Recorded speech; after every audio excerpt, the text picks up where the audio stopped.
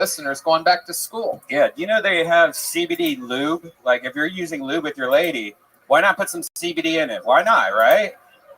It'll make you relax, you'll relax. They have detox shots. So, like, the next day when you're all hungover, you take some CBD detox shots. Has like ginger and beetroot in it, and it's formulated with milk thistle. That's good for your liver. Yeah, and beetroot. Beetroot. I like the CBD AM pills. They keep me from drinking too much coffee, and it's a healthy alternative. Go to infinitecbd.com and if you use the promo code Tony15, you get 15% off. How about that? There you go. That's done. No more of those. That was beetroot, by the way. I like to say beefroot. You know, when in Dallas, a place where there's a lot of look. That's this guy's middle name. Fucking Jacob Beefroot. Fucking Jenkins over here. The turnaround thing only doesn't even work once. You guys can't even see what's going on. But let's just keep this fun train moving along. As with all of our road episodes, we're going guestless tonight. However, we do have a band. And the band is with us. You know them, you love them. You know I love them. They're one of my favorite things in all of comedy. Every episode, instead of being a typical band, they dress up like characters. Sometimes it's a brand new character we've never seen before. Sometimes it's the return of some of the amazing characters that we have seen before. Ladies and gentlemen, I present to you the best damn band in the land. It's the Kill Tony Band. Jeremiah Watkins and Joel Jimenez. Oh, I'm telling you, I recognize that music. I know what that music could be. Oh, yes. Oh, we have seen these guys before. Wow. Billionaires. Wow. They have gigantic wads of cash. They are some of the most famous characters in Kill Tony history. We have not seen them in a long time. These are definitely the Billionaires. Am I correct?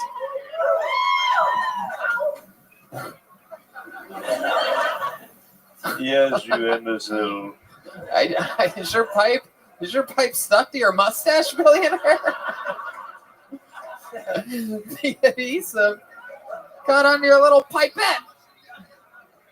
Oh, have the fire the immigrant that cut my hair. Well, remind me. My cell phone's going off. Yes, mother, the loan will transfer soon. Wow. Billionaire, remind me, what is your name? Reginald Fontaine III. Wow, that's a lot. And then,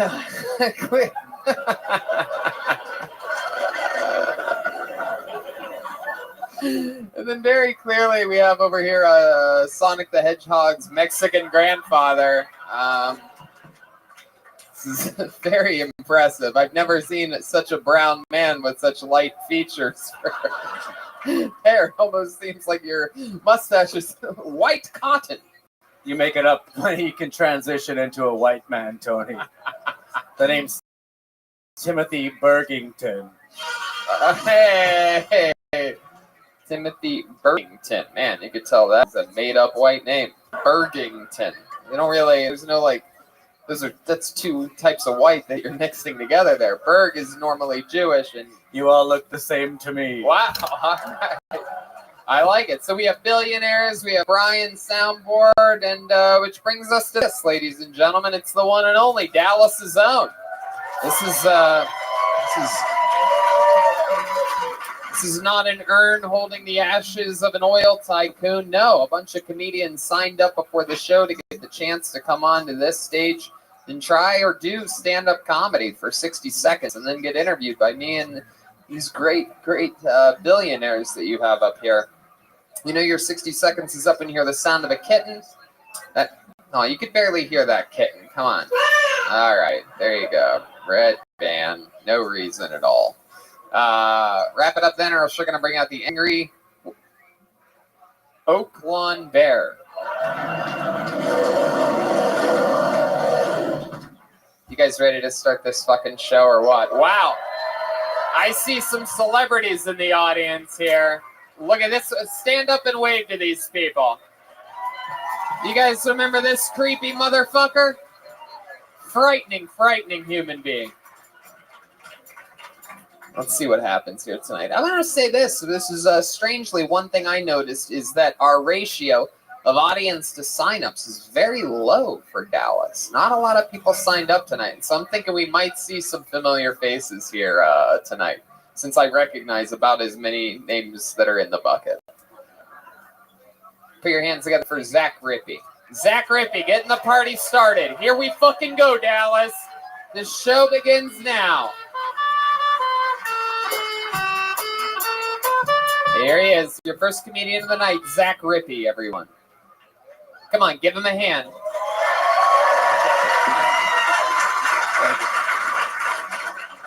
So I went to a Blink-182 concert a couple months ago, and I noticed I was singing along every song word for word. And then the next day I went to church, and I know all the words at church as well. And I was like, asking my wife, I was like, why am I embarrassed to sing at church, but I'm not embarrassed to sing at Blink-182? She's like, probably because you're not drunk as shit at church. Then I was like, all right, I'm going to start treating church a little differently. I'm going to bring my coffee cup, kind of treat it like it's a Bud Light. You're a good, good father. It's who you are. All right, y'all don't really go to church because that shit would have hit super hard if y'all went to church. And you know those people that like to sing and get really animated and put their hands up and stuff and praise? Well, my wife is one of those people and I'm not. And she just makes me look terrible when I'm just standing there like I'm waiting for the DNA results on Jerry Springer.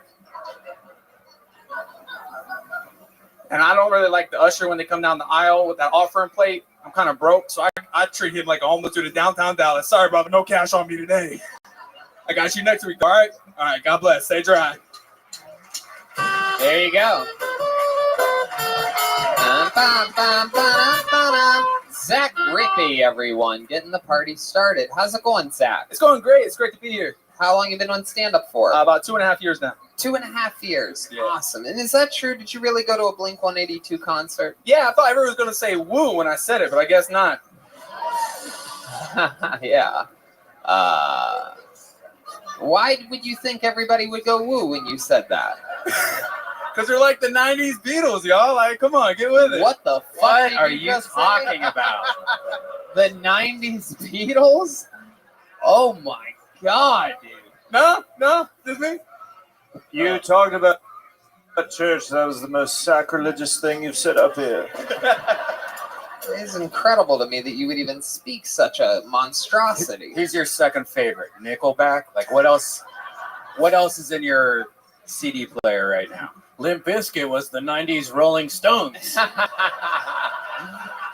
Who else do you like? What other live shows have you seen lately? I saw Rick Ross on Sunday at the House of Blues. Oh, wow. Oh, woo for that. All right, cool. Yeah. The real one or the fake one?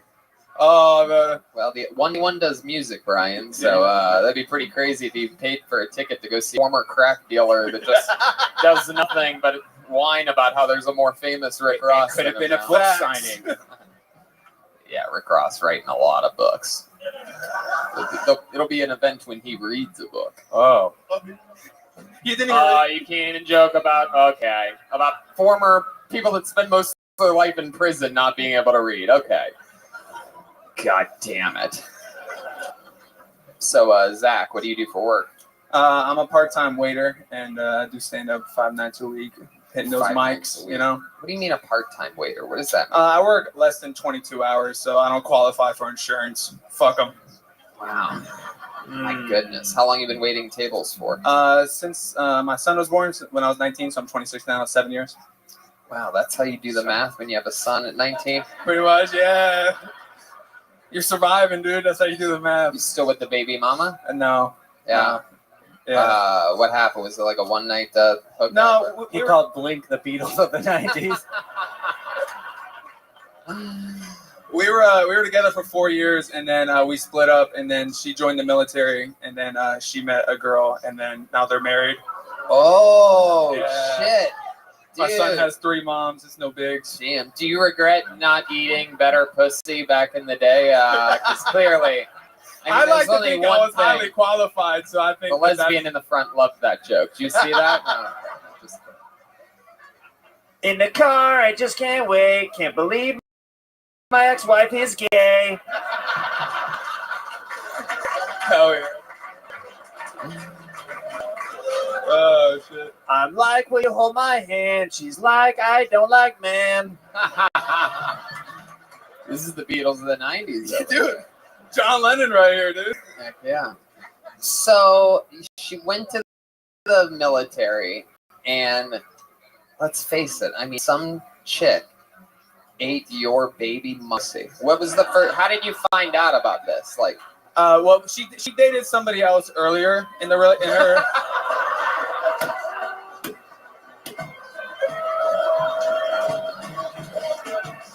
Drop down and eat me, pussy. Shit. all right, what branch of the military was she in? She's Air Force. I mean, I know what branch she ended up on, but what'd she start with? Air Force, and her wife now was Army. Heck yeah, she got her Red Wings after Yeah. all. Air Force. Fucking unbelievable. All right. So, how did she tell you? Did she call you from an overseas call? No, she had a girl that she was kind of, I guess, talking to, and she put up a picture on Instagram that said, "Will you be my girlfriend?" while she went down a roller coaster, and then it kind of solidified that she's dating somebody that's a woman now. She posted a picture of her holding a sign that said, "Will you be my girlfriend?" while going Down a roller coaster. That's gay. Yeah. This shit. It's incredible. Wonder. And you were like, where are you? I'm so sorry. I cannot eat. I cannot sleep tonight. I need somebody in all ways. You're so gay now. I cannot eat. I cannot sleep tonight. Oh shit. Oh. Don't waste your time on me. You're gay and I'll never find love again. I miss you. Did you teach her a lesson? Did you teach her a lesson when all this happened? Did you go start fucking dudes like a real gentleman? What was your answer to all this? I didn't have a lot of hate in my heart, man. I go to church, man. I was just like, whatever makes you happy. Oh, there you go. God, So you fucked a little boy. Now I get it. That's what you do.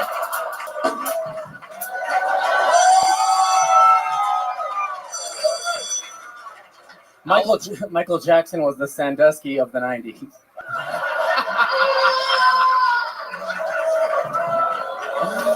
I love it, baby. It has begun. Wow, billionaire Berg. Oh, I get it. That's why you're Bergington.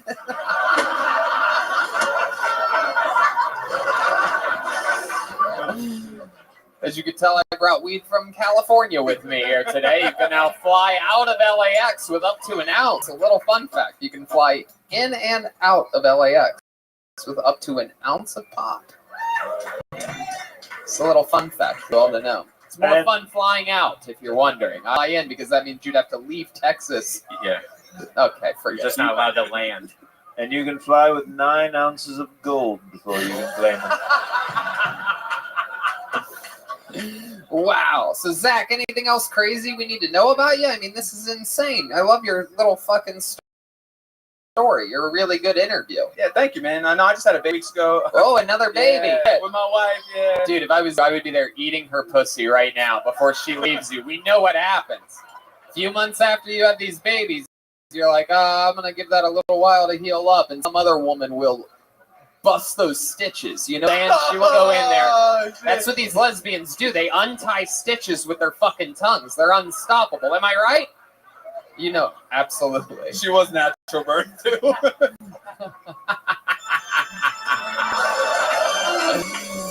I love What'd it. you say? This lady, by the way, the lady I keep calling a lesbian has a massive smiling husband behind her. And I would just like to say that I appreciate you, sir. You have a great sense of humor. Zach, anything else crazy? Any other fun facts or hobbies before I let you go? Nah, man, that's about it. Just trying to survive out here, trying to make it in this stand-up game and love everybody. Do you have any here, local man. gigs coming up soon or anything like that? Yeah, I'm doing a Dallas Comedy House tomorrow night, and then back. Hey, wait! I got shows tomorrow night. Shit. Now. Shit. You're not gonna. Sorry. Yeah. You're not going up against me, bro. You got to pick another weekend if we're talking about Dallas. I got 2 stand-up comedy shows here tomorrow. 2 more on Saturday. The whole Kill Tony group doing spots beforehand. And also we added another Kill Tony show this Saturday at 4:30. A little fun fact for you if you don't know. This Saturday, 4:30 here. Because this one sold out. We want to let you know that we appreciate you and love you so much, Dallas. It's incredible. So Zach, amazing story. Your wife leaving you, letting you know by basically Instagram. I mean, going down on a roller coaster as if she's not going down on enough things. Just mind-boggling to me that's how. From being strapped in to having a strap on. All right. I fumbled it. You get it. It happens. Put your hands together for your first comedian of the night, Zach Rippey, everybody. Giving us a good, honest story. He knows what's interesting about him. There's 2 stairways here, people. It's not the craziest thing if you're literally sitting in that section to come this way, but if you can, if you're coming from anywhere out there, try to come down this middle aisle way or this one. There's a little more cords over here. All right. You guys having fun out there? We're just getting started. We are only just beginning here. Let's see what the fuck is going to happen next. Put your hands together for Nikki. It's Nikki with an exclamation point. Oh, we know Nikki. We've seen Nikki before. Come on, everybody. One more time for Nikki.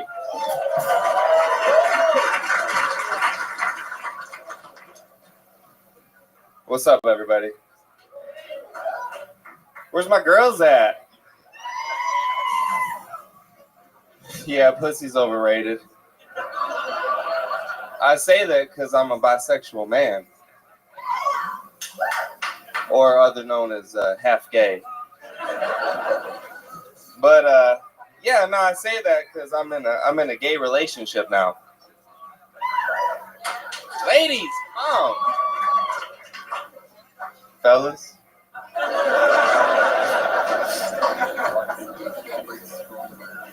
Anyways, pussy's overrated. It's costs too much money, too much time. Y'all are tripping. We need equality. Those aren't jokes. I'm just telling you, we need equality. How you doing? Fuck yeah, right before it goes into crowd work at exactly a minute. I'm going to stop you right there, Nikki. I don't want to know how that was. Which one of you did he ask? Oh, yeah, of course. Little fucking ball of charisma over here. A little fucking...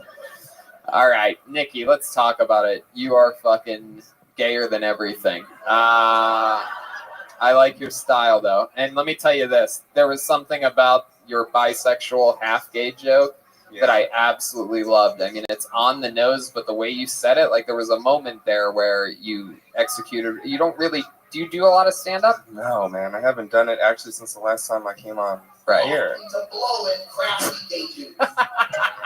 Joe Rogan is clearly calling in for the first time ever. That's interesting. We've never had that before. Joe, are you there? Blowing crafty gay dudes. He's never done this before in the history of the show. That's incredible. Joe, are you a fan of Nikki? You know, like, what did you do? You used to have sex with guys? Hey, listen, I tried it for a little while because I was just so frightened. Okay, stop this.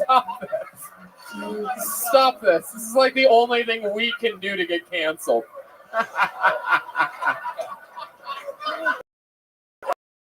Oh, that was so random. We cannot play clips of Joe Rogan.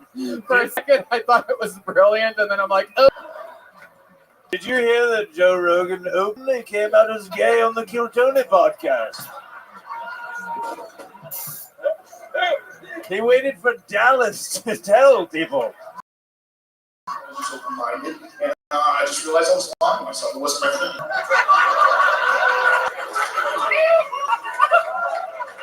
thing.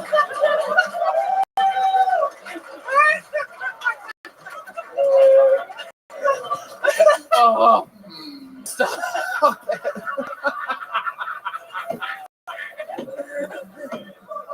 Oh, fuck. That was good weed. Oh my God, Nikki. I can't believe it. You have the power. We've never had this in the history of the show. You have the power to summon Joe Rogan as a guest on this show. We've never even seen this before. We've been doing this show 6 years. Why do you think it is? Why do you think it is that Joe Rogan only appears on this show, unless he's been a guest a few times, but only appears seemingly without, like, a god? Well, Only actually, you know, the first time I actually saw the podcast in real life was at the Comedy Store, your 5th anniversary, and Joe Rogan was there. Wow. You saw guys in stock. Did you ever listen to him ever again? What is this? What special is this from? This is insane. Happy Shiny Jihad. Oh my God. I did the album cover. Oh my God. So Nikki, remind us, what do you do for work? You look like you were born in a petri dish in Beverly Hills. I think all these people are interested to know. Oh, I actually come from upstate New York, single mom, 800 square foot, 2-bed, 1-bath home. Wow. What? Just out of curiosity. Yeah, I'm just clarifying that because you're kind of profiling me, you know, but anyways, How's it feel? I profiled you as someone born and raised in Beverly Hills, and you're offended by that? Yeah, dude. Is this the fucking world we live in now? Yes, let's check in with my billionaire friend there, the one, the only Reginald. Fontaine the Third.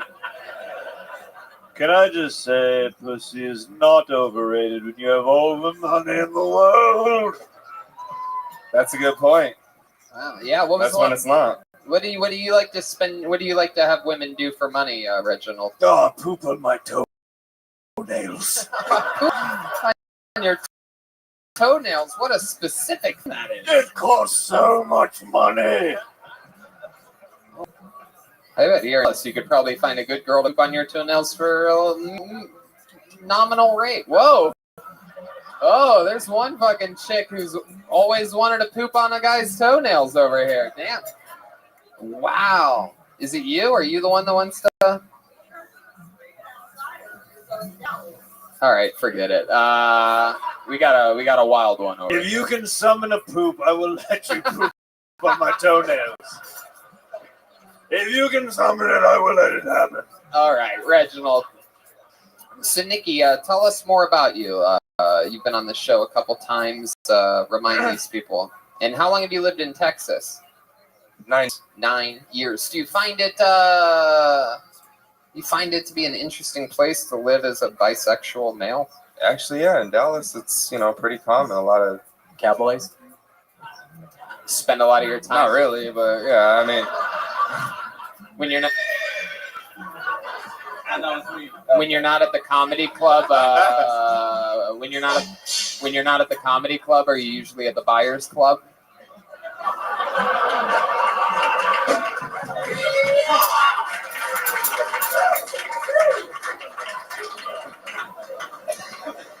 Anyway, guess I'm not gonna get an answer to that one. I don't even know what the fuck that is. The Dallas Buyers Club. What is that? Educate me. I'm ignorant. You've never heard of this? What is it?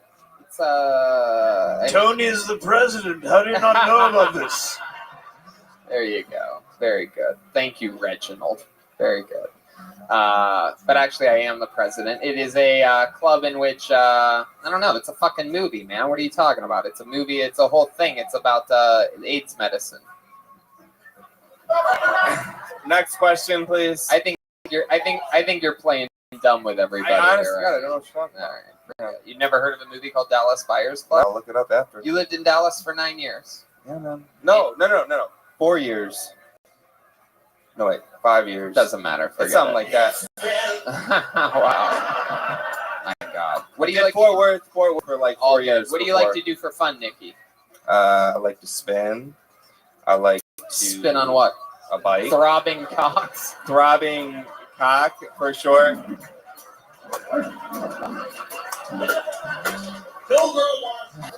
What? Joe? Ooh. Uh, No, spinning on an indoor cycling bike. oh, cool. Yeah. That's what you call them. So let's talk about bisexuality for a moment. Like, what's your guy to girl, girl to guy ratio? Like, how far do you lean? You sort of like, it's like politics. Like, you agree with some policies. I mean, honestly, I'm more in love with the person, like the soul. You know. Wow, you are gay. Got me there. Reginald, Got me you're there. killing me tonight. No, but I mean, in a physicality sense, it really doesn't matter for me. I like cock, I like tits, I like it all. But I like a beautiful person, and I'm in a committed relationship with a man. So I mean,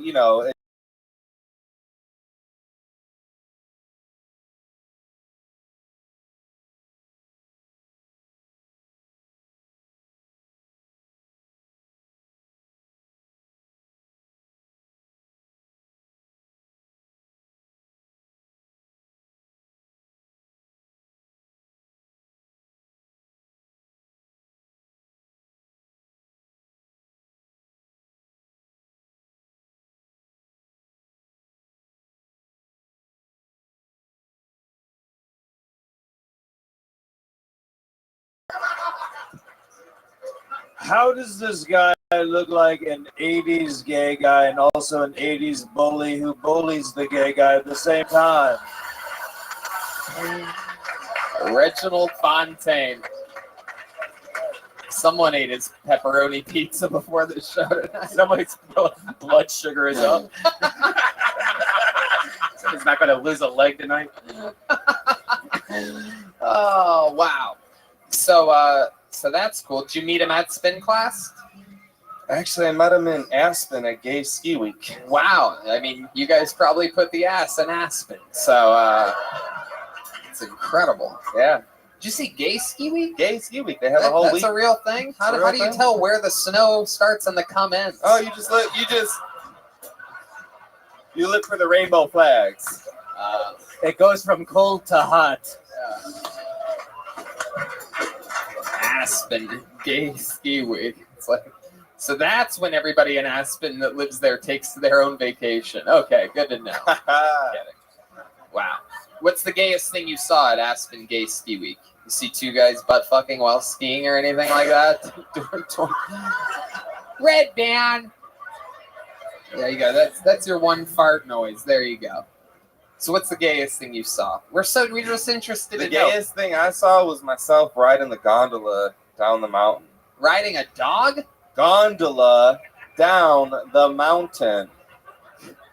Oh man, I thought you said dogula for a second. Like What the some fuck type is of, a dogula? I didn't know, but I was picturing like a dog that sort of looks like a vampire. I don't know what you guys do. I didn't know Gay Ski Week was. Yeah, dude, you don't know about dogula, man? Fucking. All right, Nikki. Well, I like your style, man. You're a different type of fucking character for sure.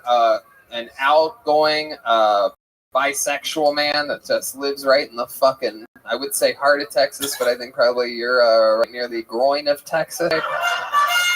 And we love you on this show. It's always a fun interview. You're so You guys are awesome. I love you guys coming to And Dallas. again, when you sort of lost yourself there between 20 and 30 seconds into your set, you relaxed and you were funny for a bit. Yeah, man. So there's I didn't practice anything. I just kind Look, of. I get it, and that's oftentimes why some people do better than others. Is some people over practice, some people practice just the right amount and then get in their fucking head. Some people feel like the crowd's against them. Some people this, some people that. Point is that you did good for a second and what you shot out to do, and it was a fun interview. There he goes, Nikki. Yeah. Everybody. Thanks, guys. He's Nikki Dallas.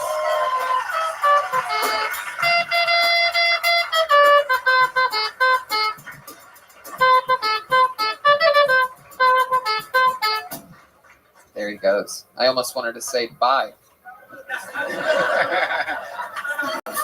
Put your hands together for your next comedian, Matt McElhoney. Here he is.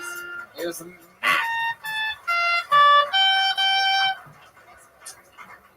I just got my 23andMe results back, and it turns out I am 0.8% Nigerian, which I wasn't expecting, but Anyways, here goes my N-word joke.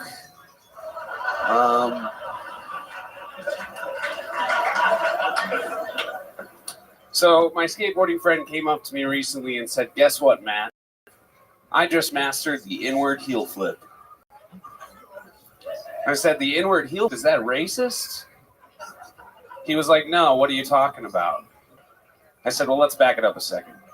What do the black skateboarders call it?" He said, "Matt, you fucking idiot. I mean inward, as in the opposite of outward."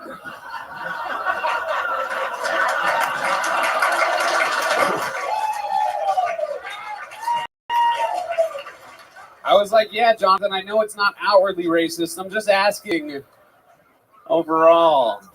Hell yeah. Matt McElhoney? McElhoney? McElhone. McElhone. It rhymes with tackle zone. That's what I said. McElhone. Yeah, perfect. Matt McElhone. Hell yeah, man. Great set. Do you do only exclusively N-word jokes? Mostly, yeah. I like Since that. the 23andMe, no, I don't, of course. I like that. I love this comedian. You like racial humor, Reginald? Well crafted, yes. Matt, how long you been on stand-up? 2 years at the end of this month. 2 years. You been on this show before? Once in Houston. Yeah. Is that fun? Yeah, it was blessed. Yeah, that's great. We love Houston here. You guys from Houston out there? Wow, look at that. Big announcements coming right around the corner for Houston, so congratulations to you. So Matt, let's talk about it. 2 years in the game, what do you do for work? Lyft, and I get disability money from the Army. Yeah, that's right. I hate this comedian. Disability from the Army, you said? Yeah. Oh, wow. What'd you do? Wait a second. Are you the lesbian that turned the guy's wife to the... Sorry, Zach. My bad. Wow. What'd you do in the Army? I was an air traffic controller, but in Afghanistan, I was a C2 operator. On the back of Blackhawks, I programmed radios. Wow. I'm pretty sure the last comedian liked Blackhawks as well. So that seems like a fucking shady ass job. ATC for in Afghanistan. You're just standing out in the middle of the desert, fucking having to move, and well, that's the God thing. Only knows. I mean, everybody wants to attack an airbase more than anything, right? Yeah, of course. Yeah. But we didn't do air traffic control over there. Everyone got tasked out to do different stuff. Basically, in Afghanistan. Right. They have to put their own kind out there. Yeah. If anyone's getting blown up, it's gonna be fun. Anyway, wow. How long were you overseas? I was there for a year, and then I was in Korea for 2.5 years. Ooh, Korea just for fun, huh? Yeah, I mean, it was fun. Really? What would you do over in Korea? What did you like about it? A lot of drinking. We got really into the culture, too, though. I learned how to read Korean and shit, so... Yeah, a lot of sake. Yeah, well, it's not sake, it's soju, but yeah. Oh.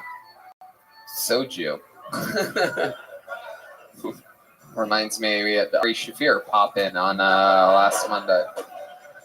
It reminds me of a lot of my business partners.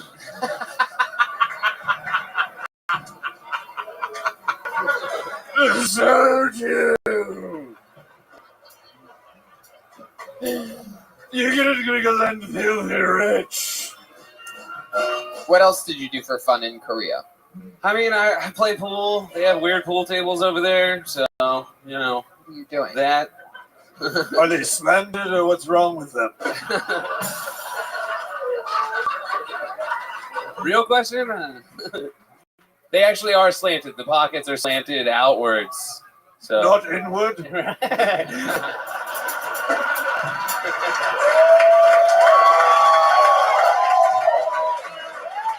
Did you hook up with any Korean ladies when you were out there? No, I was married at the time, so she came with me. Oh, wow. You brought your wife with you to Korea? Yeah. My goodness. Didn't work out for me in the long run. Why was that? Well, I mean, she left as soon as we got back. I guess she liked Korea, but not, Denton, Texas. Did she go back to Korea? No, she didn't. No. Oh.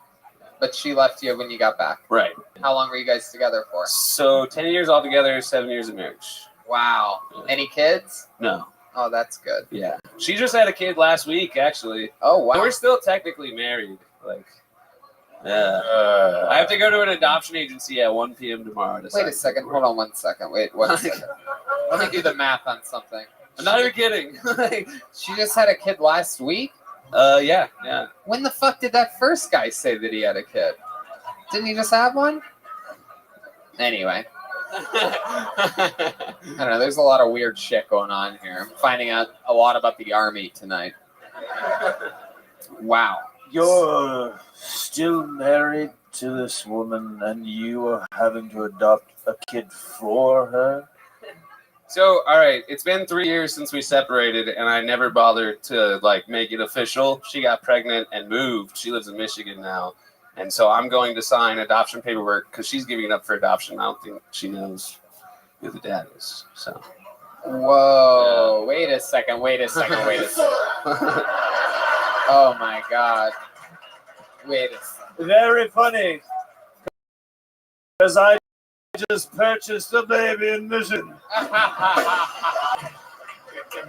You're gonna end up doing with this guy's ex-wife's baby. Train it to be a monster like myself. What a lucky boy. yeah, that's what I was thinking. That's a lucky kid right there. Yeah, that's the reality of the situation is the baby that you're giving up for adoption will never have it that good. Yeah, he'll be shitting on toes, or she. What else, Matt? What do you like to do for fun now that you're back home in Texas? I mean, I do a lot of comedy, play pool, play video games. Yeah. So, yeah. yeah. 2 years in comedy. Huh. Well, you sound like you would have made a great father. Did you think maybe you and your wife could get back together and raise this kid? Not interested. I've been in a relationship for 2 years now, so. Yeah. Wow. Did you go blacker? No, I went whiter. Whiter. Yeah. Oh, more of a cue ball, man. Nice. All right. Well, I mean, I don't know. I'm not really getting much out of you. Yeah. Very funny, man. Your jokes were great. You have any like thing from your childhood or family wise that makes you special at all? I have jokes about my dad not being around, but other than that, it's just like no. That's not even the question that I asked. Oh.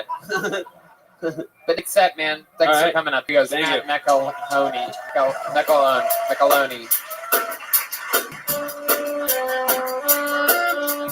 From that.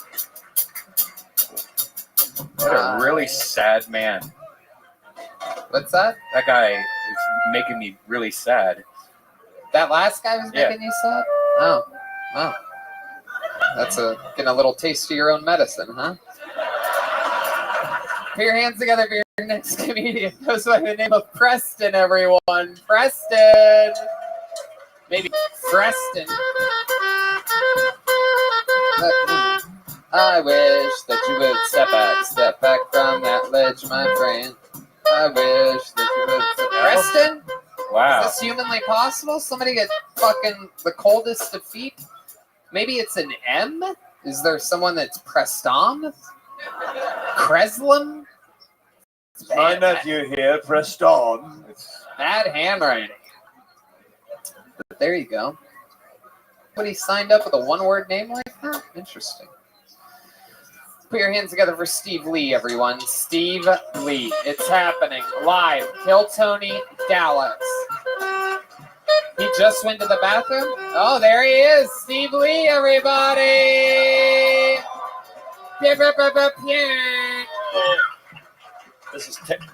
This is terrible. I'm not the Steve Lee from Los Angeles. The little crippled Chinese guy. All right. Well, actually, I'm terrified, but not of you motherfuckers. I'm actually terrified of this weed that's going around these days. My wife, she left town and left me with my fucking kids. So I took a shower, got out of the shower, butt naked, walked around. Instead of going in there checking on the fucking kids, I found a flashlight. So butt naked, I decided, fuck it. Pulled my nutsack out, put the flashlight underneath my nutsack. I was looking at the ceiling at some fucking crazy shit. But I look down at my fucking nutsack, and that's where the crazy shit is in your fucking balls. Dude, shit was going around, and all of a sudden my door opened up, and it's my fucking kids, and they're like, what the fuck are you doing? I'm like, dude, I'm looking for your brothers and sisters, dude. Wow, Steve. Wait. Fuck yeah. Keep that microphone. Keep that thing. You After hold on 5 to years, that. I think I know how this works. But Fuck yeah. So you've been a fan of the show for a long time. 5 years. Is that your first time doing stand-up comedy? First time being on stage and anything, y'all. Wow, look at that. Fuck yeah, man. I like style, dude. I'm shaking like these other motherfuckers. I'm And like, you did really good. Everything felt genuine and real. And oh, that's real. yeah, no, I believe it. That's real. The only thing I don't believe is my guess is that a guy like you puts a flashlight up to your ball sack. All you're seeing is a lot of pubes. I don't really think you're really seeing your balls. Am I right? Unless the wow, there's a lot of pubes. It's been confirmed by fucking Megan McCain over here, just hanging out, videotaping the show.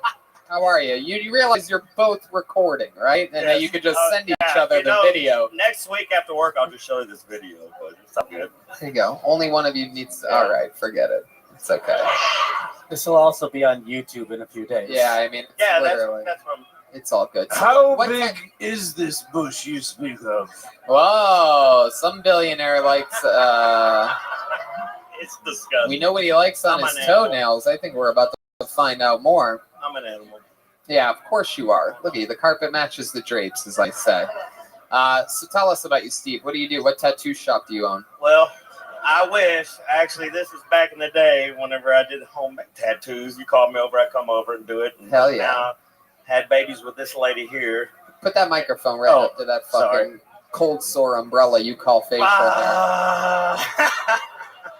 But no, I work for her dad. I truck from about 2 o'clock, and then I'm a local pinstriper and painter, custom painter. God, you're like a real fucking dude. Yeah, man. This is what I'm talking about. I spotted you right from the beginning. I'm like, that's a real fucking Texas guy. Yeah, and I can't look over my shoulder now because it don't work. Because there's a Mexican I behind actually you. tried to go to the bathroom. Oh, it's all good. Orale, cabrón. Orale. It's me, family. He's one of the good ones. He's one of the I good can ones. tell. That's why I turned my back to him. Hell yeah. I'm like, hey, What is ¿dónde baja, cabrón? what is your least favorite What are race, they? Steve Lee? Excuse me? What is your least favorite race of human beings?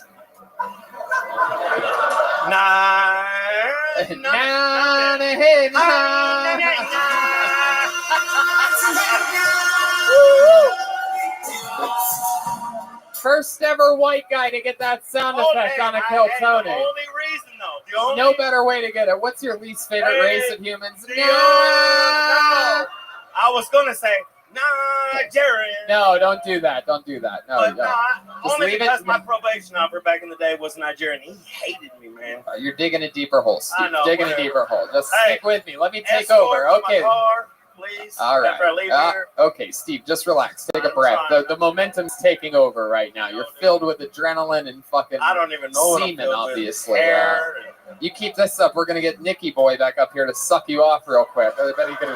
I bet he can find his way through the forest. He's gonna find. He's gonna find his way through your forest like a fucking hobbit in Lord of the Rings. That's what he's gonna do.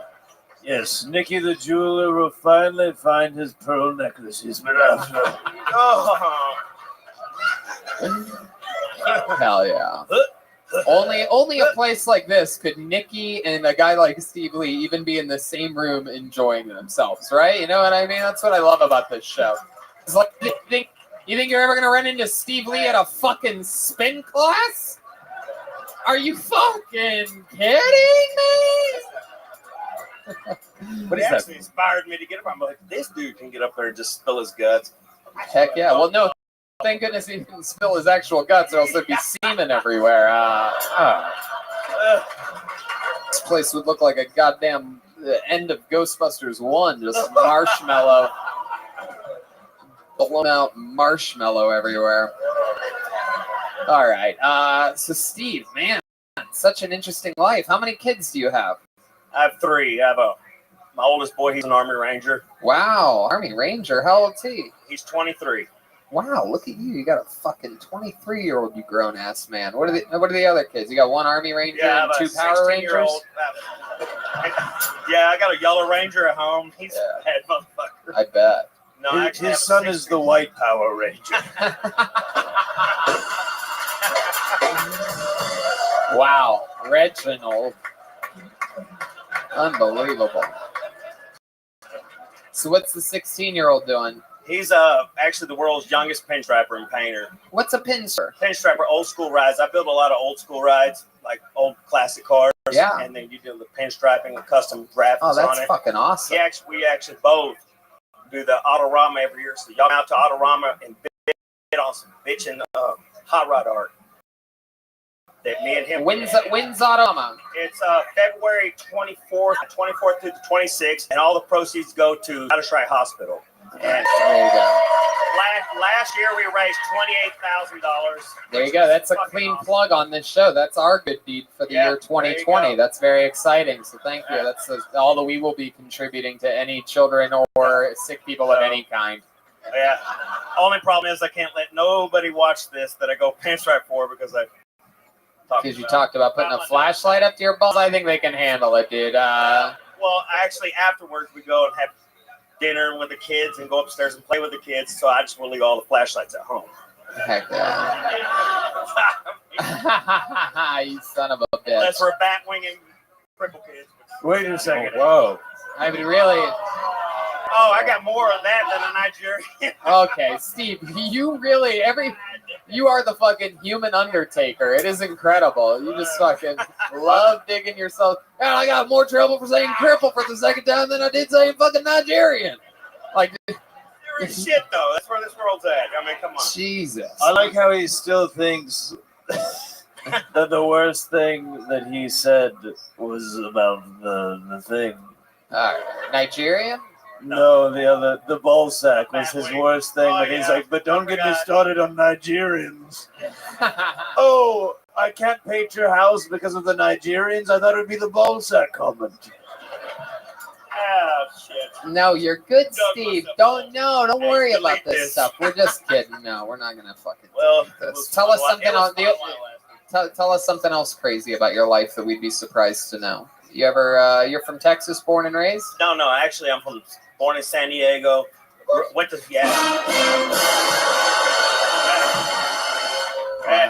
went to school in Palm Springs, and then came out in a Volkswagen bus. Met her when I was 26, and visited my mom. She lived in Texas. Met her, knocked her up the first week I met her. You knocked up your mother the first week you met her? Wow. My mother's Look at neighbor, this fucking easy bake oven over here, huh? 17 years later, I got a fucking accent.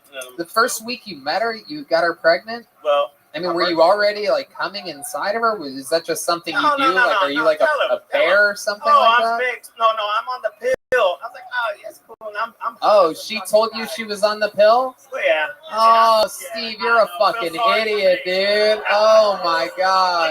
No. Sweet revenge. 5 years later. Yeah? Dismount. Ooh, that's it. I guess pulling out is a rich man's game. I actually have a 10-year-old that I planted in her on purpose. Oh, you didn't tell her that, but you wanted another kid. No, I didn't, but I just wanted to see what it felt like because 2 times I got trapped, both my oldest kids. I wanted to see what it felt like to fucking trap a girl. I was like, well, fuck it. Wow, yeah, you really, hey, but you know what? You really showed her. Well, making a human life. Yeah. Catch us all next week on Impractical Jokers. I mean, what the fuck are you talking about? I don't know. No, why did you impregnate another girl? No, you're good, Steve. You're good. You're good. You seem like you're disappointed in this appearance. Well, no, how many of you think Steve's been one of the most entertaining people up here all night? We love you, Steve. You embody the essence of a fucking Kill Tony fan. You're a big. This is for you. Take this. That's for you to have. That's from the billionaires. There you go, ladies and gentlemen. Steve Lee. Let's keep it moving along. He's on social media at Instagram at Striper Steve Lee, all one word. Striper. This guy puts stripes on fucking automobiles. That's a badass thing. She's getting pregnant again tonight. Dude. Yeah. Hell yeah. She's going to get him back. You got to get him back.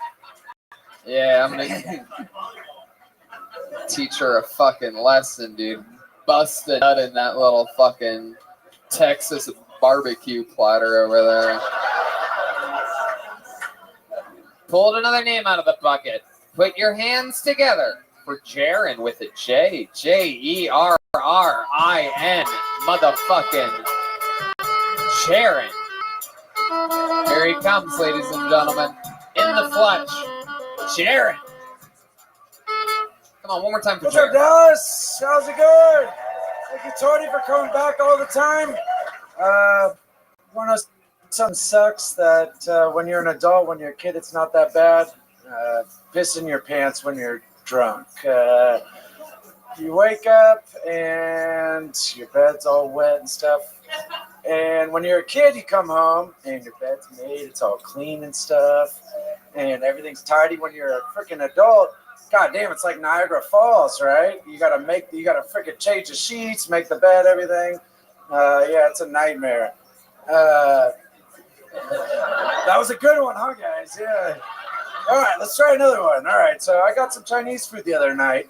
She delivered my order, and I gave her $30. It was only $20. I didn't have change.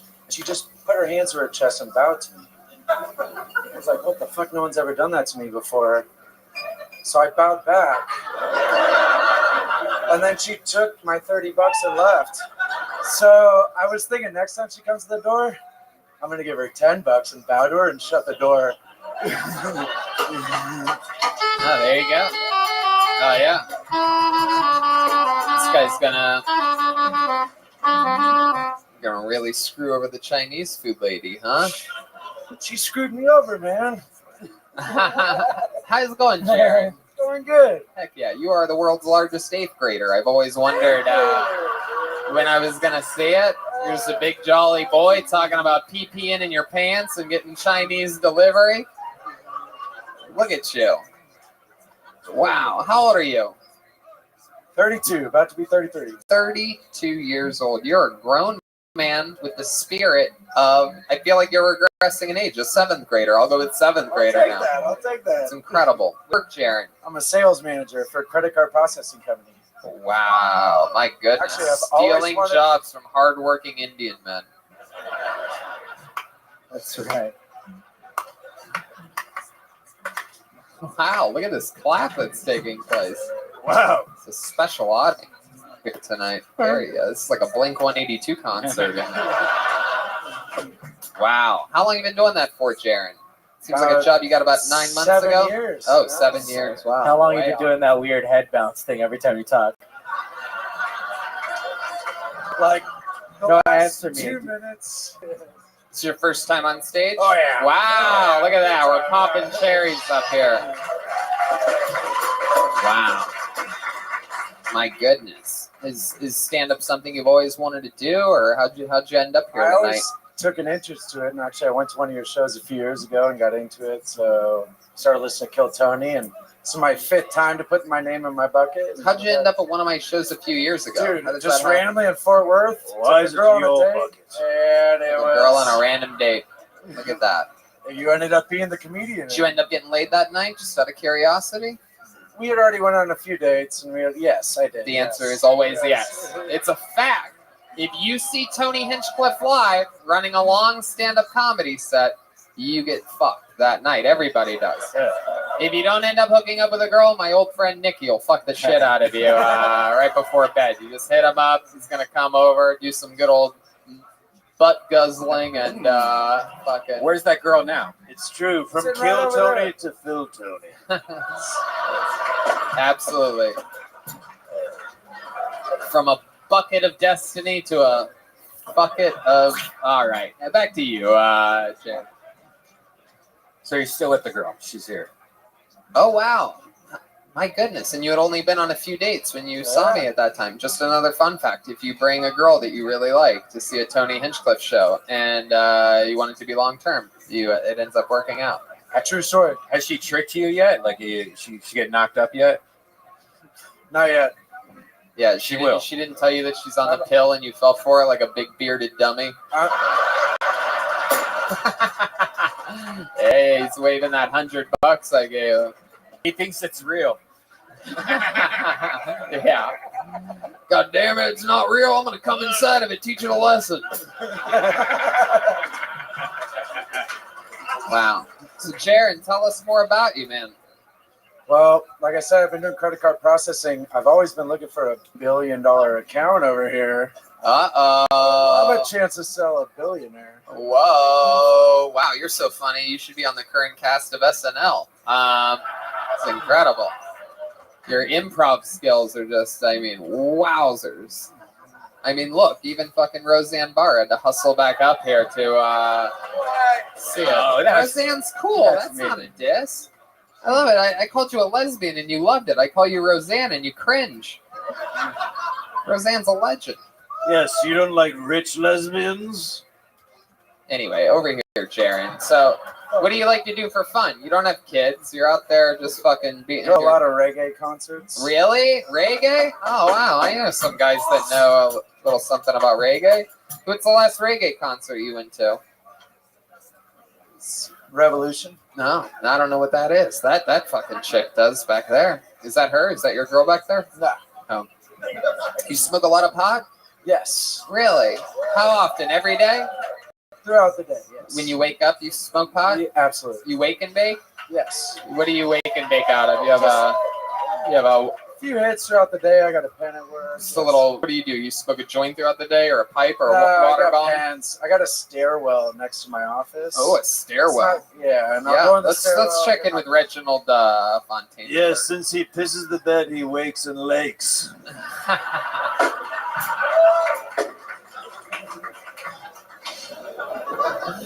How often do you piss your bed that you would come out guns a-blazing opening with that? Your first time on stage and you spend 40 seconds. That. I didn't mean to say when you were drunk, when you were a kid. It might happen once every month or two if I drink a little You botched too it, much. you said? Once every month? I botched a lot, yeah. Wow. Yeah, you really shit the bed on that piss the bed joke.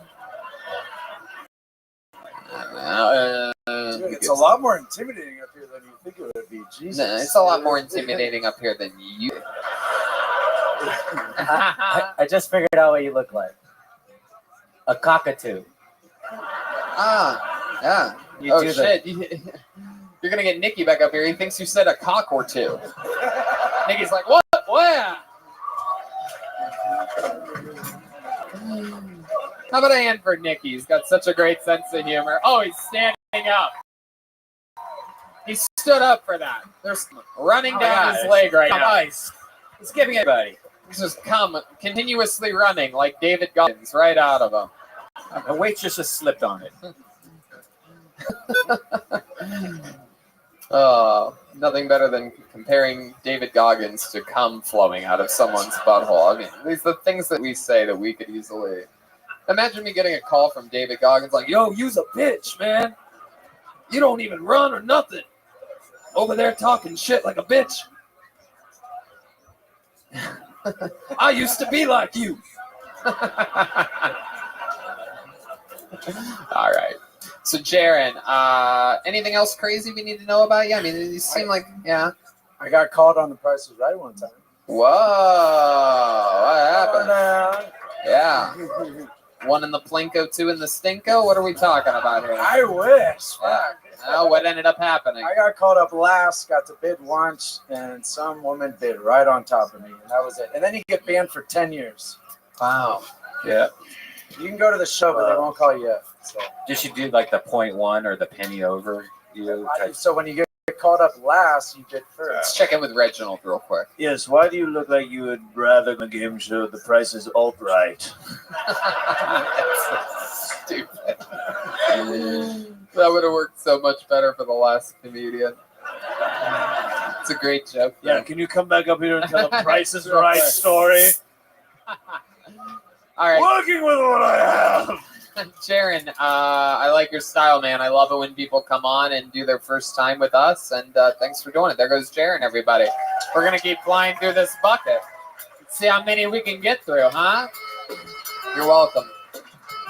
He's on Instagram at Jaren-D period. No, Jaren with a J period D period Ashford. How about a hand for the amazing wait staff here at? Oh, okay.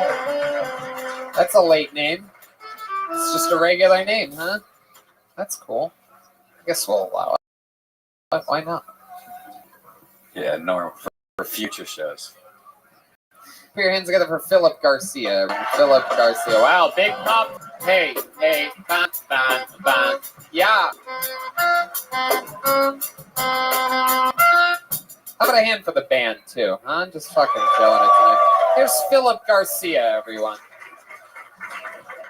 Y'all ever seen a really, really old veteran with a really old Asian woman? And wondered if he took her? Come on. I haven't had an Amber Alert on my phone with a car newer than 2010, I don't think, in ever. It's because kidnapping is a poor people problem. It's a hard pill to swallow, right? But when I see 2003 Kia Sorento, I don't think that's my problem. I think he's going to need a jump in like 15 fucking minutes. Right? It's some dude at Valero in Odessa's fucking #1 day. You know what I mean? He's like, today's the day, Ma. I'm going to be on TV, everybody. Oh, shit. Two birds, I'm stoned. Thank you. Fuck yeah, Philip Garcia. Abso-fucking-lutely. That's how it's done.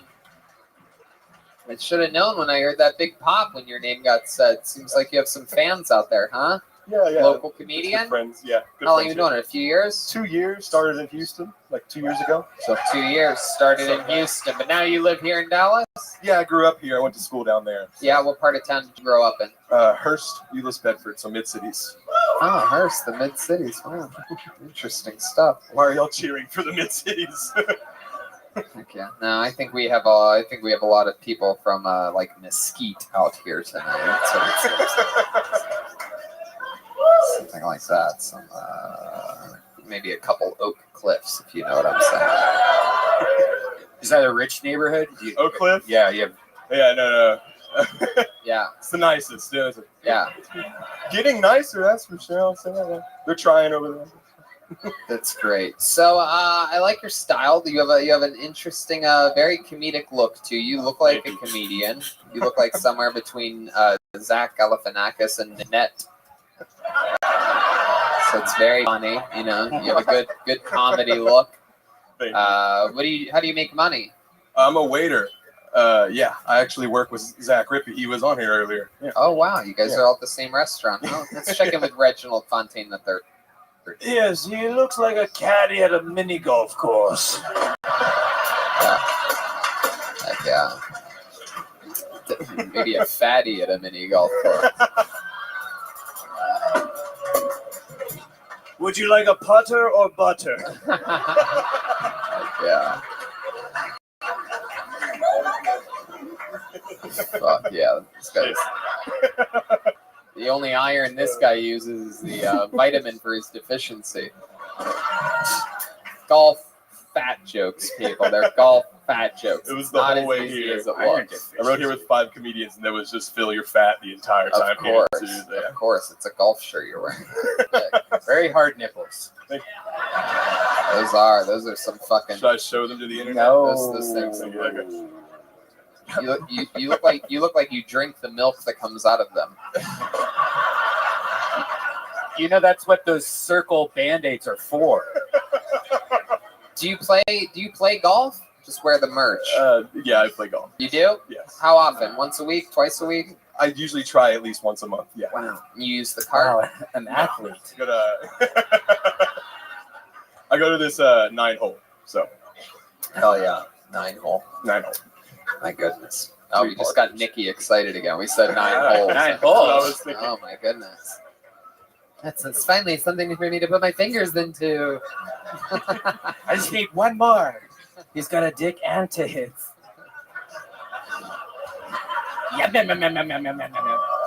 Whoa, I didn't even hear it. Whoa, my goodness. Jesus. I don't even know what happened there. I missed it. Tell us something crazy about you, Philip. Any fun facts about you? I've had a colonoscopy and I'm only 23. Wow, 23-year-old. Oh no, Nikki's rushing the stage.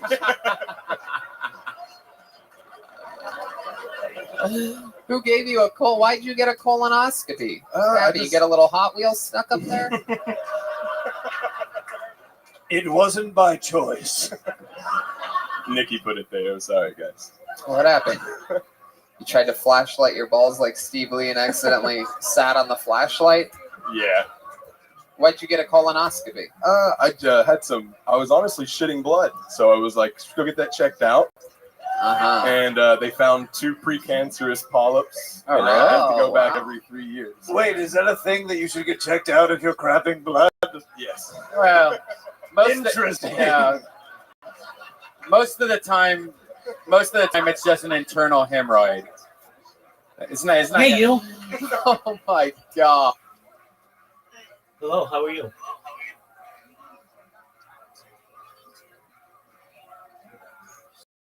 Okay, excellent. You want to play some games? I need 1 second as well.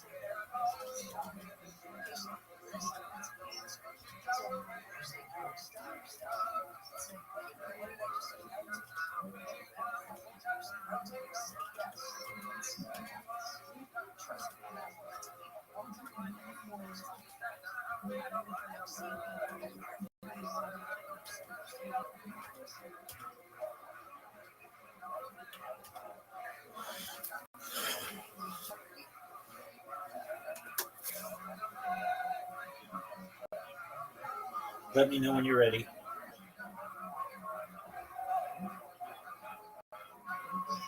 Let me know when you're ready.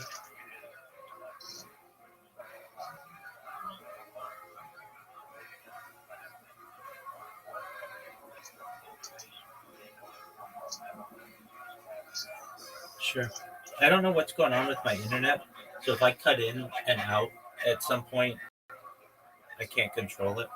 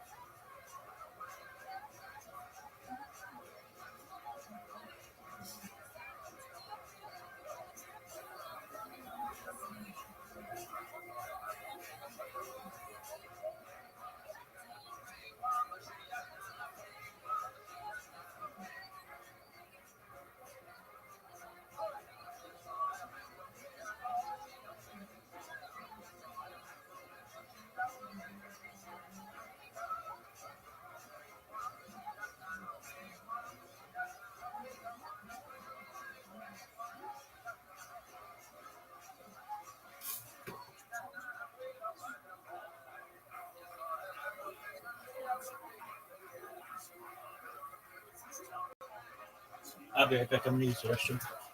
Odd. Reginald Fontaine III. Wow. I believe Reginald might need to see a proctologist, everyone. It's probably from sitting on stools all around the country in a hunched over position with a mini saxophone. Wow. So what'd they have to do to get those out? Would they go in with a little laser? Laser, clip and burn them, whatever they do. Yeah. Clip and burn. Clip and burn. Did you get the rubber band thing too? No. No. Are you talking about lap bands? No, they do. It's like, is that a fat joke again? Shit. Where they wrap it around with rubber bands and let it go, turn black and die. Now, we've talked about this before, and this has nothing to do with this thing that we're talking about. Taking an opportunity to shoehorn his hemorrhoid story into your pre-cancer column. Any chance of Rubber band litigation. any chance to bring in buttholes into the game over here? Hey, you're the one that brought in buttholes. Well, I mean, Old cancer butt. hold over on, here. Nikki's rushing the stage again. All right. Wow, Philip, what's your love life like? You seem like the kind of guy that loves to masturbate gloriously into pile stacks of Kleenex, and you just shoot your cum right into the stack of Kleenex, and you call it 9/11 or something like that, right? Here comes the old plane of cum. Oh no, such a tragedy! My bedroom's a mess. Yes, it's sad.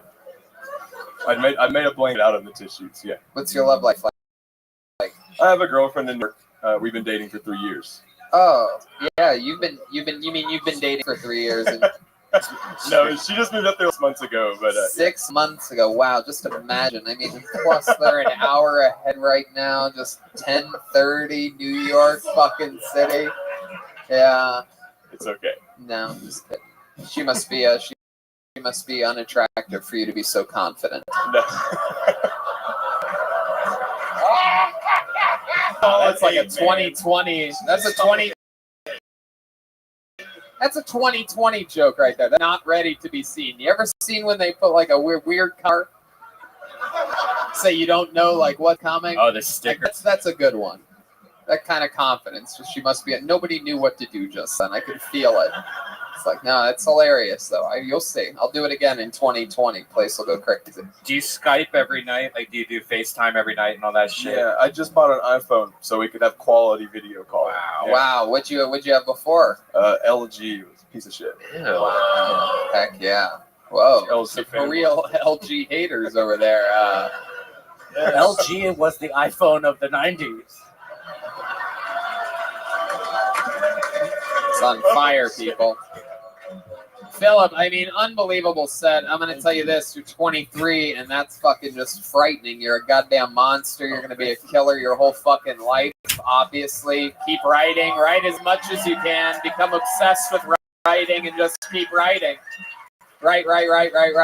Don't let this girl in New York distract you either. If she's going to live time, that's going to be really hard. So unless you're deeply in love, which never happens to 23-year-olds, really focus on your work, man. And have you thought about moving to New York? Well, there you go. So he's moving to New York in 6 months. You're gonna be something special, Philip. There he goes, 23-year-old Philip Garcia. You saw him here first on Kill Tony. You're gonna say, I saw that fucking guy on the same episode as Steve Lee, as Nikki. He was only 23. This is fun. Oh, you got a cowbell over there. Want to play Scrabble? Whoa! Oh my God. That's a bison bell. Oh, you son of a bitch! All right, Boo, man. Here we go. Your next comedian goes by the name of Jorge Carter. Everyone, Jorge Carter. Jorge Carter. Please step back from that fucking ledge. Please step back from that ledge, my little friend. One more time for Jorge Cortez.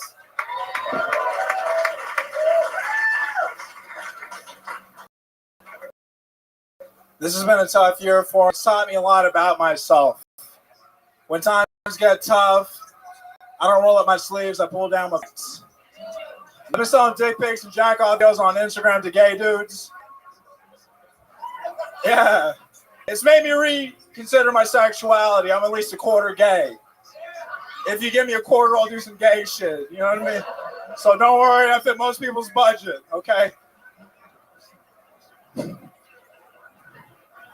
It's a simple job, but honestly, it gets a little uncomfortable at times. He threw me off one time when he told me that I have amazing dick. I've heard a good dick before, but I thought that was kind of a stretch, but an amazing dick? Like, if I had an amazing dick, I wouldn't be here right now, you know what I mean? I'd be off doing amazing things, coaching off of that amazing dick, you know? Like, my dick has done missionary work before, but it's never built any schools or churches. Thank you very much. Wow. Jorge Cortez. Interesting style there. Start off a little bit gay, then you get gayer and gayer and gayer and gayer as the whole thing goes on. That's incredible. You basically came like, you peeked out of the closet and then sprinted out right at us, right at everybody there. Very fun. Quarter gay, that part must be your mouth and your butthole. It's an old joke if you remember. I did it on Brody 5.5 years ago. So Jorge, you're gay. Is that something you've always known? You from Texas, born and raised? I'm from El Paso, Texas. El Paso, Texas that gay. makes sense. Wow, you had to come here just to fucking come out, huh? You have to come out from behind a wall in El Paso. And Jorge Cortez. How old are you? I'm 27. 27. How long you been doing stand-up? It'll be 6 years in October. 6 years in October. That's a long time. That's good. You've been doing it all around here? 2 years out here. And the rest was El Paso? Uh-huh. Your former military? No. No. No. What are you? You seem muscular. Just Puerto Rican. Puerto Rican. Yeah. Wow, listen to all those white sluts over there. Wake up. You just woke the dead over there. Fuck women. I just jack off for gay men. They all just got pregnant. Right? Yeah, that's it. That's all it takes. You had like a crazy ankle injury this year, right? Yeah, I ruptured my Achilles tendon. It got infected. It just closed up the wound. And I'm fucking just... Yeah. I saw pictures. It was disgusting. How do you know about this? We're friends. I met him at the Fort Worth Hyenas last time I was out here. Oh, wow. Just because he's a Cortez, that's how you work? You get these No, guys- because he's a quarter gay. That's why. Wow, look at that. Who do you think's giving him that quarter? Heck yeah. One in the drummer, two in the bummer. You know what I'm saying, bro? Wow, Jorge. So you're really 100% gay, right? No, I'm not gay at all. Just comfortable enough to... This has been a shitty year. I'm also on probation. Oh, wow. Really? Yeah, this ankle cost $10,000. I didn't have insurance. I was just like, fuck it. Someone wants to give me money for shit I'm already doing. Let's do it. I got to pay $15 for someone to look at my dick while I piss every month. Might as well make some money off. I'm so confused. What are you on probation for? I got arrested the day my grandpa died for a gram of weed. I panicked, ate it, turned into a felony, had to go to court. Fucking this. Yeah. A gram of weed? Yes, boo. Drugs are bad. Oh, here's the arresting officer right here, everybody. Look who's coming back to see. Slob the bounty hunter. Heck yeah. That's fucking Waddler, Texas Ranger right there. Yes. Did you run from the police? Is that what happened? No, my license plate light was out. They pulled me over, and I was like, fuck, I panicked. I ate it. And so what? How did they know you ate it it? was in my teeth, and I'm afraid of the cops. So, oh, my God. It's just dumb. It was fucking dumb as fuck. Oh, my God. Yeah. Wow, you could have shoved it up your butt, or Nikki's butt, for that matter. So wait a second. You're completely straight, and all that stuff you just said was made up? Is that what you're saying? No, it's true. I'm really selling that shit on Instagram. I just don't give a shit. Wait, say that again. Sometimes I'm straight, but I sell dick pics to this guy dude on Instagram. Like, are you serious? I like to eat food, man, and pay my bills. So yeah. Wow, how much money do you make for selling dick pics on Instagram? It's like $50 at a time. Just can I get that guy's hat, please? Yeah. Whoa, yeah. I don't know if you know this. Joel is notorious for having basically 3 baked potatoes connected to one another for a dick. The thing looks like a goddamn third arm. It's fucking third arm blind over here. Just fucking third arm blind was the Beatles of the 80s. That's something. Heck yeah. Do you ever do cam? Do you cams also? Like, do you FaceTime old men and jack off for them? You ever go No, like Instagram Live or anything like that? No, not that. You ever do anything in person? Has anybody ever been like? I would never do anything in person because I can't run away if it goes sideways. Right, because your ankle's fucked. So fucked it. Wow. Interesting. Yeah, but it's a public place. Did you ever let any gay man fuck your open ankle wound when you had it? No. Yeah. Just curious. That was disgusting. I guess so. So what else? What are some hobbies that you came up with since you're basically under like house arrest or something?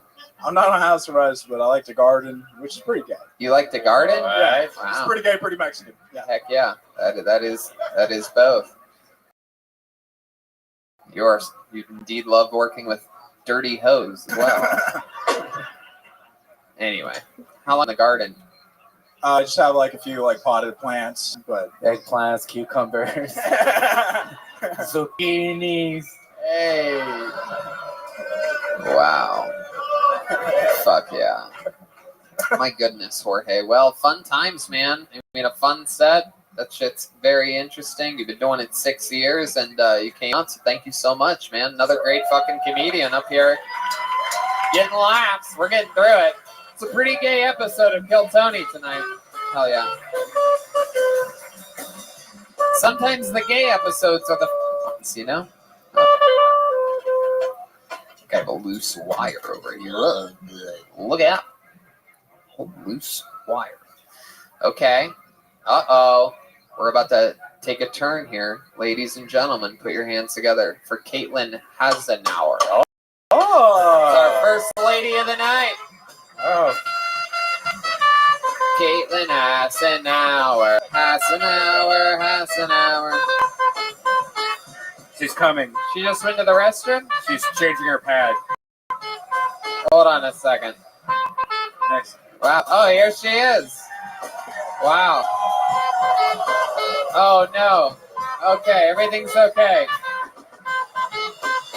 One more time for Caitlin Hasenauer. What's up, everybody?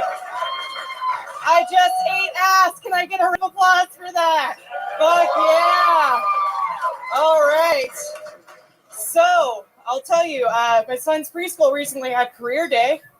They invited all the parents to come speak about their careers, which I found weird because I send my son to an income-based preschool. Yeah. I'm not sure if we're the ones that should be bragging about our careers to 4-year-olds. Just saying. Like, what am I going to go in there and be like, yeah, I didn't finish college, but I get to make waffles whenever I want. Yeah. It's not a good thing. But I'm also thinking they're using it as like a scare tactic. Like when a kid's not listening, they're going to be like, hey, Timmy, come here. Do you want to end up like Khaleesi's mom? Do you want to be a manager of a goddamn Burger King one day? Start coloring inside the lines when I tell you to, bitch. Yeah. Thank you, guys. Wow. Caitlin Hasenauer. Hasenauer is also how long it took you to come on stage tonight. I'm sorry. Hasenauer. What do I take you? Half an hour? All right.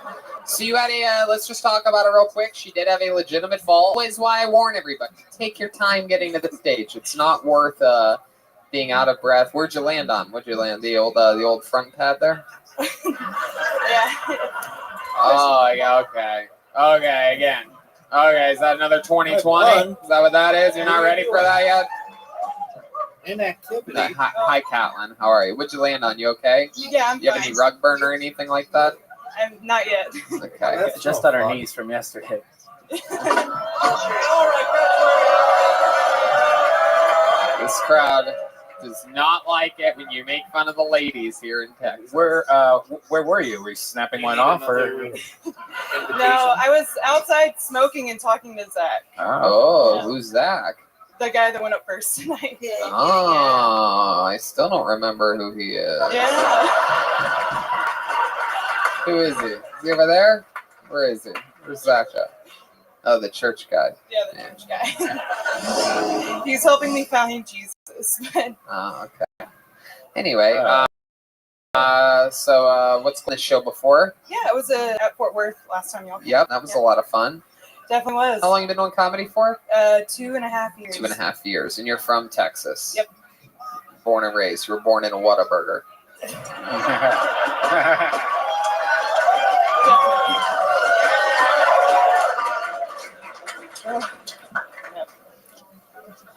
Pretty close to one, but yeah.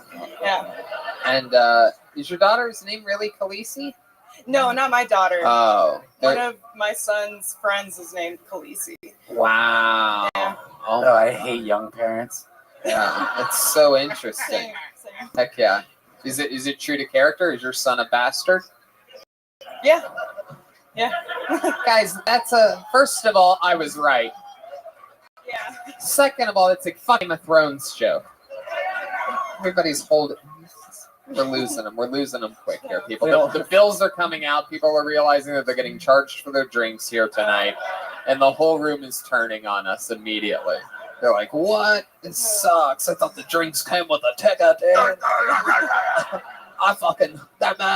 fucking time I got dropped on my head's fucking me up, man. I never should have ran towards the stage like that. So Catlin, that's fun. You only have one kid? Yeah, just the one. Just one little boy. How old's he? He's 4. 4 years old. Heck yeah. He into anything crazy yet? He's really into sea creatures. Sea creatures. Yeah. Uh-oh. You know what that means. He's looking for a little one of those fucking water nickies. You know what I'm saying? Hell yeah. That's what that sounds like when you see when you're just swimming under the water and then all of a sudden you see Nicky's cock. Just It's just funny. We almost named him Nicky, so this is yeah. Wait, say that again? We almost named my son Nick. Whoa, look at that. Fucking old Saint Nick over there. He's excited about that. All right. Well, that's fun. And so now you're a single mom and you work hard and you do stand-up comedy. Yep. That's incredible. Do you ever find any time to do anything fun for yourself? I mean, right now it's been a rocky road. Last time I was on... No, I know you love Rocky Road. How did you know? But last time I was on, I talked about my rapper boyfriend. You have a rapper boyfriend? Yeah. Is he still around? No, we broke up like a week ago. Oh, man. That's what they say. That's what they mean when they say that's a rap. That's a rap. My goodness. Why'd you guys break up?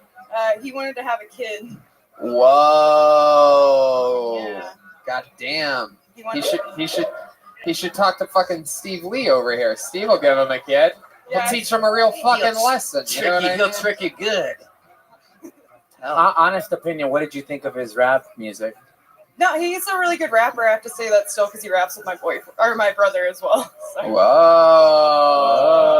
You said boyfriend. You fucking your brother, Texas Styling? No, you want me to put it away? Wow. My goodness. Do you ever play doctor with your brother growing up? No. This is getting frightening over. Oh, an audience with a diagnosed trash can. In his defense, when he plays doctor, they just check his blood pressure. Right. As my heart palpitations. Oh my God. This is easy. Wow. I'll take it. That is so fun. So he wanted a kid and you didn't want to give him it. Wow, look at that. Other than the kid, was there anything else? You know what I mean? Like, he really didn't like me comedy. Why is that, do you think? I mean, you can support his rap career, but he wouldn't support you doing stand-up? I had started stand-up in like the middle of our relationship, and he'd been a rapper when I met him. So he kind of... No, that's not a...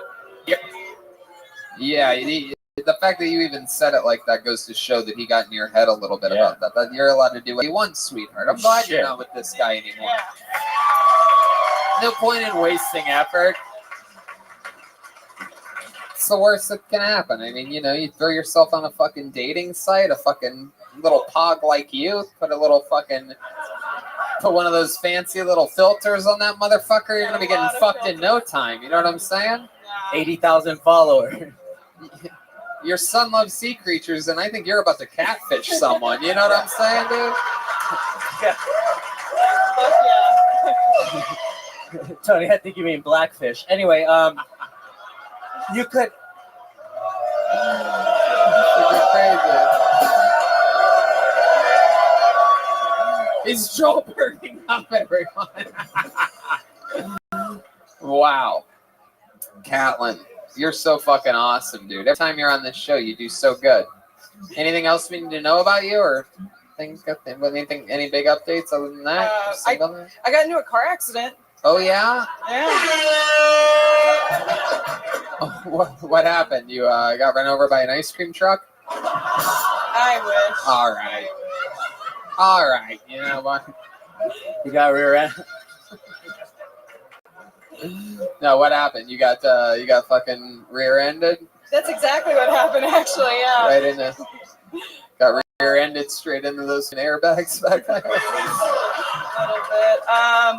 Yeah. No, I was. I just got done doing a show, and me and another comedian were driving to an open mic, and this dude just crashed into the back of me. Oh my God! Did he have insurance? Yeah, he did, and they paid for both me and the other comedians like medical bills and shit. So Wow, that's great. yeah. Well, that's great.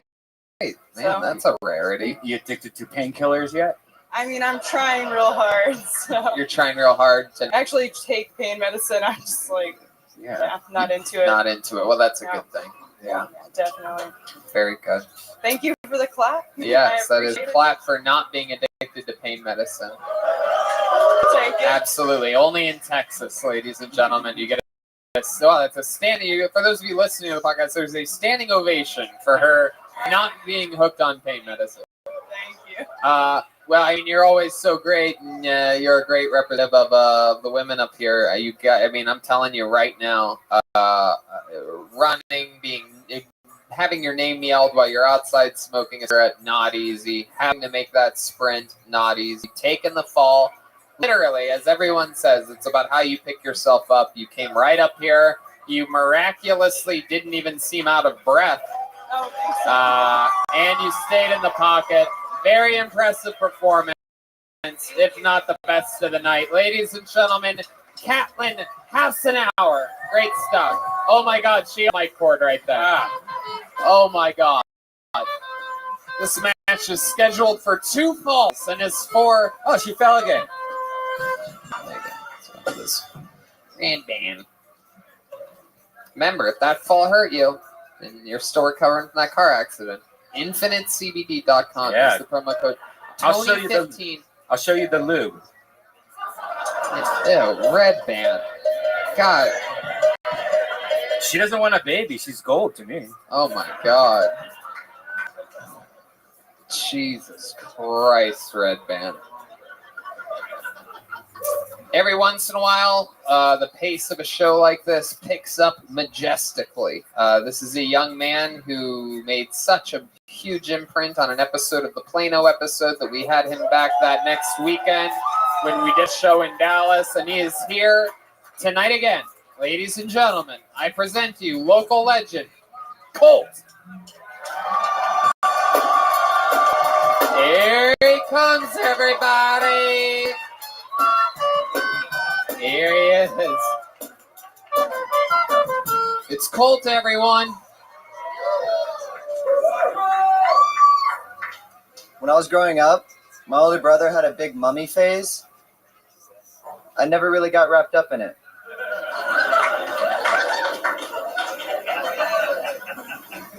I used to live next to a tennis court. I had to move because of all the racket.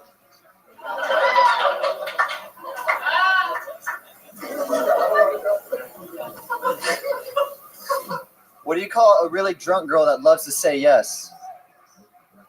An Uber home. Sickos. Did y'all hear what the libtards are doing? They're changing the name of manhole to maintenance hole because it has the word man in it. Wait till they hear the word vinegar. That shit's got the N-word in there.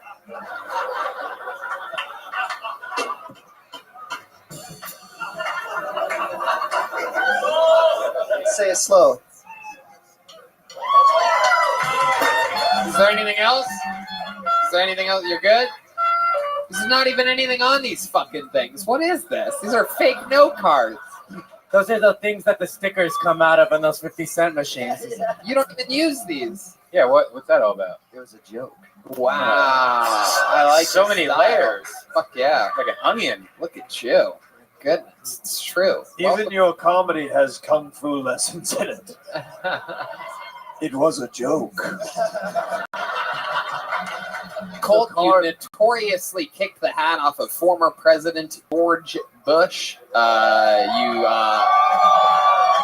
We attempted a kick the next night here on this very stage, in which you went head over heels in an impressive maneuver. You pulled a real fucking Catelyn Hassenauer and fell on your ass.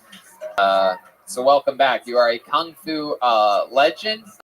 For those of you that don't know who this is, how many times have you? How long have you been on stand? Just became in playing. You only do it on Kill Tony, Yes, basically. so far. And you are what? Basically the youngest kung fu guy in Texas, or something like that. It's probably not the youngest. But you've competed on a world level of kung fu. Yeah, Taekwondo. How many men out there think they can beat up this kid? Wow, listen to that complete silence. That was incredible.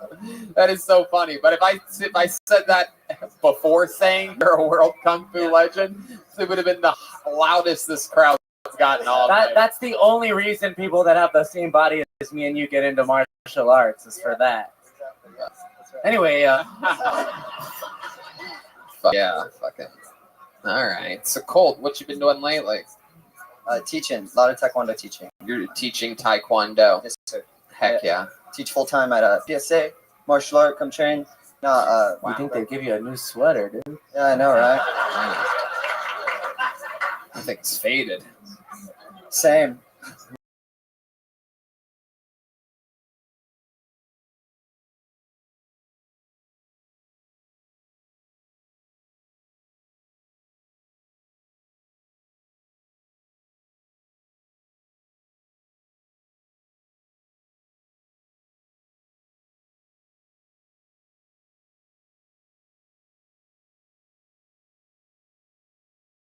Cool kung fu shit you could do to fucking take this thing to another level? What would be a good trick for you tonight? He What do can you think? kick the dick out of Nikki's butt right now.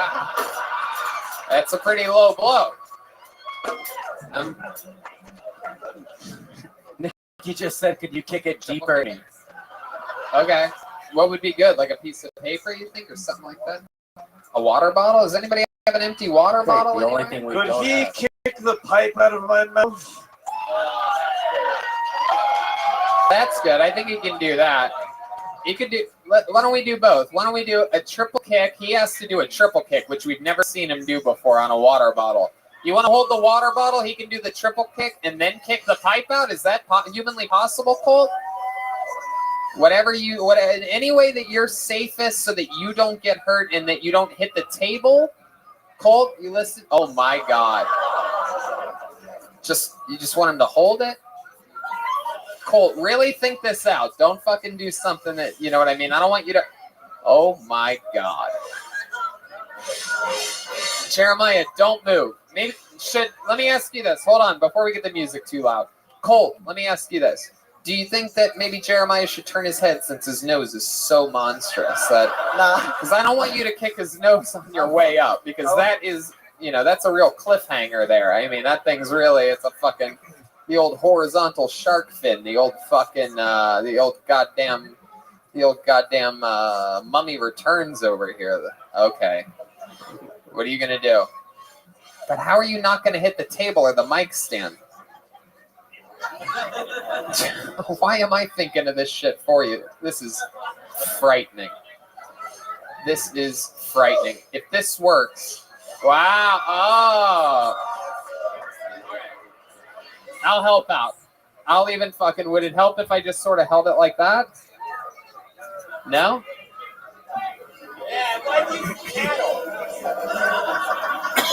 You guys ready to make fucking Kill Tony history here?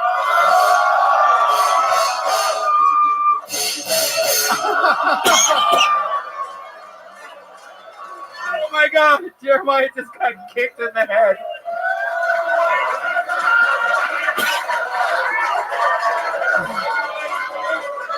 Oh, no.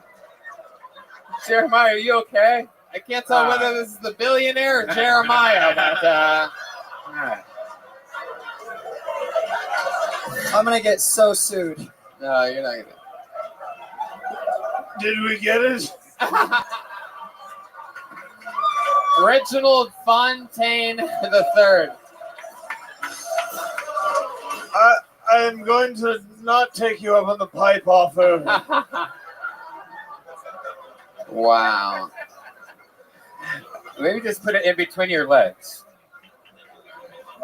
You okay, pal? He's good. He's good.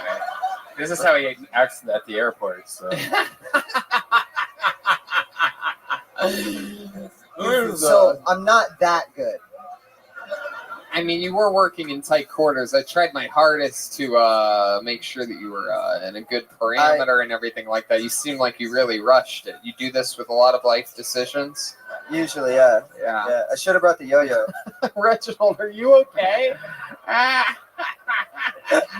His hair felt like it's real. Reginald, you're slowly turning into like a some type of like mastiff dog or something like that.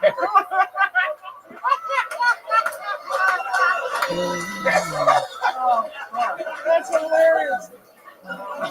I don't know how to put this other than he just kicked the shit out of my head.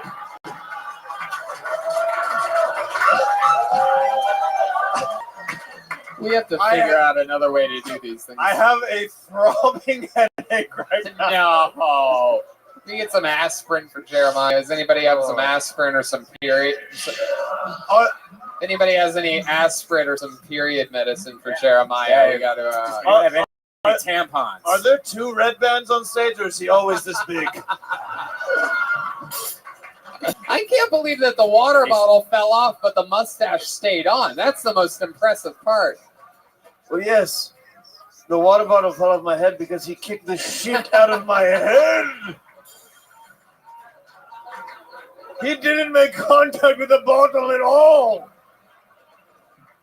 It is your true. karate classes suck. This is the worst PSA for your class ever. That's true. That's true. You're right. That's what he means when he says he teaches. He's just kicking kids in the head. Come here, Jeremy. Come here. I will pay $10 billion for somebody to beat the hell out of this child. That's $10 billion in giant $100 bills. You might want to start thinking about that, people.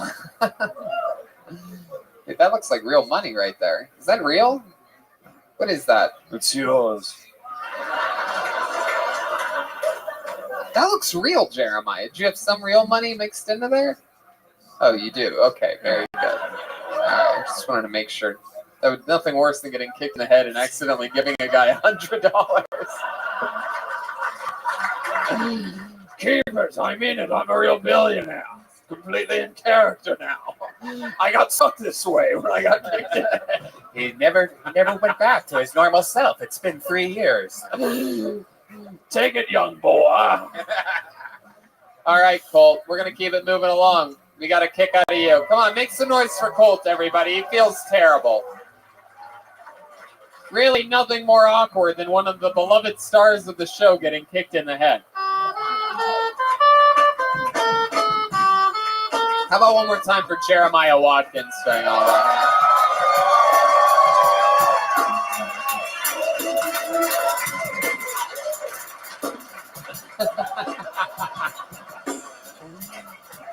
You guys think we should go back to this bucket one more time, huh?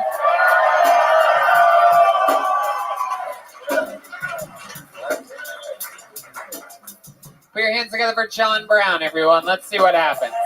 John Brownie. John Brown. Your final comedian of the night. One more time for your final comedian of the night, John Brown. Hey, it's good to be here. I'm not originally from Dallas. I'm originally from South Carolina. So I don't know my real dad. I was actually raised by my stepdad. He was a good dude. I call him my dad. Him and my mom were married for about 12 years. They ended up getting a divorce, though. She ended up marrying another guy after that. That guy tried to tell me what to do one time. I was like, hey, man, you better watch how you talk to me. You ain't my real stepdad.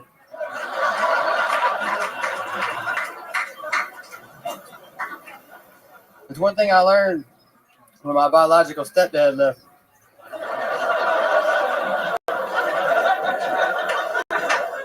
Your stepdad, man, you can leave whenever you want. Nobody gives a fuck, right? Like, there's no such thing as a deadbeat stepdad. Nobody goes to jail for unpaid child support. That's why they call it a stepdad. You always got one foot out the door, right? You're like, man, I hate you. Like, what the fuck you just say? I'm about to leave, dude. Take the PlayStation with me. Wow. Very impressive. Another great set from John Brown on Keltonius. This is your what, third or fourth? Second. Second. Yes. Heck yeah. Seems like more. No.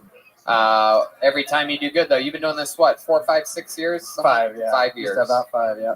Yep. 5 years. All here in Dallas? Yes, sir. Yep. What do you do for work again? I don't do anything now. I actually just quit my job about a month ago. Before I was at a hotel. So. You were at a hotel. Yeah. Now I'm just a broke comic. What made you quit your job? I just didn't want to do it anymore. That's pretty much it. Wow. How are you surviving? I get disability from the military, from the VA. And so that gets my bills paid, and then I just pretty much pay for my food and booze and weed with comedy money. It's incredible. What branch of the military were you in? Air Force. Air Force. Yes, sir. My God, most of the people here on this show tonight have been veterans of the United States fucking military. Yeah. It's incredible. We get free money, so we can do. Yeah. Yeah, it's free. All you had to do was risk your life. Oh, yeah, not really. Just join the Air Force. And You didn't know that, though. What did you do in the Air Force? I was a crew chief on the B-52. Someone said I stole valor, but no, you're I fucking I idiot. love the B-52. I know, we did this. In the love shack is a little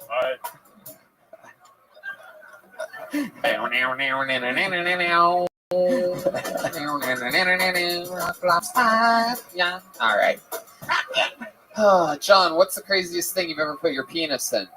Oh, actually, it's funny you mentioned that. I have skin cancer on my penis right now. Whoa. Yeah, like right now. Ew. That's so interesting. Wow. I've heard that is the absolute, basically the worst thing that can happen to you. Am I close to correct on that? Not exactly. Really? No, Are yeah. you playing it down a little bit? You trying to did you bring a date here tonight? It's like just Yeah, on her the name skin. Chemo. Anyway. Wow. Skin cancer on your dick. Have you ever thought about letting Nikki suck all the cancer out of it? That's how I got there in the first place. So. Oh, really? Is that true? No, I don't know. Is that how it started? Is like a Herbie or something like that? No, that's what I thought it was, but it was cancer. Right. Wow. Yeah. And I wouldn't even have known. They were like, we could do a biopsy. I was like, fuck it, I didn't know what that was. Right. So what happened? You had like a little firm. You're like, biopsy, I'm not gay, no. Yeah. Oh yeah, it was just a mole, and then they said, don't worry about it, it's just a mole, and so then they tested it, and they're like, it is actually skin cancer. Oh my God! So what happened? How much longer does your penis have to live?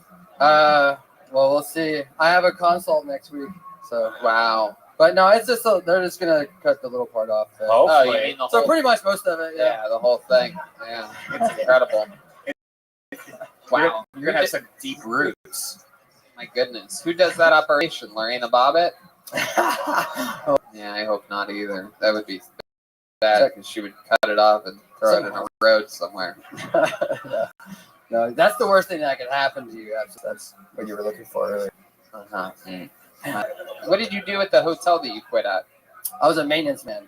Wow. Wow, that's where you got it from, all those chemicals. No chemicals. Come on, there must be something. There must be something that you put your dick into. Right. It's so interesting that I asked that. And Vagina? I don't know. Vagina. Yeah, that's GMO pussy. possible. Wow. Does it smell weird? That's what I thought happened. No, actually, no. Yeah. Well, that's fun. I mean, are you going to keep us posted about your using the will. hashtag Kill Tony? How many you would like updates about his skin cancer? Huh? Let us know how your consult goes next week. Yeah, I will. Actually, yeah, I think it's next week. They said it should be next week, but I'm like, dude, it's cancer. Maybe fucking tell me right now soon. If you do die, will we have an obituary for your dick and you? Yeah. Oh God. An obituary. Well, that was better than what I said. Come on. When I first saw you, I was like, I thought you looked like an earthworm, but then you were really funny. Oh, like. What the fuck? All right. Well, I mean, Wait a second. I didn't see you play cards. I was Who typing. got kicked in the head up here again? Yeah. There he goes into My wrestling goodness. as a baby. wow. Well, John, I like your style. You've been on this show a couple times. We're going to get you out of here. There he goes, John Brown. Everybody. Another unbelievable set. Great set, man. Very good jokes. Good luck on the dip. Guys, I don't know. There's just something in the air tonight. What do you guys think? One more, huh? I mean, I don't know. Call me Jeremiah's head because I'm getting a kick out of you. You know what I mean? There it goes. That mustache is fucking hanging, dude. Okay. You guys sure you want to do this? One more comedian? I mean, we could all get out of here.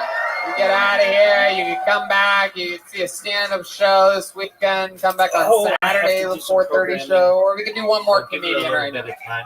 And both. And you can do it all. Okay? I think we should just wrap it up and do it Saturday. What'd you say? Or do I want you to what? Do you want me to wait for you, or do you want me to see you in the morning? You can see me in the morning. I want you to fall asleep in home, ideally.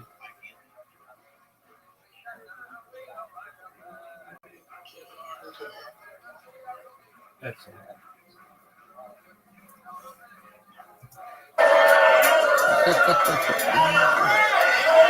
All right. Come on, guys. Dead man. Okay. I pulled a name out of the bucket. Put your hands together for Daniel Gill. Let's see what happens here. Let's see what happens here. Here comes Daniel, everyone. Come on, one more time for Daniel Gill, everyone. Thank you. Thank you. I know I look like Johnny Bravo loves cupcakes. I'm not doing that well. Just before this show, I was leaving my house and my dishwasher started acting up. It's kind of frustrating. Kept making all these weird noises like, "What are you about to go do?" Why don't you stay home with the kids? You know you're not as handsome as your brother. She's a peach. Tell you a little more about me. I am part German, part French, which explains my love for fine chocolates and women with body hair. Yeah, I told that joke to my wife, and she was like, "Who's that joke about?" I was like, "I don't know, Chewbacca legs. Who do you think?" Oh, man, she got so mad, but all that came out was... Wow, look at that. Daniel Gill. Look at you. Daniel Gill, more like Daniel Kill. That was a good set. How long have you been on stand-up? About 3.5. 3.5 years. Fuck yeah, man. You perform a lot, huh? Yes, sir. Yeah. Like a few times a week at least? I try to do mics 2 to 4 times a week. Oh, awesome. Yeah. Fuck yeah. What do you do for work? I'm a stay-at-home dad. Stay-at-home dad. One kid? 3. Whoa. How old are they? 13, 5, and 3. Whoa. 13, 5, and 3. All the same mom there? 2 different moms. mamas. One with the 13 and one with the 5 and 3. 2 moms. 2 moms. I got 2 moms. Hell yeah, man. Which kid's your favorite? 13? 5. Wow, 5er. Fuck yeah, look at that. No hesitation. You said that fast. 13-year-old's a boy, the 5-year-old's a girl? No, 5-year-old's a boy. Whoa. Is that Daniel Jr.? No. Oh. No. Would you name him something? Leviticus. Leviticus? Yeah. Oh my God! When you know what's crazy is that when Leviticus and Khaleesi meet, they're gonna fuck each other's brains out. Wow. So what's been happening your whole life, Daniel? I was born. Yeah, and then what? I much like Reginald, right? I was kicked in the head as well by a horse. Wow. Yeah, when I was 18 months old. Oh my God! How did you? Yeah. I was gonna say, I talked to the horse. He said you asked for it. I probably did. How did you get kicked in the head by a horse at 18 months old? Neglect.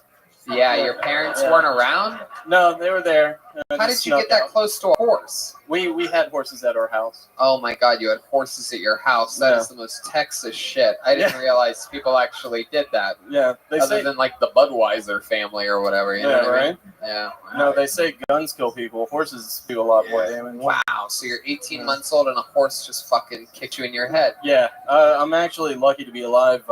The horse was actually a pony and it didn't have shoes on. So. Oh my God! Did you? I heard a black horse stole its shoes. A stallion. No. Stallion stole. Do you have like Jello head? Like I mean, you're little. It's because I was 18 months old. The head is very malleable. Right. So do you got any weird tics about you? Like you slobber when you watch TV or something? I during Moana a lot. I mean, my goodness. Wow, right when you felt bad for Jeremiah getting kicked in the head by a little kung fu guy, you find out this guy, 18 months old, took it from a fucking pony. What color was the pony? Do you remember? Brown? Was it a golden pony? Brown? Brown? Gold pony? No. Brown. Yeah. Would you like to be kicked in the head again just for nostalgia purposes? No. I know a guy.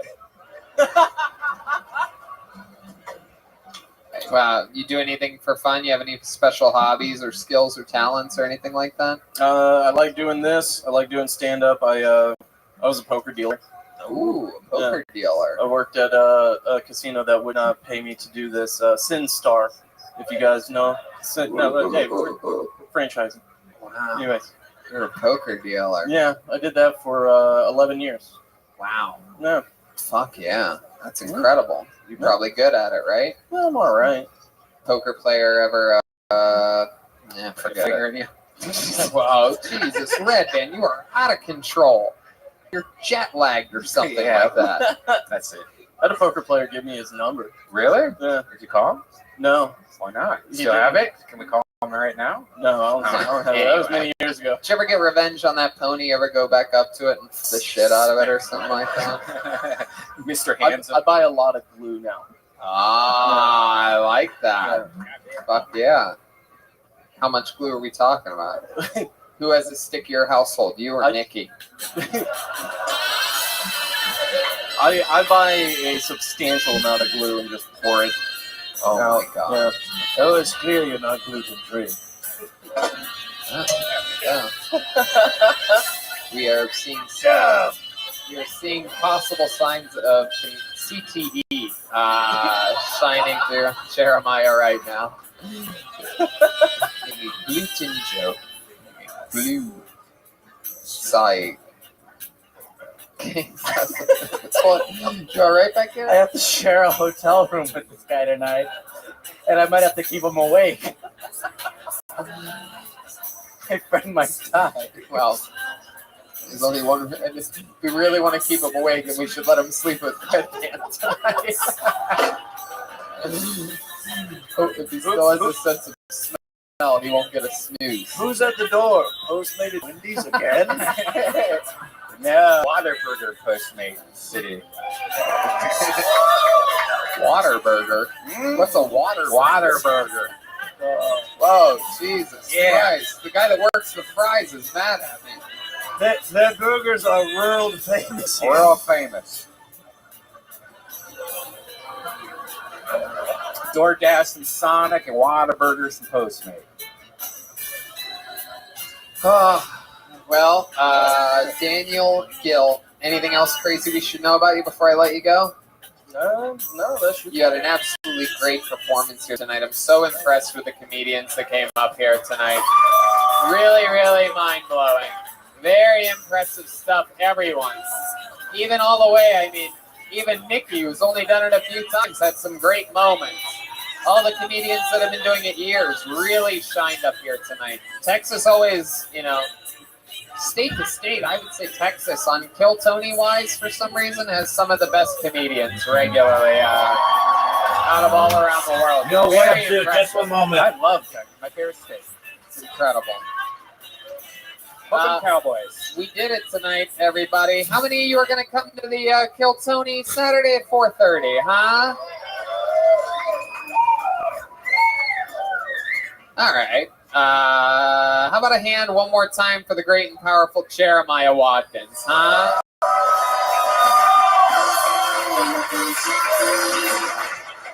Jeremiah has a bunch of merch with him. He's got the brand new, the elusive, you may have heard about it, the Big Gay 2020 Kill Tony calendar. It features the entire band.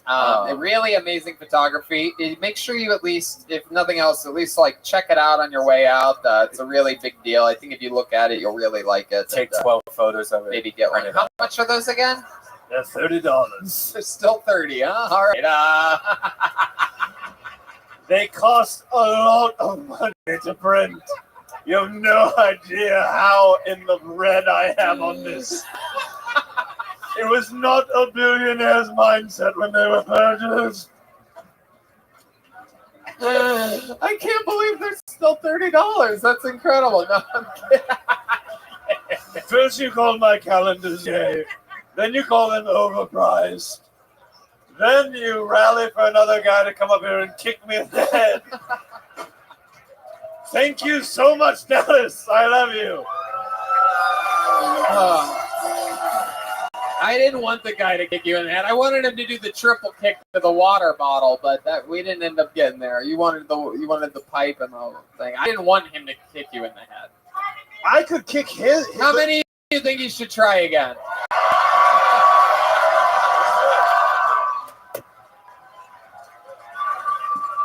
This time this time let's let Joel do it. He's a little bit shorter. I don't want. He's doing it. He says he's.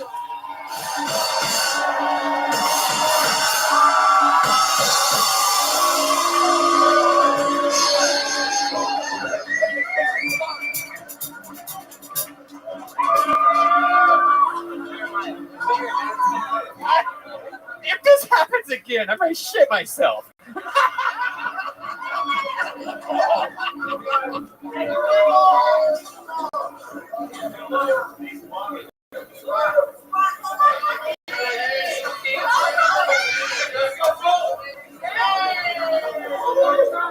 Peter Parker. He's doing stretches that only Nikki does right before bedtime. Okay.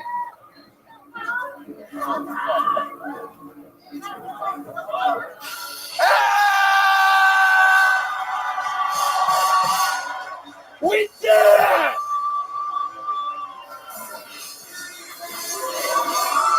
Cool! Jeremiah Watkins! Unbelievable. How loud can this place get for the great Joelberg Joel Jimenez? Huh? Come on.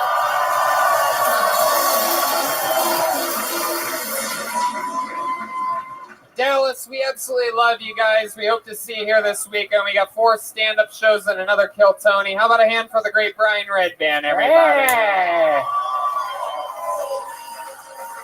Thanks a lot, guys. Oh, yeah, and Ryan J. Ebel made very special for this show specifically. Brand new. He drew Kill Tony posters representing this exact show on this exact date. So those are available as well after the show. We have some Kill Tony pins, some Tony Hinchcliffe pins, and other fun things for sale as well. Some awesome Jeremiah stuff. And we love you. We'll see you in a bit right out there. We're going to fly through a line all together. We're going to get through it fast. Good night.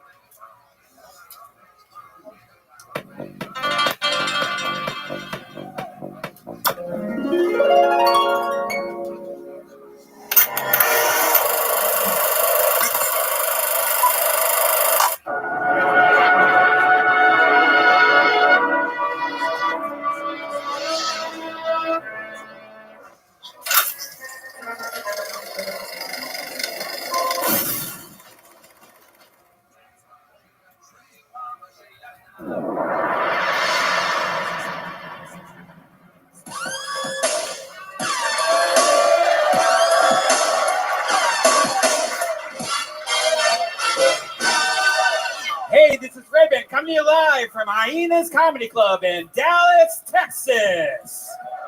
For a brand new episode of Kill Tony, give up for Tony Hinchcliffe. Dallas, come on, there's a lot of people listening to this. You have to make more noise than that. Woo, Lordy, it's a 4:30 show in Dallas, Texas. The great Brian Redband is here, everybody.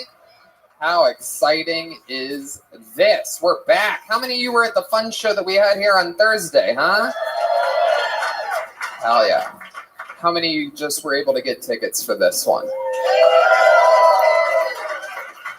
This is very exciting stuff. We've had an amazing weekend here in Dallas. 2 more stand-up shows after this tonight.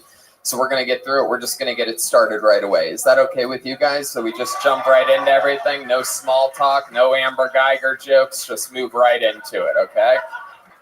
So as you guys know, and those of you that have ever seen a road show, we're at Thursday's show. You guys know that on the road shows, we do not do guests on those shows. So, however, actually, you know what? Let's do something special, right?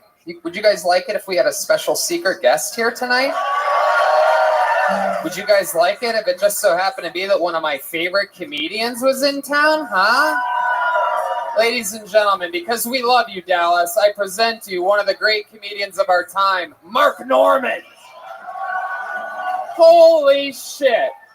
Oh, wow. It's him in the flesh. Just hanging out in Texas. Just a good New York boy from Louisiana in beautiful Dallas, Texas, joining us for an episode of Kill Tony. Hey, good to be here. Good to be back. Hell yeah, you even get your own drum set at any point if you want. This All is right, exciting. I'll take it. We're happy to have you here, Mark. Mark just did an episode in New York, and you also just did an episode back at home at the Comedy Store. What was that, with us just a week ago? This week? Yeah, it flew by. Good to be back. I was out there mollying Bert. So, is that out yet? Yeah. All right. That was Ari. Mark has an amazing podcast, Tuesdays with Stories, with the great Jill List. Yes. And MarkNormanComedy.com. You're going to be in Cap City in a couple weeks. Oh. Since you've done the show recently, you know that we do have a band on this show. Oh, yeah. I love the band. You guys know that there's a band on this show? They're one of my favorite things in all of comedy. They're absolutely hilarious. Every episode they commit to being different characters. I never know what they're going to be. They don't know what they're going to be. We let them have the very tiny green room that they have here while we roamed around in the kitchen for 20 minutes while they got ready. I'm excited to see what they are tonight. They are the best damn band in the land. The Kill Tony Band. Jeremiah Watkins and Joelberg Joel Jimenez. Gucci Gang. What is this? Whoa! Oh shit! New character. yours? Oh my God. Oh, wow. Oh my God. All right. Wow. Damn. This is impressive. I believe these are brand new characters that we've never seen before. Are you SoundCloud rappers? What up? Skirt, skirt. Oh, wow. Welcome to Kill Tony. Have you ever seen an episode? Yeah. Wow. What's your name? Big Schnozzy. Big Schnozzy. That's AKA Lil Tapeworm. AKA Lil Tasty from KC. oh, wow. That's incredible. And AKA Skinny Jean Fat Dick. I'm gonna write that one down. Might call you by some of these rap names of yours. And then clearly back here we have a Mexican lesbian during Gay Pride. It's exciting. It's the first time we've seen Tony. Oh, wow. Tony, you know, I already know what it is. Gucci gang shit, man. My name's Shiitake Strychnine. Shiitake Strychnine. Having a little trouble with that mouthpiece, huh? Shiitake Strychnine. Come test my gangster. Wow. Normally Mexicans work a grill a little bit better than that. There we go. This is very exciting. Tapeworm getting hungry. Oh, shit. You look like a bag of Jolly Ranchers. You look like a little milk dud. Oh, shit. This place is out of control right now. I love it. So we have the band, we have SoundCloud rappers, we have Mark Norman with us, and Brian Soundboard, which brings me to this, everybody. It's the fucking Face of Destiny. Right into it. Oh my goodness. Look at this crystal clear fingerprints everywhere. I love it. That's good. Things got everybody left their names and their DNA in this cylinder. You know how it works. If I pull your name out, you get 60 seconds uninterrupted of stand-up comedy time at that microphone there. Maybe it's someone's first time. Maybe it's their last time. Maybe they're a great comedian that just wanted a minute to show off. And then we interview you and talk with you about your life, figure out more about you and what makes you interesting. You know your 60 seconds is up and you hear the sound of a kitten. That means wrap it up then, or else you're going to bring out the angry Cedar Springs bear.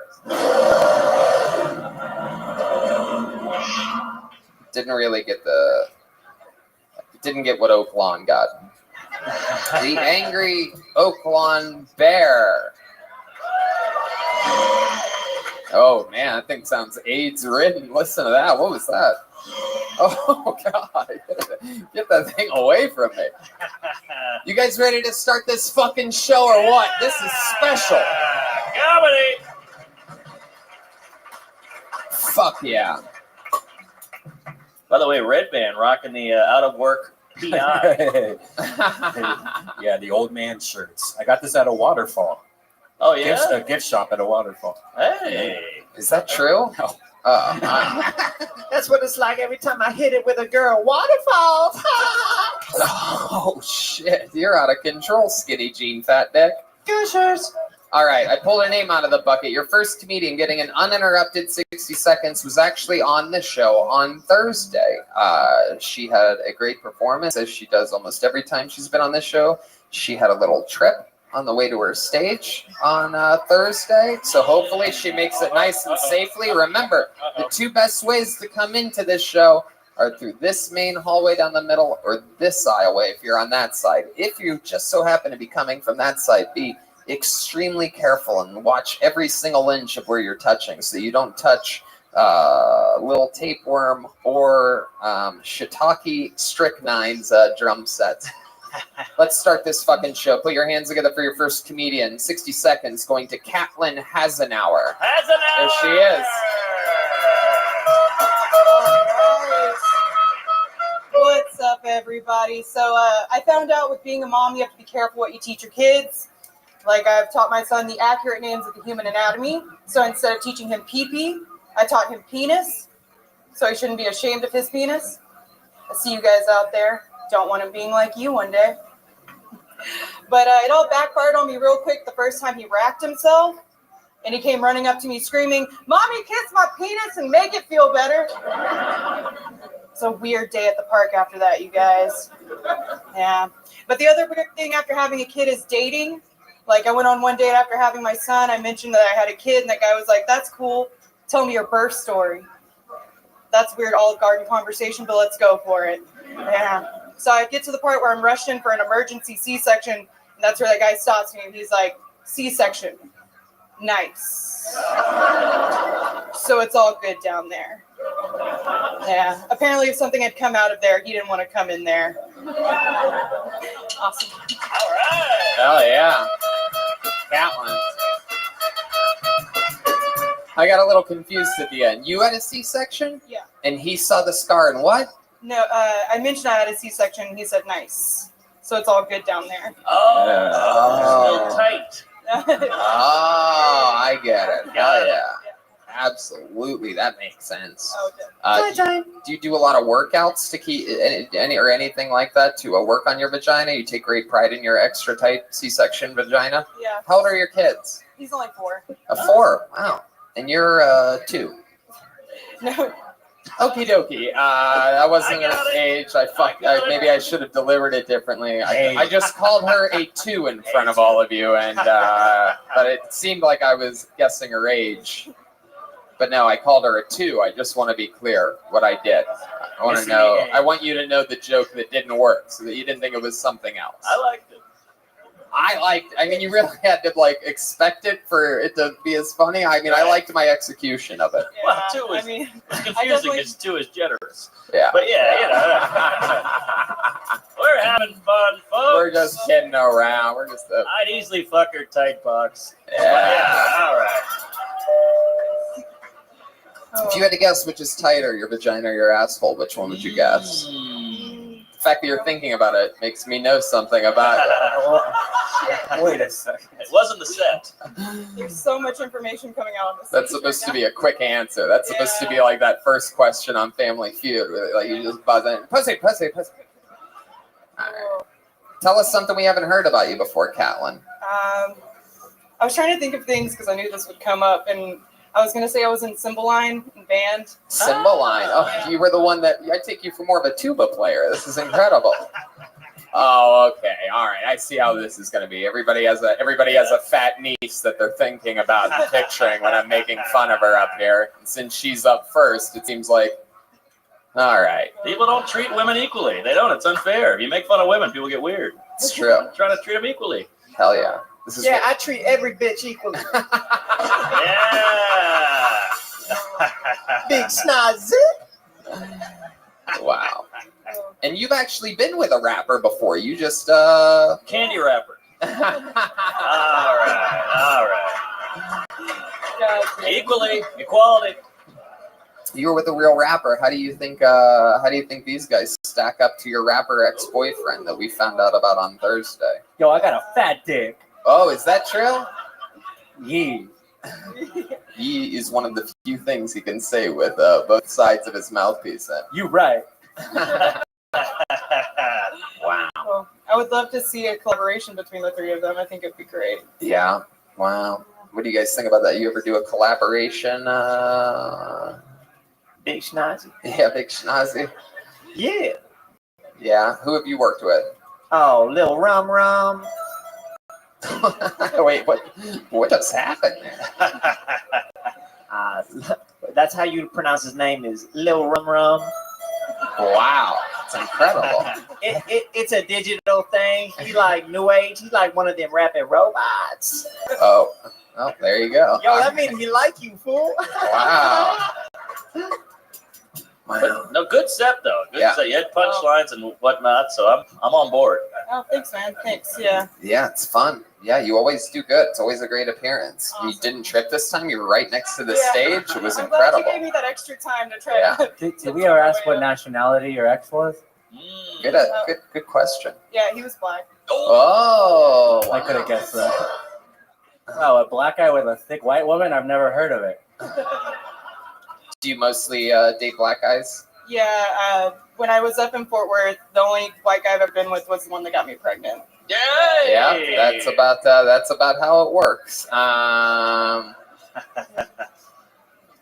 Wow, that's incredible. Is he Go good ahead. relationship with the kid, dad? Yeah, that's actually where he is right now. He's with his dad. See, Oh, that's wow. one for Whitey. Wow, that's incredible. I wonder which Twin Peaks he took him to.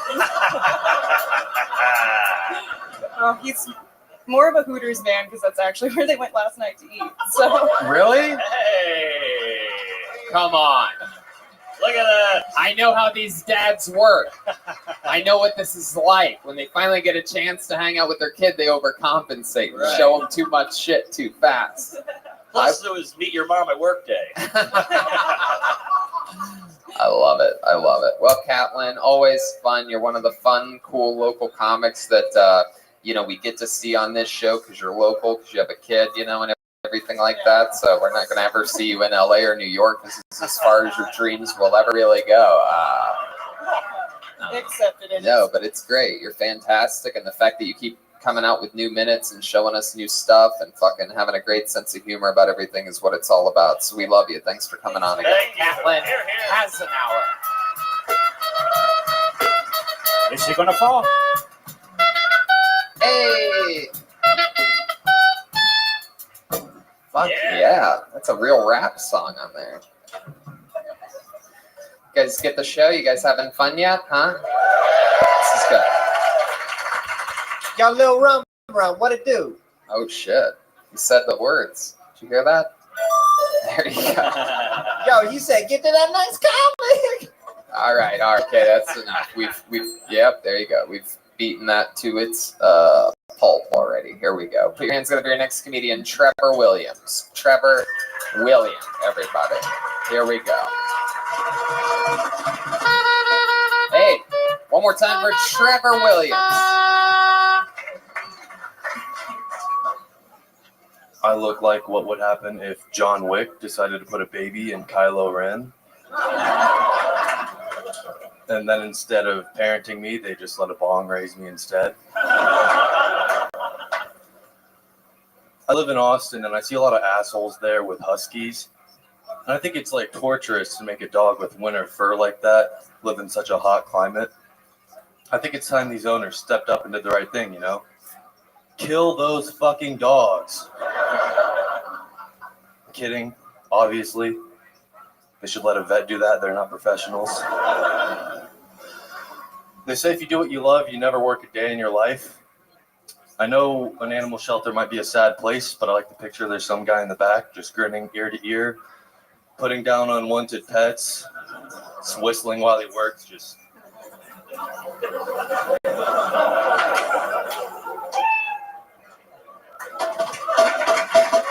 Trevor Williams. Fuck yeah. Good stuff, man. That is what you look like. You do look like that. Keanu Reeves and Kylo Ren. How long have you been doing stand-up?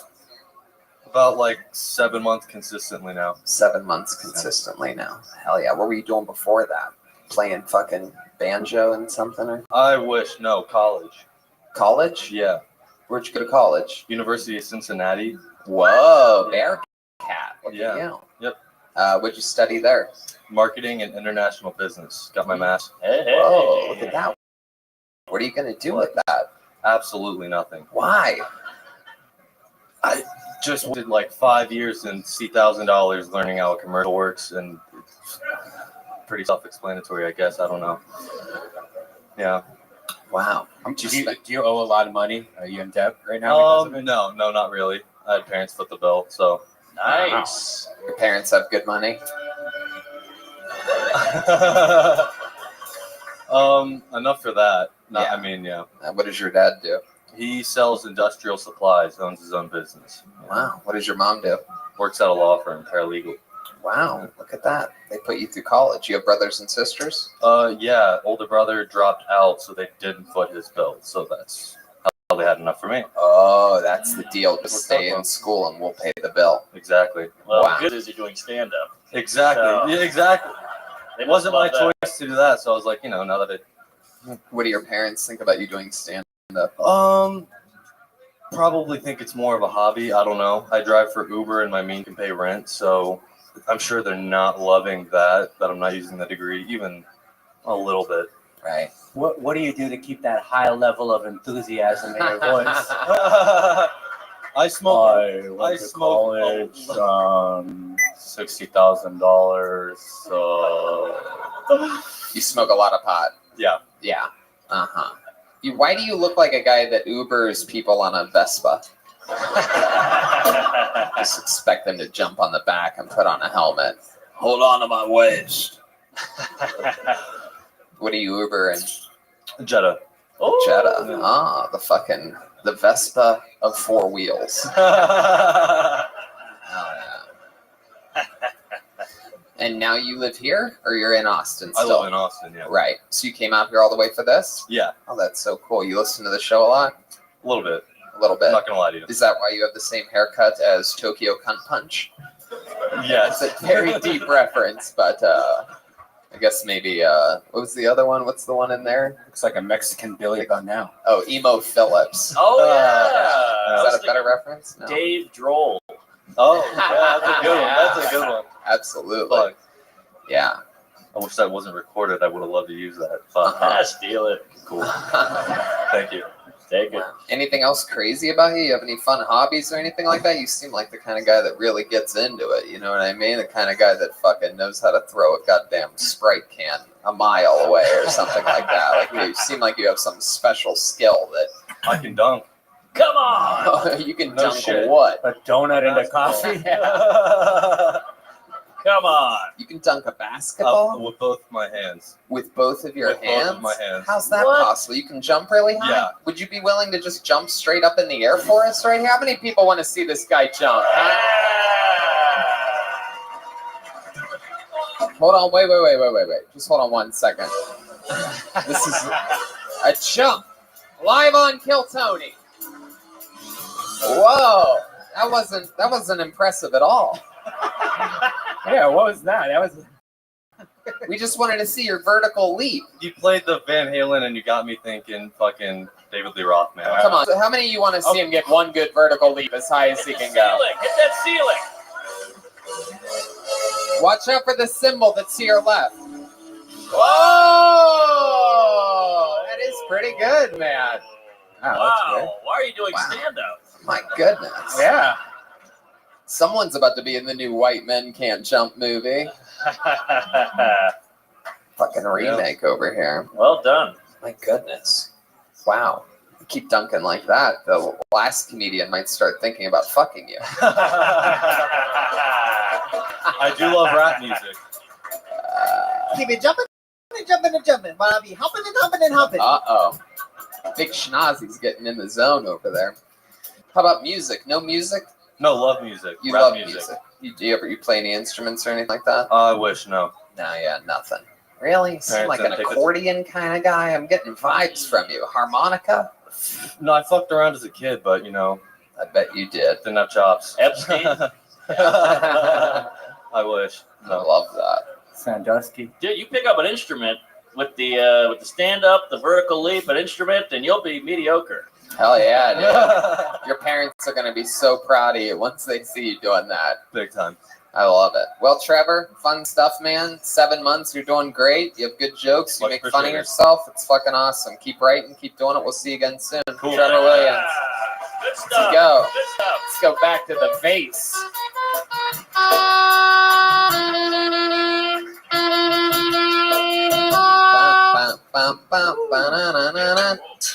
Okay, let's just keep it moving along. How about Rudy Ramsey? Rudy Ramsey sounds like a new name. It's exciting. Could be anybody. Oh, I know this guy. Meet someone here. Good name. Fresh blood. Here he is, Rudy Ramsey, everyone. So I'm always looking for my Bigfoot, right? And like everybody has their Bigfoot, but when I say Bigfoot, I mean my thing that I'm always want to be in front. Like I'm looking for, or I want to see when a girl gets hit in the pussy. Not because, hold on, wait.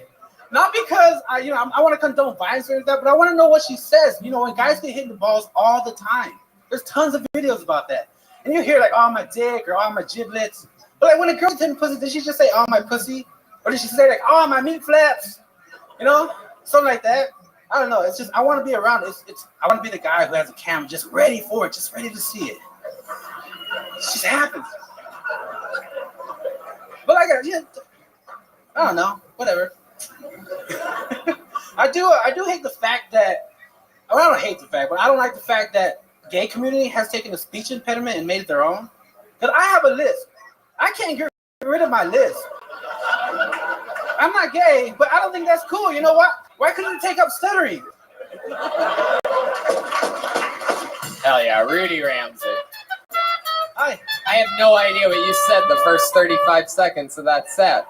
I heard Bigfoot and then pussy, like a few, then I'm trying to figure it out the whole time. I can't understand anything you're saying, and I sort of like that about you.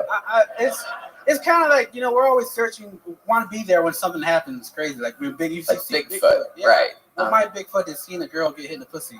Get hit in the pussy. Yeah, because, you know, you see guys get hit in the nuts all the time.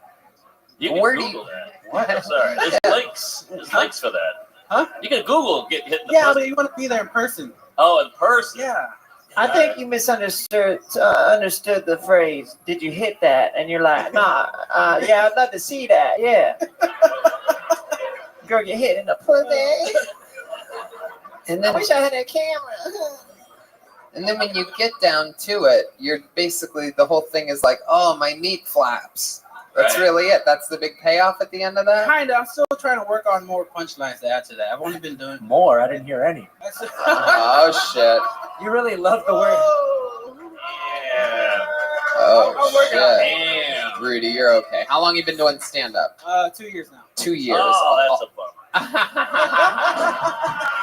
All here in Dallas? Yeah. I usually I do all the Hyenas clubs and, you know, open mics throughout the week. So I usually hit about 9 mics a week. Oh, that's great. Fuck yeah.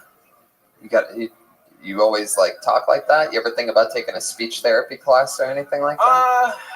No, I've never thought about taking speech therapy, but like, I don't know. I don't think you can do anything for a lisp.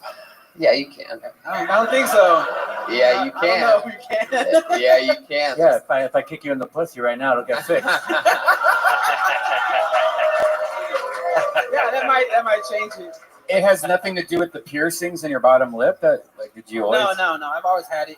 Yeah, that wouldn't cause that, right? Yeah. I don't know. Like, Oh, fuck, I really fucked up this time. These piercings. yeah, I think I would have just left them out if that was a cause. These piercings. That means every time I go to jail, I actually sound like a normal person. Wait, every time you go to jail? Yeah. How many times you been in jail? About 10 times. What? Whoa, here Honestly, we go. I love your set. It was great. You're so funny. Yeah, but it's not for anything juicy though. It's also the same. Well, some of it is kind of. You sure it's not from anything juicy? Yeah. There's nothing at all juicy? Hey, Tony, you better cut that out. You got some pretty blue eyes. I'm just saying. Oh, looks like someone wants to go to prison 11 times. Oh, shit. Damn, you look like a prison cook. Either that or, you know, at the Chinese food buffet. Nothing better than some delicious Chinese food. Chinese buffet. My God. So let's fucking talk about it. This is as interesting as it gets. Prison 10 times. Yo, what are you, an ass man, a tits man, or a pussy man? Which one fits you? It's a lot of jail. Orange is the new hack.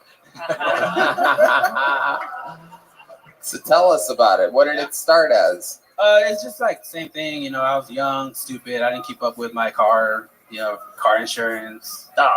Oh yeah, I know. I've been to prison like 14 times for car insurance. One of the most interesting ones when I was drunk and I passed out on the service road, and the cop woke me up at like 7 a.m. and he was like, you know, get out of the car. He tried to give me a breathalyzer and all that, and he's like, You just spit in the tube. I asked him, I was like, you give me a DUI because technically the car was off. He's like, I'm trying to, and he did give me a DUI, but actually nothing ever happened of it. Like, but in my record, it shows I have a DUI, but I never had to go to court for it. Let's get to the 9 rapes. Yeah. Come on. Yeah, let's get to something a little bit meatier than that. Well, I mean, 10 times. What do you go into court and just be your own attorney? No, like. Excuse me, it's my judge. This is my sensational situation. I sit before you an innocent man. I merely just want Chinese and something salacious. I swear I didn't know she was 16. Yeah, interesting. I rest my case. That was when Chris Hansen walked in. Asking me if I want cookies. All right. So let's talk about it. What else? Let's get into the good one. You're in the bushes. You jump at a lady, and then what happens? No. Well, the weird thing, the reason why I was driving drunk is because a guy kicked me out of his house at gunpoint. Oh. And I was there with a lady friend, and I told him I'm not going to leave her here by herself. Right. And he was like, no, you're going to leave regardless. And I was like, I didn't know what to do, so I just got in my car and left. Maybe call the police. I was too drunk to call the police. Snitches get stitches, Way man. too drunk to call the It's police. only 3 numbers on your phone. Yeah. Well, there you go. Yes. Well, look, I'm Mexican. I don't want the police. They're white. Of course, who are they going to believe? Me? The beaner in their house? No. Whoa, Jesus Christ, man. Yeah, this dude a real one. Yeah, no. Some of the most racist shit I've ever heard in my life against your own people. No, I'm kidding. I think so.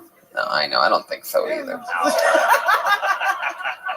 Any crazy stories from when you were in prison, or? No, not Come really. on, dude. You better shut the fuck up right now. Jail's very boring. Everybody in there behaves. They all just talk, and everybody sits around and eats their sandwiches.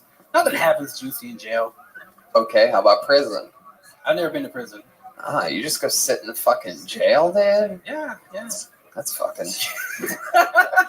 What the fuck was that? You're making jail sound like a Sunday luncheon. I mean, yeah, it's like it's none of the good. How do you go to jail 10 times and prison not once? Are you exaggerating when you say 10 times? That was the time period. So what other thing? It's just insurance stuff. Driving without a license, driving with expired. It's all driving stuff. That's not it. You get warrants, and that takes you to jail. Fuck, man, that sucks. What's your love life like? Now you're into just dudes, right? Oh, okay. I have a white girlfriend, so whenever I get pulled over with her, the cops leave me alone. It's happened twice already, so she's my good luck charm. And is she here? No, unfortunately, she's not here. She's no longer with us. She's gonna. She's at home in my garage. Yeah. Oh shit. Whoa. Wait a minute. Oh yeah, you left the car running there? Well, that's where you keep. That's. With a hose. Why is she in the garage? I converted my house and I converted the room to a garage so that I can rent out my real room, so that way I don't have to pay for anything. Oh, yeah. Poor Heck lady. Yeah, to you, it's the biggest sell you've ever had. So, yeah. Man. Did you build a wall? We did. We built curtain walls, and it works out great. My goodness, what's the bathroom situation? You share a bathroom with whoever has to rent your house? Because that sounds like my worst nightmare. It's just like, oh, okay, man, such a great deal on this place. And you're like, all right, I'll be in the garage. That's my toilet too, by the way. I will be shitting 4 feet away from your toothbrush every day. My name's Rudy Ratza. You have a good one. If you need anything, just knock on the garage door. For those listeners, this is a thick Mexican man. Yeah, I'm pretty So sure. when you come home, does that garage door have to completely open? Nah, we don't use the garage door. Do you have a little tennis ball so that you can walk in and it just hits your forehead? You know you're inside perfectly. Exactly. Oh man. You guys got the good cross-eyed version of that shit. Now, Rudy, anything else crazy we need to know about you? You're a hell of an interview. Not crazy, but I do want to add, I do have a podcast where a lot of these comics that I do comedy with here, we all do it on there. So. All right, well, there you go. Good thing you got that part you gotta out. plug the podcast when you can. Hell yeah! Where do you record that at? Your inside your car? No, I have a studio at home. I turned the living room into a studio. You turned a different room into a studio? Yeah. Why wouldn't you sleep in the living room and have your podcast studio in the garage? Because I can't have sex. Whoa, and you know what? At the end of the day, all that matters is where you can have sex. Yeah. Rudy Ramsey. Did you watch the documentary? Yeah. What were your thoughts? Because it may not even happen. What'd I tell you?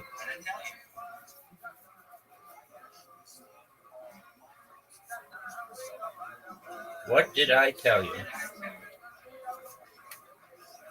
Did you watch the leaked? Did you watch the leaked footage? Dog, you didn't watch the documentary then. What did you say? You didn't watch the documentary then. Yeah, I did. Then you didn't see the leaked footage?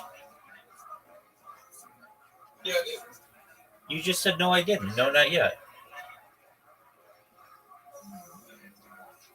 I thought you were referring to another video. Okay, what is the leaked footage? What does it show?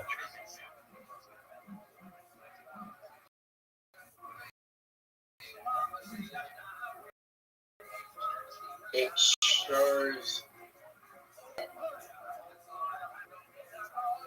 Like that? Describe it. Describe it more to me. It shows that Buzz Aldrin's shadow was like the lighting was off. No, that's not the leaked footage. That was in the video. That was in the video thing I watched. You got to go back and watch the documentary, dude.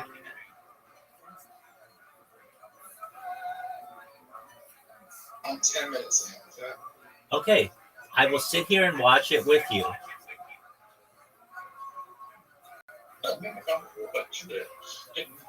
Dude, I don't feel like it's the most accurate. it's the one that has the leaked footage in it. Yeah, it goes out there. It's made in like the 90s. That's true, but it has the leaked footage.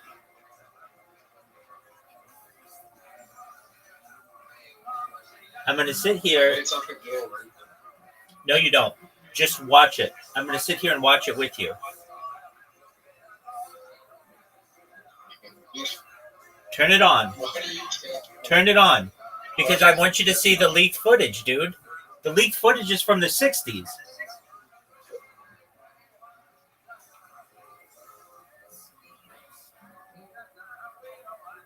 Turn it on, dude.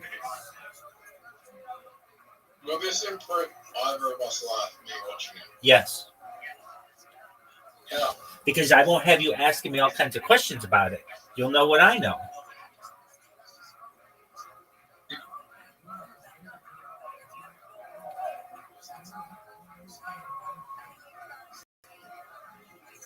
Yeah, but on YouTube somewhere. Nope. Turn it on. Let's watch it right now.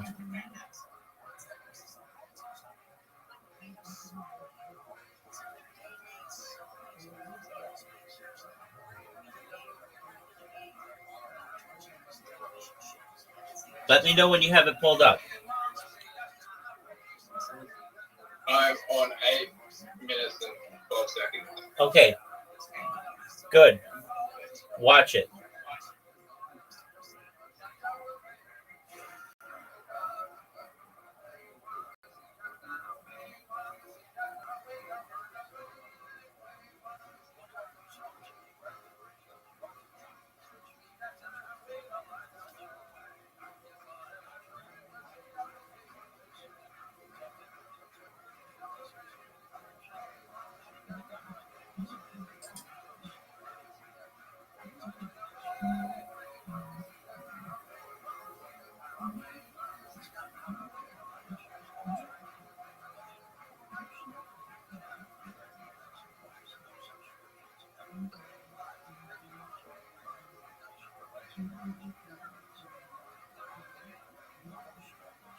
Okay, so I got it.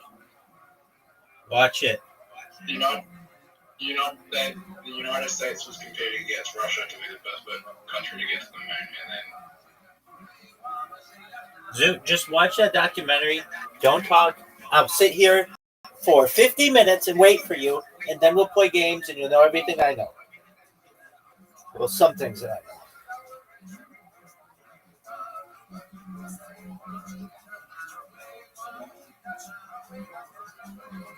But watch it. I'm going to quiz you on it like I just did.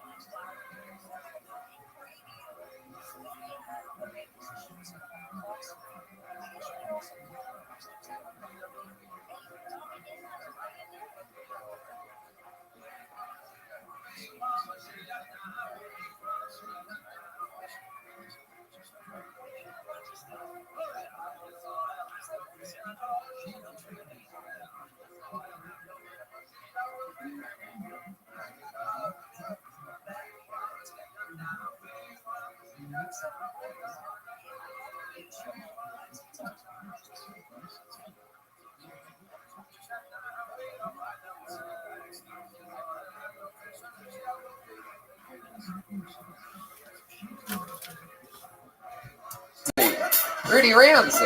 I've been saying Rudy Rothschild. Hey, have a good day. That's stereotyping. Good job, Rudy. Rudy Ramsey. Hell yeah. How many of you out there like it when comedians do good on this show?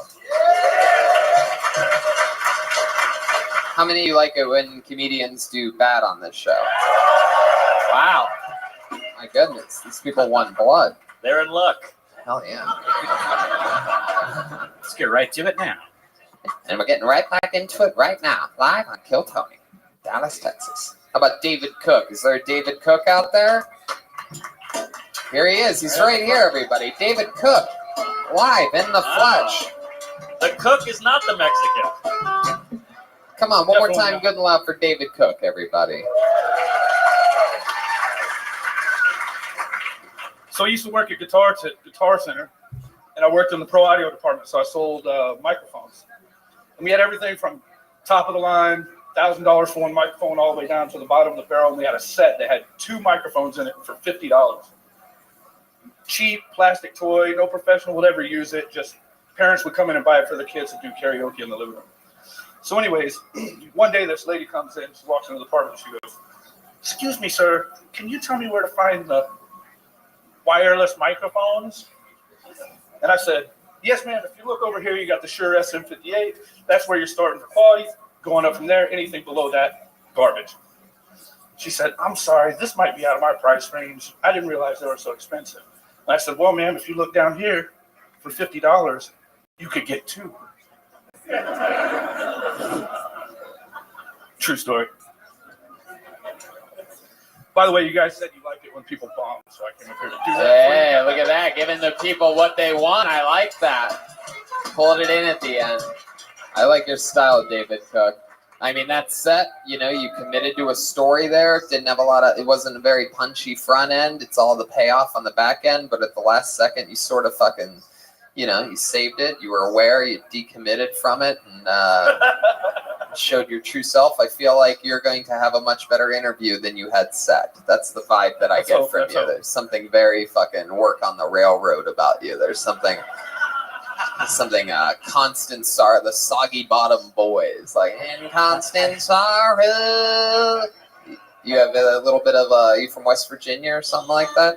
Houston, same thing. Yep, absolutely, 100%.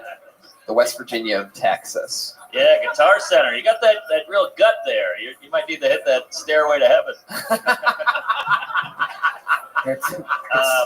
It's real nice of you to have left your crawfish boil to join us today. Yes. Is what? It looks like he drives one of those fan boats in the bayou. Yeah. What do you do? You seem like a real fucking gentleman, like a real man. You seem like a dude in Texas. Well, now I work as an estimator for a flooring company. Oh, wow. You're the estimator, huh? So people ever try to bribe you or anything like that? Like, hey, man, whatever you could do to cut me a deal that's a 10 by 10. But I've definitely heard it, yeah. yeah? What's the coolest thing anybody's ever done to bribe you? Oh, no, they've never tried, rodeo tickets and stuff like that. Oh, that is just the most Texas shit I've ever heard. Oh my God, that's it. It's basically the same thing as like the OC fair for you guys in California. Hell yeah, no, I mean, and you're right, because we don't go to either one of those things. It's totally like the OC fair. I don't know when that is either. I like the rodeo. I wish you only did 8 seconds. Mark Norman.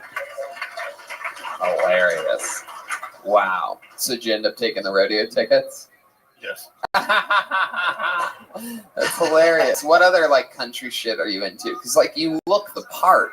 That's funny. I'm not a big fan of country. I took tickets because it was Leon Bridges. Oh, Leon Bridges. Yeah, he's good. Yeah, it's great. Yeah, it's fantastic. Yeah, but what's he known for? He's like an R&B kind of soul, sexy young black guy. It's kind of like a Motown revival. Yeah. Wow. Throwback, for sure. You had a black guy performing at a rodeo? Jesus. Jeez, that close to all those ropes? This year they had Cardi B. Just saying. What'd you say? What'd you say, Strychnine? I don't know if I should say it again. What? He said black people around that many ropes. Oh, well, I mean... It sounds awful when you... I agree. Wow. You ever ride it before in any way? Your wife? No, never. What are you showing Oh, us? no rings. Oh, no rings, right. Yeah. I can see why you got let go from Guitar Center. You should be working a microphone. Welcome. How are you? I quit, actually. Oh. You showed us that you don't have a ring. When's the last... Long time no speak. How's your life going? Yeah, sort of. How's your life going? Still doing the same shit. Excellent. All right, well, you know what Kill Tony is? No. It's podcasting. It's the largest live podcast in the world. And it airs every Monday from Joe Rogan's Mothership. So just watching a marathon of that. What are you up to? All right, well, feel free to chill in here. That's what Artie Dusky's doing. And we're just enjoying life, my friend.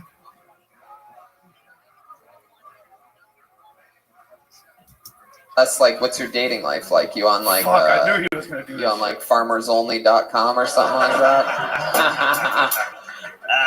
Wow, you got me pegged all wrong. But anyways, no, yes, I'm on Tinder for sure. You're on Tinder. You like being pegged. What's your profile on Tinder like? Like, what's your bio say? You know what it says. No, I know. It just says things that I'm into, and it's all one word. And it says music, dive bars, whiskey, Disneyland. Disneyland? Yeah. What the fuck? Yeah. You're allowed back there? Oh, get away from me. Oh, my God. How often do you go to Disneyland? Probably twice a year. Twice a year? Holy shit, that's incredible. Wow, just for the people watching or what? Nostalgia. I grew up in Orange County. Oh, that's why you said the OC fair. Oh, wow. So what do? You drive to California? No, fly. No, all right. You look like you take the old fucking Silverado. You know what I mean? Horsepower is horsepower, and it's American built. Why would you go to Disneyland instead of Disney World? Well, then Wow, look how hard you tried to say world properly there. It's the best I've ever heard it, by the way. When's the last time you went to What are you Disney talking about? World? World. You put all of your effort behind World. it. Say it 3 times real fast. World. World. World. World. Hell yeah. Just the nostalgia, because I grew up going up there. Heck yeah. What's your favorite Disney character? You seem like more like a duck type of guy to me. Am I right? Goofy? I don't think I really have a favorite character. You don't have a favorite? You have Disneyland in your Tinder bio and you don't have a favorite? Come on, what would you say if we were on a Tinder date? So I really only took the date because I saw you like Disneyland. What's your favorite Disney character? Mickey. Just Oh, I knew it. Yeah, Mickey. That Disney was an anti-Semite. Oh, shit. That's true. Fun fact. All right, Mickey. There you go. Okay, that's Red Man's elusive Mickey Mouse impression. All right, what's something else crazy about you, David Cook? Come on, tell us something good. You seem like the kind of guy that fucking like you're into interesting shit, right? You like eat your own toenails or something like that. Nothing interesting. To tell you a funny story. Oh, really? About almost a year ago, I drove to Austin for my birthday to go to a concert and got so hammered that I got in the back of a cab. And when they asked me what my address was, I gave them my address back in Houston and passed out in the back of the cab. And when I woke up, I was in my driveway in Houston with a $450. Get the fuck out of here. Oh my God. And you had to go, now you had to get back to. So I ended up getting on a bus, going back to Austin to pick up my truck, and then driving back so I could go to work the next day. You had to go to work the next day. Oh my God. Wow, that sounds like hell. And you had to pay the guy $450. And the funny thing about it, my trash. The funny thing about it is I didn't have that money. You didn't have that money? Wow. So what you have to do? The cab drivers called the cops and sat in front of my house until they came. And so the cops ended up coming, and they were like, "Oh, you're cool. I could tell. You're not trying to start any trouble." And I had a video game in my house, like a stand-up arcade. Yeah. Use that microphone right in front of So your mouth. Guitar Center. Yeah, just Guitar keep Center. it there. Keep it right there. Don't stop moving it away from your mouth. Yes. Keep it this. Look at this. See how it stays right next to my mouth? Yes. Just keep it right there. I know this is nerve-wracking. It is. I know it. That's the I know. issue. I can tell you're not comfortable right now. Just keep. So anyways, He's what like the happened was, kids at Disneyland when you show up. so what ended up happening was the cops sat in my living room for about an hour playing the video game so I can call someone to Venmo me the money to pay the cab driver. Wow. Yeah. Texas is finest. What Yeah. what video game? It was one of those multi-games that had like Centipede, Dig Dug, and stuff like that. Loved good old Dig Dug. Any way to lure the kids I ended up selling it to the cop. And driving. You sold it to the cop? The stand-up video game. Yeah, he called me every day for about 2 weeks begging me to sell it to him. How much did you sell it to him for? Like $400. There you go. You broke even on the cab ride. Isn't that crazy? All right, David. Well, we'll go let you relax. David Cook, ladies and gentlemen. Yeah. There you go. All different shapes and sizes of people here. Oh, hey, look at that. How about a hand for the amazing wait staff here at Hyenas? Some of the coolest people. We've had so much fun here this weekend. Oh, shit. Ladies and gentlemen, every once in a while we'll get a local hero that gets pulled out twice in the 2 shows that we have here, and this is one of them. If you were at Thursday's show, you know what the hell's about to happen. Ladies and gentlemen, I present to you Nikki. Nikki, everybody. A Kill Tony legend in the making.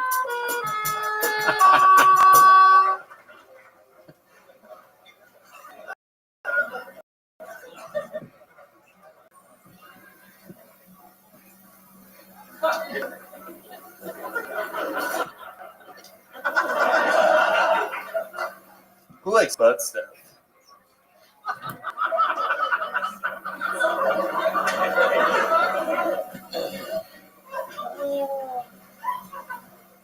Where's my straight guys at?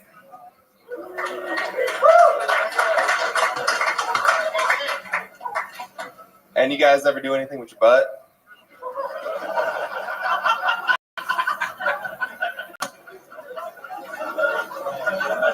Well, if you haven't, I highly recommend it. You're missing out. You don't gotta be gay to do stuff with your butt, just so you know. It's a whole little pleasure center you're kind of missing out on.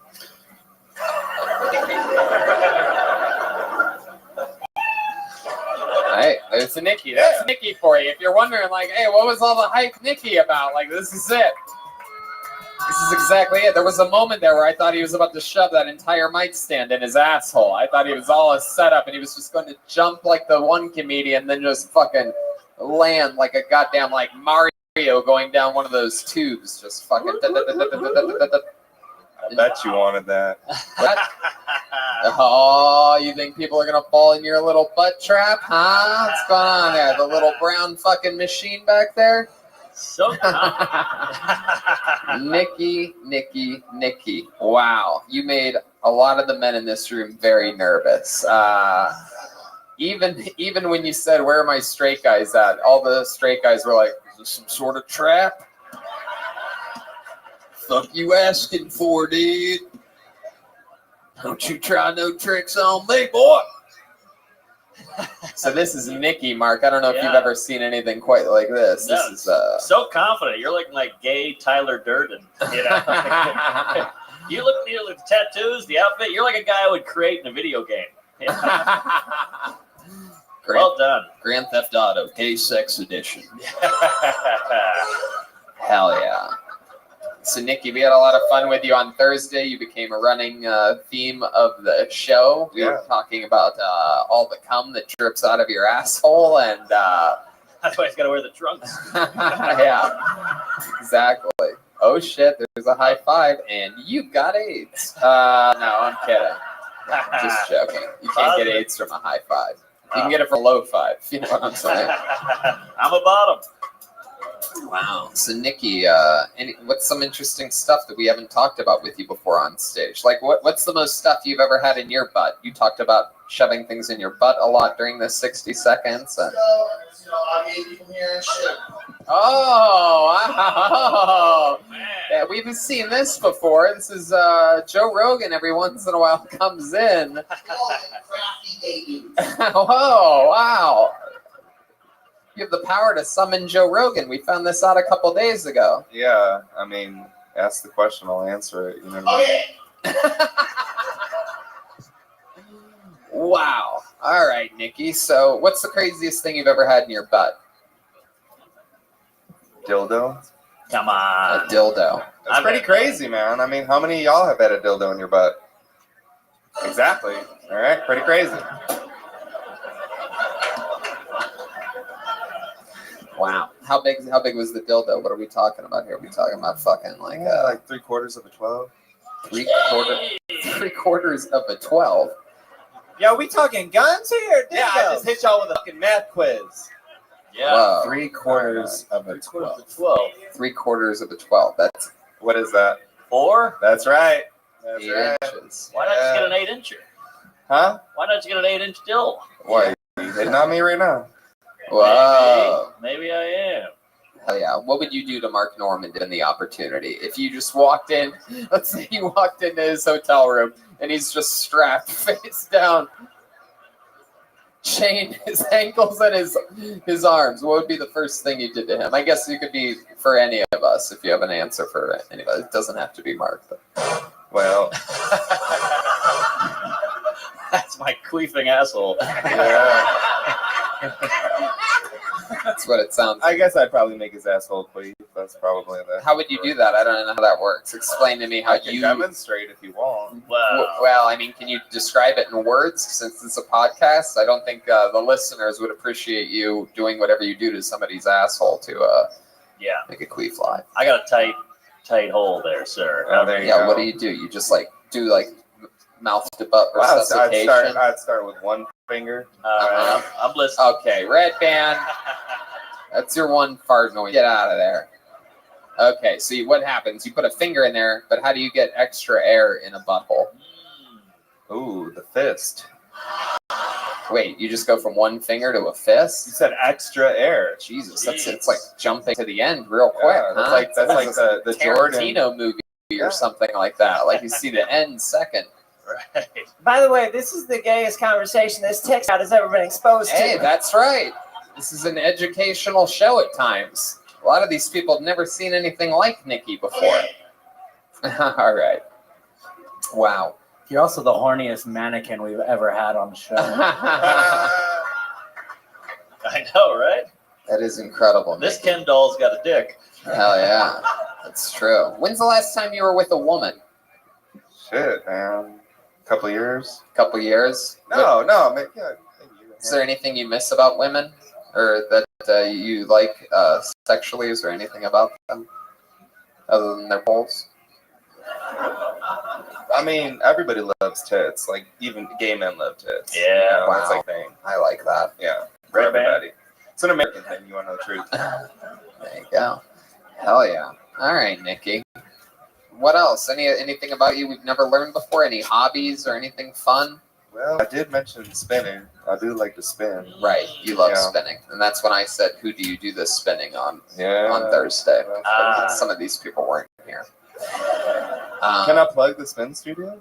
Sure. Go ahead. Plug the Right. spin studio. Trilingo Cycle, 3105 Reagan Street, Wow, Dallas, that's Texas. oh my God, that's the address. You gave all the way That's down the to the address. It's basically like a fucking cat Yep. call. We got the best fitness package in Yeah, yeah. Dallas. So funny. $54.99, unlimited rides, unlimited classes. Everything Check us you out. say sounds gay. It's incredible. Like it's like everything you say makes it sound like you're hitting Oh my on all God. the dudes. Like 8449 Brown Ledge Drive. I Just didn't. show up. I'll be on all fours. I didn't know he was really talking about spinning. I thought he was talking about spinning, sitting on the dick and just like spinning it around in Right. circles. Yeah, Yeah. that too. That was the joke that I made Thursday today and 20 seconds ago. Wow. Yeah, everything sounds gay with you. Yeah. What'd you have for breakfast today? All right. Joe, settle down. All right. You ready? Yep. So I intermittent fast today. Ah. So I didn't break fast until before the show. I had some chips and salsa. Oh, hell yeah. That sounds gay too. When you say it, it sounds gay. It's incredible. Stop sticking your tongue out at us, man. Come on, you like it. How about you do anything crazy like right before you go to sleep? Like you seem like you would wear one of those like sleep masks. I use right? I use a sleep mate. Oh, what is that? Sleep mate. Uh-huh. What's his name? No, I'm kidding. What's a sleep mate? It's a little fan that helps you sleep. Oh, That's adorable. that's great. How far into your asshole do you need to shove it for it to work? Just leave it on the outside and blows on it. Is it one of those like Asian fans? Like where you No. It's literally you plug it in and then you turn it on and it just makes a noise and it helps you. What does it sound like? Oh, hell yeah. Hell yeah. it Sounds like does. an asshole when you're done with it. You just have to put one finger in it and then fist it for it to turn on. All right, Nick. Is there a gay scene in Dallas? Yeah, there is. Oh, man. yeah? You know the reference for the Cedar Springs and Oakland? That's literally the cross section for the gayest area in Dallas. Hell yeah. Heck I yeah. didn't know that. I don't That's, know what, any of that's that. where his spin studio is. It actually is. Is it really? Yeah. Oh my god. Yeah. Do you guys even have stools on the spin bikes, or is it just, No. you just sit right on the tube and just start fucking You just pedaling? need to be able to fit 3/4 of 12 inches and then you can ride, you know? Oh my god. Has anyone made a joke about spinning on a dick yet? Have we covered that? Nikki, you're always so much fun. Like I said earlier, it's just fun to be able to make fun and all laugh together with different shapes and sizes of people. You know, there's definitely a thing right now going, around on the internet about how some people don't have a good sense of humor. And there's definitely stereotypes of certain groups that I think are projected. And I'll even go off on a limb and say I think that, like, it's sort of a thing that in the gay community, since they've taken so much insult for so long, that maybe they don't have such a great sense of humor about it. And I see people like you that come on this show and prove all of that completely wrong. I'm just saying, I think you're a great example of dude that's gay as fuck that can take a joke like a man. You know what I'm saying? Yes. You could take a joke like you take a fist easily. Yeah. And with a big smile on your face. There he goes, Nikki, everybody. Thank you. Appreciate it. All right. Absolutely. Look at all that cum just flowing out of his asshole. It's now a slip and slide in the middle aisle. Snail trails.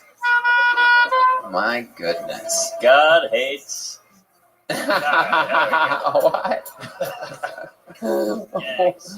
Wow. Little Westboro remix. You guys having fun out there?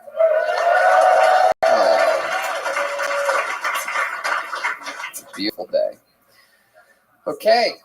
How about a hand for Anthony Walton, everyone? Anthony Walton. All right, Walton.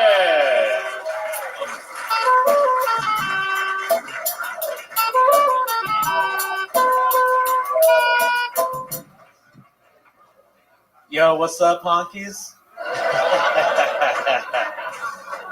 Right on. Most people are like, can't say that, but I'm half racist. Come on, my name's Anthony Walton. Anthony Eric Walton. Pretty sure my parents named me that so I could have a head start at life on paper. But speaking of real slurs, it's called a beaner today. I know, that's how I felt. And I had this intense feeling on the inside of finally, someone's gotten it right. Usually mistaken for being Asian. Ever since I was a little boy, people would think I was adopted. They'd be like, look there, Sheila, the Waltons flaunting their money around. They even got themselves a Chinese baby. Thought my family was like the Waltons that owned Walmart, even though we lived in a trailer park. Thank you. Hell yeah. Anthony Walton.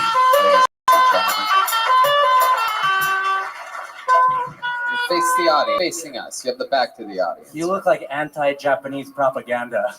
See, facing that way. I don't know why you're squaring up to me like that. There you go. There you go. See, that's better. That's more comfortable. You look like Mr. Miyagi, the origin story. Looks like a George Lucas fucked an Ewok. You're like an Asian hip. You're a nipster. It's an old slur. I'm trying to bring it back. You look like Judge Ito's gay son. Yeah, you look like a guy who hates Shane Gillis.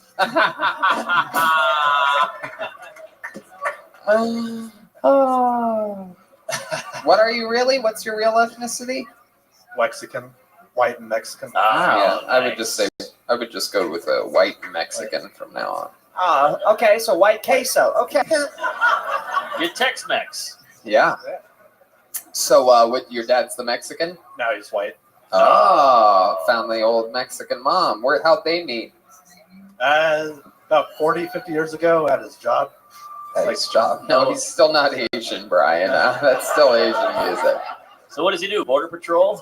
Yeah. Nah, he used to work at car parts, power plant that make GMC and shit. Right. And hey, shut the fuck up, sir. Shut up. We don't want to hear your bad jokes. You stop it.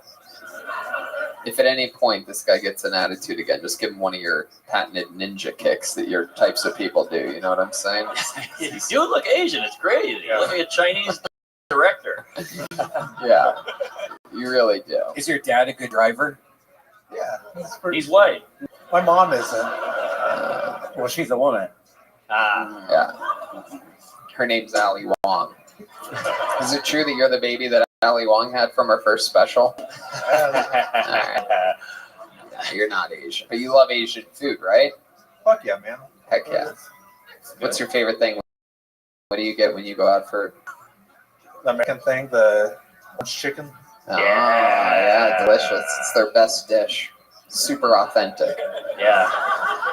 Wow. What do you like to do for fun, Anthony? Go to wrestling shows and metal shows. You've been on this show before, right? No, but we should chat it. Oh, okay. Wrestling shows like WWE.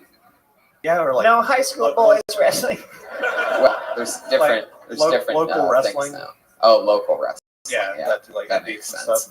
Hell yeah. How about other than going to wrestling shows? What else? Metal shows, really? That's what you're into? Yeah. You ever play any music? Nah, I wanted to be like a guitarist, like metal vocalist, but sucked at that, so I'm doing You this. suck at it? Have you ever Not the tried it? greatest. You ever sing like a line from a metal song in front of a group of people before? Oh yeah. I think these people want you to give it a try. You might as well just jump right into it without overthinking about it too much. So just go ahead and don't think about it. Just like lose yourself in the music the moment you want it. You better never let it go. You only get one shot. Don't miss your chance to blow. This opportunity comes once in a lifetime. So this is it. It's gonna be bad. Hold on. Okay, Brian. I don't know. Brian, who has no talent in music whatsoever, does this thing where he brings up instruments and pretends like he knows what he's doing. All right, that sounds just like a heavy metal concert. Oh, it really takes you there. Okay, you go ahead. Don't help him. Here we are at Kill Tony! That was actually pretty good. Yeah. That was one of the better metal performances. Yes. You Asians and your precious metals, you know what I mean? Yeah, was that from Island Maiden?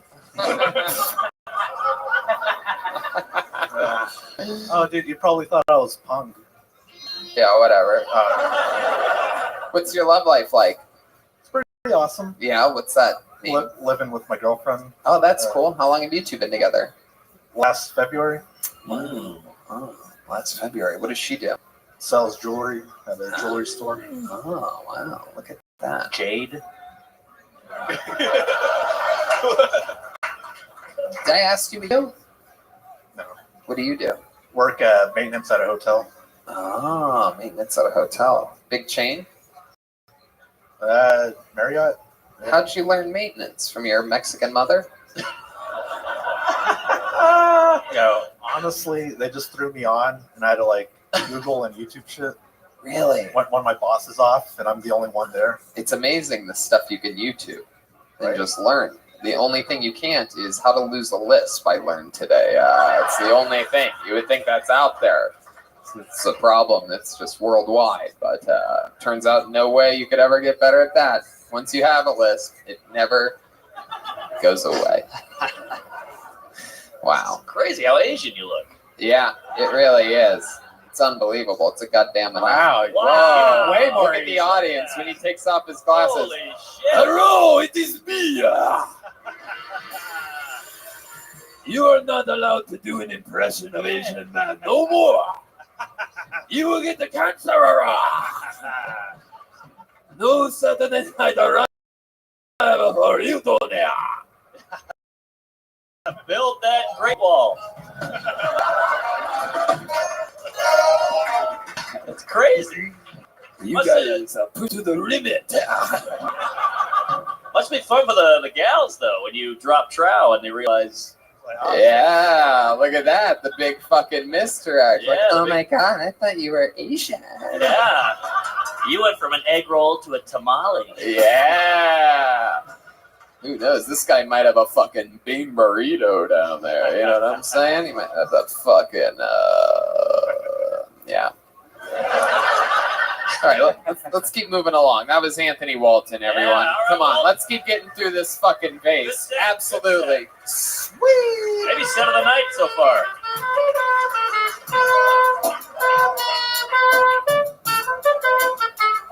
Hell yeah. How about a hand for the band, everybody?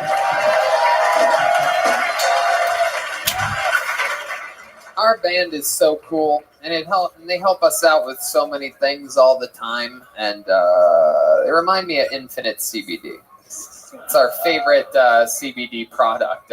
We've been using it for a long time now. Our close family members use it. Our friends use it. I like the Freezing Point Topical Cream Pain Reliever. It reduces inflammation. The gummies can help you relax and go to bed. And then Nano Enhancer is a highly absorbent nano CBD. Add 5 milligram drop to anything. Water, coffee, energy drink. And here's why we love working with Infinite CBD. It's because they offer the cleanest, healthiest, purest forms of CBD available. The hemp grows organically in Colorado, and they have pure CBD isolate testing over 99% CBD. It's proven to help with insomnia, anxiety, and depression, according to much of their research. You know what's awesome? They also have lube. They have CBD lube. So if your friends, like if we're hanging out with the bandmates, right? Instead of you doing regular lube, you can now take CBD and put it in lube. They also have detox shots. So if you're new to partying and you get too drunk the next day, take one of the CBD nanotechnology detox shots. It's highly absorbent, reduces inflammation. It's great for post-drinking. Formulated with milk thistle and ginger and beetroot. Yeah. CBD AM pills are my favorite. They combine caffeine and CBD. So go to infinitecbd.com, and if you use promo code Tony15, you get 15% off. That's infinitecbd.com. Use the promo code Tony15 for 15% off. You're pulling old Trudeau. Yeah. True that. Skinny dick, fat dick. All over their face like click clack, click clack. Hot little rum, where you at? All right, yeah, it's not really working. Let's go back to those spinner jokes. Okay, I don't know. Okay, I pulled another name out of the bucket. Make some noise for Arturo Latigo. That's a good name. I like this name. Arturo Latigo. What's up, Dallas? How many of you like sports? Me neither. I was in a real pickle the other day. I was yelling at the top of my lungs, "Mom, we're out of toilet paper! Mom, we're out of toilet paper!" And then out of nowhere, 5 minutes later, "Sir, toilet paper is aisle 3. And you're going to have to pay for that pickle."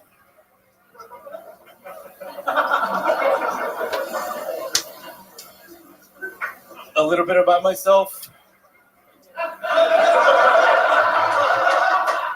I only like sharing a little bit about myself at a time. For example, I suck at giving examples. Fuck yeah, Arturo Latigo. Absolutely. Absolutely. He's going in for fist bumps, this guy. Hell yeah. How long have you been a back of the bus lawyer? Never. Never. Did you drink a little bit today before coming in? Yes, I'm not a drinker, but there's a 2-drink minimum, so. So you decided to just slam those down as fast as you And could? I drank a shitload last night at Guns N' Roses. Anybody go to Guns N' Roses yesterday? No. Wow, not a single human went to Guns N' Roses. Aye. Oh, wow. That's a good impression. I like that. Well, you look like the husband in the background of the cuck porn. That's true. That's true. Oh, hell yeah. There you go. Sunglasses on. Look at this little Mexican John Lovitz up here right now. That's the tiki? Well, Arturo, what's your story? Is this your first time doing stand-up? Yes. Hey, look at that. Oh, yeah. Nothing better than a couple margaritas in your system before doing stand-up in front of a packed crowd. I love this show so much, dude. You do? What's your favorite thing about it? It has music, stand-up, improv, roast. I like your fucking. You're absolutely right. You know what? Your set was unbelievable tonight. You are one of the funniest human beings. If you want to be the new regular, you got it, dude. We've been looking for a fucking 57-year-old guy with no experience to just fucking lug around the world with us. I just turned 40, so. Perfect. Wow, you look terrible. Holy hell. You were 68. I agree, man. I'm hungover as fuck. You've had a fun life, huh? You've been drinking hard your whole life? No, dude. I hardly drink. I smoke more than I drink. Yeah, what do you like to smoke? Smoking on that Weed. good. What do you do, though? You roll blunts, or? Lately, just vaping. Oh. Oh, you gonna die. But that's Man, Arturo, so what have you been doing your whole life? What do you do for work? My cousin Lil I'm a real estate agent. I was a banker, then I became a real estate agent. Wow, look at you. How long have you been doing that for? You're successful at it? I'm all right. Going to Guns N' Roses concerts and shit? I saw Seinfeld last week in Vegas. Whoa. And saw the Eagles and the Righteous Brothers. Damn. White people, Righteous Brothers. God damn. Are you sure you're not a white guy?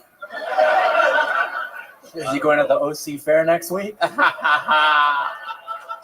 No, the Guns N' Roses, man, they kicked that. You are the whitest Mexican guy I've ever seen before. Not by Whiter than the appearance. Asian? But... Whiter than the Asian Mexican?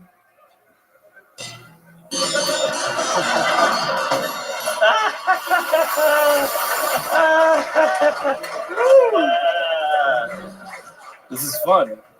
Man, tell us something that's not white about you. What's the most Latino thing about you? The most Latino thing about me. Like other than your appearance and everything, like like on the inside, like what's something that you do that's Latino? Like what's something true to your culture? Speak Spanish. I think it's got to be the day drinking. Well, this is the earliest I've drank in years. I mean, I love it. You have kids or anything like that? No. Fuck no. You ever been married? No, fuck no. No. You ever had sex with Nikki before? I don't think so. You never asked? Look at him again. Where is he? Where'd he go? He's probably bent over right now. Oh, there he is. He's over there. Hey, look at that. He's doing a little three. He's showing you his backside just in case you want to shop the goods. Actually, last night, Nikki was at Buns and Roses. Hey,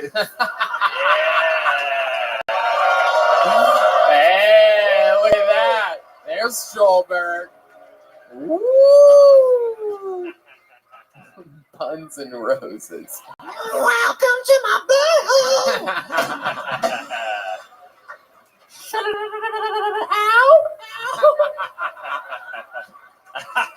Ow, ow, ow, ow. Nikki spends a lot Where of... do I come? Whoa, where do I come? Nikki spends a lot of time on his na knees. Wow. Arturo, you ever do any... You were young. And your butt was an open book. Okay. Arturo, so Yes, you ever been with a man before? Fuck no. Fuck no. All your answers are so, like, I'm aggressive. true to myself, bro. What? I'm going to answer honestly. You spend a lot of time with the True to ladies? myself. Do you have any moves in the bedroom that we need to know about? You seem like you have a little trick, like when eating pussy or something like that. Ooh, the mic's going in a mic stand. Wow, look at this. What's that? What are you about to do? I suck in as much as I can When into you're- my mouth, and then I use my tongue.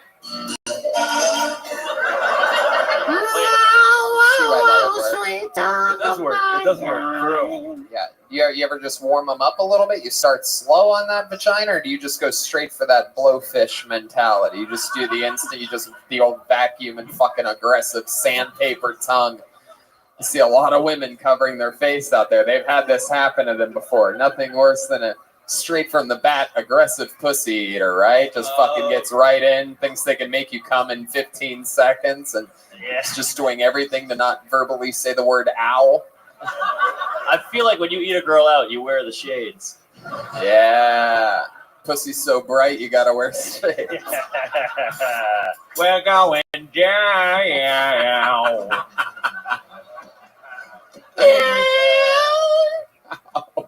Oh, man. SoundCloud rappers are just Googling Guns N' Roses references right now. No, I'm kidding. Wow. So you wear your you always keep sunglasses on you like that? Like you seem like you have a convertible, am I correct? I had a convertible at one point. Oh. Repossessed? No.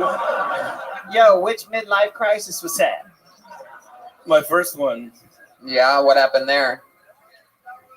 You ever been arrested? Yes. For what? Yo, you look like a Margaritaville vampire right now. I look like Grandpa Munster, fuck the maid. Okay. This guy, the Eagles, nothing past the 80s. Yeah. GNR. I just turned 40. My childhood's over. You know. What do you like spend all your real estate money on when you're not going to concerts? Is there anything else, any place you like to vacation to or anything like that? Concerts, man, and music gear. I play music. I'm a musician. Yeah, what kind of music do you play? I play bass, everything. You play everything on the bass? Oh yeah. Really? Any other instruments? Guitar, piano. You like the cocaine? No. Come on. No, honestly. You don't fuck with it? Fuck no. I had an Adderall prescription for a while. There we go. Yeah, hell yeah. I got promoted like this when I was on Adderall. Really? My God. Look at that. From busboy to no, but backbiter? I made ninth in the nation classical bass for the book. And I played with jazz bands. Played. Wait, you play? Can you wait a second? Can we see a little bit more of that air bass again? Can you show us again how you play it?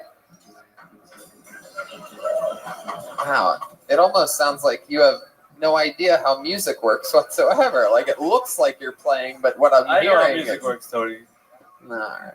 It looks like he plays the bass worse than he eats pussy. All right. Well, Arturo, we had a lot of fun with you up here tonight. Yo, you didn't have to take that seriously. And don't ever touch my nose, bitch. Arturo, over here. Stick with me over here. Everything's gonna be Big good. snazzy. You got a few drinks in your system. So, Arturo, is stand-up something that you've always wanted to do? Oh, I love it. It's an art form that I appreciate so much. Okay, what are you doing over here? That's all I watch on Netflix. Yeah, I gotcha. Well, I just want to. How old are you again? 40. 40, and you just had your first set here tonight. You took everything right on the chin. You're a good sport. Maybe it's the unbelievable fact that you're already over the legal limit this early in the day. I'm 5 years older than him. Isn't that freaky? Wow. You are?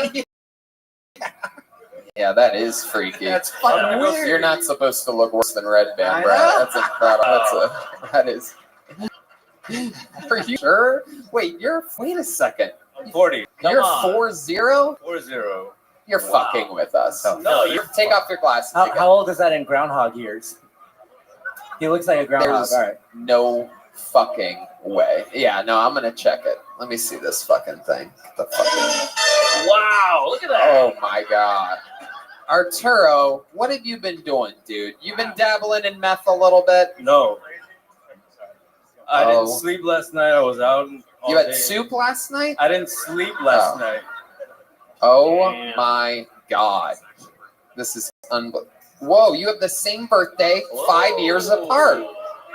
Hey. That is incredible. Brown band. That's a sign. Whoever, that's just proof that whoever's born on fucking August 4th looks 10 years older than they are. That's incredible. Hey, I play soccer 4 times a week, so. Wow. Wow. Well, With your so, face? So did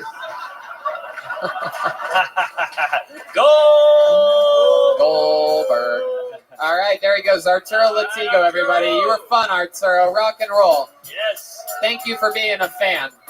He's Traveled down the world and back again. Be careful, Leo. Be careful, Arturo. Arturo, make sure you triple fucking waters before driving home today. Back to the vase we go. We're having fun out there, right? Everybody having a good time? Everybody cozy? Let's see what happens next. Make some noise for Kellen Ingram, everyone. Kellen Ingram.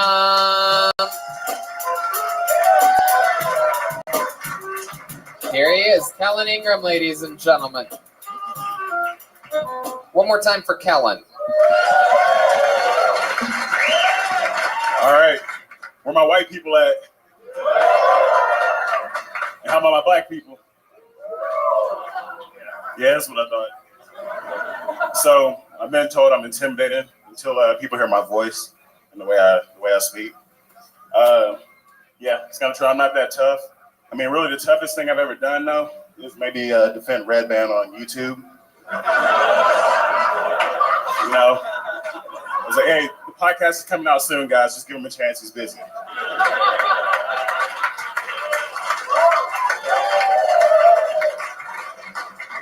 But yeah, that's about it. I mean, if that doesn't get me there, I don't know what else will. Thank you. I love it. Kellen Ingram, everybody. Kellen, first thing I want to say is that I think that it is absolutely so cool that you hugged that girl, that officer that shot your brother. You know, when you went over there after all that happened, you showed that forgiving someone is what's really important. You know what I mean? Appreciate that. This is your first time doing stand-up? Yeah, first time. How about that? Put your hands together for Kellen Ingram. He had the balls to fucking sign up. Absolutely. Welcome, welcome. How old are you? 26. 26. Fucking awesome. What do you do? I'm a fiber tech for Facebook, for the Facebook data center over in Fort Worth. Wow. What does that mean exactly? What do you? It sounds more exciting than it is. We basically just run the cable, test it, hook it up to the equipment, make sure it's all working properly, and connect all their buildings around the country. Oh, cool. Yeah. Wow. Look at that. How long have you been doing that for? 8 years. Damn, that's incredible. How do you get a job like that right out of high school? Nepotism. Wow. Look at that. I was going to say affirmative. Oh my God. I didn't realize they nepotism over Facebook. What are you on, Black Facebook? Oh. Nepotism, is that your sister's name? Nepotism. Jones. Sorry there, sir. Yeah, my Nepotism, you better get me that job. Oh, boy. The longer you stay up here, the blacker I feel. So keep going. Yeah, this is great. So Kellen, that is so cool. How about for fun? What things are you into? What do you do? You seem like you surprisingly. My guess is that you can't dunk with two hands. Oh no, I can jump way higher than that other guy. Whoa!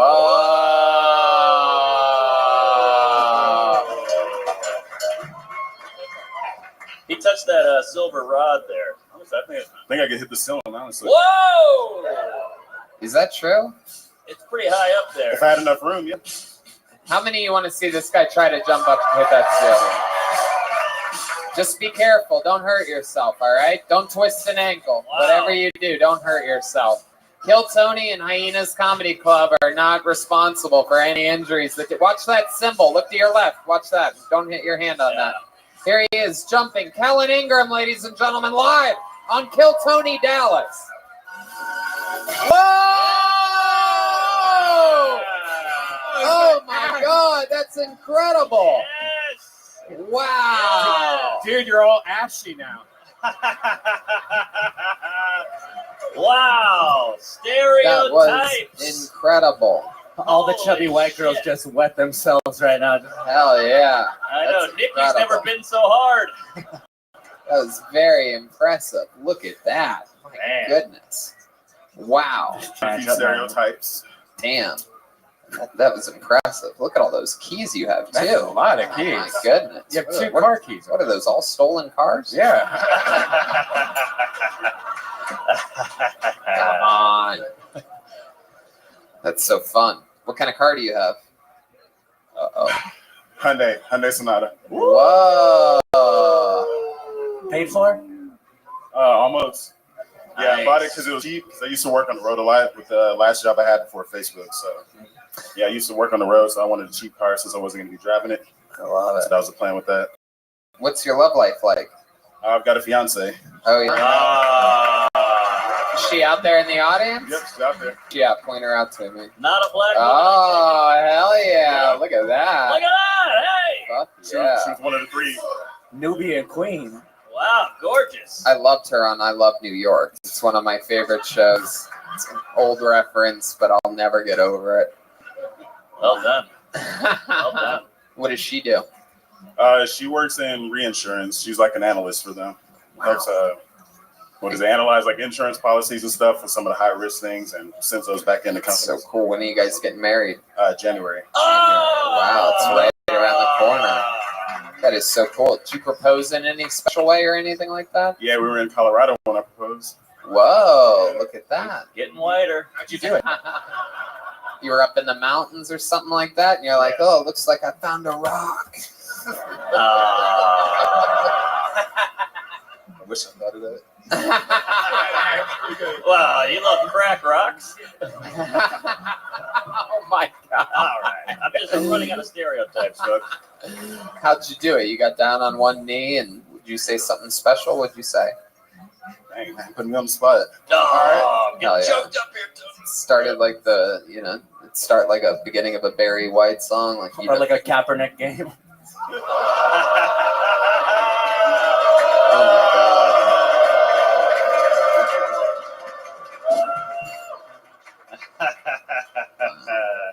Now, that threw me off, man. Yeah, it seems good. If it's messing you up, then I'm glad that I asked the question. So, No, so we were trying to get the Fire Stick hooked up in the living room to watch TV. like a Amazon Fire. Yeah. Not that. Yeah. We're trying to get that hooked up in the living room, and we were looking for the remote. And I knew she left it in her suitcase, so we walked back into our room, or she walked into her room first, and I had the ring in my pocket. So I waited for her to go in there and search in her bag. And then as she was searching in her bag, I got down on my knee, and then when she turned around, I was there. Oh wow! Question. Holy shit! The old Amazon for engagement. Yeah. I'm glad you prepared more than you said tonight. My goodness! Well, look at that. True love. Absolutely. That is so cool. How long have you two been together? Actually, just a little over 2 years. Wow. Oh, quick. 2 years. Well, you got it all. You got it all together, man. I mean, you're having fun with like 26. You have a great job. You have a beautiful fiance. You're out here having fun, doing things. Fucking, I like your style, Kellen. You're a badass Appreciate motherfucker. How about a hand for Kellen Ingram? Yeah, everyone? Kellen! His first time ever doing stand-up. Great arms.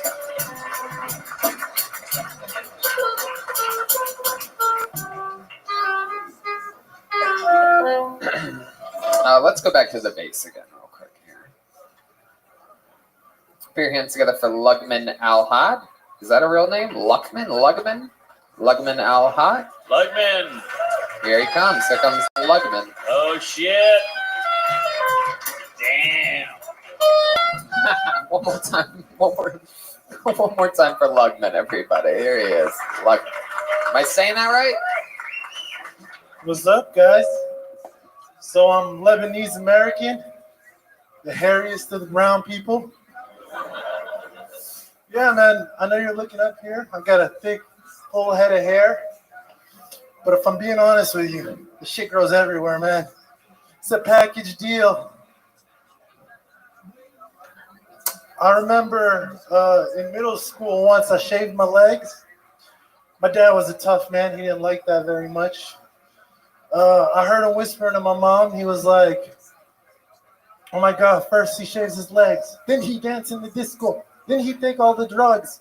Then he have the AIDS.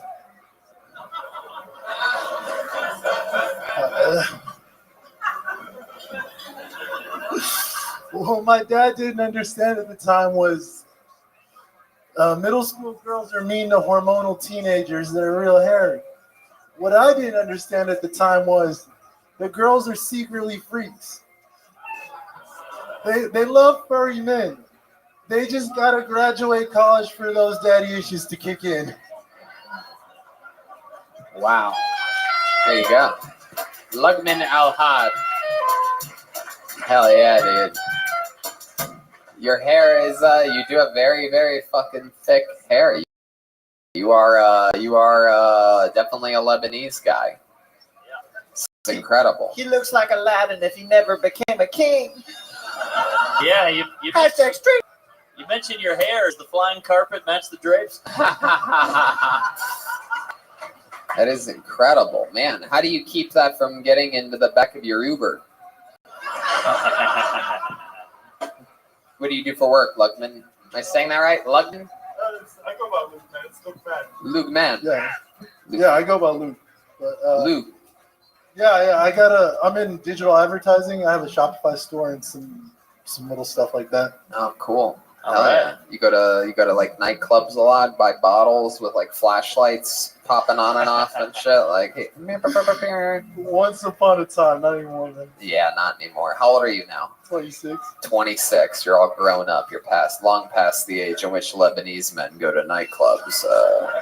Oh, easy there, Luggy. Whoa, be careful. My goodness. You have the same balance as fucking Arturo Latigo. Good looking guy. I mean, you probably never have to get a hookah. So Lubin, like, what's your love life like? You seem like the gigolo from Deuce Bigalow, male gigolo, the one that Deuce has to watch his apartment while he's away. The one with the big fish tank. You ever seen that movie? Yeah, I've seen it. You take care of things while I'm gone, Deuce. Whatever. I don't really remember it. It's been 20 years since I saw that movie. Yeah, look at you. You're made out of olive oil, man. You're fucking greasy. Look like a werewolf mid-transition. Yeah. Hell yeah, bro. So what's your love life like? Very romantic? No, man, I don't got that much going on. What? I got a girl, but yeah, nothing. You got a girl? What ethnicity is she? She's white. Oh, white girl. Hell yeah. Fuck yeah. He looks like his first words as a baby were buddy, buddy, buddy. Yeah, I bet you got a decent dick, but I bet the hair grows all the way to the head. Yeah, that's true. It's a hairy shaft with the Lebanese. Fuck. Are we close to right on this? Is there you got little fucking Elvis sideburns on your cock? Yeah, for sure, man. But it's big enough. It's all good. What's that? Let me ask you this: Your girl ever play with your ass a little bit? She ever find your ass at all? She's got a tough time finding it. I bet Nikki could find it in 5 cents. That fucking guy will get right in there like a goddamn like an algae eater. Yeah, you got fucking falafel dingberries back there. Hell yeah, dude. It's fucking real goddamn tahini salad down there. Oh, yeah. Salute, man. What's your family like? Your dad must be more Lebanese than even you are. Yeah, he's straight from the war. Yeah, he came here when he was 18. Wow. Wow. What does he say to you when he sees you wear that shirt out? Look, man, you dress like fag again. Why not be real man? Wear plain black t-shirt with black pants. No, for real. No, he just, my parents prefer baggy clothing, you know. Yes, we love everything baggy. We like to go. All right. Baggy. So your dad probably wants you to get in the family business, you know? Halal card? No. That might be a New York thing. Sorry. No, my dad's an engineer. They're the other type of brown people. Oh, got it. So, Lukeman, is this your first time doing stand-up? Yeah, that's my first time on stage. Hell yeah, that's so cool. How about a hand for Lukeman? It's his first time. All right, Lukey. How do you feel up here? Does it feel comfortable for you? Yeah, it's more comfortable than I thought it would be when I was sitting over You ever there. do anything else on a stage ever before? I sang in a talent show in college once. Really? What'd you sing? Yeah, I do. Actually, I do want to know. A Whole New World. I sang Alicia Keys. Alicia Keys. Yeah, I sang Some People Want It All or whatever. however Wow. that Why song don't you goes. hit the big part of that song for us? We all want to hear it. Come on. No doubt about it. Some people want diamond rings, No, come on. Nope, you gotta fucking hit it, dude. There's no way. I'll keep you here all night. You better fucking just keep going. Yikes. You better summon the demons inside of you right now. I don't even remember it. Here you go. Man, I heard better things from ISIS. How many you want to see this guy sing his fucking heart out? There's the words right here. They're gonna pop up any second. You're damn right they are. You better get your fucking act together, pal. There's no backing out, you hairy bitch. Some people live for the fortune. Some people live just for the fame. Wow. Some people live for the power, yeah. Some people live just to play the game. Oh shit. Some people think that the physical things. Oh my god. I'm Jesus bow out. Christ. I'm bow right here. No, the good part's coming up. You better fucking keep going. You think your Lebanese father ever quit when he was fighting in the army? Better sing your Alicia Keys. Some people want it all, but I don't want nothing at all. It ain't you, baby. Jeremiah, don't help this fucking guy. Oh. Some people want diamond rings. All right. Stop it. If I ain't got you. There you go. Yes. Jeremiah saves the day for him. Put your hands together for Lugman Al-Had, everyone. Lugman Al-Had. All right, Loogie. There we go. Loogie. There he goes. I want to stab myself with a curvy sword. Yeah. Yeah, that was one of the most unbelievably bad performances I've ever seen on the show. That was my 9/11. And the singing too. That was incredible. Well, let's do something fun, shall we? You guys like fun things? Huh? Yeah. So let's do something fun.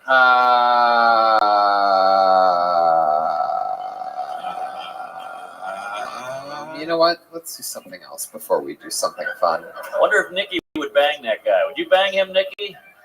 Oh, shit. All right. Nikki's already on his Lebanese.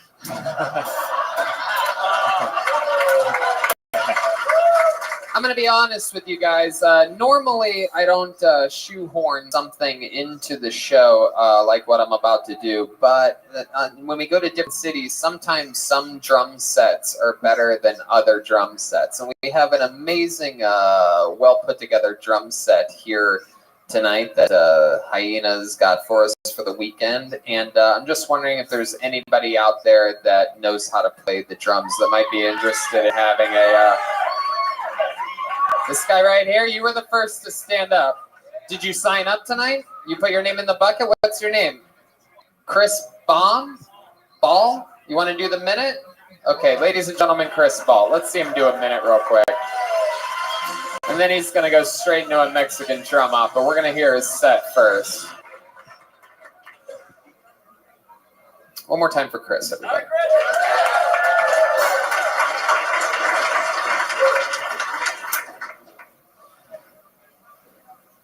Has your dick ever gotten so hard you had to take a picture of it? You know, I think the only reason they haven't legalized medical marijuana in the state of Texas is because of the 1 hour, 55-ounce steak challenge out of Amarillo. Shouts out. You know, this one's weird, guys, but recently my mom, she asked me to get her some KY jelly, and I was like, Mom, that's fucking disgusting. Like, what are you even asking me to do? So I went over to Sarah's Secret and I bought her some Elite Velvet Touch Silicone Gliding Massage, which is like the best shit you can get. I'm also going to start an app. It's going to be renting out sex dungeons to people.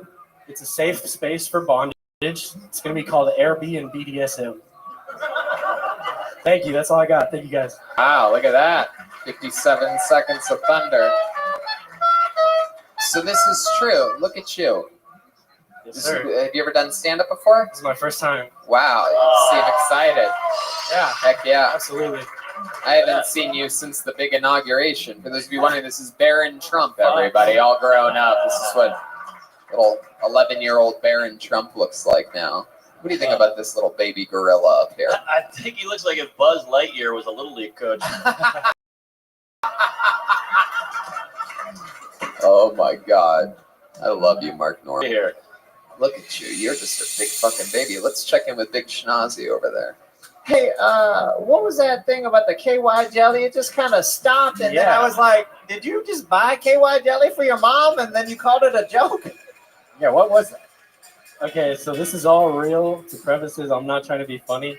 The joke was that she asked me to get KY jelly, but I got her something way better than KY jelly.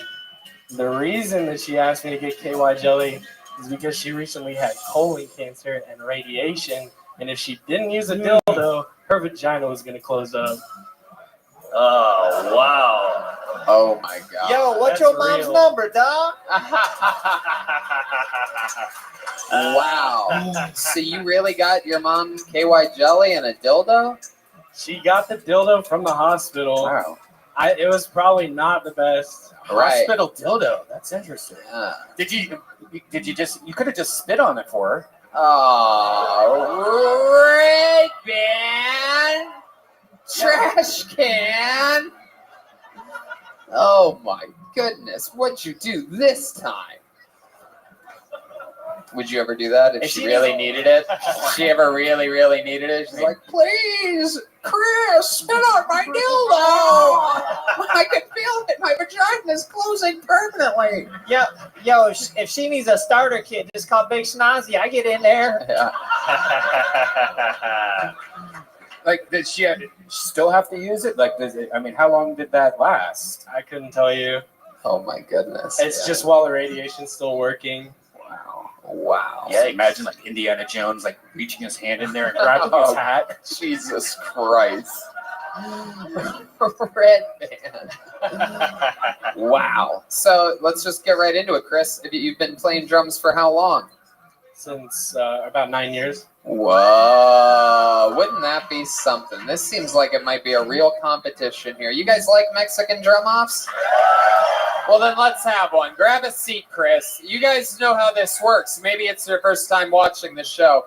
The usual drummer, as you saw earlier, Joel Jimenez, has never lost one of these. This is a drum solo competition in which everything counts. The drum solo itself, comedic overall value, an overall performance that moves the crowd. It's very hard to beat Joel at his own game. This is a Mexican drum-off, but if Chris somehow pulls out a victory here, let it be known that he becomes the brand new drummer for the cast of Kill Tony.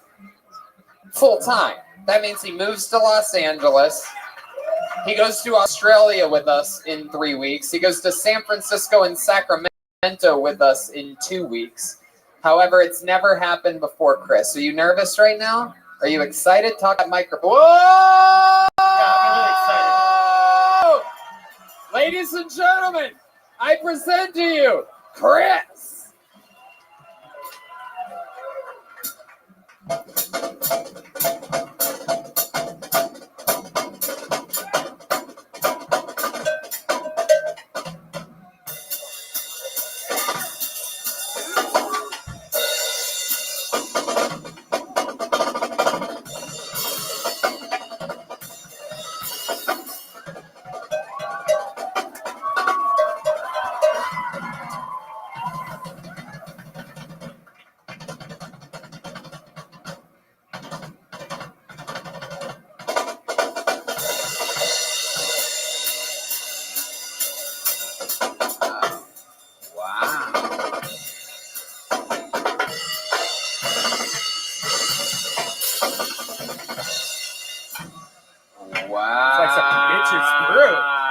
Very jazzy drum solo.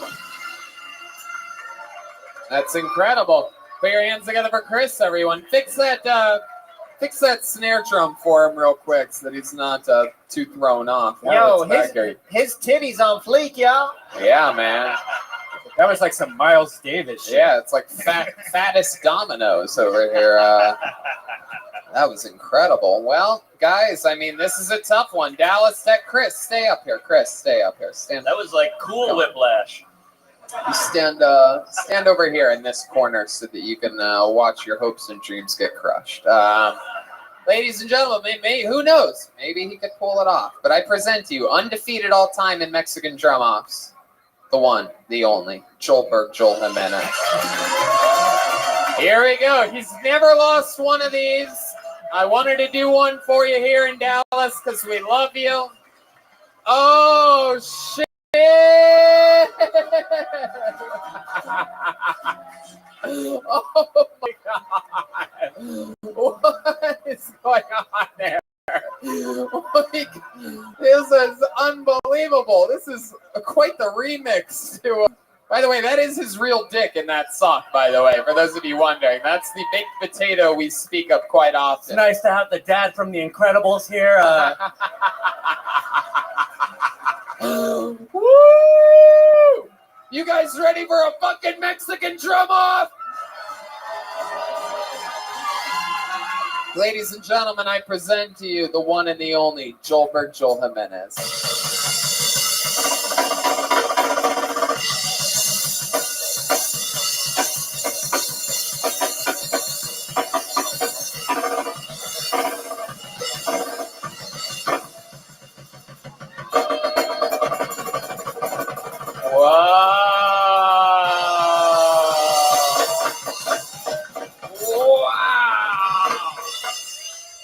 Oh shit, here he goes. Whoa! The patented double birds. Hold on. Oh my goodness gracious. Whoa, the foot behind the head for a little icing on the cake. His entire back. Whoa! Oh my God. Go fuck yourself.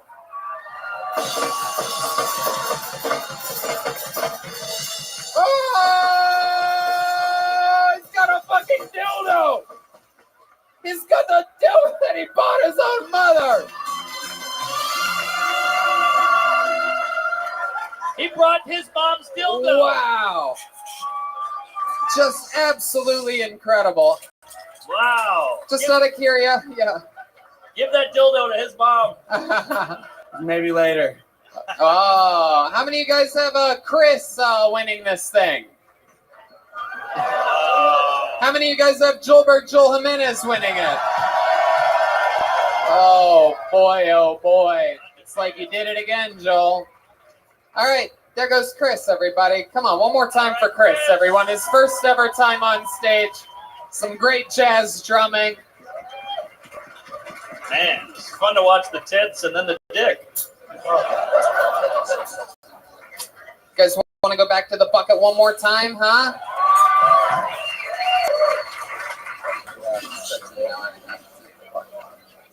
I think we should do this and then that, right? That and then that. Sort of 50-50 on it. Yeah, we'll do one more quick one. Oh, there goes Joel. Joel's going to go put on clothes. For those of you just listening to the podcast, Joel did something really interesting on this one. He had a hole cut out of his underwear, his dick through the hole, and a sock over his dick. Now, that is the full evolution of Joelberg. For the YouTube, there's a lot of trunk that I have to censor from that. Yeah. And he pulled my dick off and used it as a drumstick. I was the one in your pants. Wow, you SoundCloud rappers even have purple cocks. That's incredible. All right, pulled a name out of the bucket. We know this young man, actually. This is very exciting. Great local Dallas comedian. Put your hands together for Tony Casillas, everyone. Here we go. Tony Casillas. Here he comes. Come on, one more time, good and loud, for your final comedian of the night, Tony Casillas. Guys, let's get the obvious out of the way real quick. I know I look like a lesbian version of Drew Carey. Okay, fuck you. You laughed at that a little bit too hard. Anybody here the fat friend of their friend group? This is Texas. Some people are lying to themselves. I hate being a fat friend of my friend group because when I go out to eat with them, I have to order a normal-sized meal. And I can't pour ranch on my nipples like I do when I'm at home. My friends are like, Tony, you're embarrassing us. I'm like, but they're dry. Like, I have to do something. I did that in Oklahoma, and after the show, this lady comes up to me and she goes, no, Tony, ranch goes down here. Blue cheese goes up here. I go, ma'am, it's just a joke. Guys, I went back to my motel room and tried it. Holy shit, was she right? First time anybody was right in Oklahoma. Also, I get why they call it Hidden Valley now. Thank you, guys. There you go, Tony Casillas, everyone. You do look like a lesbian version of Drew Carey. You took that one right away from me there. That's great. I had to scratch it out. It was the first thing I wrote down when I saw your fucking giant fucking lesbo Drew Carey head. Look at you. Thank you, man. I think you gotta update that to Nanette. Yeah, you got some fucking Hannah Gadsby going on in there. can I say, Except you have more punchlines in 60 seconds than she did in her hour, so. And nobody's gonna rape you. Yeah, for sure. My goodness, Tony. So, how long has it been since you had your house lifted with a bunch of balloons?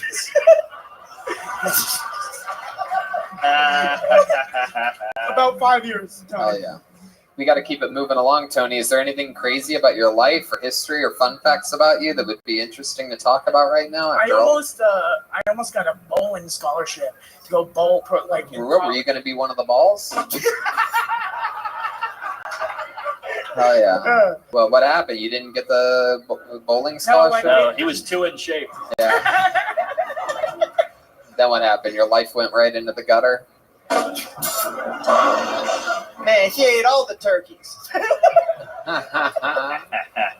Hell yeah. You look like you're about 300 right now, huh? 275, Tony. Almost perfect. Almost That's funny. What do you weigh? A perfect game. Nice. My goodness, that's incredible. So what happened? You didn't get the bowling scholarship? No, so I had to go visit a college, and it was in West Texas A&M. And I looked around, and I was like, do I want to live in West Texas A&M just to bowl? So I said, fuck it. Right. And I came to Dallas. You got mad when you found out A&M didn't stand for anchovies and macaroni. A&W. That's the mouth. Hey, I like that.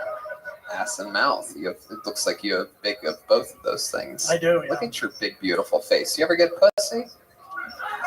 Look out to that audience right now. Show them that face. Look at this guy. What a mug. Half of his face is glasses. Yeah.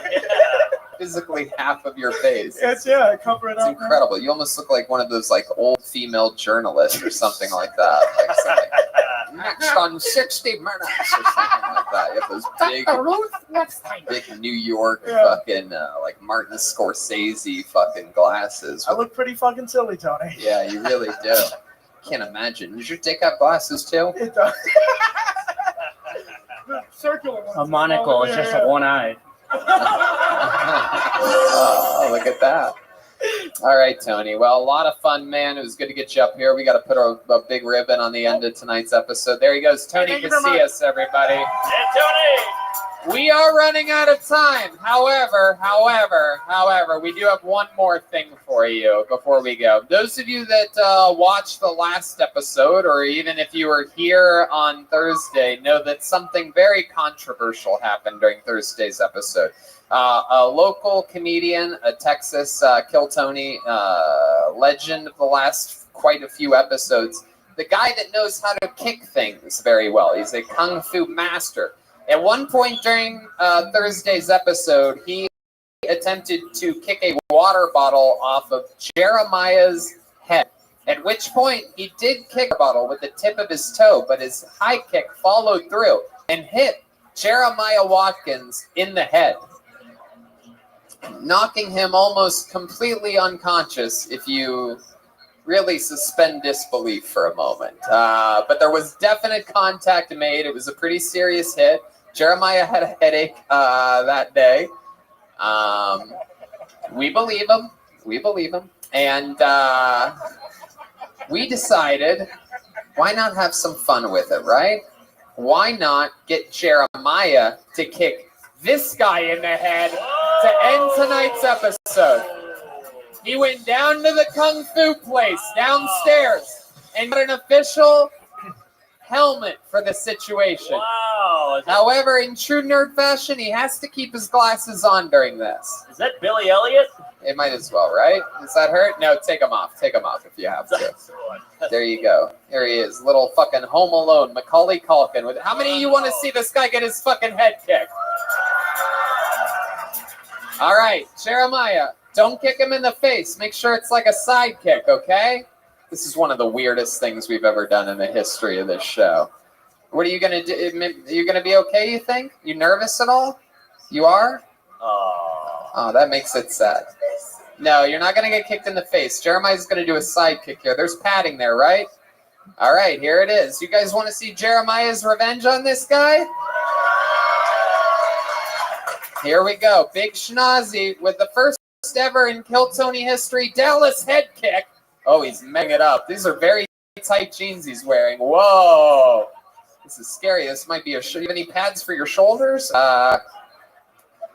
Guys, you got to make a lot of noise if you want this to happen. This is the first ever Kill Tony head kick to end tonight's episode. Podcast history with Mark Norman. Tuesdays with Stories. MarkNormanComedy.com. Going to be in Austin in a couple weeks. Ladies and gentlemen, this is Jeremiah Watkins of Jeremiah Wonders fame delivering the first ever Kill Tony head kick. Oh! Wow. Nice. That was very good.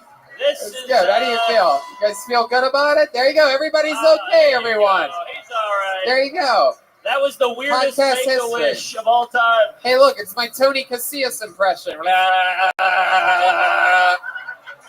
There you go, kid. I'm not going to keep your glasses. There you go. Take those things. There you go. How about one more hand for Colts, everyone? Local legend. And we did it again. Episode of Kill Tony. Mark Norman. Thank you so much. Make some noise for Mark Norman, everybody. He's got a show at 7 o'clock in Addison, and he made it all the way down here to play with us. We love you, Mark. Love you, buddy. Comedy. Hell yeah. Jeremiah Watkins, ladies and gentlemen. Come on. Jeremiah Wonders. The new Kill Tony the band calendar. Is it gay? A lot of people say it is, but I say you got to buy one. Very valuable, amazing artwork in it. It's got a bunch of cool, like the band and the cast members' birthdays in it. A bunch of fun and cool art. Gay stuff is in that thing. Yeah. Jeremiah, what else? How about a hand for Jeremiah, everyone?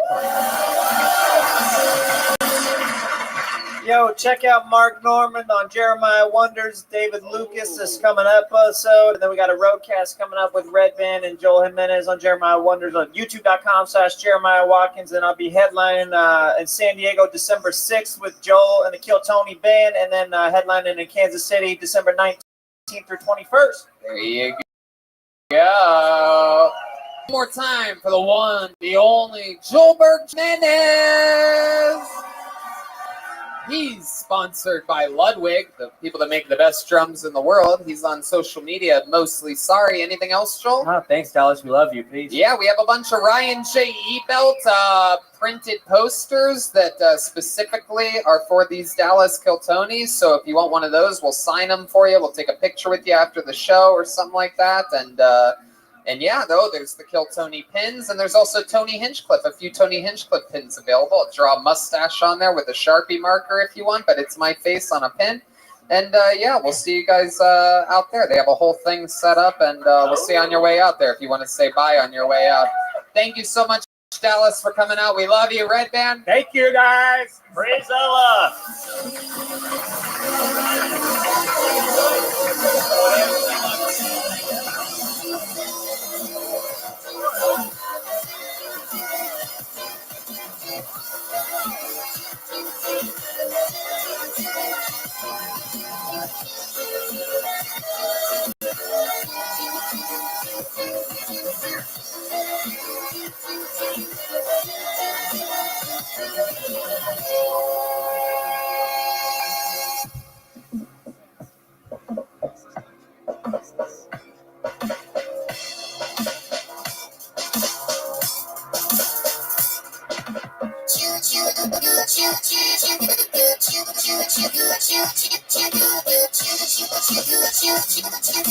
高まり魂。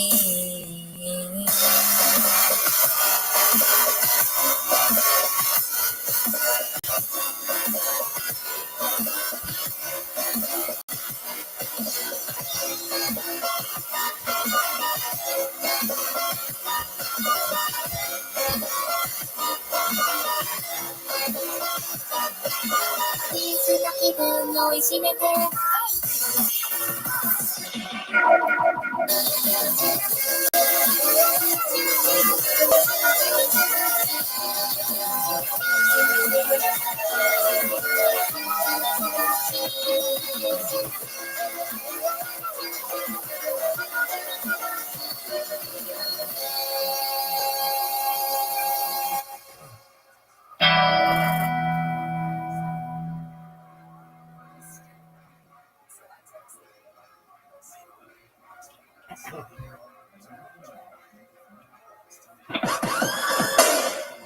Fuck yeah, everybody, we're here. Come on, make some noise, guys. We're live on a Monday night. Brian Redband's here. The great Ryan J. Ebelt is sitting right there drawing tonight's episode. He is the author of the new Kill Tony, the book, featuring every illustration. He draws every single episode, including tonight's. He's already begun. So go to ryanjebelt.com for that book. You guys excited to be here tonight, huh? So are we. Another fun day at the office here at the world-famous Comedy Store. We just had an amazing weekend in Dallas, and we have one weekend off before the big run starts. Kill Tony Mania is next week. Still just a couple tickets remaining for the 4 massive shows at one of the biggest comedy clubs in the country, Cobb's Comedy Club in San Francisco. And the 2 days before that in Sacramento are already sold out. So that's that. And then the week after that, we go to Australia. We do a Monday night here with Eddie Pepitone for the first time ever, and Tom Rhodes next awesome. week. And then we go to Australia. That's Melbourne, Sydney, and Brisbane, October 25th, 26th, and 27th. And we're back here every Monday. We don't even miss a Monday. We go to Australia, we come back, fly in that day, and do it again. And that's how hard we work. Here, Tony, for you, the listeners and fans. And our 400th episode is going to be in Minnows. So. Wow, that's so cool. Episode 400. Yeah. What a fun number to have in Sacramento. But you know, sometimes you got to get out there. You got to do things. We do the road a lot. You come home, then you don't want to go to a store, right? You're online. If you need something, you can get it there. You ever buy something online and then find out you could have gotten it for a lot less? That's worse than being on an airplane full of landing clappers. Luckily, I have Honey, a free browser extension that saves you time and money when shopping online. Scans the internet for codes and discounts, and then it applies the one with the biggest savings to your cart, all by itself, the checkout. It knows every coupon code, sale, or discount at over 20,000 sites like Amazon, Domino's, Target, and more. Just like normal, and Honey finds you savings. Just shop like normal, and you know all about this. Yeah, this is actually something I've been using before they were even a sponsor. It's just an easy plug into your browser. Every time you go on a website, it tells you like, hey, I could see you $20. Just click this button. It's free. You don't have to pay for anything. It makes no sense why you wouldn't have this. I bought a camera the other day on Amazon, saved myself $48 just by clicking a button. Got the same shipping speed and everything. It's amazing. Honey has found 10 million users, over $1 billion in savings, people. There's no reason not to use Honey. It's free, installs on your computer in just 2 clicks. Get Honey for free right now at joinhoney.com/Tony. That's joinhoney.com/Tony. What a great way to show, you Kill Tony fans out there that you're listening and you care by signing up to awesome sponsors like this that actually save you money. So that's honey.com/Tony. You guys ready to start the episode or what? We're live at the Comedy Store. This is a special one. Always is, but I am excited about this one. It is the return of one of our favorite guests, and it is the first time for one of my favorite human beings, one of my favorite podcasters, one of the greatest fighters of all time. I am a fanboy of this guy, and I couldn't be more excited to working with the great Michael Bisping and Louis J. Gomez. Wow. Unbelievable. Skank hands are in the air. Louis J. Gomez. The Count. Mike Bisping. We were just having fun in the green room, hanging out. Mike's first time performing on the Comedy Store stage. What a more fun place to be than on Kill Tony. Louis J., welcome back, my man. What's up, baby boy? Heck yeah. Oh, shit! Look at these fucking fans in Crowd this goes place. crazy. Stank hands are in the I air. love it. Look at these fucking dirty white people. Yes.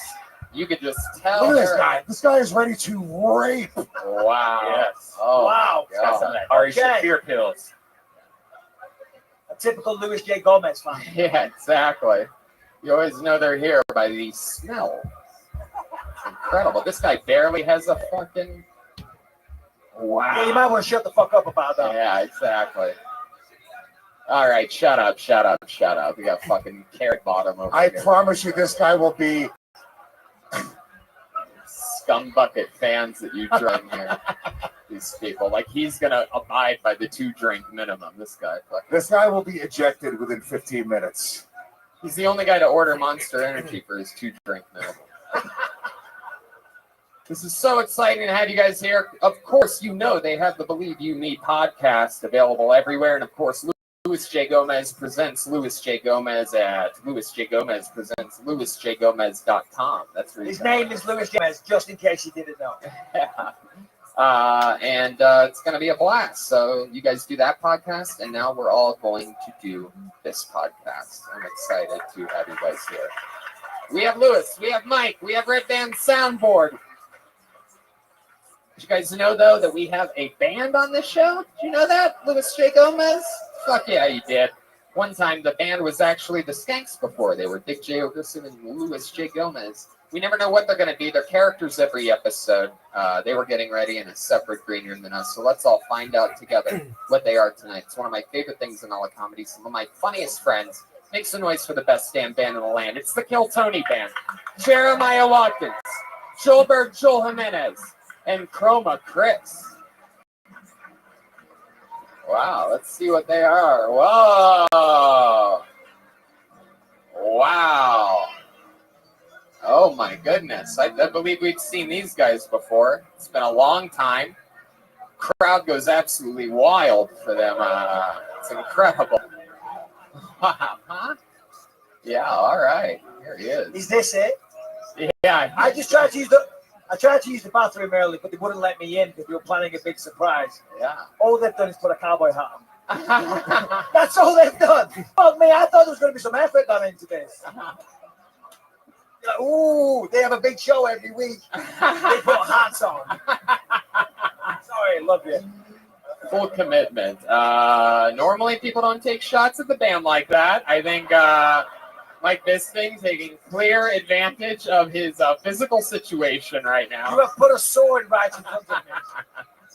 How's it going over there? Jeremiah, what is your name? I can't remember this cowboy's name. Herschel. All right. And you are, you are a futuristic cowboy. Is that correct? We've seen you on the show before. Yes, I am half robot, half man. Half robot, half man. Very good. And this is interesting. Next to you, clearly, we have. Okie dokie. You go right ahead, Herschel. I was programmed to bomb in this section of the show. There you go. Perfect. There you go.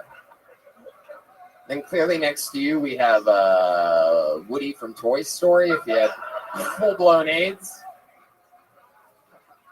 His name is Marl Burrow. Oh, okay, Marl Burrow. Very good. Herschel and Marlboro. And then here we are, clearly back here, we have fucking Brokeback Peninsula right here. This is exciting. Look at this little gay cowgirl, huh? Hi, Tony. Wait, that's how you talk? What's up? Name's Levi Strauss. Levi Strauss? I was going to do blackface, but my attorney said you can't do that anymore. Oh, my goodness. I was going to be a black cowboy. Oh, shit. That's what I like to do. Wow. Cowboy. This is exciting. Levi Strauss, Marlboro, Herschel, Louis J, the Count Mike Bisping, Red Band Soundboard, which brings me to this, everybody. It's the Bucket of Destiny. The final piece of the puzzle. Bunch of comedians, some people that have never even done it before, I'm sure, signed up before the show for the chance to get pulled out of it and get 60 seconds uninterrupted on this stage, and then get interviewed by me and my esteemed panel of guests. Talk about life, find out some things to talk about. You know your 60 seconds uninterrupted is up and you hear the sound of kitten. That means wrap it up then, or else you're going to bring out the angry West Hollywood Bear. That's it. You guys ready to start this show or what? Very exciting stuff. Tell Tony. And your first comedian getting an uninterrupted 60 seconds tonight goes by the name of Kevin Wolf. Kevin Wolf. And it has begun. Here he comes. Making his way. Come on, one more time, good and loud for Kevin Wolf. Thank you. Thank you. I was at a brewery this weekend, and one of those breweries that don't have any food. Ever been to one of those? Always upsets me. How the hell can you have a brewery and not have any food? I was actually arguing with the bartender. I was like, seriously, you have nothing I can eat? He's like, no. All right, and I just ordered my DUI from you. Then how the hell am I going to get home? What do you want me to tell the cops? Oh, they didn't have any IPAs. Or they didn't have any pretzels. Order an IPA. Rough. It always frames the whole DUI thing. You get a DUI on your bicycle. Isn't that stupid? No one gives a shit if you get a DUI. Who cares if I'm driving on a bike? Fisher Price is a toy. Like, I'm not saying you shouldn't get in trouble. I'm just saying let the punishment fit the crime. So I'm freaking driving a car. I get it. You pull me over, you arrest me. If I'm freaking driving on a bicycle, pull me over and give me a wedgie. Okay? Let the air out of my tires. Take my allowance. You throw me in jail for what? I tried to give a homeless man a couple bucks, and my friend gave me shit for it. He's like, that's not it. Thank you. I want to hear where were you going with that there at the end? What was the homeless guy a couple bucks thinking about? Oh, my friend gave me shit for giving him a couple bucks, and he said, that's not very smart, and I was just going to buy drugs like crack with it. And I was like, I'm pretty sure anybody who takes $2 and turns into 8 hours of fun is a lot smarter than me. So there you go. Yeah. Should have opened it that way. Yeah. I was going to say you're mad at a brewery with no food, but your act had no jokes. Oh, shit. Look out. That would have worked if he actually was bad. You did a really good job. Have you been doing comedy for a while? What the hell stuff did you watch up here? I thought you did good. Ladies and gentlemen, new character, Sarcastic Red Bear. What is this?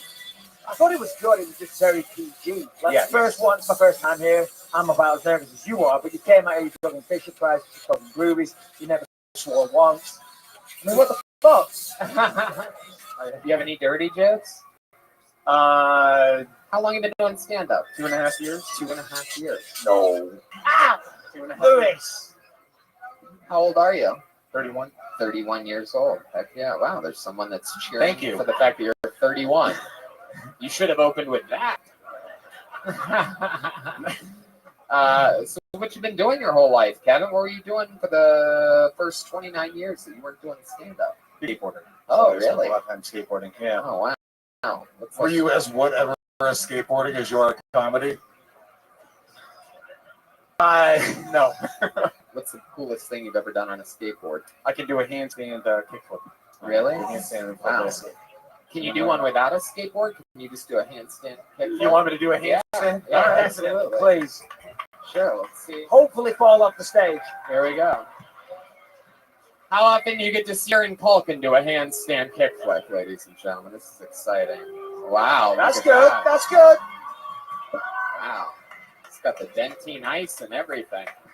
What the hell kind of demon shit was that? What do you do for work, Kevin? I work for an IT company in sales in Orange County.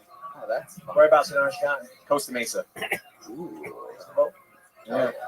You do a lot of fun stuff down there? Yeah, whenever I'm not doing comedy, skateboarding, and is there anything other than skateboarding that you're into? Mountain bike. I do that in It's all extreme sports, dude. You don't seem very extreme. No, well, this is my work attire. I came right from work. So. Extremely gay. I like it that way. There he is. Oh my goodness, this guy's out of control. That was not me. Is there anything you do for a hobby that's not extreme? Like, is there something like, Like retro video games, specifically retro. Heck yeah. Sound like my son. And he's a fucking nerd. That's the other thing I've been doing. Wow, is it true? My kids? No. Fucking hell. No. I stayed far away from your kids. What's your love life like, Kevin?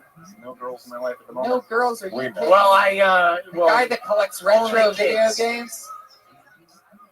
I've had bad luck. I'm from New York. I had bad luck. What do you mean bad luck? What the fuck do you think getting pussy is? Kevin, you think it's a fucking lottery? What are you looking for? Scratch off sluts or something like that? I have the worst luck. Every time I open a fortune cookie, it's never a phone number. It's just, what do you mean luck?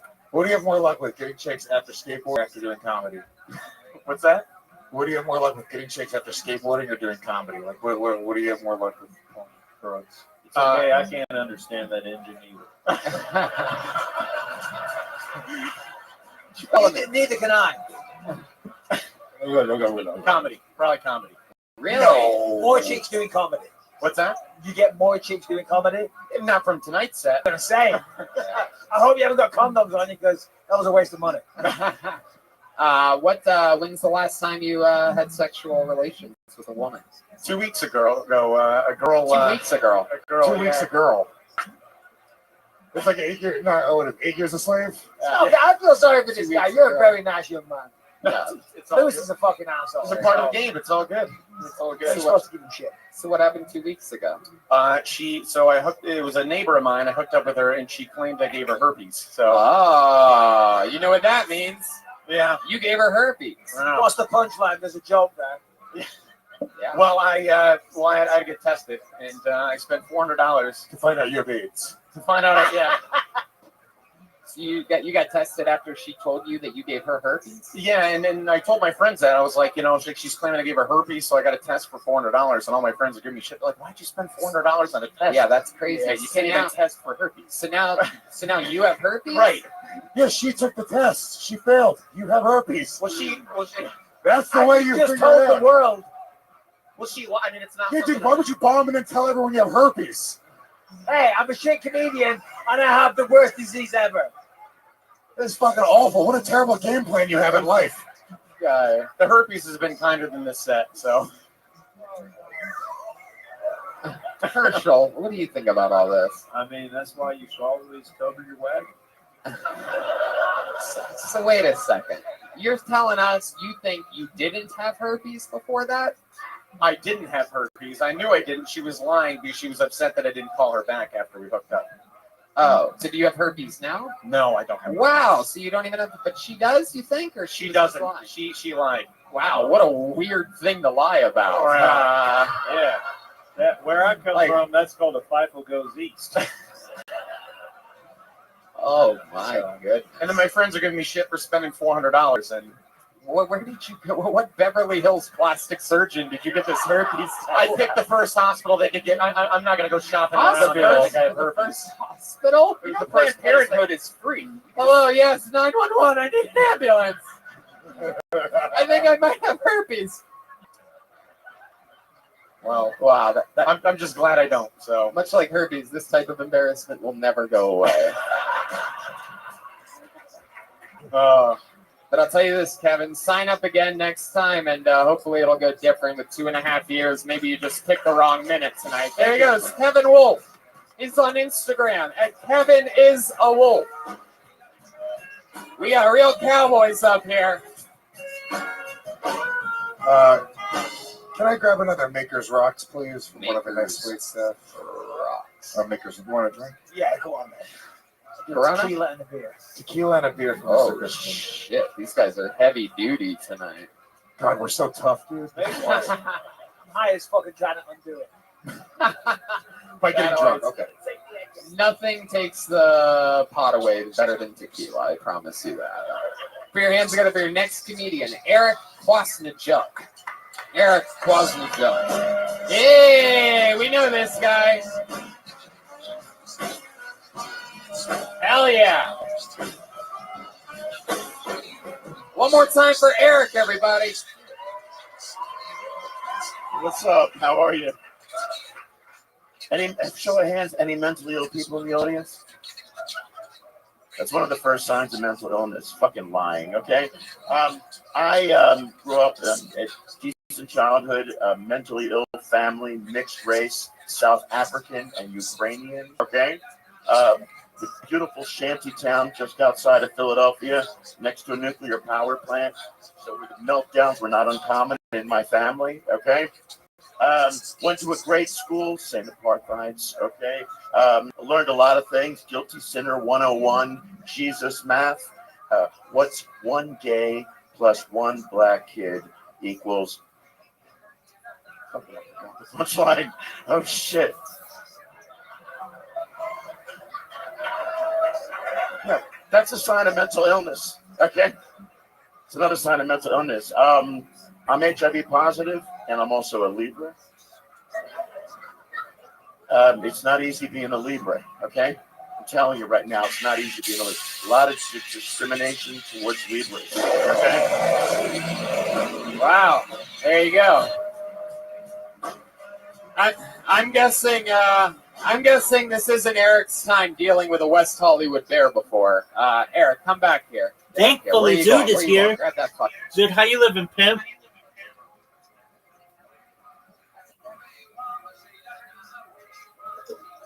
Did you watch the documentary?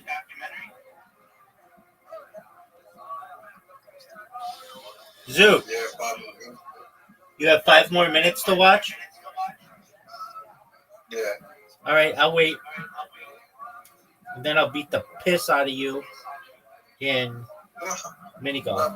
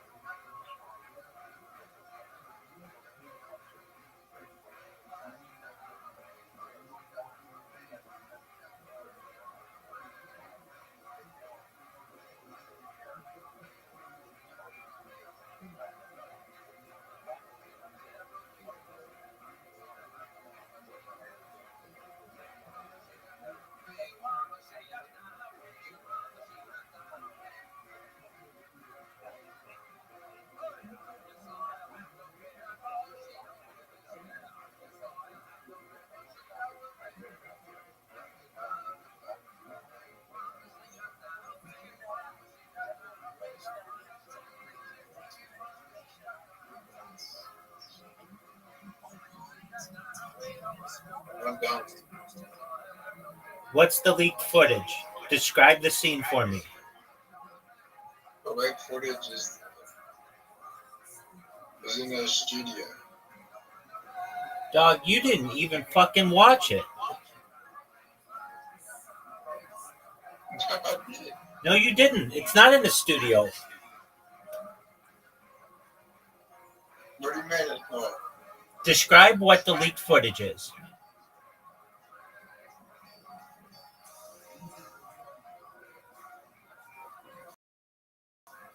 You didn't watch it. I did. Then describe the leaked footage. It's very simple. What do you mean? Describe the leaked footage.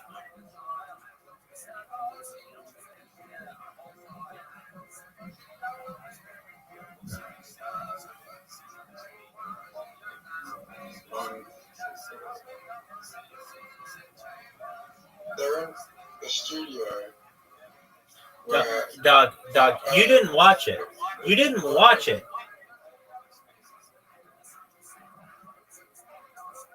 You didn't watch it. They're not in the studio. They're floating.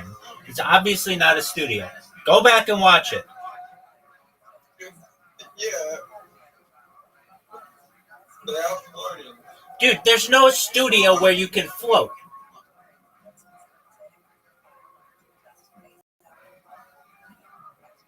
In slow motion. No, it's not. Dude, you didn't watch it. You're not describing what this video is. You didn't watch it. Go back and watch it.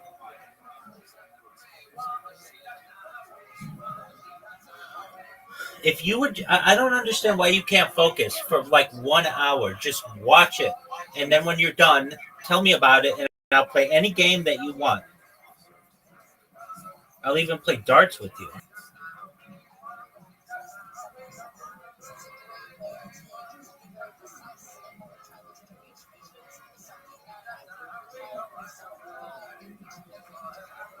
Now you're just going through it and skipping through and skipping around. Watch it from the beginning. You're like, it's so boring. Dog, if you can't make it through a documentary, then you're never going to know the secrets of the world.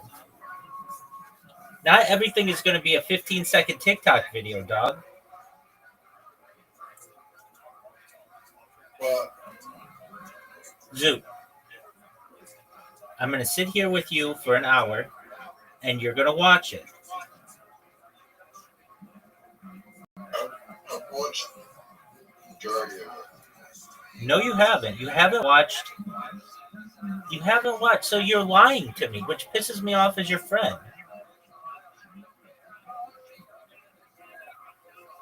I did watch it. You did not watch it in its entirety, or you'd be like, oh, Rabbi, that leaked footage is pretty crazy.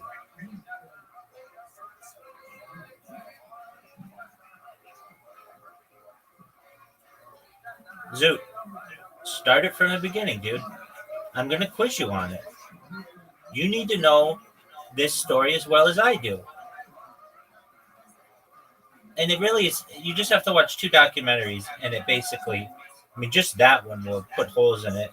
But I don't know, maybe my attention span's not good. I didn't watch it. My attention span's not that good. you didn't. You admitted to me that you watched the majority of it.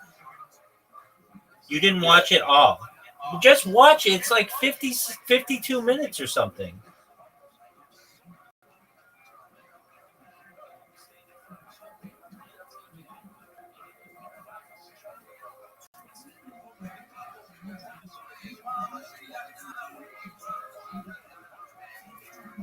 I'm going to sit here and wait for you.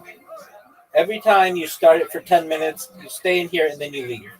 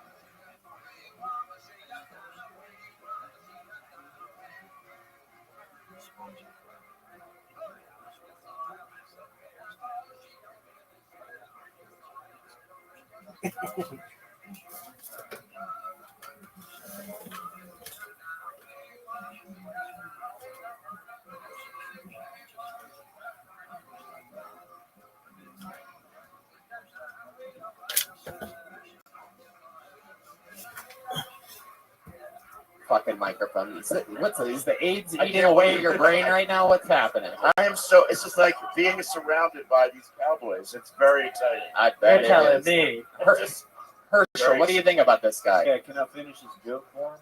One gay plus one black equals dead by ducks. Can I use that? Hell yeah. Did you really forget the punchline? I did. I was writing today. I forgot the punchline. Oh, And you shit. remember it now? Um, Now the pressure's off. One game. Come on, the minute's over. You're still on stage. Let me give you a hint. You have to be the punchline because you're the gay kid and the black kid. it was this lack of opportunity. Yeah, that was the punchline. Yeah, let's use mine. Listen, I just want to say I have never been more embarrassed to be yourself. Hey, you guys are cool. This is true. I just got AIDS. Yeah, that's it. Well, there we go. You might also have herpes too. Who knows? Are you really HIV positive? Yes.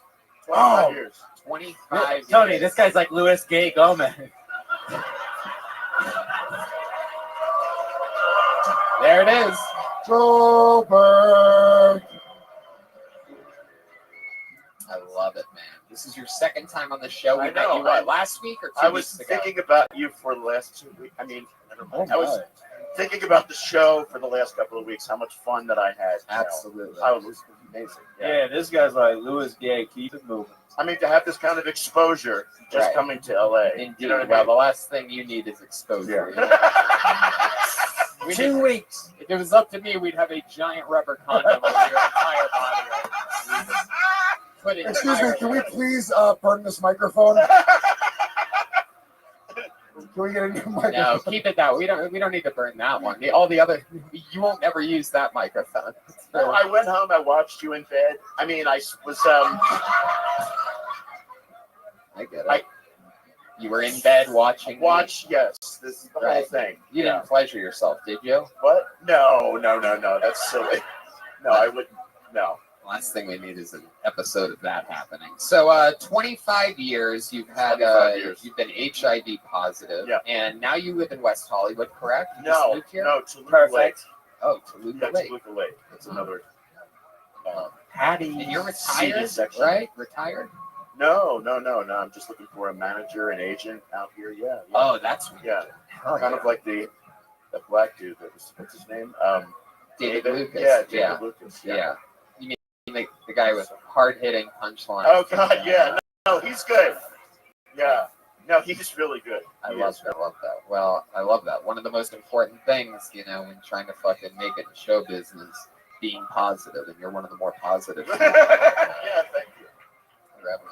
Hold on. When you were diagnosed with HIV, it was like a death warrant. It was. Yeah, it was a death warrant. Yeah, That was it. It was AIDS. Yeah, it was AIDS. And then if you're heal enough, then they change the diagnosis to HIV positive. Yeah. Because you have enough Hold T on. cells in your body. This thing thought I that just you've thought been this was kidding part this of whole this time. zany eyes. Hey guys, I got HIV. I got AIDS. Why would I? Well, I can't Oh, I'm joke sorry. Give about me a it, hug. but yeah. Well, it is hilarious, but It's one of the best. Funniest thing I've heal ever seen in through my life, comedy. Louis. yeah. To any type I'm of sorry. disease, like any type of disease, thinking your body to heal through comedy. Laughter is healing. That's what it's all about. I mean, obviously, I don't think you only medicated with laughter. Hopefully, because if so, you're probably on your I death was going to say you might check out pretty soon. Yeah. What's that? Did you ever? So there was a guy on a week or two ago as well. I think it was actually after you, who was a young gay comic, and he was telling us that You get an AIDS.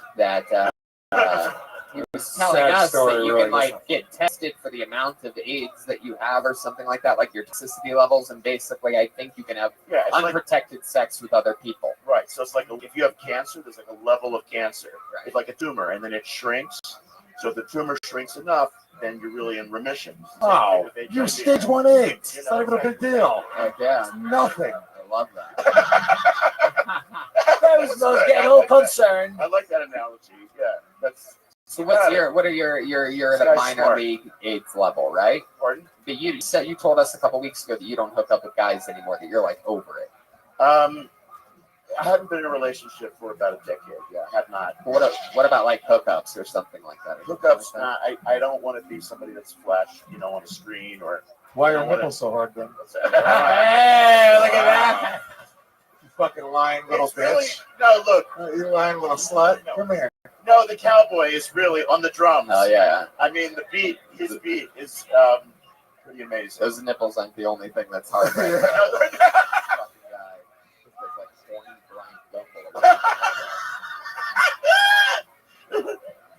They're actually nipple rings. I got them for my 40th birthday. Is that true? Yeah. Really? Yeah. You have nipple rings in there?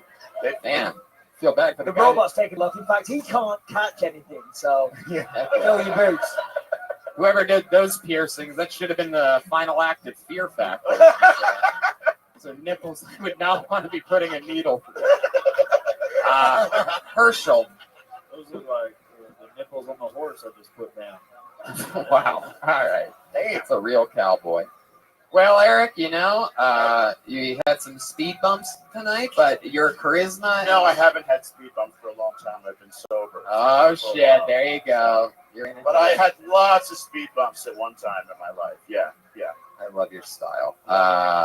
Eric, it's always fun to have people of all different shapes and sizes and character styles up here. All right. You don't have to give me that AIDSy laugh. You can just take the compliment. There he goes. He did it again. Eric Kwasnichuk, everybody. Eric Kwasnichuk. Kwasnjuk. He gives a real salute to the microphone. God damn, how about a hand for the band? Don't they sound amazing tonight? Learning these songs right before every episode just for you guys. So cool. Okay, pulled another name out of the bucket. Make some noise for Tim Hill, everyone. Tim Hill.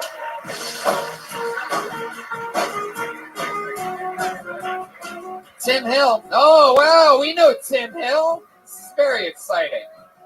All the way from San Diego. Come on, one more time for Tim Hill. Hey. All right. A coworker of mine had a baby when he was 13 years old.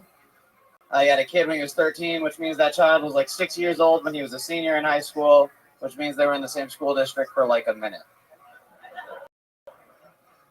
Like that baby watched his dad graduate high school and fully comprehended everything. Going, really proud of his dad that day.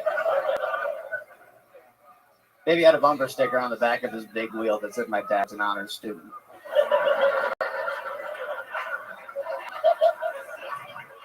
I'm kidding. He didn't graduate high school. He had a baby when he was 13 years old.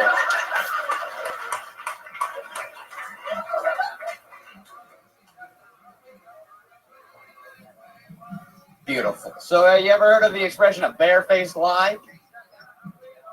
I've never heard. Me either. You know, someone said it to me. I've heard of bold-faced, but someone said, "You ever heard of?" Someone said a barefaced lie to me, and I was like, "What's that?" I was like, "A barefaced lie is probably like roar. Voting for president matters. Roar."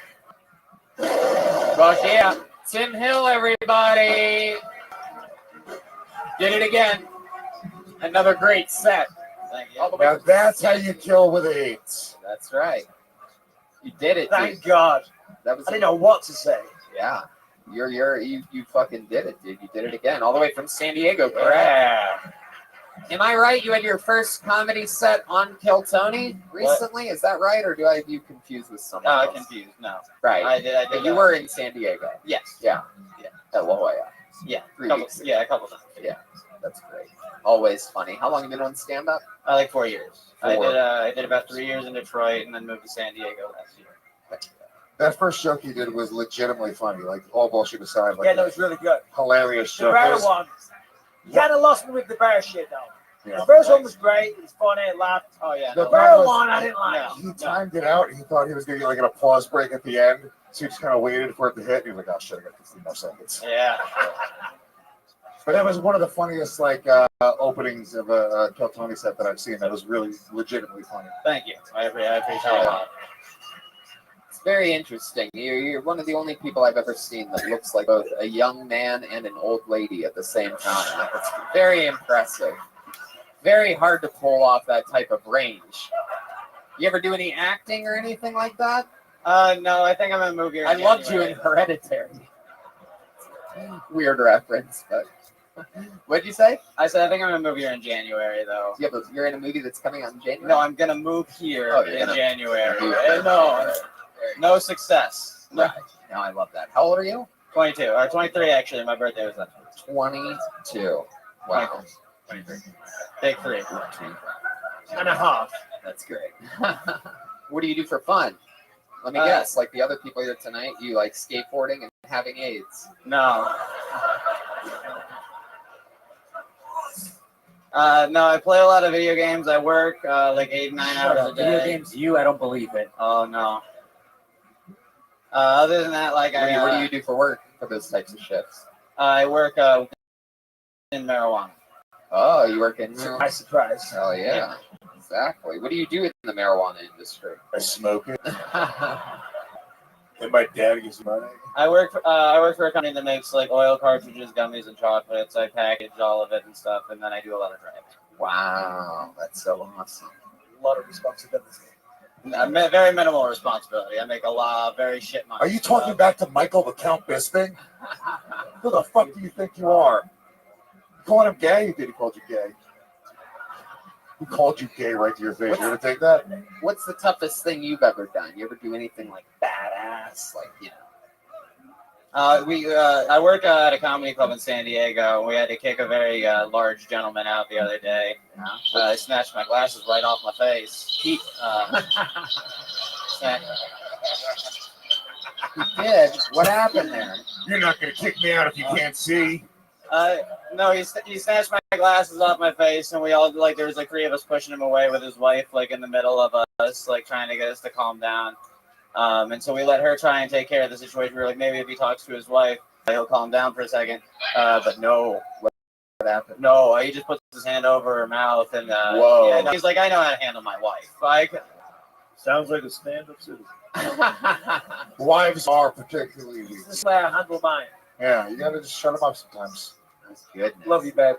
But then a couple of bike cops showed up and resolved the whole thing.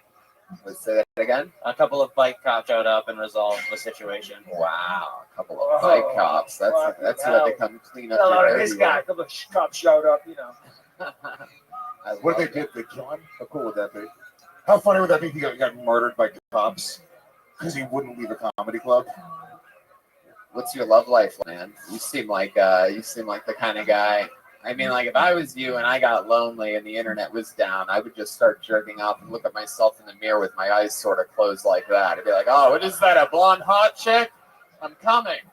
Yeah, you look like a nerdy chick, but like we can make you hot to go to prom with at the end of the movie. She's gonna take their glasses off. Yes. She's all that, dude. Yeah. How long has your waist size been wedding ring? You are a skinny guy. What do you eat? Chewing gum? Snickers bars, Taco Bell. Yeah. All the healthy shit. Yeah. Wait, what? All the healthy shit. Oh yeah, all of it. Yeah.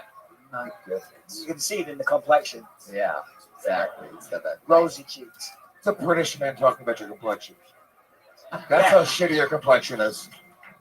Hell yeah. What else are you into, Tim? Any other fun hobbies or anything we should know about you? Your past life, history, family? Anything crazy? Nothing big, no.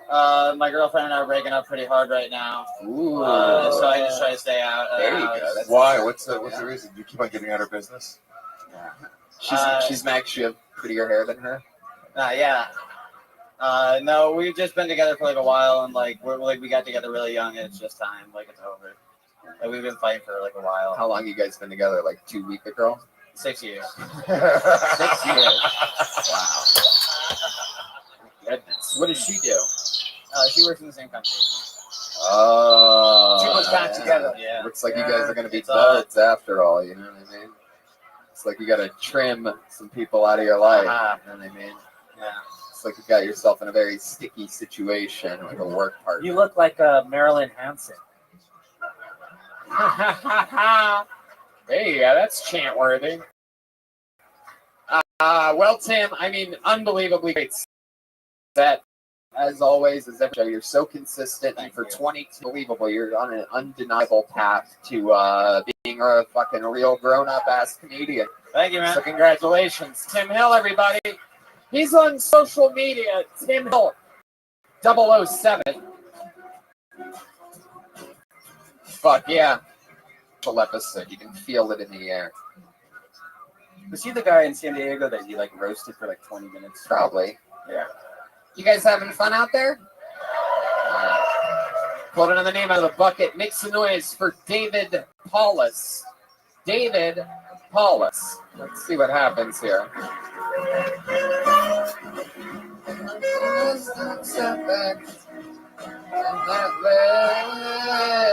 This guy. Friend. Don't you step back. Hey, here he is, David Paulus. I'm from Detroit. Been living in LA for about 13 years now. One of the big adjustments early on was getting used to gay people. Where I'm from, gay people are like an idea. You've heard about them and all the stereotypes that exist, but you've never actually seen one. So after living out in LA for all these years, I'm proud to say I've got a lot of gay friends. Some I work with, some I hang out with, many I walk with next to at Runyon Canyon with fucking 4 times a week. And they're just people, just like you and I. But I have made some observations. Namely, guys, you ever hug a gay guy? It's just a good fucking hug. You get your money's worth for that hug. Makes you feel better about yourself. Makes you feel like you can accomplish anything. It makes you feel like you can take on the whole empire yourself. And the whole time you're thinking to yourself, God damn, this is a good hug. And all they're thinking is,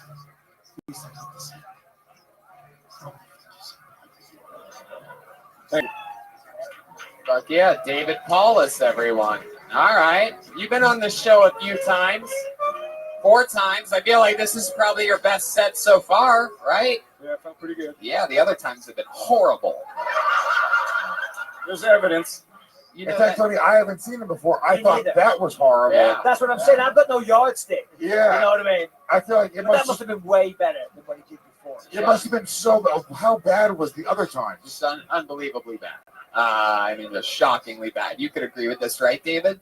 Yeah, absolutely. I mean, this is one of the guys that, like, you know, I was doing, it wasn't even a Monday. It was, I feel like it was some other night. I was working here like a week or 2 ago, and he came up to me and said something like, you know, man, I'm fucking working. And gave me that look. Like, people do that sometimes. Just like, you know what? Next time, I'm going to fucking rip that room. Okay. And you did that as hard as you could tonight. As hard as you, the key word there being, but I'm grateful. You. Fuck yeah. Something like that. Absolutely. Maybe it was one of the other plain ass looking guys that came up to me. One of you bunk ass 3rd string Jimmy Kimmel looking motherfuckers. You know what I mean? I feel like he's like a retarded guy dressed up as a cool guy. Yeah. He's trying to be hip. This is a fucking. How old are you, David? 40. 40. Hell yeah. You look like if Bert from Bert and Ernie became human. Thank you. What ethnicity are you, David? Mom and Dad are from Iraq. Mom and Dad are from Iraq. Gross. Wow. We got some mileage. So what does that mean? Yes. What ethnicity are you? That means I'm an American. Oh, yikes. Goddamn right. Woo. Me too. Not in my No. country. I was born and raised here. So. Where do your parents live now? Well, Dad died 19 years ago. Mom lives in Detroit. On 9/11? What the fuck?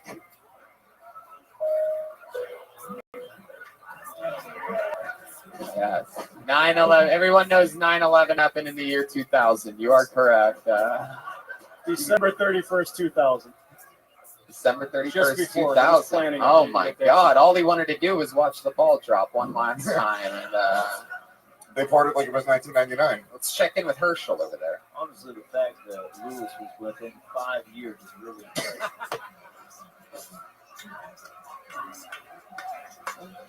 Wow. How'd your dad die on New Year's Eve? What Yeah, happened? well, He's scared of fireworks?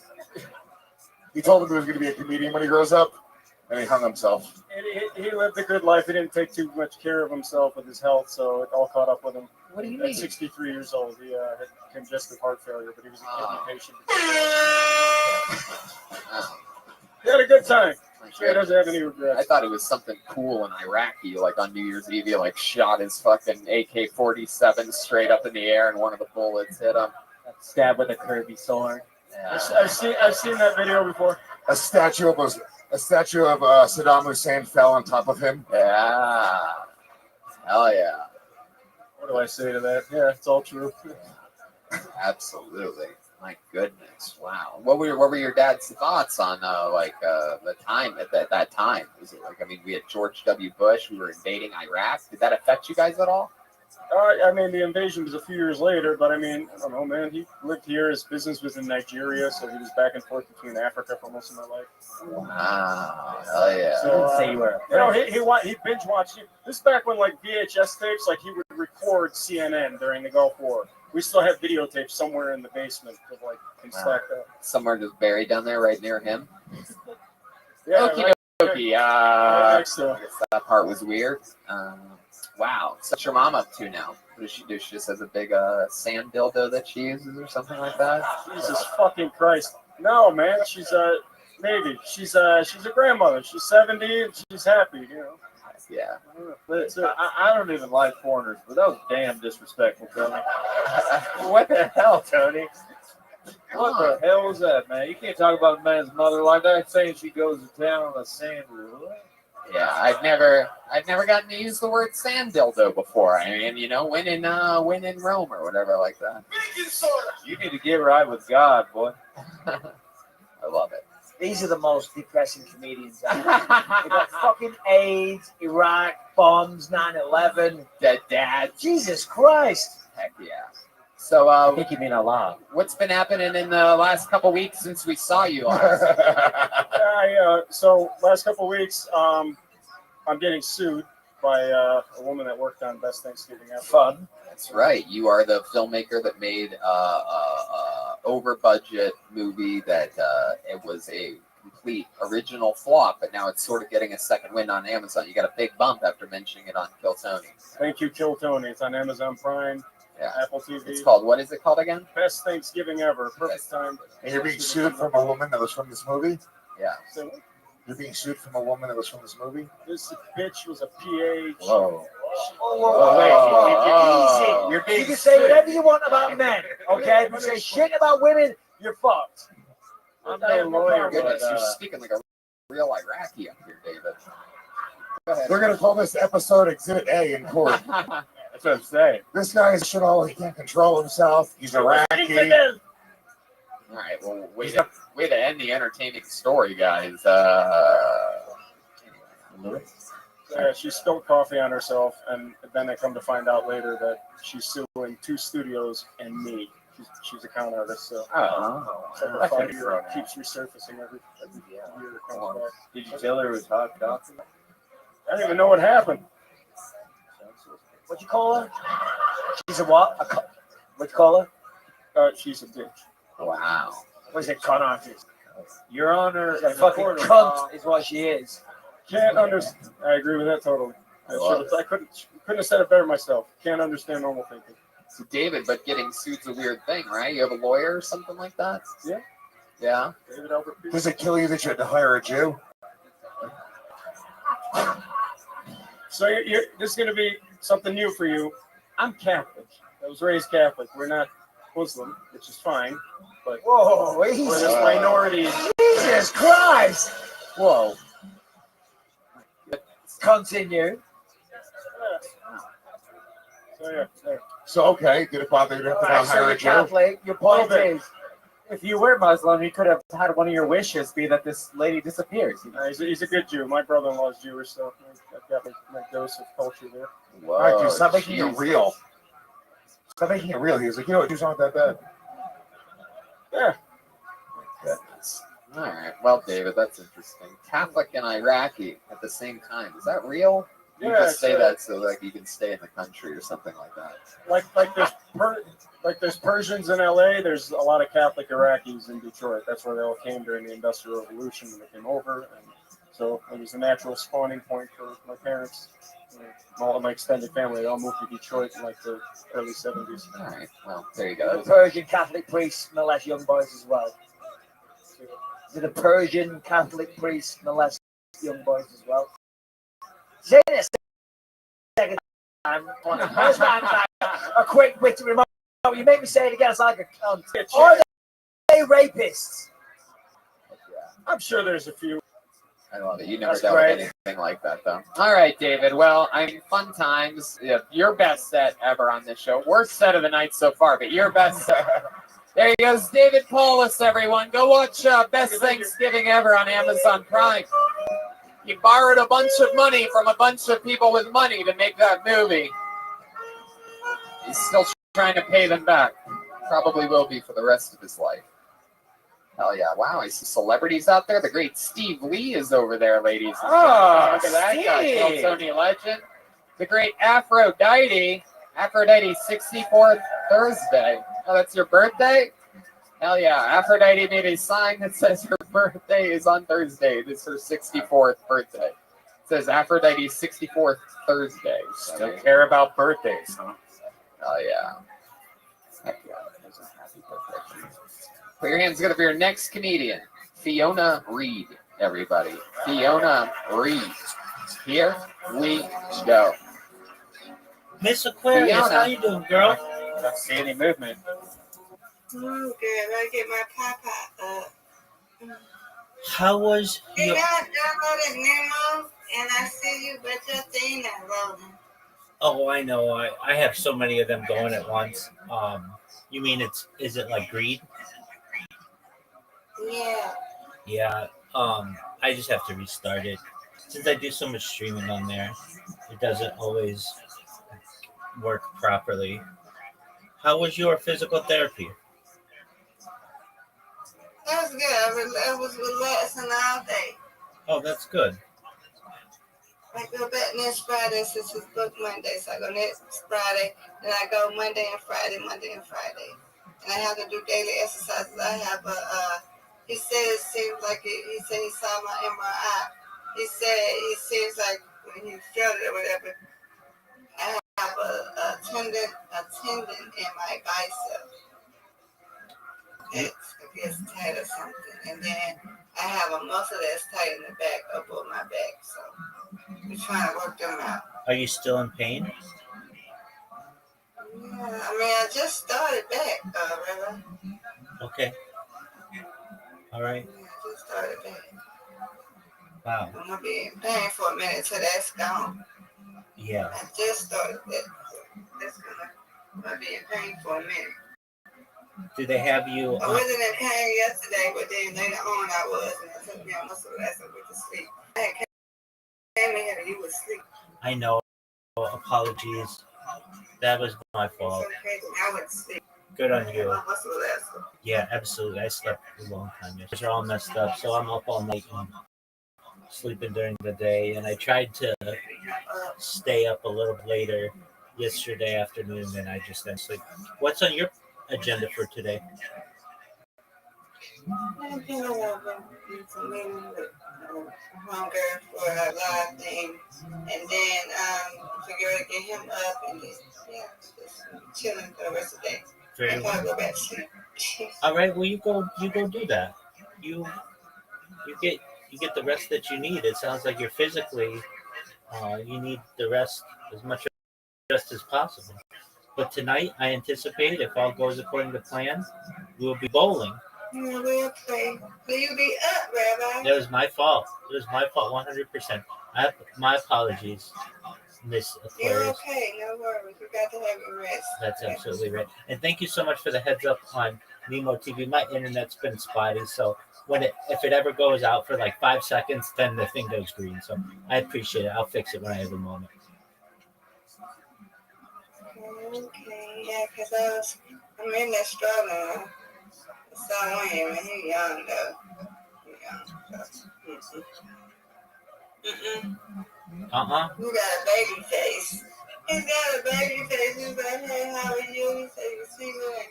I said, I'm in my 40s. He didn't say, then that's okay. He's like, never mind. Forgot. Okay, forget. And he was going to ask me. Yeah, he's got to shoot a shot somehow. Well, you have a baby face too. You look like you're in your 20s, Miss Aquarius. I know. I look it. That's right. If he saw you, he would change his mind right away. I know. I want to change my name. I do want to change my name. Would you? It's Aquarius though, because I don't know. All right. That makes sense. Very well. What is the... All right, well, I'll see you later. I got to get my papa up. You take care. Shout out to Miss Aquarius. Much love. Take care. You too. Thank you. Shout out to Miss Aquarius.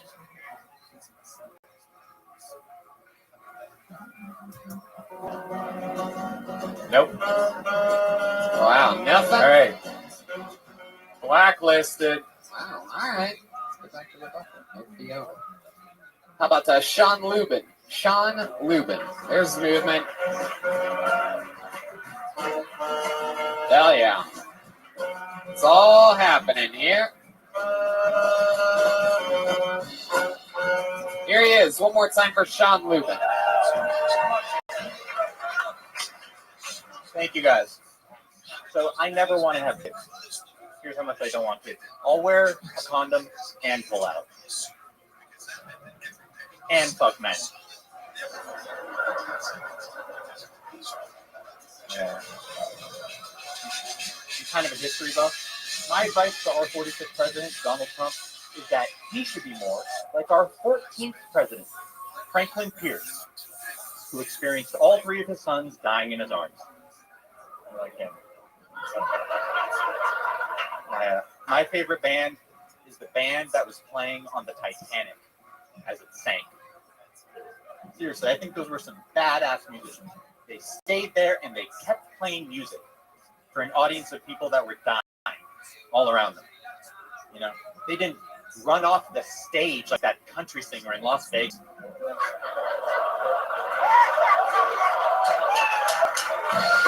Wow. Sean Lubin. Closing strong. Hilarious. Fuck yeah. First time on the show? Second. Second. Hell yeah. I love it. Welcome back, Sean. Thank you. So you're gay? No. I just wrote a gay joke. Come on. Be honest. We believe you, man. We got this has been a very bottom heavy show so far. This is the thing. I don't know what I can say and what I can't say because I think a lot of things. I'm like, You can say whatever you West want on here. Hollywood.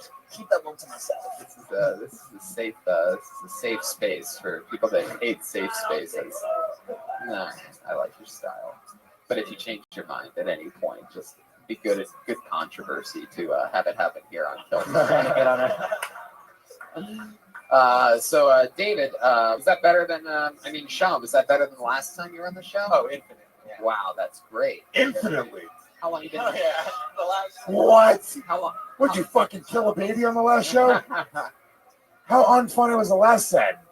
It wasn't very memorable. Yeah. How long? Well, I mean, he didn't even remember you were even on the show, so. Yeah. How long you been on stand up? Coming up on over 3 years. Over 3 years. Yeah. All of it here in St. Louis? Yep. Where you originally from? The San Fernando Valley. Oh, hell yeah. What do you do for work? I work part time with my mom sometimes. Ooh, hell yeah. me Well, too. that makes four of us. You do chores?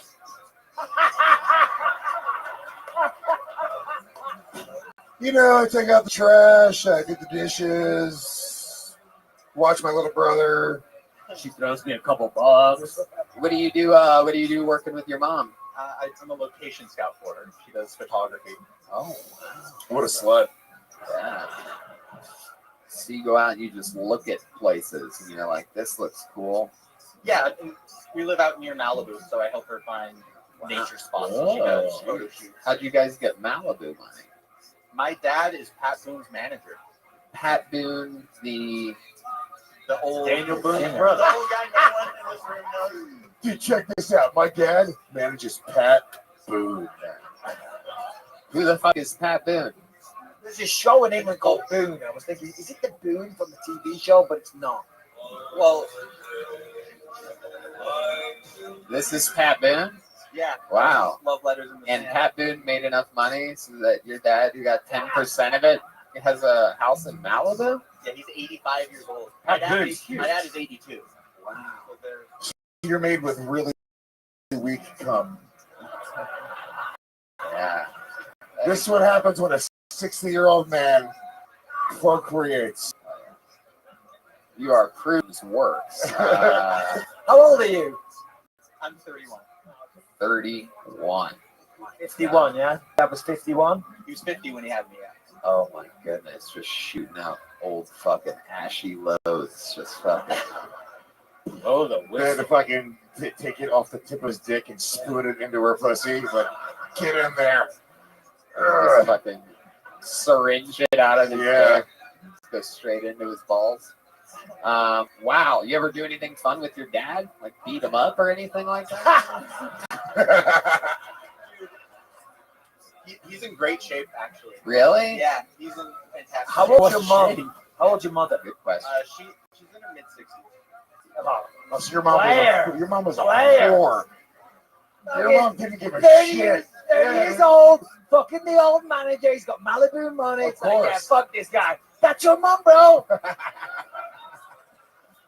What kind of photography?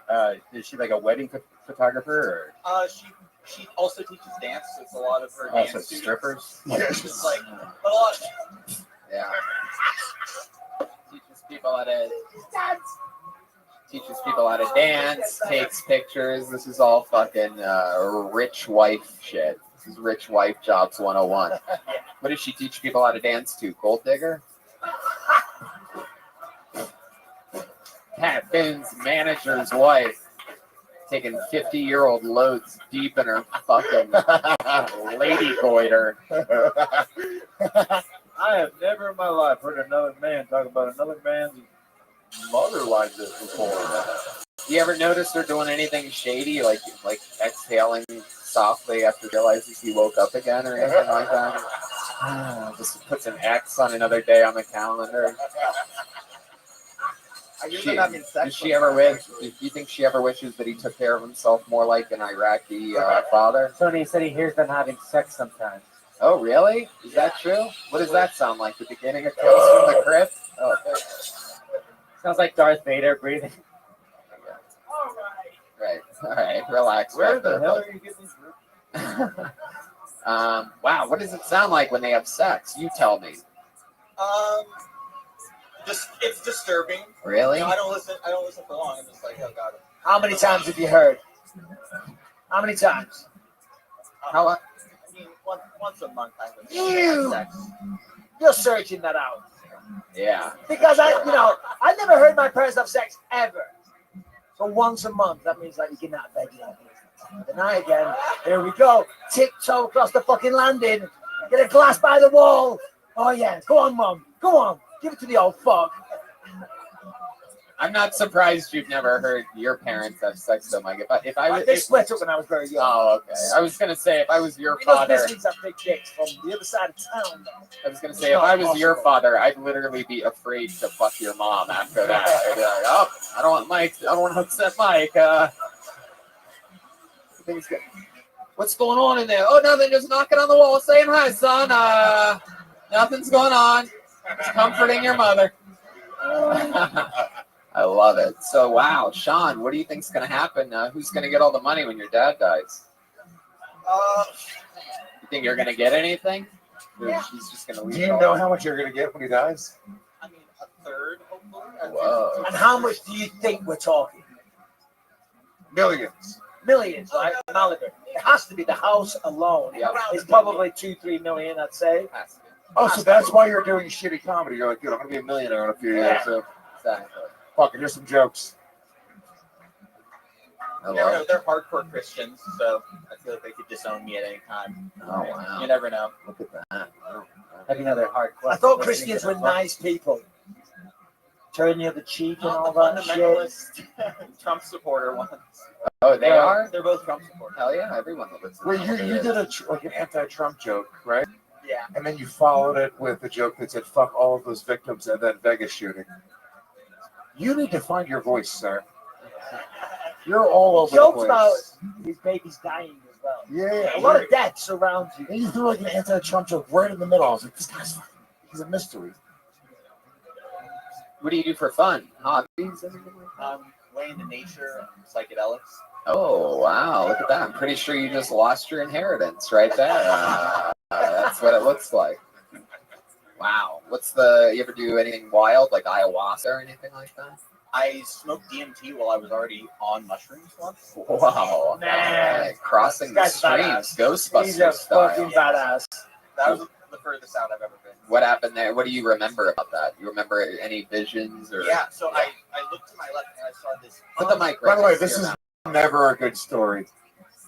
They tell someone to tell their DMT story. It's never like my dude. There was a lady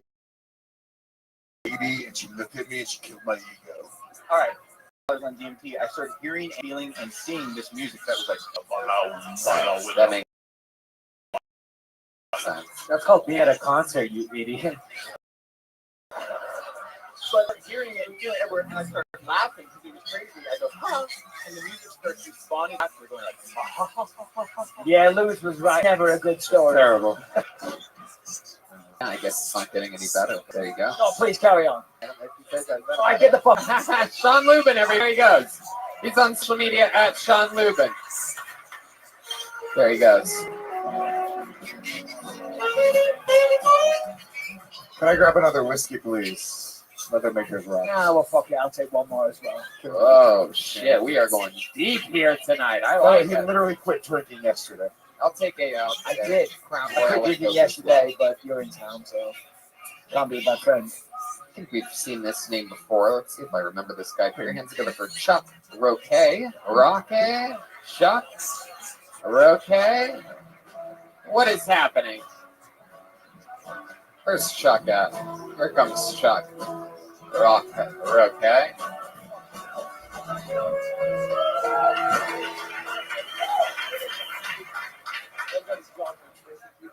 Last week, someone told me I looked like a chubby Taylor Lautner.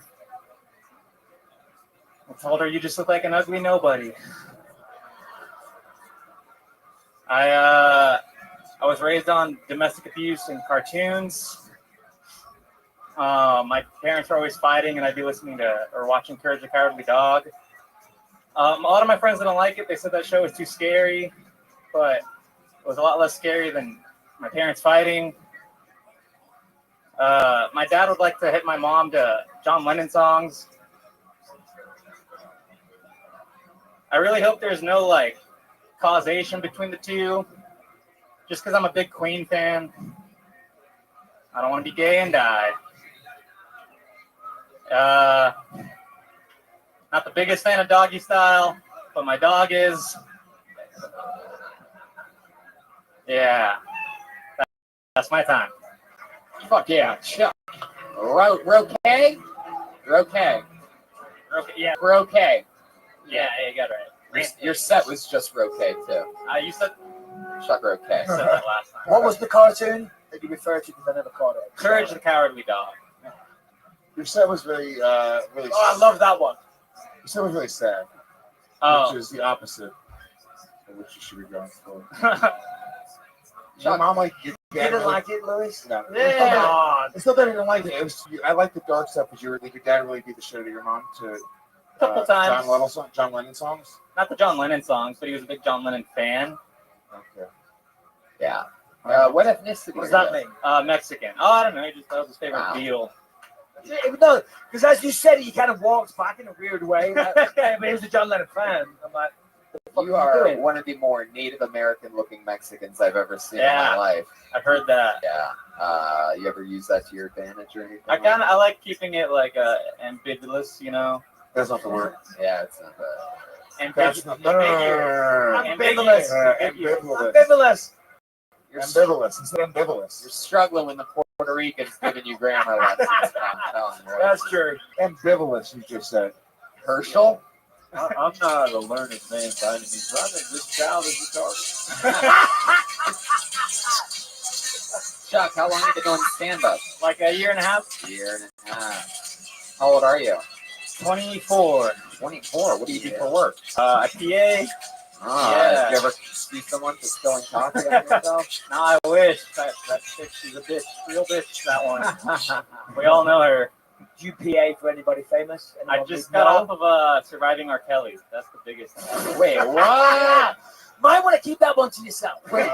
You also got off to Surviving R. Kelly? That's my favorite jerk-off film. You ever see someone because you spilled hot piss on yourself? Not yet. Oh yeah, man. What was that? Rabbi, how do you have them prepared like that? What? I just typed it in Spotify. Dude, I don't understand, bro. Hello, what are you, a fucking magician? You're so ambivalent the way you do this. So you dealt with the victims of the R. Kelly situation, not R. Yeah. Kelly himself. Yeah, I had to drive them from like the hotel to set. Oh yeah, a lot of Fucking Kleenex. responsibility there. Hell yeah. That's so much more That's depressing tough. to drive. Like, R. Kelly would be an awesome drive, but can't drive R. Kelly to the hotel. They drove the victims. Yeah, it's still bummy. It's still a shitty drive. Yeah, a lot of passing tissues to them, right? They're balling out. We get to buy them whatever. Like they get whatever dinner they want and shit. And so they're always from Atlanta, just like. Oh, living it Atlanta up. people are garbage. I know. Yeah, I don't know. Where did they? Hold on. Where I don't get it. Hold on. The victims prior or after? Before they were raped or after they were raped? After. Like after. After. And they were having a good time? They were bawling out in the back of the limo? That's Hollywood, baby. That's. Let me ask you this. So you were in charge of getting them their meals. What did you notice that women that have had relations with R. Kelly, what are they really into? What types of foods are they? Sausage. Like soul food. Soul food. Yeah. A lot of them are black. Urinal cakes. Really? A lot of them are secret, black? is it? I don't know. My goodness. What's your what else, Chuck? What other hobbies or fun things are you into? Fun facts about Chuck. I don't know. I smoke a lot of weed, I guess. Oh, I work at a camera spot. That's always hell a yeah. mind-blowing fun fact to hear. That really keeps the energy moving along. So you smoke pot. What else about you, Chuck? What about you? I lost my virginity when my arm was broken. Wow, that's interesting. My Yeah, goodness. I was playing football and I fell wrong and my humerus broke right in half. And the guy fucked you? And then He's down. Get him. Get it, motherfuckers! And then afterwards, they all reached for a Marlboro cigarette. Oh, wow, that's a weird plug there, Marlboro. Yeah, Marlo's been waiting to throw that joke in the whole show. Yeah. Silent but Deadly. That was Chroma Chris with a just dropping a Marlboro plug there. Hell yeah. Wow. So you broke your arm and you lost your virginity. yeah, she was a horse girl. She had big thighs and I was really stoked to like have sex for the first time and I didn't really give a shit about the arm. And she kind of just straddled me, and She fucked you. Yeah. Wow. Yeah, I had to like pretend to come because I was like hurting, like 'cause my bone was grinding against each What other. a pussy. It was like a rodeo, huh? Did you only last 8 seconds? No, you didn't. Like it was like a minute. Yeah, I was bad. Wow. Were you faked coming after a minute? Yeah. Give it a little time, doggy. Bro, it's hurting, bro. Change position. I don't know, man. Why didn't you just tell her? Why were you scared to just go, hey, watch out, my arm is broken? I don't know. Yeah. Perfect reasonable question. It was my masculinity, you know? I was like, I'm on the football You team. have I should no be doing it. masculinity. I'd never heard of anyone literally slinging dick before. Sealed the deal with a broken arm. All right. Well, Chuck, I mean, fun times up here, dude. Yeah, You're a cool. young buck. Hopefully we'll see you again down Thank the you, road. guys. There he goes. Chuck Roque, everyone.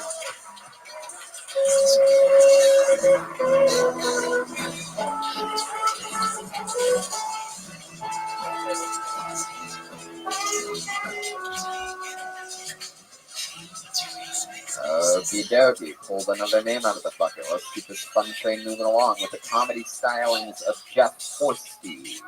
Jeff Horsty? Jeff Horst. Here he comes. Jeff Horst.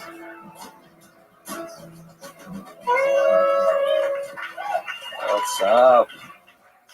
Growing up, I was a bedwetter. Anybody else in the house? Any bedwetters? There's some honesty there. That's cool. You guys probably like me. When I spent the night at my friend's house, I had a mat that I had to bring to absorb the pee. And then your friends going through your luggage or the stuff you brought. Like, what video games did you bring? What's this? That's my pee blanket. Do you know how nice you have to be to your friends' parents when it's understood that you're going to piss on the furniture?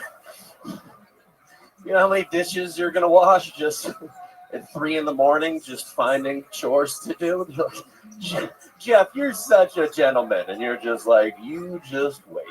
It's growing up. I had 7 dogs in one small house. That's a lot of dog pee to deal with. Sometimes they would, the 7 dogs, they'd pee in the middle of the floor. I'd wake up in the middle of the night after I pissed the bed. I'd step in some dog pee. Can a dog? I'm like, yeah, no, I get it. I'm not trained either. So, Oh yeah, there you go. A whole lot of pee. Thank goodness. It's a pee heavy set. Hell yeah. We went from talking about R. Kelly to someone wetting the bed. R. Kelly wet the bed when he was awake. He would piss on other humans. Wow, that is interesting. When did you stop peeing the bed, Jeff? Good question. Probably later than I should have. Probably last night. 35. 12. I don't know. Have you had any pee shit since? Like pee in a closet once? Pee in a closet? Jeff. We've all pissed in a closet. Yeah, Come on. That was just very specific. Tonight. That's not a general thing. It is. When's the last time you pissed the bed? Sleepwalking? Last year we took Kill Tony to Dublin, Ireland, and we had a night off when we landed, and we ate one of the biggest meals we've ever had together, and then we got fucked up. And that night, little red band here, Red Band went to go find himself a restroom, and it turns out he walked outside of his hotel room, turned back around on his hotel door, and pissed on that hotel door. Woo! And I was locked out, so I had to go to the lobby. Standard behavior. He's locked out then. He didn't have his room key. Picture Red Band in there having to go to the front desk. Tidy whities even.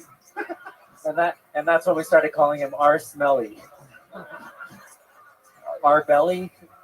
All right. Okay, bye. Are you shopping the jokes, Joel?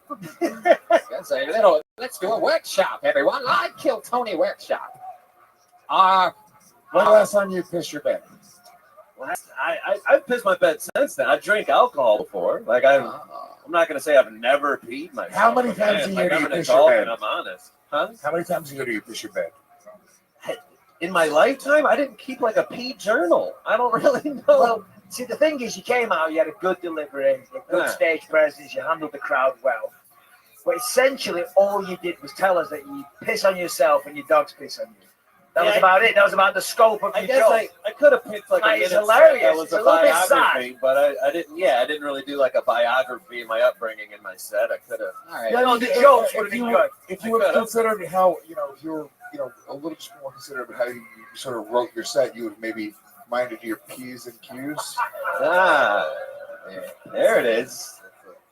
All right. So what else about you? Tell us something else about you there, Master. Let's see. I've done comedy for 9 years. I'm from Detroit.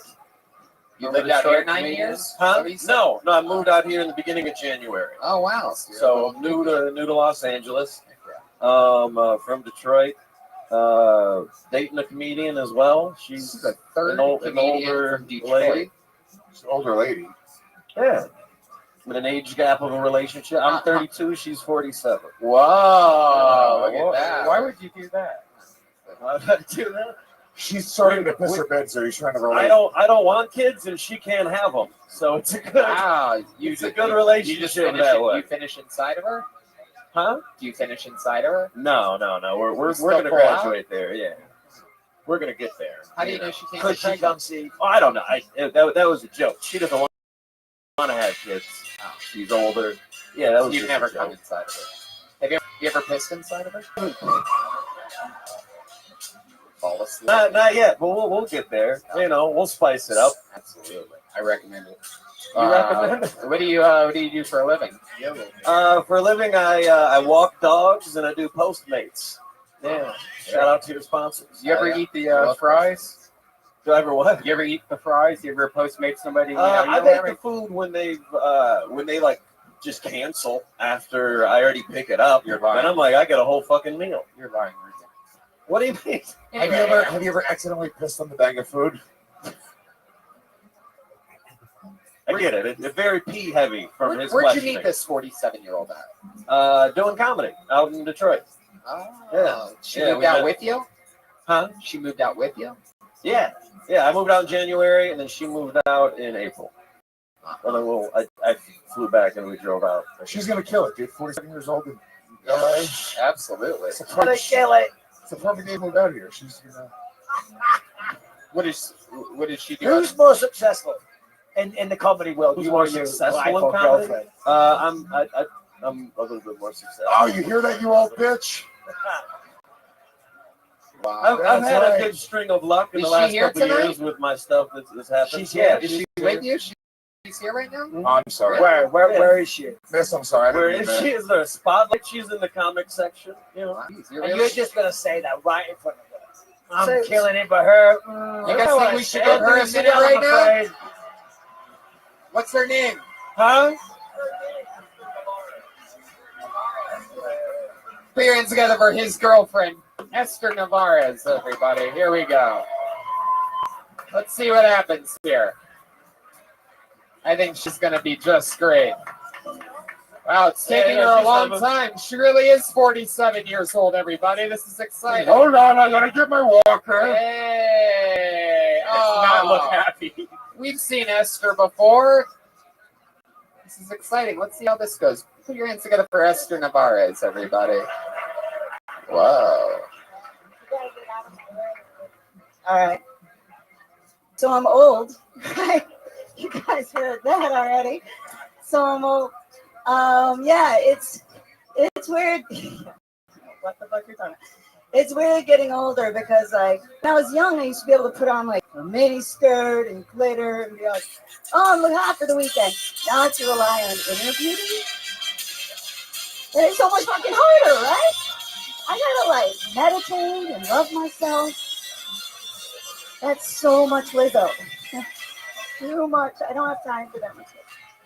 But like I sat wrong recently and half of my vagina fell asleep. So There it is. I don't like fucking There has to be a vagina joke. Walk- Sorry, Tony. I know I walk didn't it off. interrupt. Trying to like fucking walk it off and shit. Like it was like a little pussy stroke, just like a little lip hanging on the side shit. Yeah, it was rough. It was. So yeah, I didn't even know my pussy was awake. You guys are all sitting out here with woke vaginas and you don't even know. There you go, Esther Navarez, everyone. I like that. That was good. Well, I thought she was better than him. Yeah, I thought so too. Better and younger looking. Yeah. Yeah, that is Definitely. incredible. I mean, he looks like Screech from Saved by the Bell. What? No, like a street. Yeah, you just picked a random white guy. That was. I've never You been came so out, sweet. gave a better minute set than he did. I agree. But while he was up there, he said that he's doing better than you. He's doing better. Really? White privilege. Come on. He's been on TV. Well, Been on good TV. Confidential half hour. Kevin Hart presents. You have a half hour of comedy. I'm literally going to fucking kill myself right now. Fuck you, Comedy Central. You fucking shit faggot This network. is the Suck my world fucking we dick. live in. You gave him a fucking half hour. You sound pretty bitter. Fuck you. You want to switch Lewis. chairs right now? Lewis. You want to switch chairs? All right. Can I hit your pants? Lewis, let's go. Come on, buddy. Hey, give Lewis the microphone. I'm gonna fuck this old bitch tonight. It was a trade. Lady, you're gonna come for the first time in your life. Lewis, it's a Comedy Central half hour. More people are watching this show right now That is live, true. than are watching. Hey, let's take a listen to it. Come on, Lewis. Give there you us go. 60 There you go. You seconds. can finally get rid of it. 60 seconds, Lewis. What you got?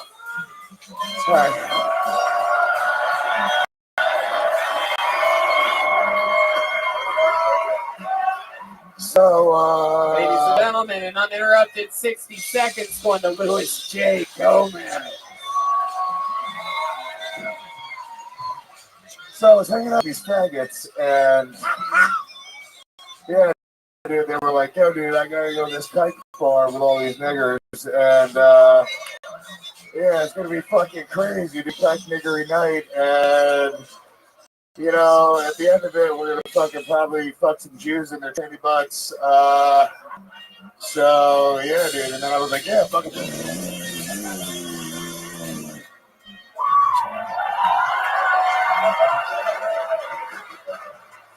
Comedy Central, call me. Wow. Louis J. Gomez leaving 20 seconds on the board, but we'll still take it. Can I just say that some of us still want to be on Saturday Night Live? Yeah, I did not say chink. He's Puerto Rican. They're that word. Kind of true. Anyway, Louis J. Gomez joining the ranks of the few great comedians that have done a minute while being a guest on the show, up there with Dom Irera and Ron White. Kill Tony. Hey, tell me mine wasn't the best. It was the third best. It was the best. It was the third best out of those guys. By far, clearly the third best. Definitely the most offensive. The crowd really liked it, though. The crowd really liked it. Dom Irera did say the N-word a little bit more than you, but yeah. It was still the third best. Well, you guys are an adorable couple. I mean, stick with each other. I can tell you guys really love each other. It's not easy to be comedians, you know, but this is cool. You guys are both successful. You have a Comedy Central half hour. She has the Mindy Kaling show. So, you know, you guys keep up the good work. There they go. Jeff Horst and Esther Navarro. And how about one more time for Louis J. Gomez, huh? How about that? Special short set. Here we go, though. Ladies and gentlemen, if you know anything about this show, you know that one of the backbones of it is that we do have a regular on this show. We've always had regulars. It's an elite class of military strength soldiers over the years that have been molded by this show and the guests and their experiences of having to write a brand new minute every single week. This guy has been at it for quite a long time. He's an unbelievable regular, a very defined, improvised, loose style, very methodical. Ladies and gentlemen, I present to you one of the funniest young bucks I know. It's the great William Montgomery, everybody. Woo! Coming in hot tonight. I can feel it.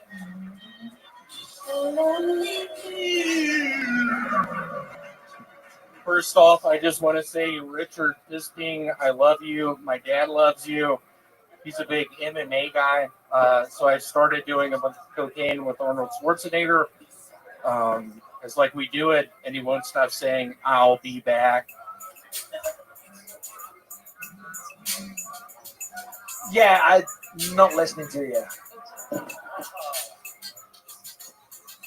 Hold on, that really threw me off. We didn't plan that.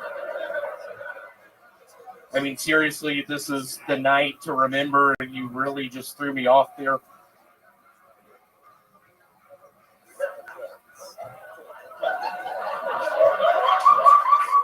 Keep going, William. Keep going. You guys, you want to start over one more time for William Montgomery? Let me do it one more time. The legend killer, the bigger head machine, William Montgomery. How's it going, Richard Bisping? I love you. My father is a giant fan. MMA, I love it. I could have been in the NBA, actually. I had a mean jumper. Give it up for Pisbit.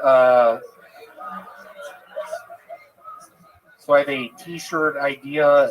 Its color is a circumstance. The T-shirt's green, has an alien on the front. You told me to say that one. What? Are you trying to mess this up?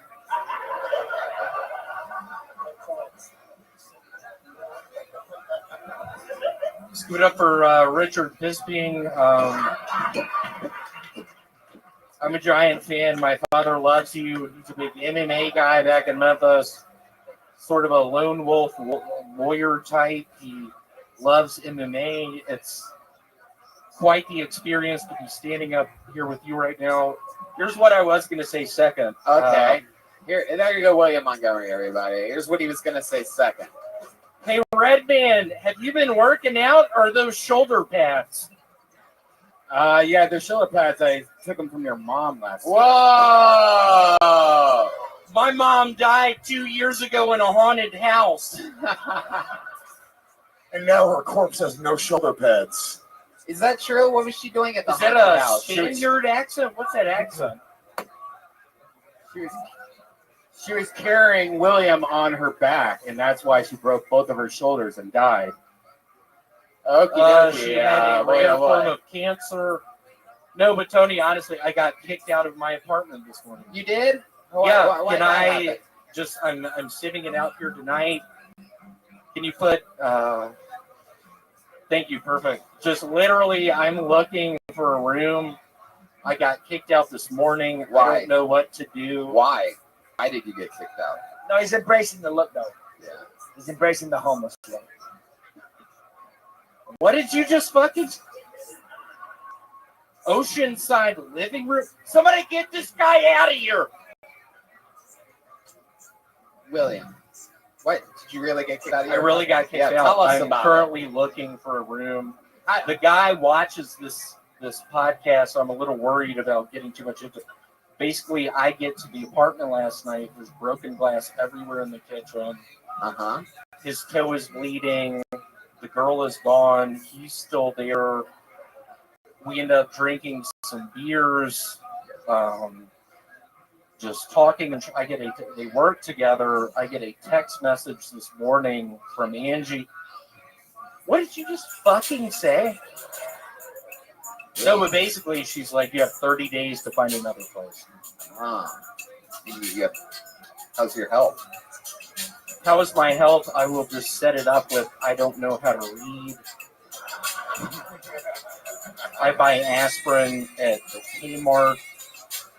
See, this is what my father told me not to say. He's like, William, quit repeating things. Or being honest. I was being honest about needing a roommate. I'm open to rooms. I really need to stay out there. Can someone please let me It's stay? just such a weird time to get kicked out of your apartment. It's like the very first, it's like the first third of October. I mean, it's just like, it seems like normally they just don't evict people. Like, you're out today out of nowhere. You're out today, and I'm like, my mother died on October 31st. It is a sad month for me. It was Halloween at a haunted house 2 years ago. Halloween, haunted house. Michael Bisping and I are there getting people with knives in the hallway, not giving a fuck. William, but you look like what we all assume Louis C.K. looks like right now.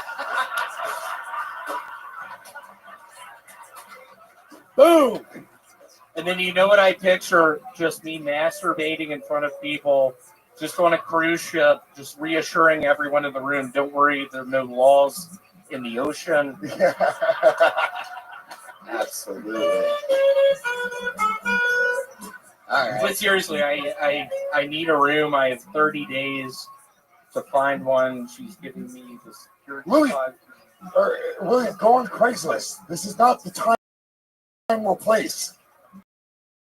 I mean, you'd be surprised. A lot of people get a lot of things from just saying it on this show. Joel actually got a bed 2 weeks ago. Yeah, thank you to that. I got PayPal $500 mattress. Thank you so much. So cool. I really need a job, and there you go. That's a rich young. Heck yeah. If you have extra room, someone can sleep. Kmart, Pretty maybe sure you and I are William will blow working. you. And are you responsible for kicking people out of your Louis is- storage unit? So can't you just use an empty storage unit? Who's talking right now? That was Chroma Chris, a.k.a. Marlboro. Yeah, I work at a storage unit. It is a sad place. Splinters everywhere. I don't know if y'all seen my hands recently. Filled with little pieces of wood. I don't know what to do. Okay. How's that relationship that you got in going for you, William? Your love life. You It's never good. really talk about it. You always seem to be elusive about the subject. It's been very nice. I almost don't know if I should divulge into really what's going on. Yeah, you should. It's a fucking interview on the live show. She told me today I could stay at her place. She lives with her grandparents in Reseda. Oh no. I don't know if that would just end up being a long transport in my car to my job. I don't know what to think. She missed her period the past couple times. No. What do you mean the past couple times? That is so true. What do you mean past couple months? 2 times. She's pregnant, dude. She's missed 2 periods. She's fucking Pray pregnant. to God she does not watch this, y'all. I literally got kicked out of my fucking apartment. Hold on, William. I think I knocked up the young lady I've been hanging out with. That's all totally true. William, you're kidding about this period thing, right? I'm not. She's missed. When you say she's missed her period the last couple times, when you're saying the word times, are you talking about months? I'm talking about 2 months. There were a couple slip-ups, 2 Plan Bs. So you're saying worried that maybe it's the Plan B messing with her cycle. And it's funny y'all are laughing. That's possible. Literally so true. I get kicked out of my goddamn apartment. I hire David Lucas to follow me as a joke, as maybe the next regular. He's gonna be the next one. What are you talking about? What did you just say? I don't even know what you said. Say that again. I'm just saying. No, William, over here. William, over here. What did you just say about David Lucas? I'm genuinely curious. What I said is, I am so worried. I've had such a fun time doing this, yet he's followed me the past couple of times. Oh, this is good. This I'm is real genuinely worried he's going to take my spot. But Tony, I swear to you this, I'm going to go out with a fight. I'm not going to take it. I'm on edge. My girlfriend's pregnant. I just got kicked out of an apartment. Very interesting set. There he goes, William Montgomery, everybody.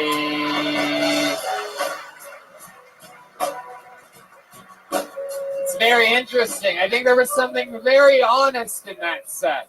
Something, He just sold a new pilot, so he's good.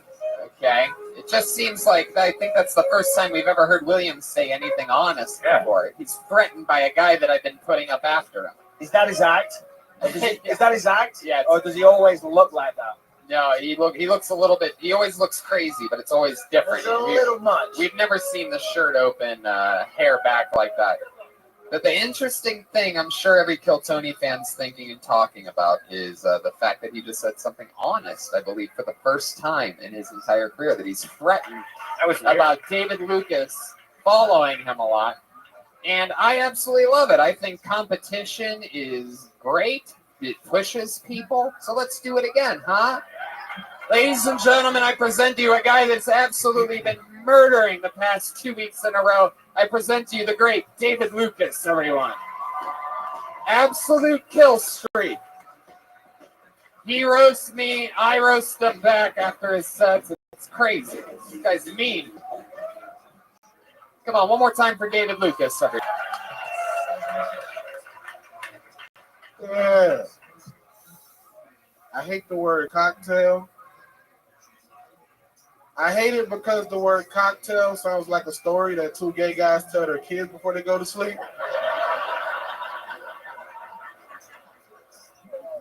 Like, hey, son, you want to hear a cocktail before you go to sleep?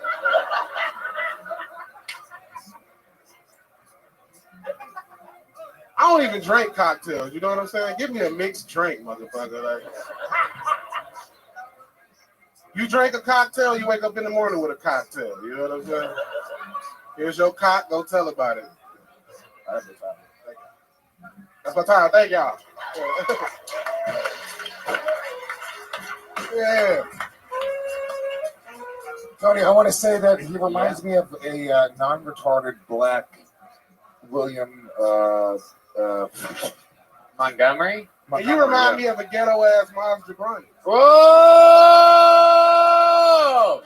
Louis J., I should have warned you. That's me being a bad host. I should have warned you. This fucking guy, quick fire roaster. What? I mean, I like it. Yeah, what's wrong with your throat? It sounds like you're in a fireplace. Oh, shit. What you got, Louis? Head to head, motherfucker. Let's see. All right, good. Take them 19 cents off your drive, turkey. Do not fucking let me down. You're the comedian, okay? You sound like Go. You sound like Kurt Angle. I mean, you sound like Conor McGregor. You sound like you're about to get fucked up backstage. Oh! So sit the fuck down, you fat motherfucker. What? Don't do it. Over here. Nothing to say? Nothing to say for a chubby fat man. I'm surprised you Come on, fat man. Dance, motherfucker, dance. Come on, tell us a joke. Be funny, motherfucker. Let's go. Is this slavery? Make fun of anybody but Michael Bisping. Come on, man, fuck that. No, go back to Lewis. Go back to Lewis. The last thing I want to go back to him. I like this. I'm surprised you can hear me with that ear, motherfucker. Motherfucker. That's yeah. Yo. Hold on. You're the last person that should be talking about appearance. I'm just saying. Your ear look like prostitute pussy. Yeah. Wow. Holy shit. You gotta understand, David Lucas has never seen anything like it before because he's never seen cauliflower before in his life. Or a gin. Hey, Tony, shut your iRobot looking ass up. Oh, come on, man. You look like the kids of the future. What is going on here? Who is this guy? I've never been made fun of by Mars in a jean jacket before. Let's check in with Herschel over here. Yeah, can I just say that when Bisping went off on David Lucas, it was the first time his eyes straightened out the entire evening. Heck yeah. Speaking of Popeyes, David Lucas is here, everybody. Hell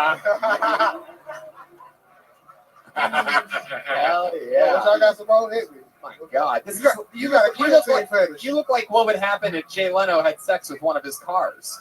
And you look like some shit from a Goosebumps book. That's actually true. That's actually true. So, you look like one of them toys in Toy Story. Like you hang out with Woody and shit. Hell yeah. I do. That really Hey, it's going downhill. Yeah. It started off really good. Who are you looking at? Me or the audience? No, shut the fuck up. Look at you. Hey. I cannot miss you, fat motherfucker. Okay, I am a little cross-eyed, but you know I'm looking at you, You like a white Debo. I can't tell who you look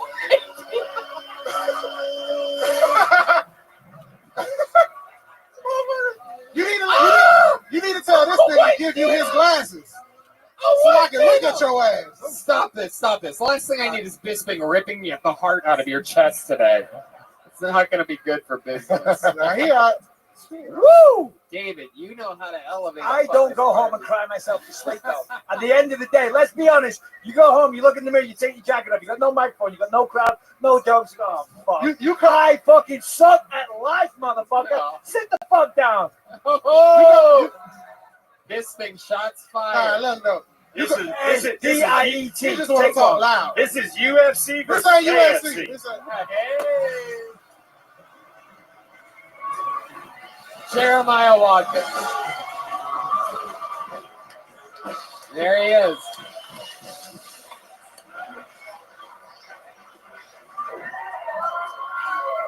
Why do you keep pointing? Why do you guys keep going after each other? Hey, you attacking me, Tony. I know. Help me. Fuck that. Hey, Fuck you're that. the funny guys, okay? Hey, I'm no, here. me, nigga, I me. don't know what the fuck I'm Me, doing but here. You're doing good. You're doing good. Talk to me. You go to sleep with a protein shake. Tony, shut the fuck up. He does. He's a professional athlete. He can't go to sleep unless he in a headlock.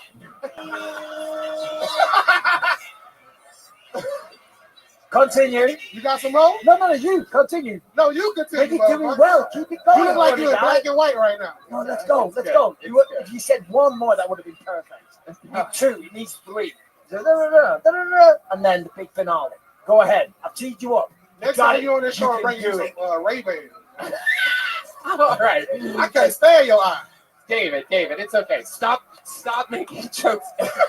Michael Bisping. You stop it right now. Man, this is like Notorious B.I.G. versus Petty Walsh right now. You are going balls to the wall. I got a Glock in my Rory ass. David. They don't get the Fetty Walsh. Stop it. Do not even look at Mike Bisping. All right, fuck it. What's up, y'all? What's up, y'all?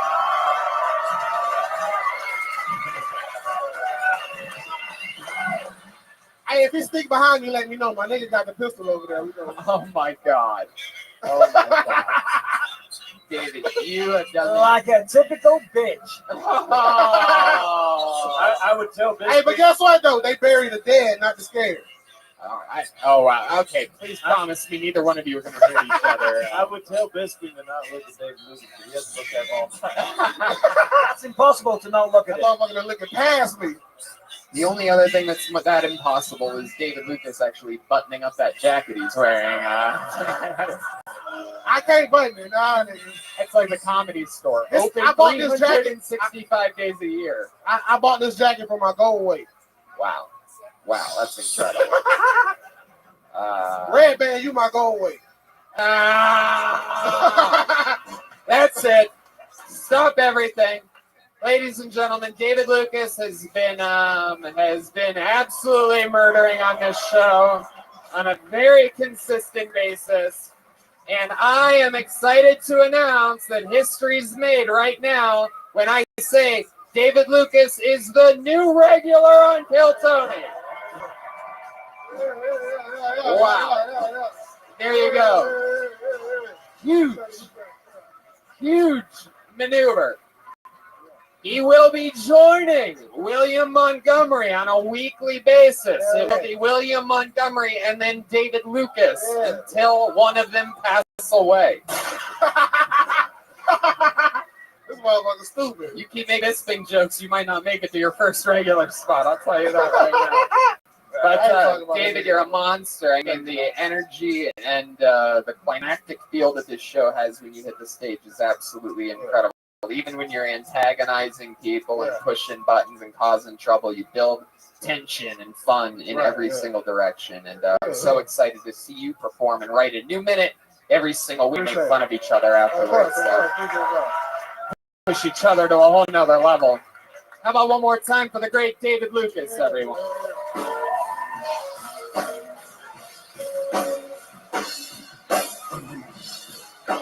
David, welcome to the family.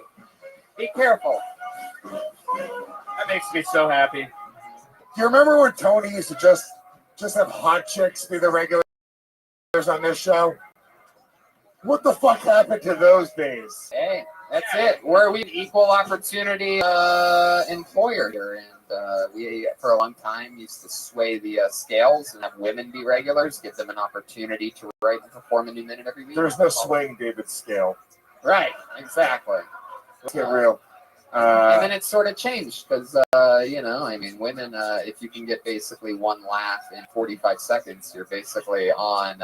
Amy Schumer? Yeah, you get an hour-long Netflix special. So, instead we decided to balance it a little bit, give a straight white male like William Montgomery. He's our first ever straight white male. He also has a short time to live. Anyway, so we have a new regular, and that's going to be every week. Do you guys think, I know it's hard to beat that. That's how the episode should end. But you guys think we should go to the bucket one more time? Got to give the people what they want. Here we go. One more quick one, and then we're all going to get here. You guys sure you want to do this? It's a tough act to follow. I'm digging deep. I'm spinning the names around. So many goddamn names tonight. Your final comedian of the night goes by the name of Nick Lee. Nick Lee. Sounds all the way from the lucky corner. Is that Nick? No, these are angry people.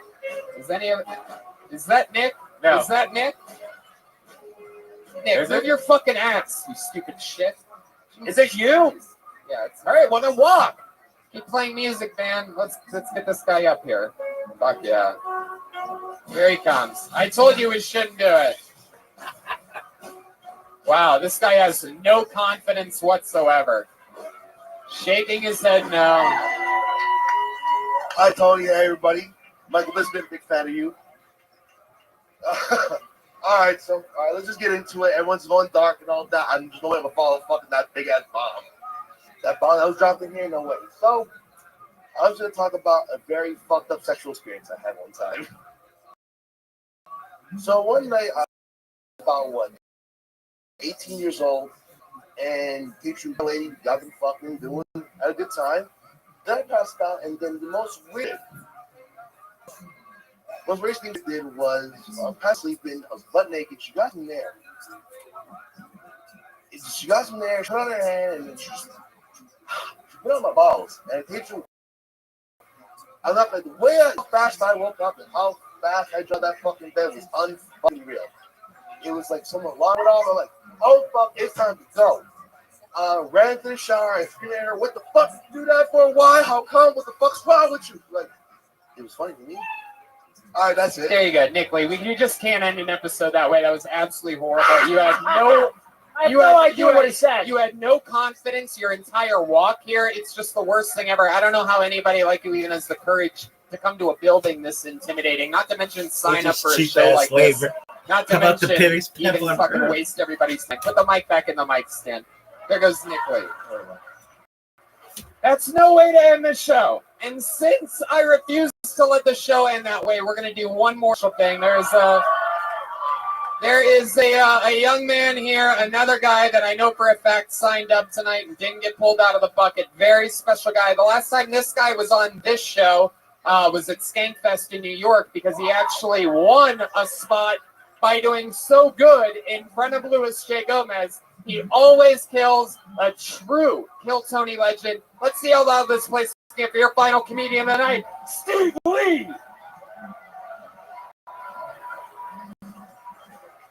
Come on, people! Here we go. Steve Lee, Steve Lee, Steve Lee, Steve Lee, Steve. There you go. Come on, guys. It's the last time you got to do it tonight. Steve Lee.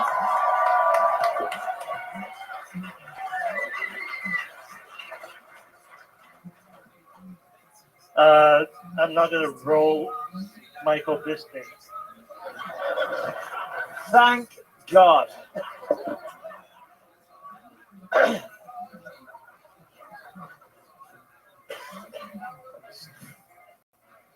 So, my dad doesn't believe I'm going to make it in Hollywood because he was like, Steve, how many Asian disabled roles do you see on TV? If you see one, you think you're going to get the role? No. They're going to have Matt Damon play you.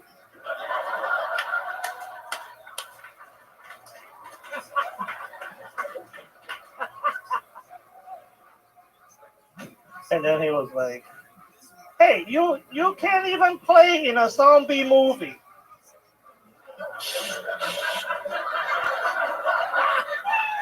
First of all, you can't be a zombie. You look at your hands. You can't grab nobody. And you can't play the people who's alive because you're going to die first. Even before the black guy. That's how you fucking do it. Steve Lee, ladies and gentlemen. An absolute killer. One of our favorite people of all time on this show. We haven't seen you for a while, Steve. Did you come just because your boy Louis J. Gomez is here? Or is it just coincidence? It's coincidence. Oh, what happened was my dad really passed away. So this is part of the first part of the joke about my dad passing away. And oh, this is the first time that you joke about your dad. After Knock, knock. Who's there? Not your dad. Yeah. Or Steve. Knock Knock is actually his sister's name. Knock, knock. Knock, knock, wait. So after Skankfest, I went home and took care of my mom for like a month. And then I came back out. I was not feeling well. So I was like being really depressed at home and not hanging out in the comedy scene. So that's why you haven't seen me for a little bit. I mean, I was doing shows, but it was like, it doesn't feel right.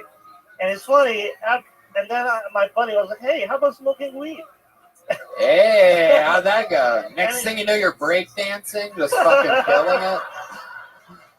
You ever use infinite CBD? I mean, that's probably my next step. He took one hit of weed and he threw his cans away. Yeah, that's true. I can walk. Steve, did I ever tell you have hot girl hands? Look how hot his hands Oh are. my God. It's like hot teenage girl hands. Look at this. I'm gonna get a fucking hand job by Steve Lee. Lewis, you're not supposed to puppeteer handicap guys. Look at this. What are you doing? I'm talking this shit. Let's- let's check him in Herschel. His hands are the only thing that'll make Luke's dick look big.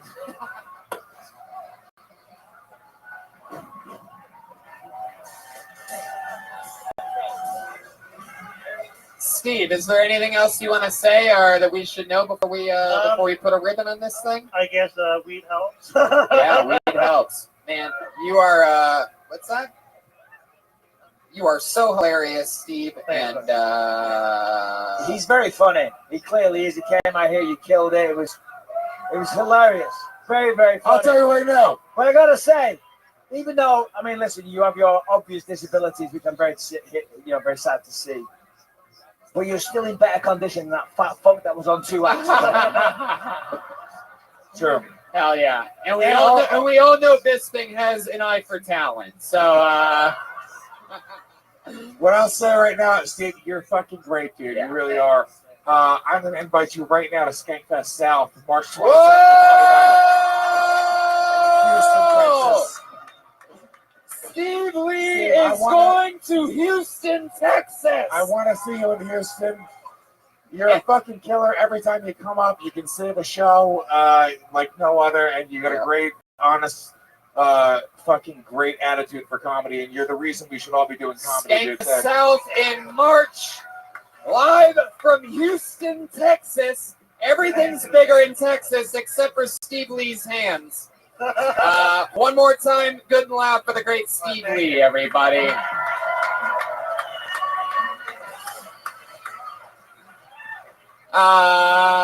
We did it, everybody. Nobody has more fun on a Monday than us. How about one more time for the great Mike Bisping, everyone?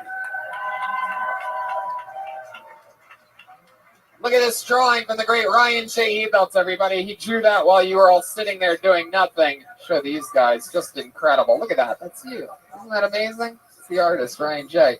How about one more time for Kill Tony, absolute icon and brother, the great Louis J. Gomez, everybody. The beast from the east. The pork from New York. The Rican. It's always streaking. Louis J. has the special. Louis J. Gomez presents Louis J. Gomez.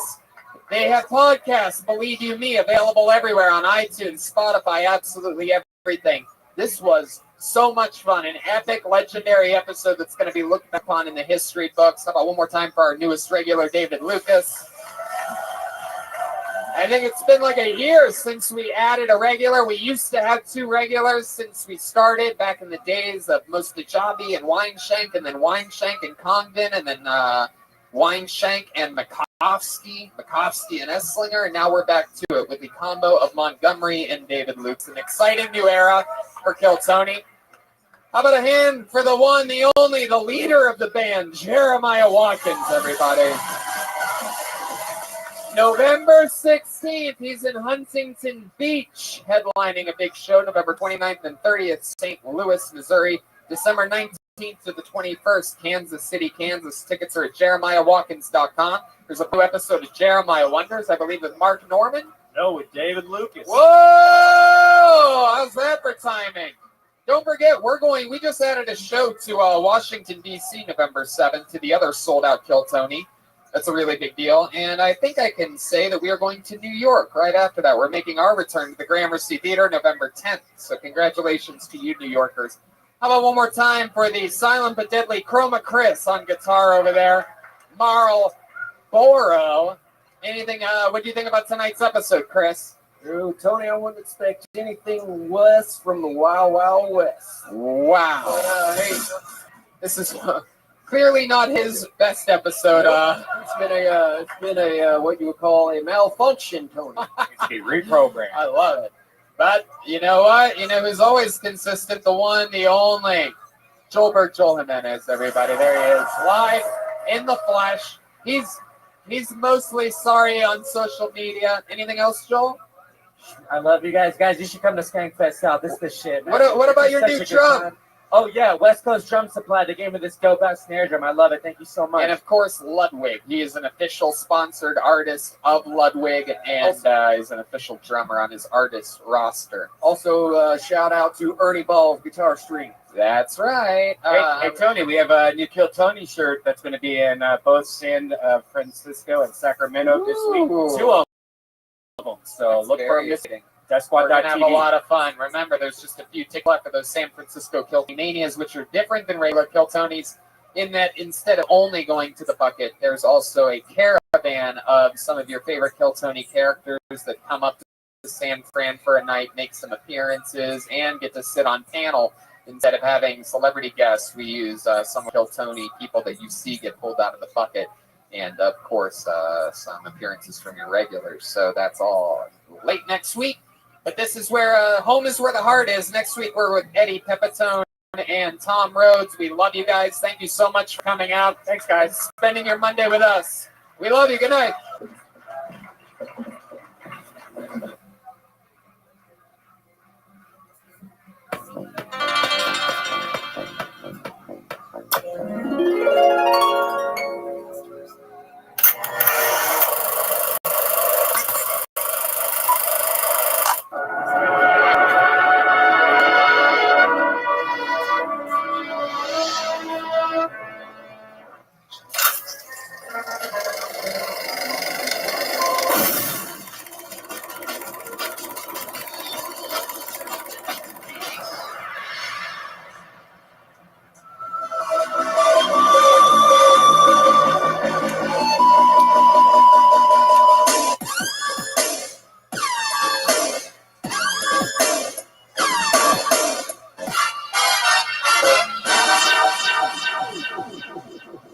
Hey, this is Rabbi coming to you live from the world famous Comedy Store main room for a brand new episode of Kill Tony. Get up and Tony. Come on, we're here, everybody. Make some fucking noise. We are live at the Comedy Store on the Sunset Strip with Brian Redband here, everybody. The great Ryan J. Ebelt is here drawing tonight's episode. How about a hand for Ryan, everyone?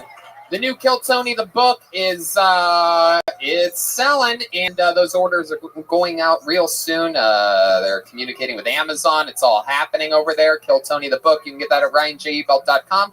That is a brand new book that features all the posters, all the prints from every single episode. It's incredible. So check that out. We're leaving for Sacramento this Wednesday. Those shows are sold out this Wednesday and Thursday in Sacktown.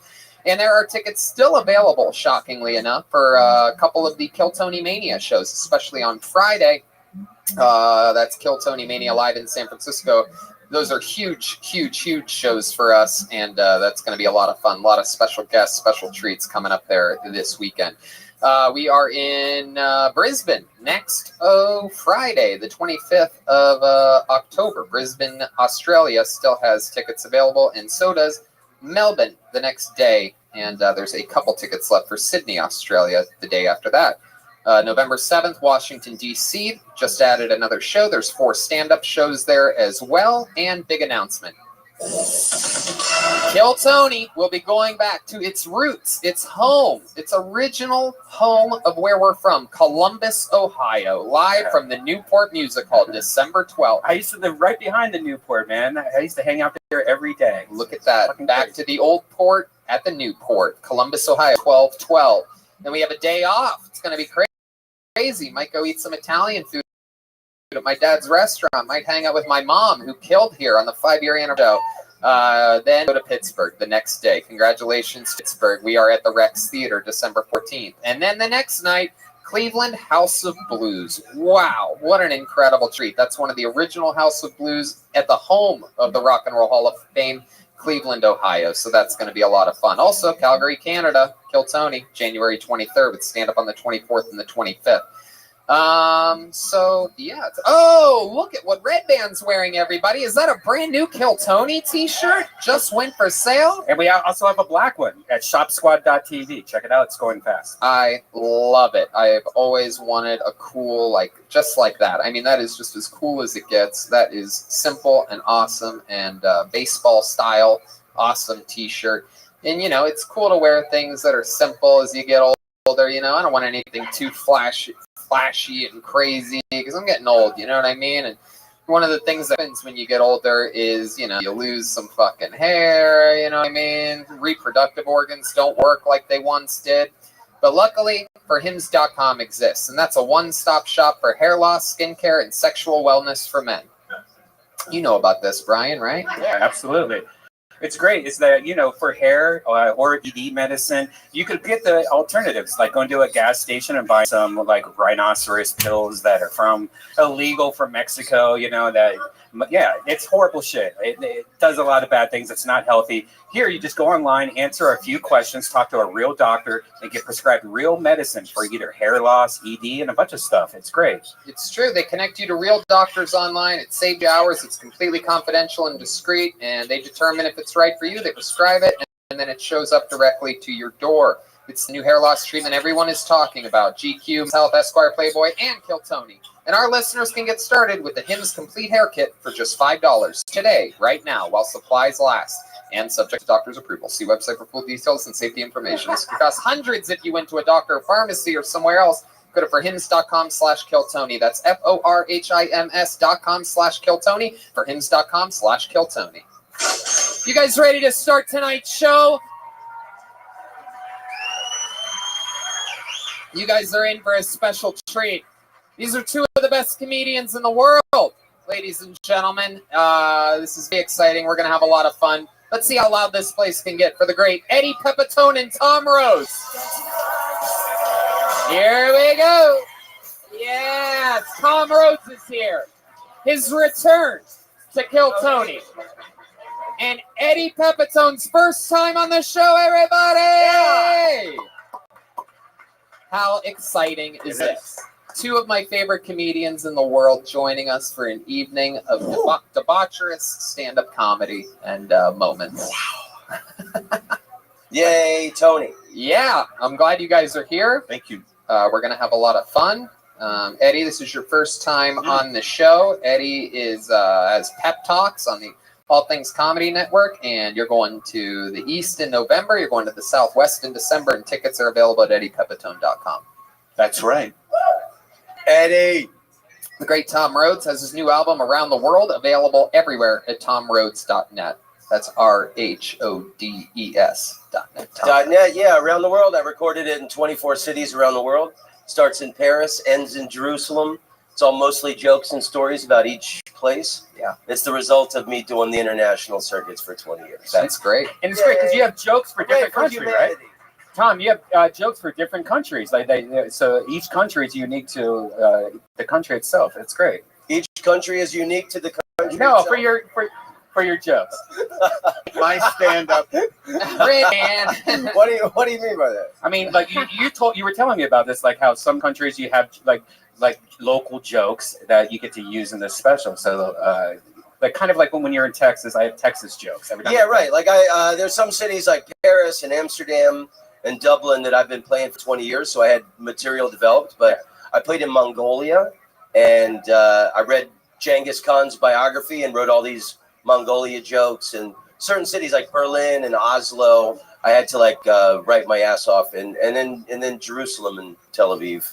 Hell yeah, Jerusalem. You do what's the big banger there? I'll tell you the joke that killed the hardest in Jerusalem, and I brought my 80-year-old Jesus freak mother with me to Jerusalem. So if I wasn't the favorite child before, I think I got that shit locked up. Yeah.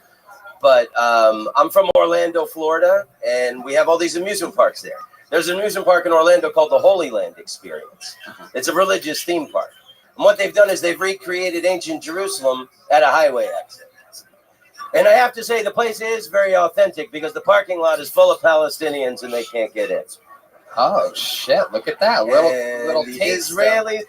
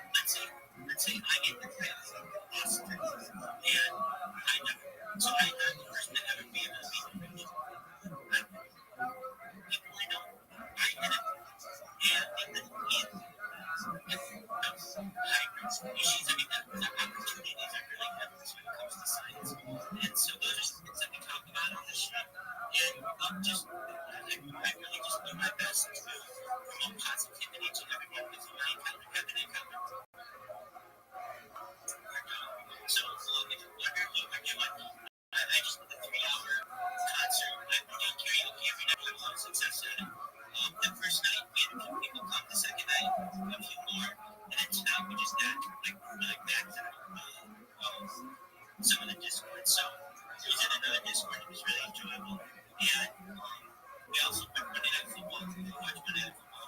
We have football bet.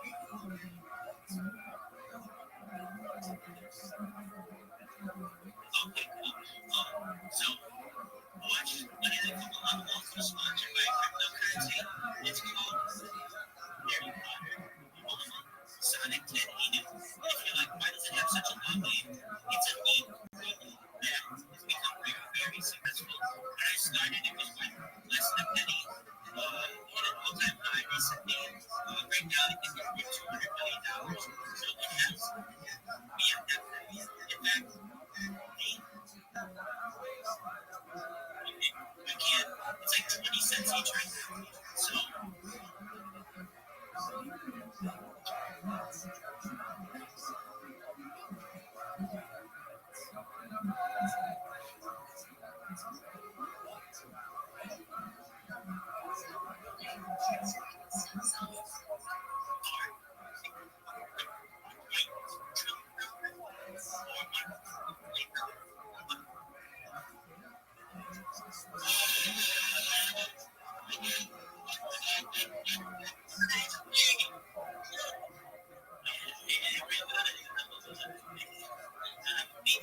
Just about this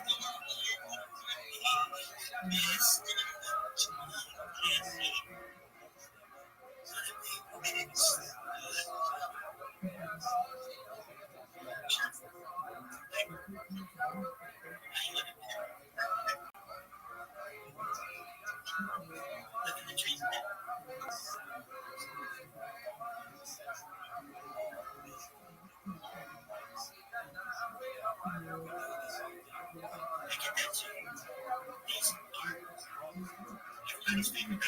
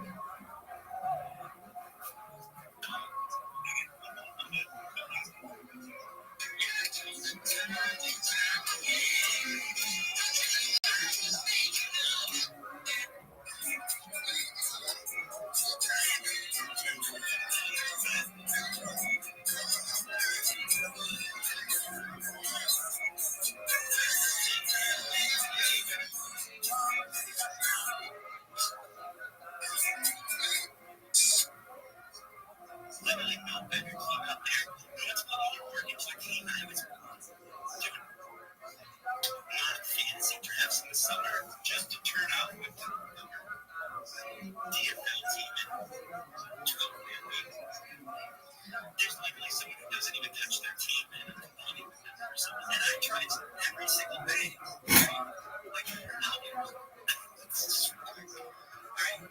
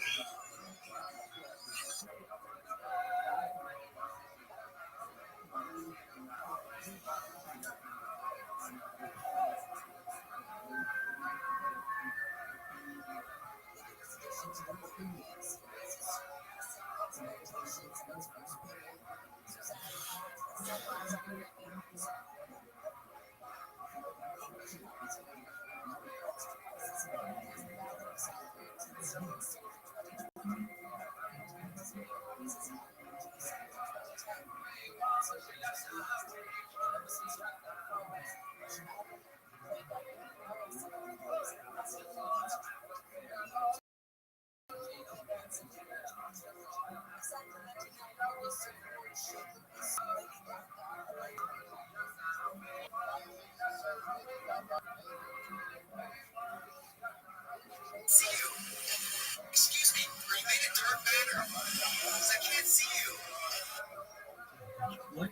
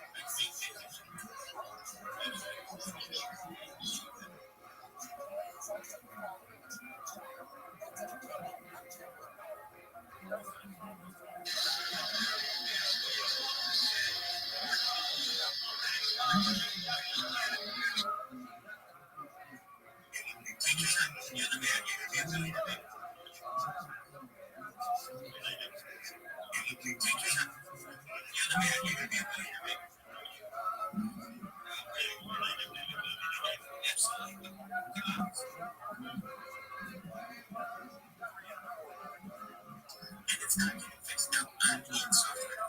I'm telling you, you're losing tens of millions of dollars right now. This, I also know myself. I am in the fucking Amazon Verizon order. We're getting it.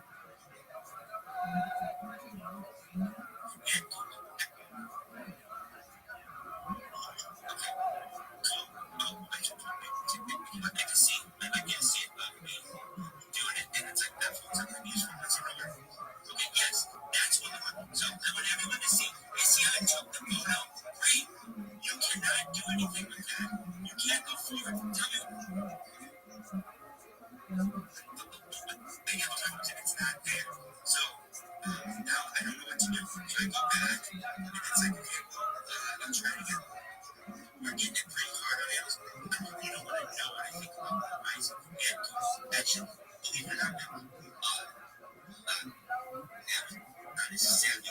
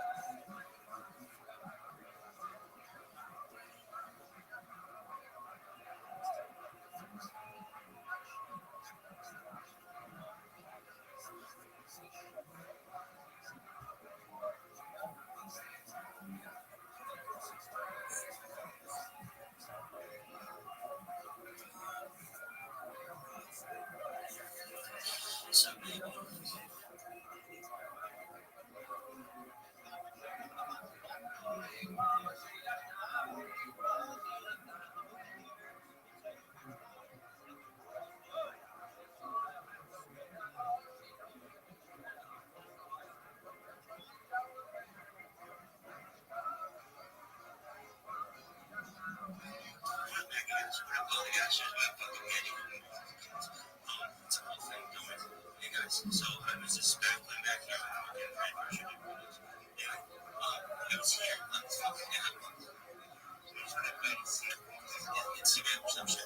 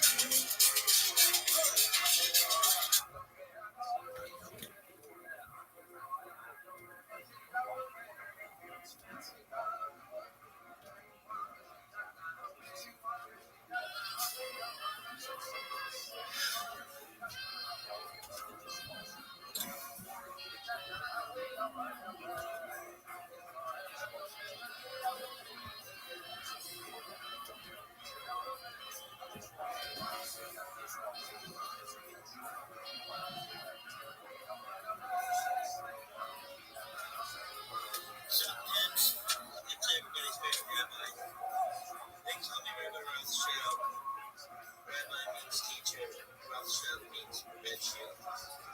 Put them together and have this amazing person. So Jewish revolution.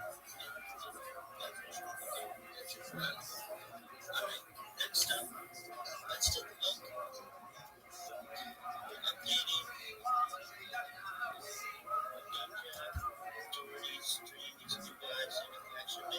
Sam,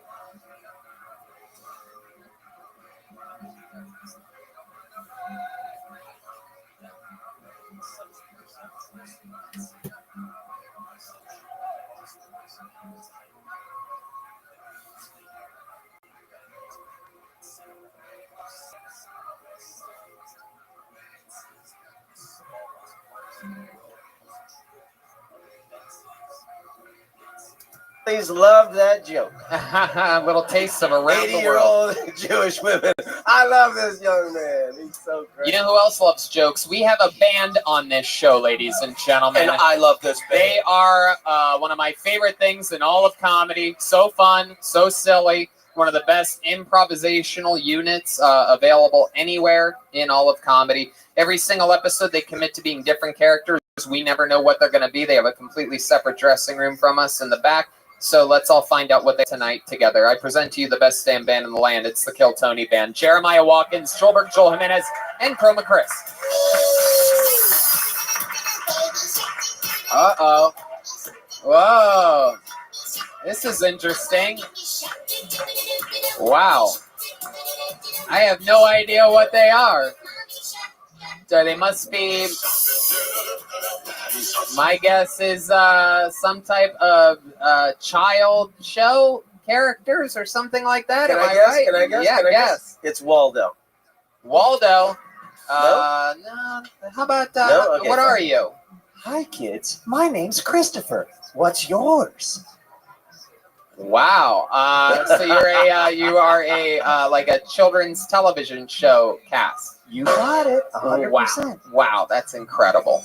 Well, welcome to the show. For a second, I thought you were the guy that gets bullied the hardest in the Back to the Future movies. Can't remember his name. And then over there we have Chroma Chris. How are you, Chroma? How's it going over there? Good, Tony. Named Stanley. All aboard. Oh, wow. Look at that. Jeremiah's Christopher. Chris is Stanley. And then clearly back here we have a young Latina lesbian woman whose name's Jason. I had the cover of Teen Beat for the last 6 years, and now I'm battling a fucking crippling crystal meth addiction. Wow. Oh, my goodness. I'm excited. This is the first time we've ever had children's television stars on this show. And so there you go. We have them, we have Tom, we have Eddie, we have Brian's soundboard, which brings me to this, everybody, the Bucket of Destiny, ladies and gentlemen, what the show's all about. A bunch of people signed up for the opportunity to get 60 seconds uninterrupted on this stage and then get interviewed by me and my esteemed panel. We'll find out more about you, find out what's interesting about you and what makes you special. Meet a bunch of people all at once. You know, your 60 uninterrupted seconds is up in here, the sound of a kitten. That means wrap it up then, or else you're going to bring out the angry West Hollywood bear. You guys ready to start Tony Live? Here we go. A lot of people would settle for that, but I think we can do one better. Guys, are you ready to start this fucking show? There you go. There you go. Now we're ready. That's what I need. A little bit of Saturday energy on a fucking Monday. Get the show started tonight, uninterrupted, 60 seconds, going to Brandon McGee. Brandon McGee will start the show. There he is. Hey! Ba, ba, ba, ba, ba. Yeah, yeah, yeah. Here he comes, Brandon McGee. This is going to be a good start to the show. I can feel it already. Come on, one more time for Brandon, everybody.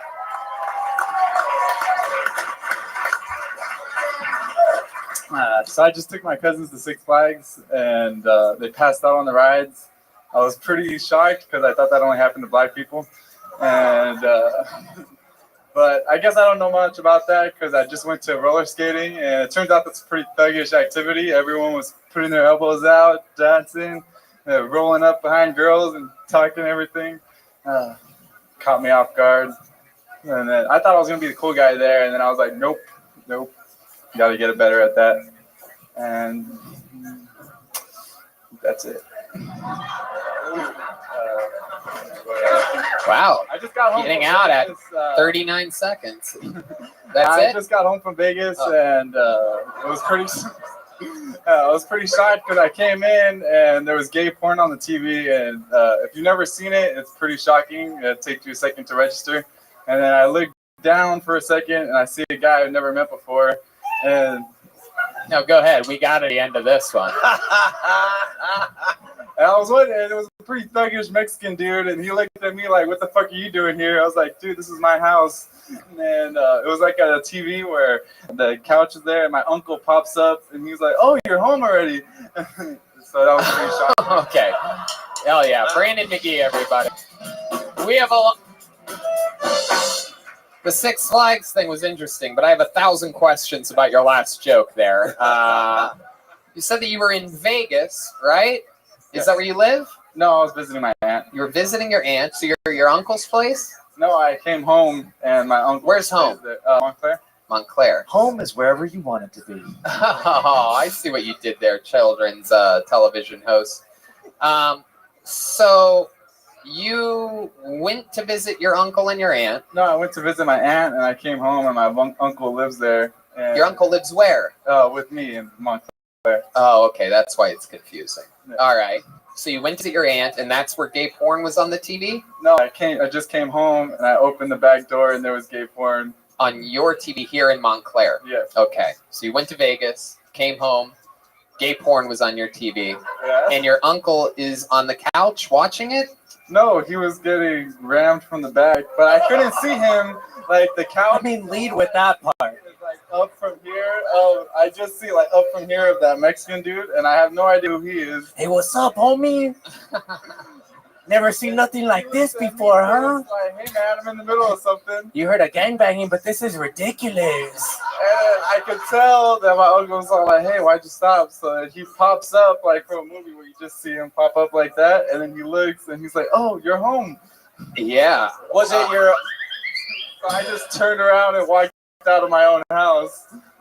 Oh my Was God. it your uncle's suggestion for you to go to Six Flags so you get out of the house for a little while? He thought I was coming home later. Did you know your uncle was gay? Yeah. Oh, right. Does he always, you live with your uncle? He brings home random guys like every other night, and I'm wondering That's what's where up. he finds these people. How many people live with you? It's just me and my dad, my uncle, and my sister. Let me ask you this: is your uncle a big reader? No. Okay. Wow. So there was a guy butt fucking your uncle in your living room when you walked home, when you came into your house after going to Vegas. Well, at least he didn't use any of your Little League trophies. No, Yeah. but I come outside, and then so I came in, and then I saw that, and I come outside, and then not 5 seconds later, he comes out wearing my sweats. I'm like, dude, I know you didn't have time to shower. Those are yours now. Oh, shit. Wow. The word of the day is forgiveness. Do you know how lucky you are to have that kind of stability in the home? Yeah. I mean, that is true. That's incredible that is your... That's right. I never got to hang out with my uncle. Yeah. My goodness. So he just trashes your sweats. He's butt fucking in your living room. Where's your dad during all of this? I believe the word is butt fudging. Oh, okay. Thank you. Thank you, Stanley. Where was your dad? He was at work. Where was your sister? She was at work too. What does your dad do? Construction. He's in construction? Hell yeah. Well, the whole family sounds like the Village People. This is incredible. Construction. Butt fucking good old time It's not happening. even the worst. One time I went in the kitchen and there was two dudes. It wasn't even my uncle. Like they were friends of his that were in the kitchen fucking, and they have the same look every time. Like, dude, You want a like, sandwich, having a homie? good What's time. up? And I'm like, what are you fucking doing? What does your place smell like? If you were to, there it is. So what's the look that they give you? Describe this look a little bit better. The look of just walking in on getting butt fucked. They look at me like, we didn't invite a third guy. Like, what are you doing here? Yeah, they think you're. Yeah, like I'm the rude one. Yeah, wow. I feel like your material should be more hard hitting, just based on your life. It should just be, Yeah, if you told the real story, right? That's what I think so too. I'm guessing you're brand new at this, right? My first time. First time ever on stage, everybody. He's popping his cherry right here on Kiltony, doing exactly what his uncle wanted to do with him this entire time, just making a breakthrough. How did it feel to do it? How did it feel the first time? I was more nervous than I thought it would. Yeah. Yeah, exactly. It could have been worse. You could have had your first time with your uncle, you know? Yeah, it's true. That is true. What does your uncle do for work? Absolutely nothing. Absolutely nothing. It sounds like he works hard to me. Yeah. Wow. How does he survive doing nothing? He just makes excuses. Just makes excuses. So Every time like he lives with us, he's supposed to pay rent, and then he'll just say, "Oh, I had to pay for this AIDS medication." I'm like, "Well, if you weren't fucking all the time, maybe you could save money on He that." needs financial aids? What? Right. So does he have AIDS, or he's just taking preventative medicine? Yeah, that's what he says it is. Excuses are like elbows. Everyone's got them. Wow, Brandon. Well, that's interesting. What do you do for work? I'm trying to join the Air Force right now. You're joining the Air Force. Why do you want to do that? I want to be a PJ. What's that? It's like their special forces. They're the guys that go in and save people when they're in trouble. Oh, okay. Why doesn't anyone want to be on the mundane forces? Everybody wants to be on the special fucking forces. What about the forces that don't do a goddamn thing, like your uncle? Yeah. Or the Coast Guard. Right. Absolutely. My goodness, you're gonna go straight to the. Is that how's that going for you? What are you doing? I'm just waiting for my MEPS date. Your what? It's like the enlistment process where they do your full medical and everything. So I'm just waiting for that. Just make sure you don't have any of your uncle's AIDS or anything like that, right? Just make sure there's no airborne Airborne man gun. How old are you? 22. 22 years old. Look at you. You got the whole world out in front of you. Just take it like your uncle would and fuck it right in its butt. You know what I mean? Well, Brandon, congratulations. Your first time ever on stage. You did it at the Comedy Store. Keep doing it. There he goes. Brandon McGee. An American hero. He's on Instagram at Powerful Brandon Lee, all one word. He just had his first time in front of us at the Comedy Store, everybody. There you go. How exciting is that? Anything can happen here. It's a wild one. Imagine just coming home and it's just so much butt fucking going on. I'll join the Air Force also. Right. I mean, like, you walk in and gay porn's on, that might be enough to turn around and go the other way, Yeah. right? I'm surprised it's not the Navy, though. Yeah, no, it's true.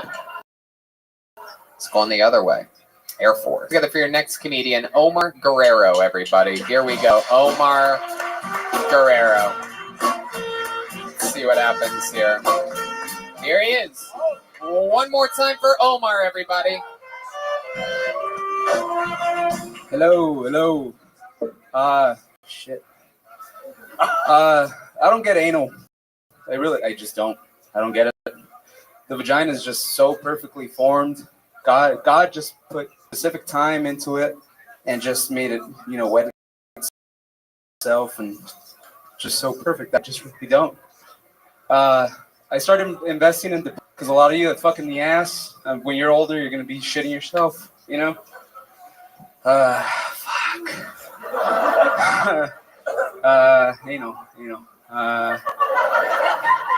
Yeah, I only do vaginal. I'm married. Freshly married. Yeah. 2 weeks ago to a woman. Yeah. She's a big fan of no anal. Yeah. Okay. That's your only option. I mean, yeah, because gay dudes. I don't expect you to do the sword fighting or putting the dicks in the middle and then you both clasp and jack it off. I guess that's it. Wow, there you go. Omar Guerrero, everybody. It's incredible. We just had the same comedian twice in a row. That was mind-boggling. The same exact man just appeared twice so far in this show, starting with a... Did you hear Ryan J. Ebelt? He did an audible, ugh. Wow, really? Oh, my goodness. I've never met a man that wanted anal more in my life. Yeah, exactly. Oh, shit. Someone's... No, you don't? No, not a fan. Really? That's where shit comes out. Sure. Right, yeah. The piss comes out of the other one. They're both great and bad at the That's a same different time. hole. That's a different hole, Joel.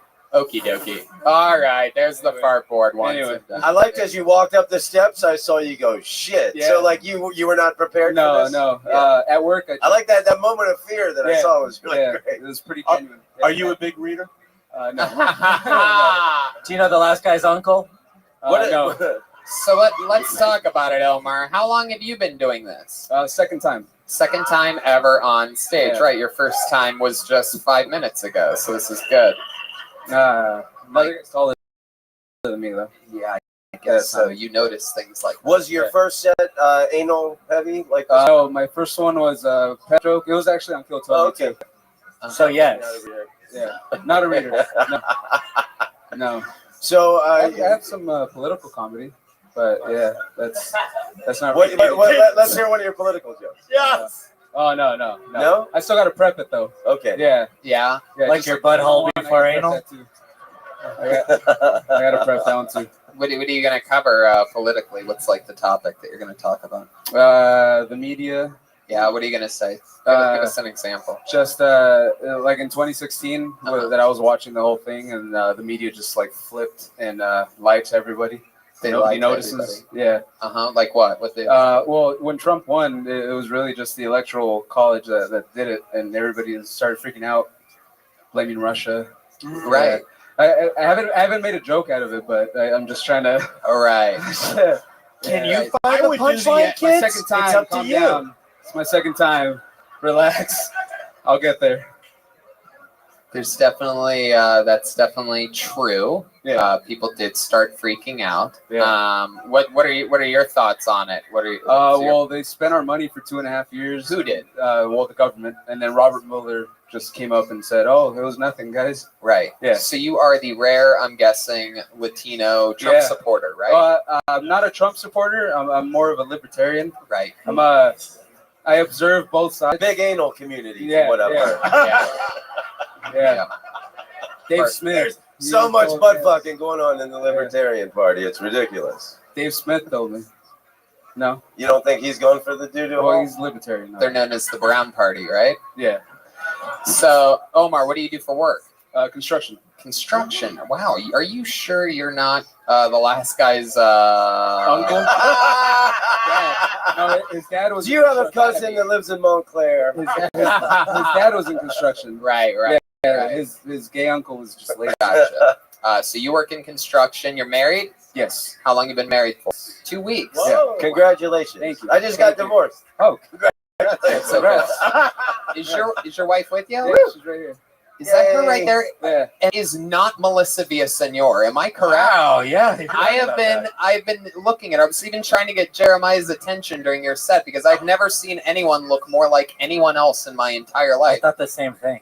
Yeah. I was certain by the end of this that Melissa Villasenor was just awkwardly sitting in the front row of this show. I don't even know who that is.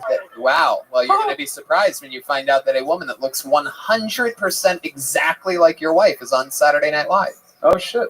Yeah. There you go. Okay. That's crazy, right? Now you see what I was pointing out to you during that, Jeremiah. I can't read lips. very, very clearly you can't. You also can't. You're pointing fingers going like that.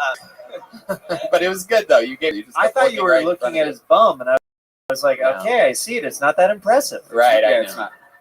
Anyway, Omar, so that's Yeah. incredible. What's something else interesting about you? You seem like you have an open mind. You pay attention to things, sort of, Yeah. somewhat. Yeah. Second time ever on stage. Yeah, second time. So what else about you? What about your life or your family or anything like that? Just a bunch of construction workers, Mexicans. Yeah. Before you were married, like 2 that. weeks, were you doing a lot of cat calls or anything like that? No. Has anybody ever gotten a long nail from a nail gun shot into their skull? No, we do mainly on the road water. Oh, asphalt. Yeah. Okay. Yeah. Asphalt. We do water main. You put the ass in asphalt. Oh, goodness. Thank you, Joe. It ain't his ass's fault. Wow. Omar, yeah, nothing too exciting, to be honest. I've been working on comedy, I guess. What have you been doing with that? Writing shit down. Yeah. Yeah, but then on the way back from our honeymoon, I started watching Mrs. Maisel. And then I started realizing that she's funnier than me too. So that Miss Maisel is? Yeah, I'm Yes. essentially the husband in that. Yes, the woman with Great the reference. Yeah. Yeah, I love it. That's a great show. And then I watched The Joker. I didn't like the Joker. Can we talk about? Oh the Joker? shit! Wow, this Well, is good. I thought it leaned a little too heavy on the mental illness. Oh, why couldn't the Joker be a badass, great comedian with great jokes? Why did he have to be a I shitty agree. open micer? That would Comedian. be better. That's right. That's Jack a great Nicholson. point. He should have been a fucking genius comedian like a Bill Hicks Crusher. Yeah, and then I agree. he kills the Johnny Carson character. Hey, I don't care if I ruin the film for fucking people. You should have seen it by now. idiots. I don't mind killing rich people like they condoned in the film, but killing comedians, I'm always against that. Very, so very that's good. It. I like ruined the film for everybody. You're welcome. There you go. That's a hot take. I thought Tom Rhodes. I thought he I'll should be have in been the next Joker, and I'll be a better It's comedian. all good. That's all. All right. Today, kids, we learned what a spoiler is. So, Omar, anything else crazy about you that we need to know about? Well, I mentioned I broke my jaw last time. But, Broke your jaw? Yeah, I broke my jaw. You didn't mention that. You said Well, last time? Yeah, I was my first time doing comedy was on Kill Tony. Also. Oh, okay. Yeah, It I was was here on- at the yeah. comedy store? It was Doug Benson. Oh, okay. Yeah. And you broke your jaw? Yeah. How'd you break your jaw? Standing next to a net, I was at the batting cages, I wasn't looking and kind of gave out. Right, Yeah, right. Straight to the jaw. Got hit in the face with a ball. Yep. 6 weeks. Oh my goodness, that's I incredible. lost weight though, so that's good. There you go. Absolutely. Where was your honeymoon at? Ireland. Ireland. Why Awesome. Where Ireland? did you go in Ireland? Beautiful. We went to Dublin and then we went to what was it called? Galway. Galway. Wow. Fucking nice work. It's one of my favorite places. So memorable. Go. I forget the name. My goodness. Shut up, man. But why Ireland? Why would two Latino people like? I mean, why? It was actually her choice. Oh, interesting. It was nice though. Ireland's great. Everybody likes to drink a lot and laugh a lot. Hell yeah. Everybody drinks. Yeah, Guinness. Galway's awesome. Galway's like a little mini San Francisco University Seaport Village, and there's street musicians everywhere. Yeah. If you were gay or a musician in Ireland, you would move to Galway. Yeah, It's there's like less. the fucking cool city. Yeah, less shit and less needles too. Okie dokie. Ladies and gentlemen, there you go. Omar Guerrero, everybody. Omar Guerrero.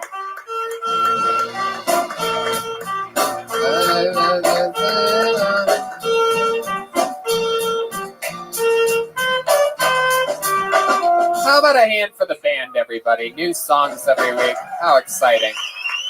Okay, let's see if this goes any differently. Put your hands together for Dante Cordova, everyone. Dante Cordova. Here we go. Dante.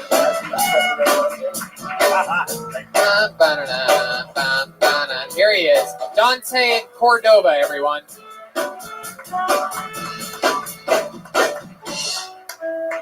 What's up, guys? Happy Black History Month. Happy Black History Month.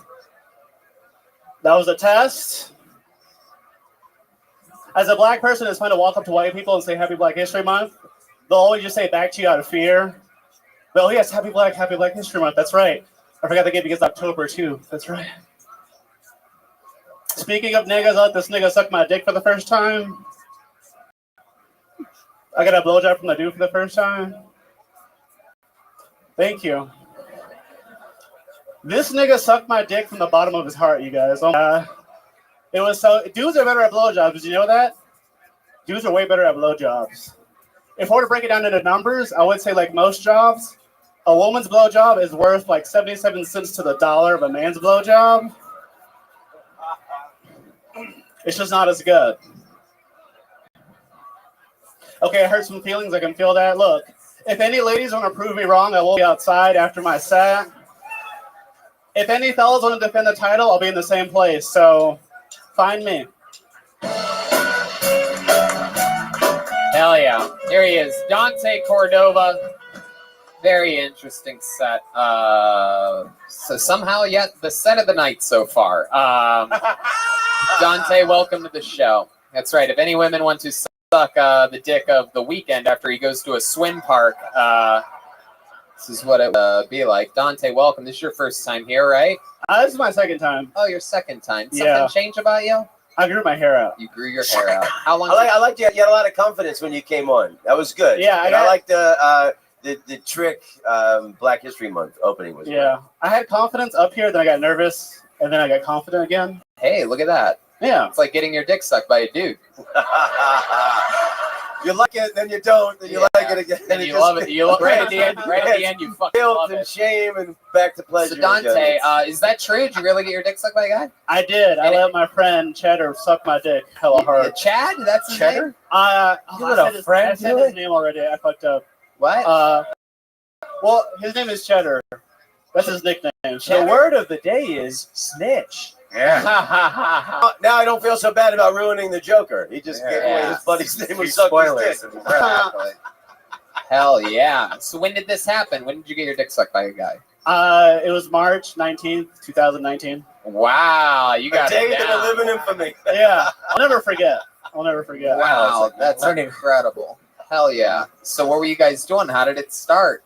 We were doing coke and ecstasy. And, Oh, yeah. That's fair. Yeah. I've sucked a lot of dick on that. And then you just started to get a boner and you started looking at it. No, he's wanted to fuck me for like years, so I finally let him do it. Wait, you let him fuck you too? No, I mean, he's wanted me to fuck him, so I just let him suck my dick. Let's check in with. There was no anal, Omar. He didn't let him do it. Let's check in with Christopher over here. I would like to tell you kids about the DARE program right now. So you're doing coke, you're doing ecstasy. Where are you guys at? Your place, his place? We're at an Airbnb in San Diego. Oh my God! Just where that kind of thing's gonna happen. Oh my goodness! B&B stands for butt and balls. Dude. Wow. Butt and balls reference. Interesting. Dante, so you're serious? Best blowjob of your life? Yeah, it's pretty good. Yeah, what was so good about it? Was it like mustache hairs? A lot of scraping against muscle. it? A lot of muscle and a lot more suction. You know, women will kind of just like let your dick go into the mouth. He like sucked it into his mouth, you know? Oh my goodness. Like you know what I mean, right? Like a spaghetti noodle or something like exactly. that. It like slurp around and whip him in the face. My goodness. And when you say muscle, what exactly do you mean? What muscles was he using? Like during a this jaw blowjob? muscle. The jaw muscle. And like a good bicep thing going. It was pretty hot. Oh my God. So you were really into this when it was happening. It was your first time getting a blowjob from a guy. It was my first and last time. I don't know. Well, you don't know that. You're right. Nobody knows anything. Jesus. I think you got something going on there. How do you know it was your last time? Did you hang up the shirt you were wearing in the rafters or something like that? Like, Ladies and gentlemen, retiring from the blowjob field. Yeah. A heavy eater.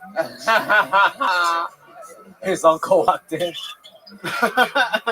So what makes you say last one ever?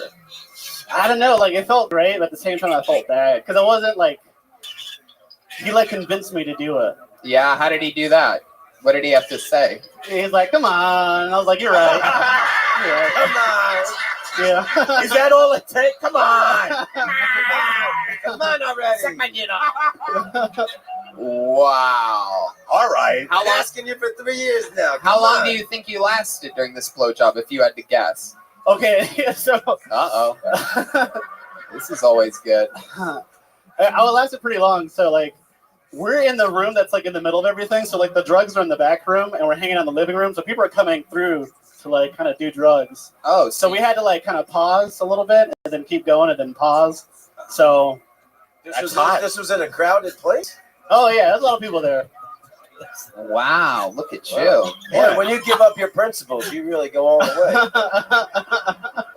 Fuck it, let's do it where everybody can see it. Yeah. Heck yeah. Everybody's got a much more interesting life than me.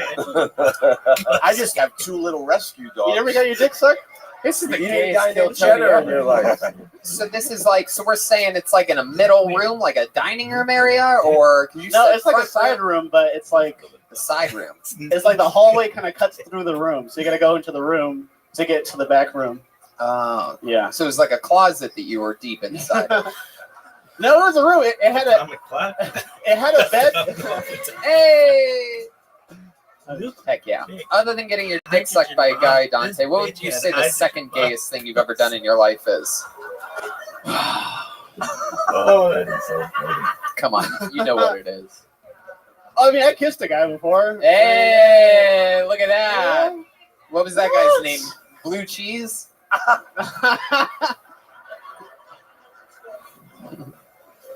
Nosebreed. Oh, okay. I once shot up crystal meth with another teen heartthrob in Tijuana. Beat that. Dante, how long have you been doing stand-up? 8 years. 8 years. Wow. And what do you do for a living? I used to work at the comedy store in San Diego, but I just moved here, and I got a job at a sushi place now. Oh, Are you doing comedy at the sushi joint? How often do you wins when you're working? Not enough.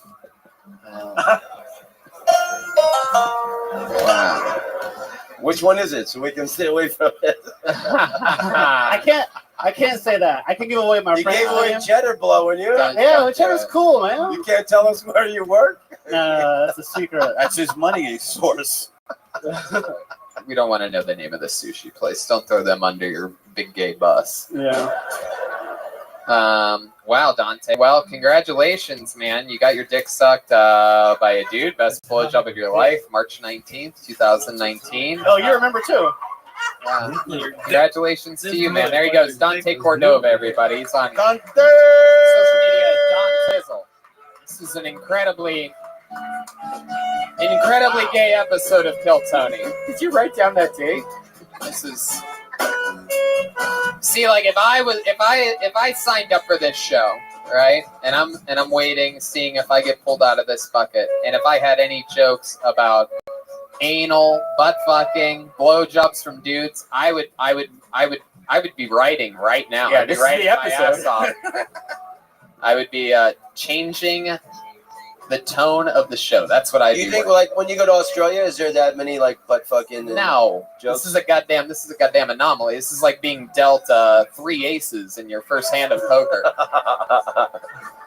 or maybe 3 jacks or something like that. Okay, let's see what happens now. Put your hands together for your next comedian. He goes by the name of Reed Rothschild. Reed Rothschild, everyone.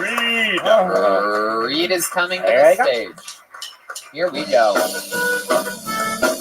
Hey, there we go. Whoa. Come on, one more time for Reed, everybody. Someone fucked this up. So, we live in pretty rough political times right now. Have you guys noticed that? You guys following the debates and shit? Sure. Yeah. Abortion is a huge days. It's like fucking huge. One thing you'll notice is that like big companies will start taking stances on issues like abortion. Like here's a great example of that. I read this the other day. I read this fact about abortion. It said, today alone, over 3,000 children will be denied a chance at life due to abortion in the United States. And I was like, fuck. That's kind of a dark Snapple fact. I don't think I want this anymore. Who's that for, Snapple? Who is that? Who are you? Whose mind are you changing? Who's standing by their convictions until their tea tells them otherwise? Like, bro, you've always been pro-choice. Have you tried the Diet Raspberry? It's like 0-calorie heroin. Side note, 0-calorie heroin. I want to make that. I think that would take off with white women. Give them that fake guilt, like women ordering mimosas in the middle of the day. Like, guys, we are so bad. Shooting up. Cool. Thank you, guys. Hey, Reed. One joke. Hell yeah. Whoa. Welcome to the show, Reed. How are you? Is it your first time? I remember you. Look at you, look at you, little baby boy, you. Why no anal material, Reed? I Don't you have an unemployed uncle at home? You ever fuck I with love the Snapple joke. Yeah, that was great, funny. clever twist, and then like a really uncomfortable topic like abortion, and then to flip that with a funny Snapple lid thing. I may take loved that. it. I thought that was great. Thank you. That's how good it is. Eddie's gonna steal it. Appreciate it. Thank you. How old are you, Reed? I just turned 24. 24 years old. Wow, that is incredible. You look like you watch shows hosted by these guys sitting behind you. Fucking amazing. You got a little baby face on you. Where are you from? I'm from Boulder, Colorado. Boulder, Colorado. How long have you been in Los Angeles? Since April. Since April. You live here now? Yep. You just moved here. How long have you been on stand-up? Off and on for about 5-6 years. 5 or 6 years off and on. That's incredible. You started young. In high school. Wow. And then what's your living situation now? So I live in a hostel. At Melrose and Western. Yeah, so I live in a room about, if I marked off, it'd be from like here to the edge of the stage with 6 other people. But you get to meet a lot of impoverished European women, right? It's only guys. Oh, it's only guys. Hell yeah. Absolutely. Yeah. So, and you've been living in that situation since April? I lived on a friend's couch for a couple months, and then I moved into there. Yeah. And what's your work life like? Yeah, right now I'm just doing catering gigs off and on, trying to get more stable bartending stuff. Right. They allow you to bartend. Even though you look as young as you do. The customers ID you. Yeah. Very good. Have you been a bartender before? No, I just went to like bartending school. Oh, okay. So, you went to school, huh? So you like know how to like throw stuff around and everything? No, I didn't pay extra for that. They were getting paid like If you want to learn how to bartend, just watch Cocktail. That's true. Yeah. Not that bad a movie, actually. Didn't see it. However, he did read the book. I can ruin the end for you if you like. So what's the next step up after Hostel? What are you hoping? Honestly, I'm trying to I mean, I'm trying to do the whole acting thing, so I'm kind of cool with just saving money for the moment. Your parents proud of you right now? What does your mom and dad do? What's Today's word is every disappointment. Yeah. So my mom's an artist. She's a painter, so she kind of understands. Right. And then She's a lesbian. Yeah. No, go ahead. And then my dad and all my uncles are all optometrists, so they don't really understand. Yeah, they don't. Do they fuck each other? All optometrists? How many optometrists are we talking about here? Like 4. Wow. How's your vision? Good. You do? You don't need like contacts or glasses No, or anything? not yet. My goodness. Do they all have good eyes too, or are they opticians with glasses? Now they have glasses. Right. Because they went to medical school. Why the fuck are frames so expensive, Reed? Do you want it? Because they're all made. There's like 3 companies It's that a make monopoly. It's an Italian company called that has a monopoly on Luxor or something. It cost them like, I saw a whole thing on 2020 about it. It cost them like $20 to make Ray-Bans, and then they just fucking. You could just buy. So one Italian company bought up all of these glasses manufacturers years ago. Fun fact: you could just buy a pair of kind of a sunglasses, pop out the frames, and take it to like whatever lens crafters, and they can put a frame in there for that. How ironic that 2020 did a piece on it. Hey, zing, zing, zing. So, what has your dad specifically told you about your adventure doing stand-up comedy? Like, what exactly? He thinks he's like funny in social situations, so he tries to write jokes for me, but they don't make sense. There's no punchline. What's so funny? What's the funniest thing you've ever seen your dad do?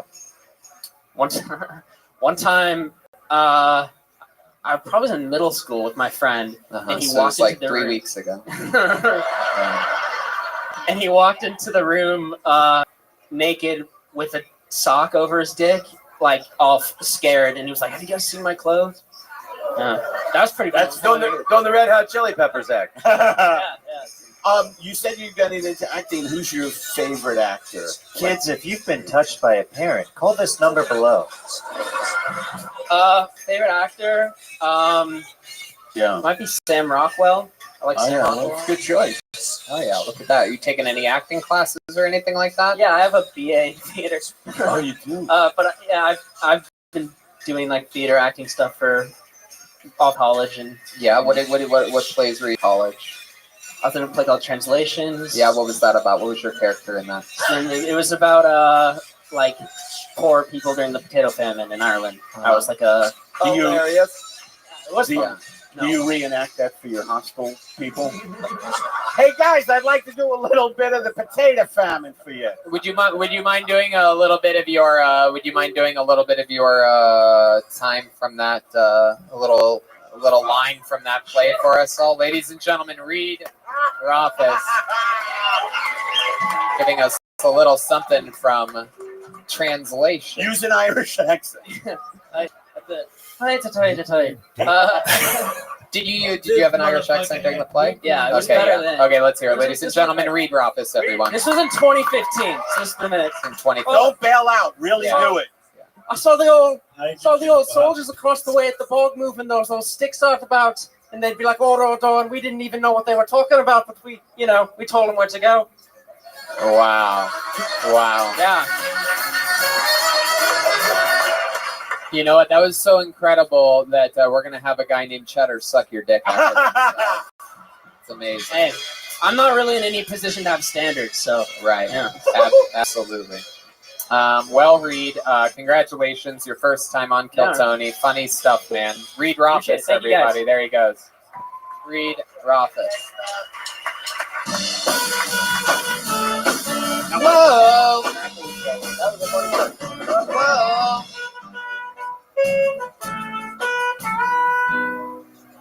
It's crazy.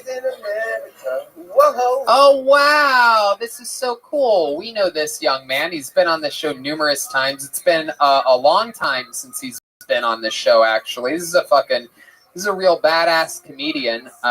He runs an amazing show at a place called the Venice Underground, and he signs up all the time for this show. Put your hands together for him. He just got lucky. Make some noise for Matt Devlin, everyone. Here he comes. Here he is. It's been a while since I've seen him.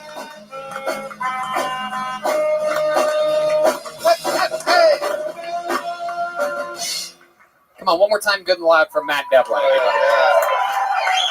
Holy shit. So I'm at this gun show, and I bump into this guy that I do a little business with, and he says, "What's up?" And I said, "What's up?" And he says, I just saw Joe Rogan a couple of weeks ago. I said, "How was it?" He said, "It was great." And I said, "Great?" He says, "Yeah." I said, "Cool." He said, "The guy that went on before him was awesome." I said, "Who was that?" And he went, Hinkle, Heath, I went, "Hinchcliffe?" He goes, "Yeah, that's it. Toby Hinchcliffe." I said, "Don't you mean Tony?" He said, No, Toby Hinchcliffe. Definitely Toby. I said, "I think you mean Tony." He said, "No, it was Toby." I said, "Big fat black guy?" He said, "No." Skinny little white kid. I went, "Oh yeah, that's Toby." And he said, "Well, next time you see him, make sure you tell him I said hi." So Cheddar says, "What's up?" Hey, that's how it's done. Matt Devlin. Hell yeah. True. Yep. True story. Oh, hey, Melissa. Hey, that was great, Matt. Yeah, it really happened. That's a true story, huh? It wasn't a gun show, though. I like that. Yeah, man. What kind of business did you do with these? It's not worth getting into, Tom. You know that. No trick questions on a Monday night. He asked me if I knew you. I said I drink beer with his brother and we shoot rats in the alley in Venice. And You've shot rats in the alley with my brother? Yeah, man. My goodness. And he hit a kid over the head with a skateboard once because he jumped over a fence incorrectly.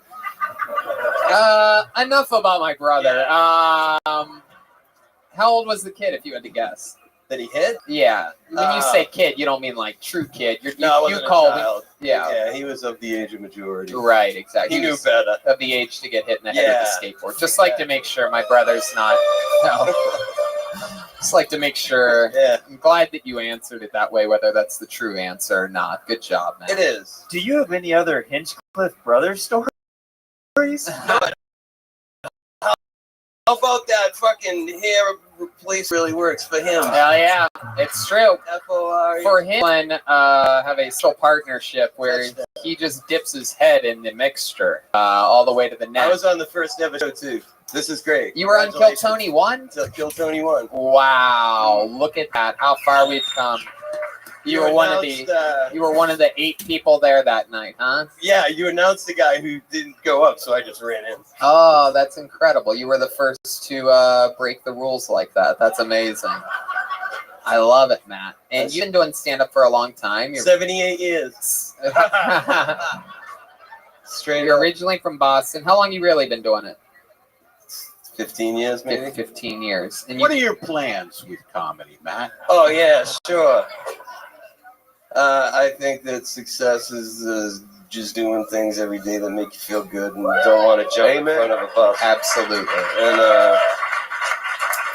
And I'm intentionally unemployable, and I refuse all this Geico shit. And I'm thinking of buying a pimped out Winnebago and driving around the country, doing the Tom Rhodes things without all the passport stamps and dealing with foreigners. I love to go. I like foreigners, especially the darker ones. Yeah. The best looking Asian women. The best looking Asian women. Oh yeah, that's my joke. Most beautiful women in the world are Thai men. Yeah. Hey, I like that. Yes, thank you. It's on my album. Fucking buy it. Around the world. There you go. 24 countries. Around. But I love to go to used bookstores, and I was in I've been old friends with Matt, and I found this book, and it's like it's a Daredevil like Evil Knievel, and it looks like Evil Knievel, but it says Devlin, and I shit in my pants. I'd never seen it, and I bought it for Matt. And I took a picture of it, and I was like, "Dude, did you know about this?" And you're like, "Yeah." So, I've never even heard of this. A lot of people have the same last name as each other. No, but a lesser Evil Knievel. I mean, that's pretty special. He wasn't lesser. He was cartoon. He didn't even exist. Wow. So Devlin was born before Evil Knievel? Oh man, my chronology on this shit's not up to scratch. It was a cartoon Saturday morning. It doesn't matter. Matt, so you have an interesting look to you. You are very manly. Like there's a whole thing going on here. Like this is incredible, right? Have you ever thought about using that in any way to your Nope. advantage? No. Why not?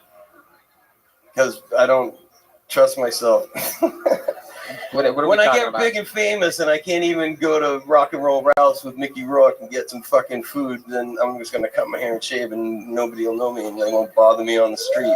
Wow. I don't know, man. I love doing stand-up comedy. That's it. I try not to You be- never thought about being like a mall Santa or anything like that, or? I got something I can fall back on. Yeah. Absolutely. I took typing in high school too, so. When was the last time you didn't have a beard? My niece fit between my hand and my elbow there, and she's now 8. So 8 years. Yeah. Do you have a weak chin, or is there a reason for it? Come hit me, man. No, I don't have a weak chin. I look like my mom. Actually, people are always like, "What do you look like without the beard?" I'm Kathy. You know. Yeah. She's gorgeous, fuckers. What? Yeah, I just, you know what? I didn't grow a beard. I just quit shaving. Oh, right. That was it. I was like, what are your dreams? To be cast as a model for a denim manufacturer and get paid How are obscene you? amounts of money. Wow. How are you doing today? No, I did not.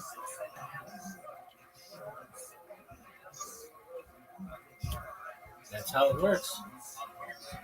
How'd you sleep? All right. Well, we're watching. You did not sleep?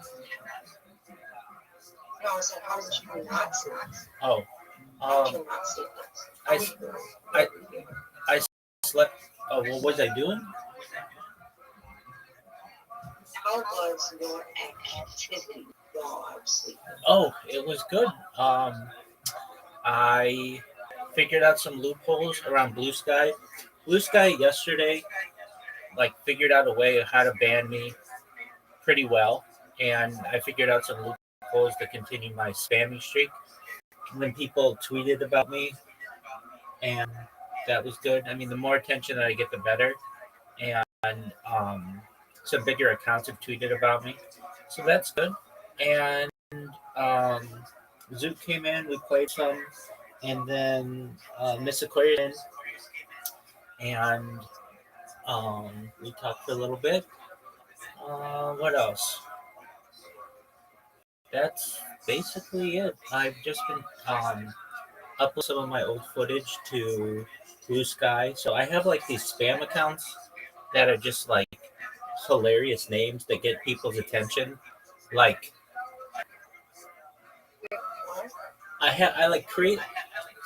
create accounts that have very funny names, that get people's attention, like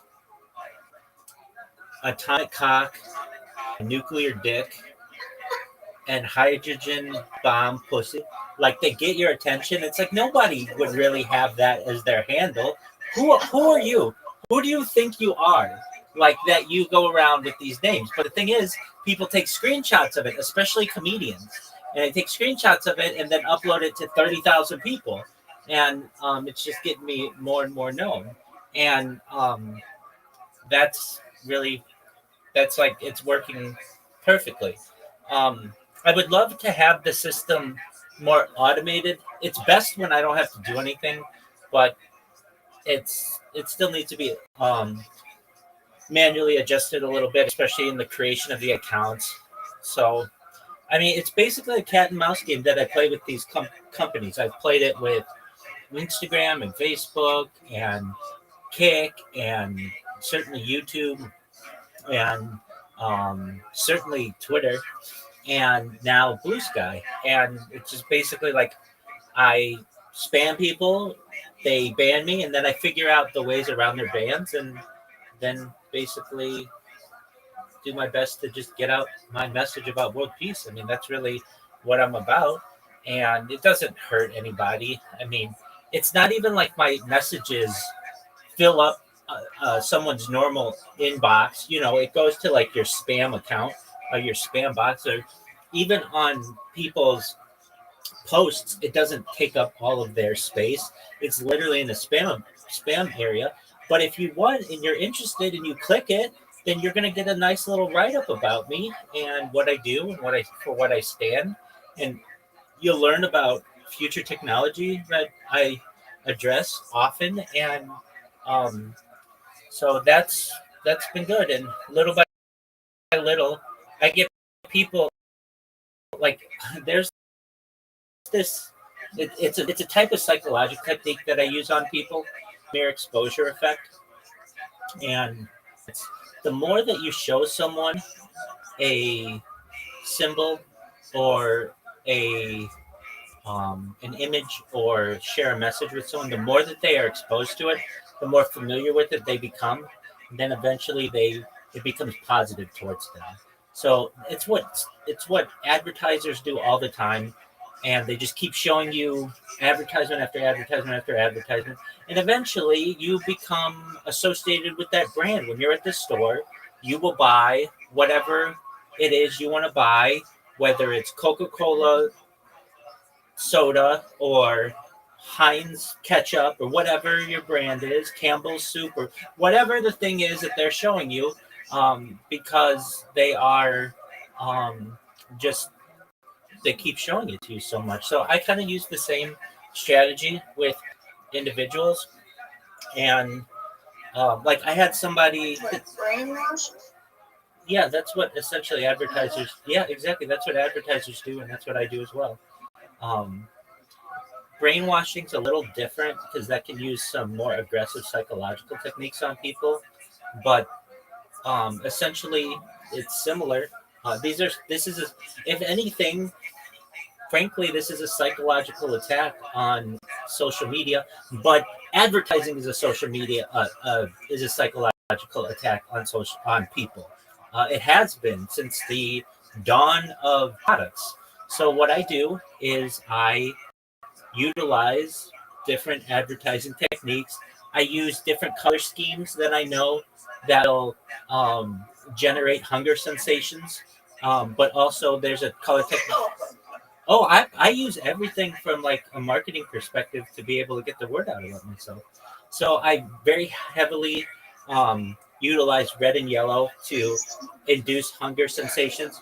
But then the human eye remembers yellow text on black background better than anything else. So I use that as well. It's the easiest for.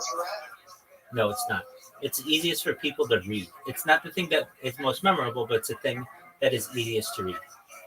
So, yeah. So not like it's about ease of legibility. And so I got this like really big message that I put out that is,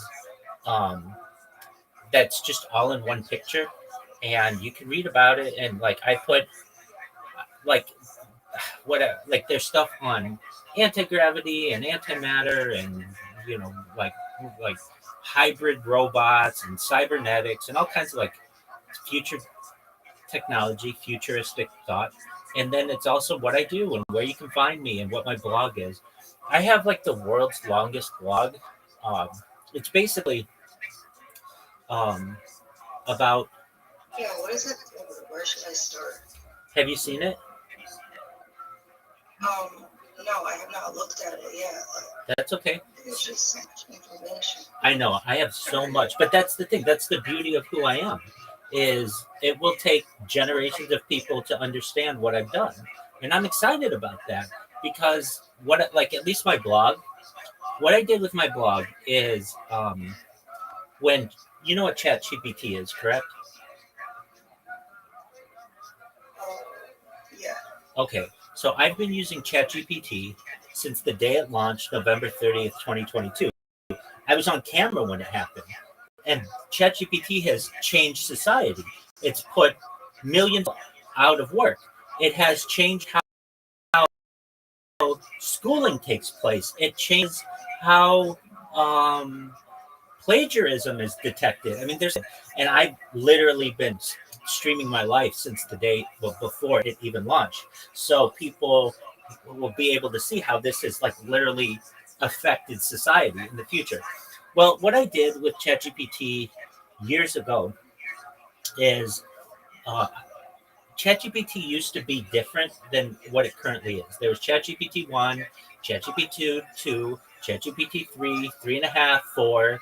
And like with each iteration, they offer like pictures and they offer now you can do video. I saw a video that was like a movie clip that it created of a zombie movie. It would be like something that you'd see in Hollywood. I mean, it's like getting so good that it's going to be able to create entire movies and even more than that.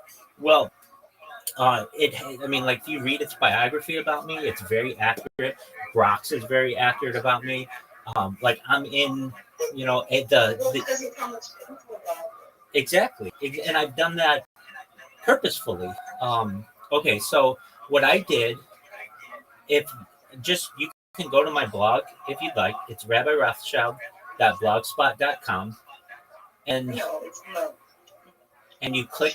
If you click, I only have one entry in there. So it's not even like, hey, this is what happened on this day or this date or this date. If you want that, just go to my videos.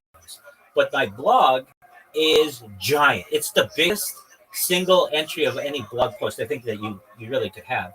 And what it is I took all of my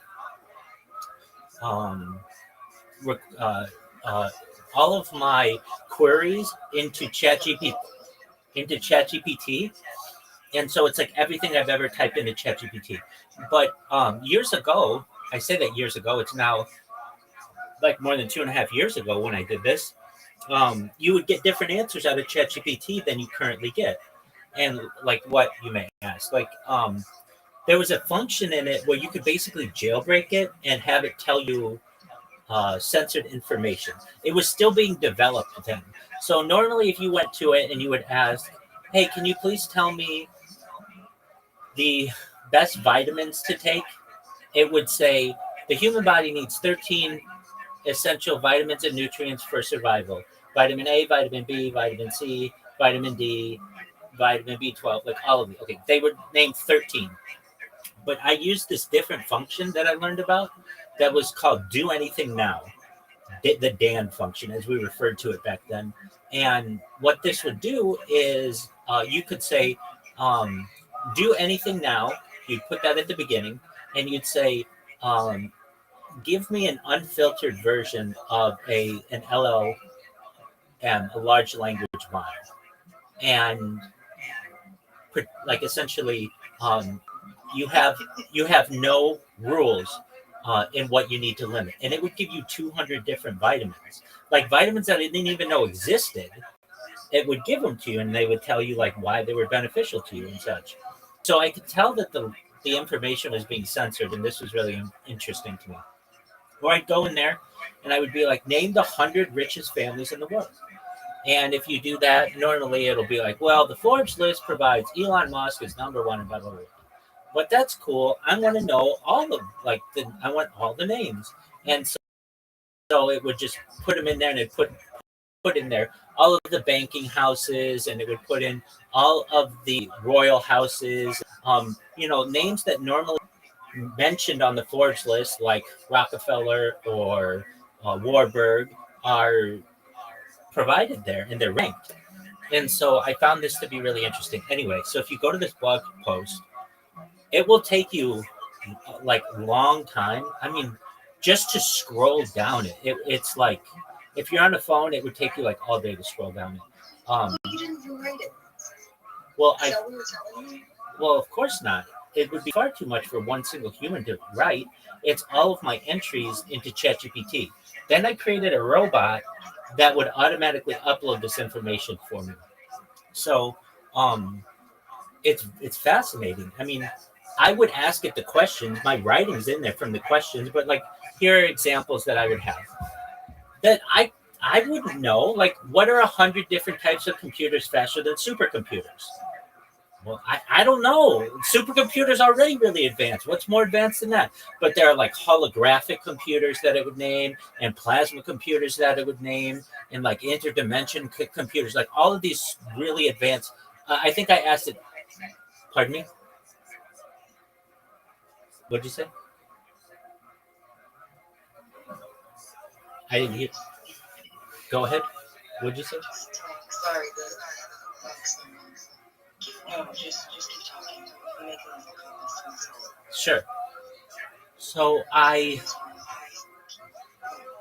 if people want my blog, essentially, I don't do a blog. It takes me too long to write.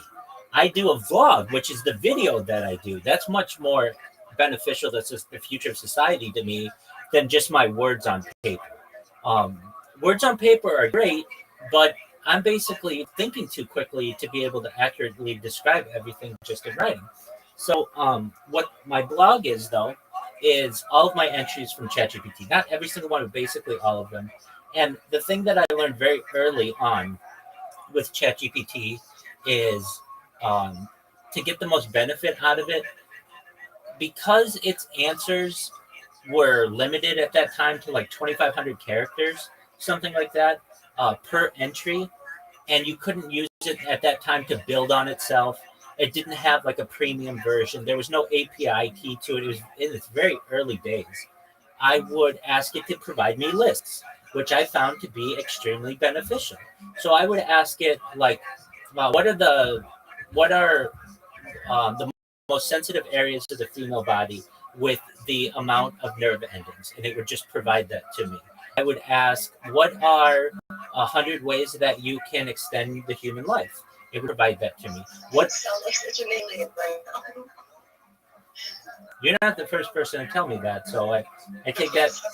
No, that's fine. I take that as a very high compliment. I would ask it, what are 100 different ways to travel faster than the speed of? What are 100 different ways that humans can connect with each other from a societal standpoint? What are the most beneficial ways to raise a child? What are 100 different strategies to raise a child?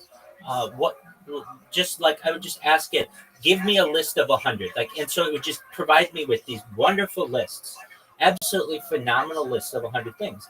And then if there was something on there that I found interesting, like time travel, or, we talked about force fields the other day, something like that, I would then go into it. So it might mention force fields. So then I'd go in there and say, name different kinds of force fields there are, or 100 different types of invisibility cloaks, or 100 different types of neuralizers. Like that. Did you ever see in Men in Black that thing that could erase memories? Like they would put their sunglasses on and it would erase your memory. That's known as a neuralizer. And allegedly that might really exist.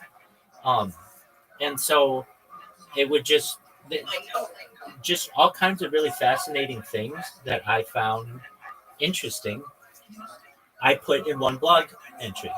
And it's such a long blog entry. I would go in there and ask it, it was really interesting at the time. I think the Bitcoin at the time was $60,000 or something like that at that time. And so I would track it on this date. This is what all these cryptocurrencies were worth, and they've basically all gone up since then.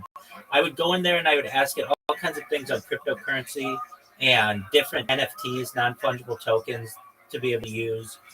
I would ask it about just futurism is very important to me. If someone were to ask me, Rabbi, what is your project about? I mean, it's about world peace, yeah, but it's really about futurism. They're related to me. And the reason why I say they're related is if you really study, extraterrestrial, even within science fiction, but even colonial civilizations, they don't explore when they have civil war going on at home. It's very difficult for them to. They basically need to have peace at home so that they can explore other lands. And I feel the same for Earth. Basically, we can't have war on Earth before we start doing space tourism and space exploration and terraforming other planets. These are all fascinating things that are very important to me. And so anyway, I would go in there and I would ask ChatGPT, what are the 100 best planets or planetoids that we may be able to terraform in the future? Basically, create an Earth-like land. And it would go in there and it would tell you Mars, and it would tell you Europa. Pardon me?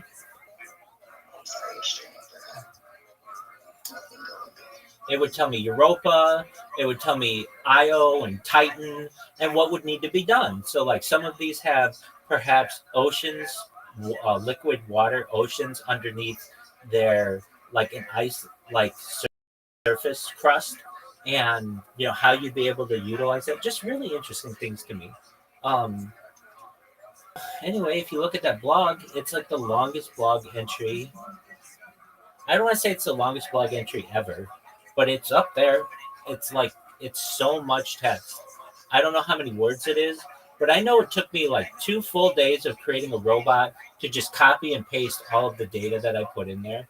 And but I find it to be fascinating. I mean, I would also go in there and just ask it, name 100 reasons to promote Rabbi Rothschild. And it would go in there and say, data is Earth's #1 resource. Rabbi has more data than any person ever. This data can be used to study humans both now and into the future. It's essentially a timeline for society or a time capsule for humanity. Like all the things that I talk about, it basically puts into words.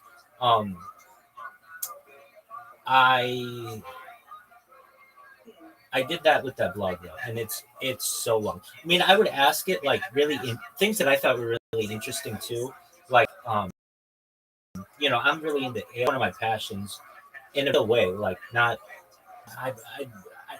like I don't even get into science fiction. It's like science fact to me. Aliens are fascinating to me. Like basically other civilizations. I'm fine with learning the history of Earth and like human civilizations, but alien civilizations are really interesting to me.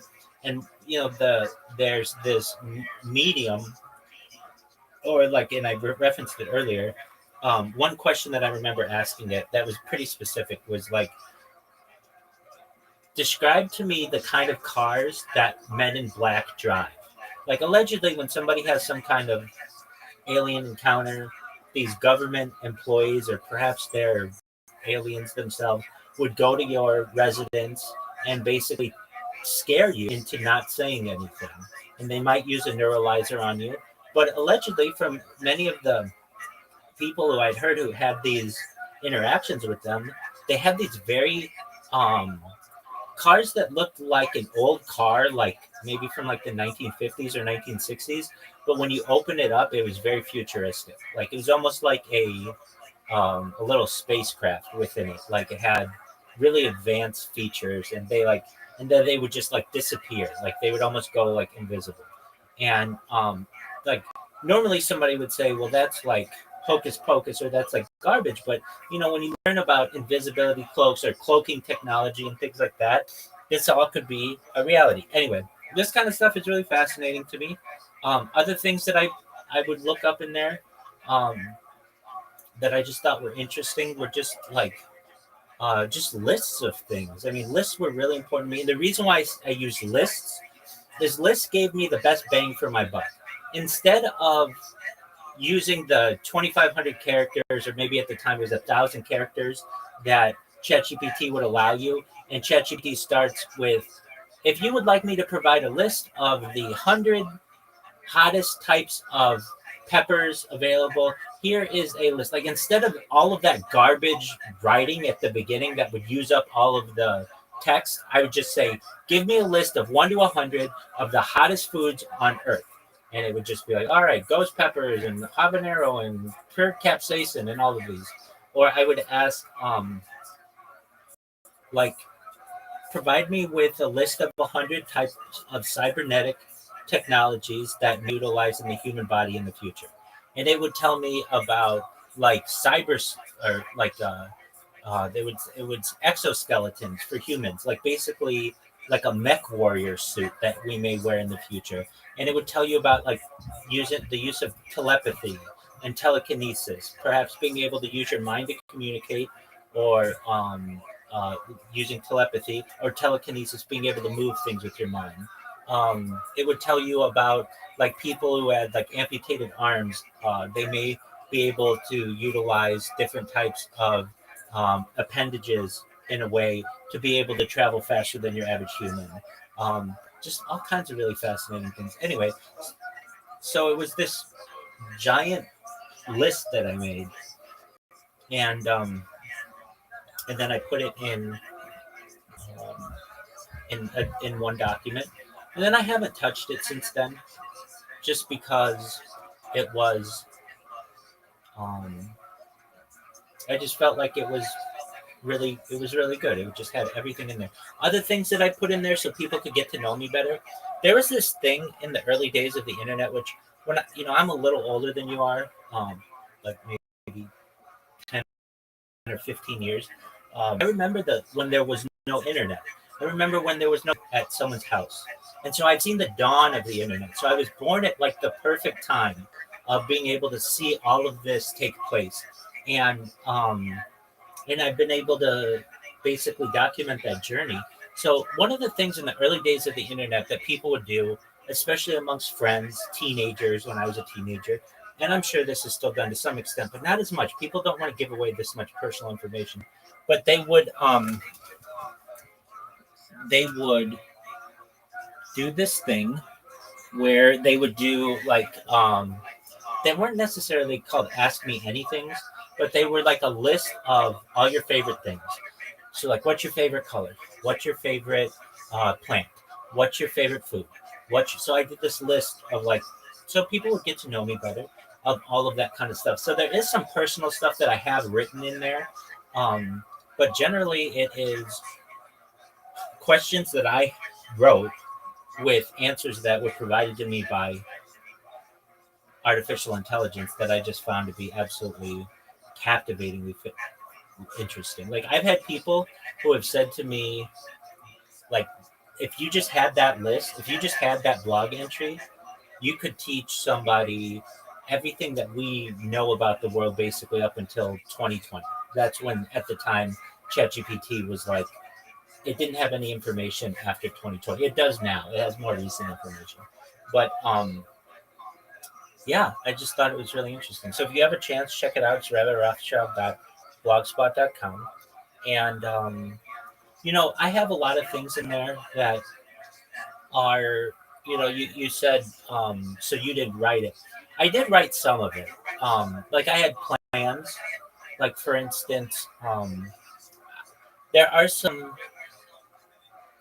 some topics on which are really important to me, like, well, frankly, human equality. I don't think that we should treat men and women differently, particularly if I took my shirt off on right now on YouTube, nothing would happen to me. Now, if you did, you would lose your YouTube account. And I don't think that's right. That's discrimination. That's de facto discrimination based on gender. And I don't think that's right. I don't think that we should discriminate against people based on the color of their skin, nor their mammary glands. They're exactly the same thing, essentially. And what has happened is the female body has been controlled for too long. And there are major movements. It's called the Free the Nip movement. Okay. You don't know what it's like to be like sometimes society needs to make these standards for us. In fact, they're a little bit too, like, we need to be looked at a little bit worse. Like, oh my gosh, this first thing issues, Rabbi. No. Maybe No. somebody else Let me put it to you this way. If I had a little, if I had a boy who was 18 years old, a young man, but I had a son, and I had a daughter who was 18 years old. They're both the same age, and if my son was at the beach and posted beach pictures, he'd be fine. If my daughter was dressed like my son, she'd lose her YouTube or she'd lose her Instagram account.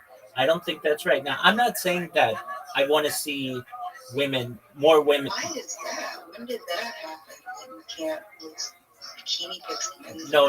If my daughter was wearing what my son was wearing, which is basically saying like if she went topless. Now also, exactly. But now they've changed things, and things are moving much more towards equality. But it's kind of disgusting to me what's happening, at least on Instagram, with I'm happy that women have made strides for the breastfeeding topic. Like you can breastfeed on Instagram now, and you can show a breast on Instagram, which I feel is a natural thing. That's fine, but women have changed, like utilize that to just be able to be topless and to get views and things like that. And they have children who probably shouldn't be breastfeeding. They're probably too old to be breastfeeding, that are breastfeeding so that their mothers essentially have higher views. I'm not such an advocate of. I mean, really though at the core, I'm an advocate for treating people equally, and I don't think it's right to treat people differently.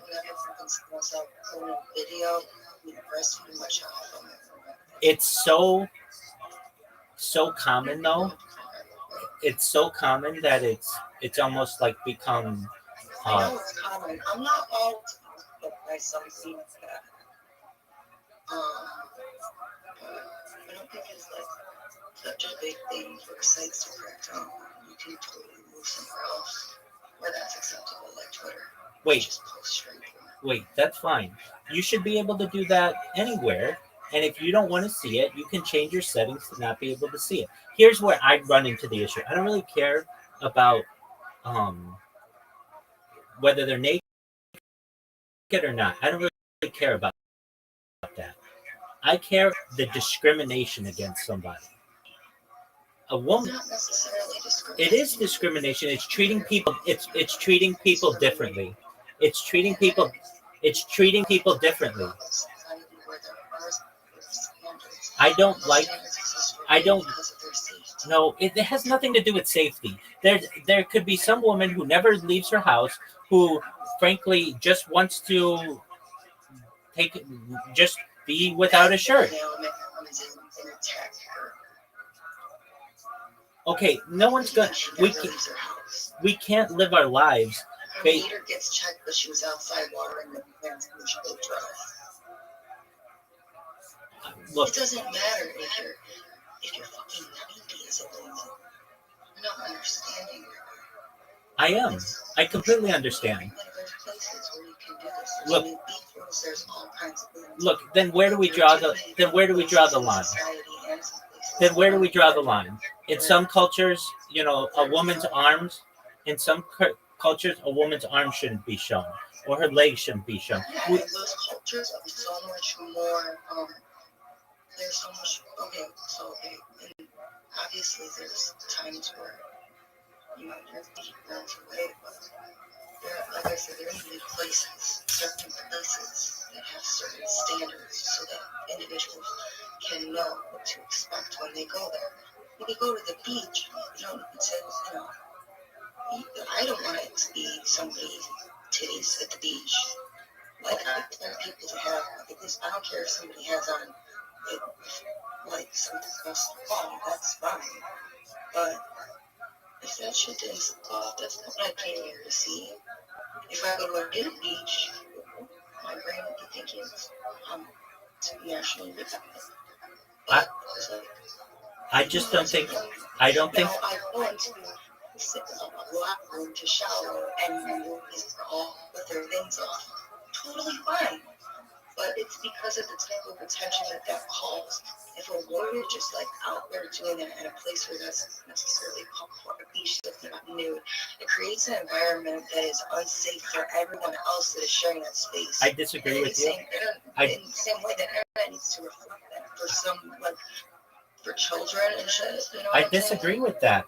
Why is it? That's why we have OnlyFans. It's for OnlyFans. You don't need to scroll through YouTube or Instagram and see things that you don't necessarily want to see. Like, not every place. Unfortunately, our culture, we don't necessarily look at women's body and the best of it. I'd say we do pretty much this is the most that it's going to you don't have to be to ask a young little boy to be able to control himself around a woman's body, you wouldn't do that. But yes, I would. Yes, I would. A man to control himself. From a tribal standpoint. So that's why you just have society running around. From a tribal standpoint, that's different. Wait, it shouldn't be. It shouldn't be any different. It shouldn't be any different. It shouldn't be any different. It shouldn't. It shouldn't be any different. But our society is developed. You're not understanding. Oh, I understand this subject well, and I can tell you that there is a major segment of women who agree with me. Each other like this type of shit. Over here. You can walk around with nothing on, and people are going to look at you for what you are, and they're not going to look at you as an opportunity. And unfortunately, we just are not that evolved over here. In New York City, because we have no respect. Okay, you say that. It doesn't mean that you have to dress that way. In New York City, there are laws that allow women to go topless. It doesn't mean that every woman in New York City is topless. It just means that essentially they de-tabooed the nipple, and I'm an advocate of that. I'm sure you are, because you're a fucking guy. But as a lady, I'm not. I do not want to be just my business, and I'm in a supermarket, and I'm trying to feel if these avocados are right for today, and this lady's titties are out right next to me. And now there's a whole energy that I have to deal with that's away from me. I have to go through a different place. I can't even buy these avocados. That's fine. It's not men who led this campaign. It's women who led this campaign. And it's not so much that it's not so much that I care one way or another what you wear. I just don't like that we treat men and women differently in terms of what skin they can show. I don't like that. So if anything, at the beach, I feel a man should have to wear a shirt. Wait, but it's discrimination against people. And when you are looking at things from a discrimination. Okay, it's not discrimination when it's in your favor. What I'm saying is, I would be more of an discrimination if it helps you. If you're too retarded to see that it helps you, you're just fucking retarded. I'm sorry about that. They would be okay. That's what they have to accept it. Okay, you're fine. Basically, the reason why we have such laws are outdated. They go back for a century or two. What I'm saying is that if we make women have to wear shirts, then I feel men should have to wear shirts. That's all. I would be fine. So let me put it to you this way. I don't feel men should be able to have their shirts off on Instagram if women can't. Does that change the argument at all? I just want to treat people equally. No, not really, because, I just want to treat people equally. No, it doesn't change the argument because often, like, I find that I'll be, like, I don't do Instagram. I have one that has, like, little photos, but I just kind of uploaded it on it or used it and, like, so, but, like, for instance, when I'm on social media, I want to see that. You don't have to. I don't want to see it. Wait. Like, it's very different. Wait. Somebody is, like, going to post something of them, like, gym progress or something like that, because I have, like, some sort of an understanding that there's an actual, like, reason for this, but not just, like, a selfie. No, you're not understanding my argument. You're not understanding my argument. You're not understanding my argument. No, I am understanding your argument. No, it's very clear to me that you're not. You're not. In one sentence. If I go to the beach, that's what I was supposed to see. Like, somebody's right outside, like, shit, not cool. I can't do nothing about that. It is more acceptable activity to have no shit. But, like, if I'm at a concert or, like, no, just somewhere out in public, I don't care if it's hot. I don't care if you're a man. You don't understand. You don't understand my argument, and you're looking foolish as you keep talking about this women argument. I'm saying that if we make sure that women have to wear a shirt. Can you let me finish? You're saying that women like the argument you are trying to. No, you're not letting me even say what I want to say, and that's this: if you require women to wear a shirt, fine. Audie, I'm not going to have this conversation with you if you're going to keep interrupting me. If you're going to require women to wear a shirt, that's fine.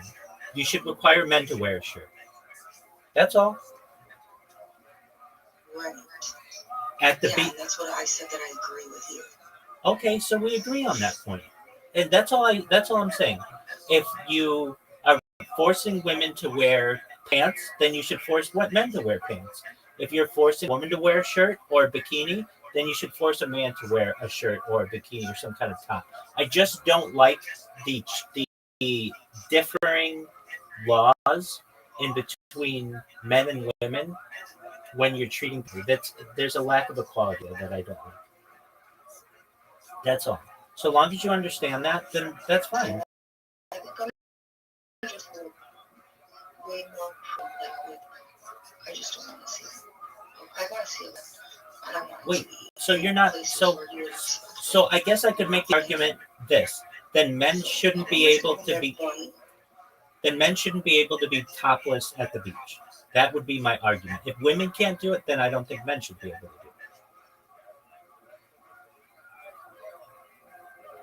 it. That's all. Well, I mean, yeah, and I understand why you would have that argument, because you're still acting like the woman, the female, and the male body are the same thing, which they're not. But from a skin perspective, they really don't differ. Nipples are nipples. In fact, this is a really interesting study I've seen on the internet. It's just a picture of a nipple. No,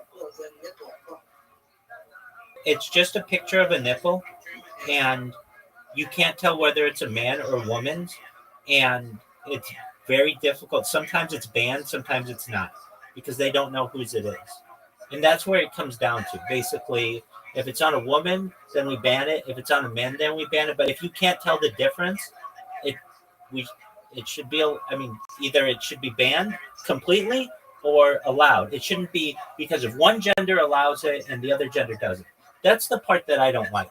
It's not the fact that I want to see more nudity. I could be very strict on this, and I could say that I think that no skin should be shown, or make some arguments about modesty. No, I understand I could make those arguments. All I'm saying is that if you require women to wear a shirt, you should require men to wear a shirt. That's all.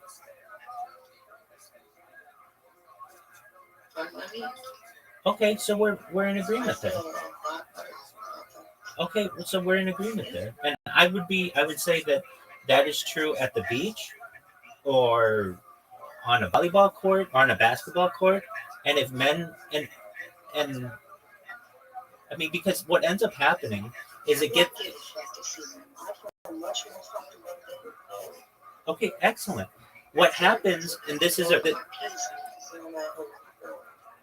recent employment issue. There is an influencer, you may have heard of her, who works on a road crew, and all of the guys on the road crew, when it gets hot, take off their shirts, and she wants stability. Now, I understand she's an influencer, and in my opinion, the guys shouldn't be able to take off their shirts. Okay. And that's because, again, I don't know, I feel like if you were in a church person, you probably want to have a shirt on. I'm in agreement with you on that. If you were doing, I don't know, like concrete or something, and it was really hot, okay. And yes, I have seen her posts, and I think that she's in the right. I don't think she's doing anything wrong. I agree with you. That's all I'm saying is I'm an advocate for that person. And so that may be a controversial position that I hold, but I know that it's going to win out. So we're in agreement in actuality. No, I can totally see what she's coming from. Okay, so... Well, yeah, I would say in actuality, yeah, I'm just... I was just saying that, in my opinion, areas of the internet should look like areas of society where we can expect certain standards. You know what I mean? But I'm not going to, and I agree with what you're saying too. If we're gonna allow women from certain things that they shouldn't allow men for certain things. Exactly. You should, like, look at things more neutrally. Exactly. That's all I'm saying. That's That's what I'm saying. What you're saying is what I want neutral policies. I don't want policies for men and policies for women. I don't like that. I want neutral policies. you want it like the gas station. Yeah, no shirt, no shoes, no service, but for everyone. It doesn't say no shirt for women, but shirt or no shirt for men is fine, but no shirt for women is not fine. It does not. You can go in there with like a bathing suit top on if you're on your way to the beach, and they're still going to serve you. Wait. Half the shit that you can wear just in summer looks just like it. I'm in agreement with you. I'm in agreement with you. But and that's fine. If that's accepted, that's fine. I just don't think it's right that you can get arrested if you're a woman because you have a nip slip. And that's what it comes down to in a lot of ways. There's accidental nudity that occurs on the internet. And it happens. Now, sometimes it's forced to get views, but sometimes it's not. And I've been on the internet now 24/7 every day of my life for 3.5 years. And I can tell you, I really mean this, Audie, even I who keep their clothes on as much as I mean, there have been periods where I've been in the shower and things like that, but I even have the big nudity that I show a lot that I don't even notice that I do is my butt crack. Because I'll be leaning over or something and my pajama bottoms are like pulled down. Wait, and it happens. And I shouldn't lose my account because a little bit, like there was butt cleavage. And I can lose my account for that. And I don't think that's right. It's not right. It isn't right.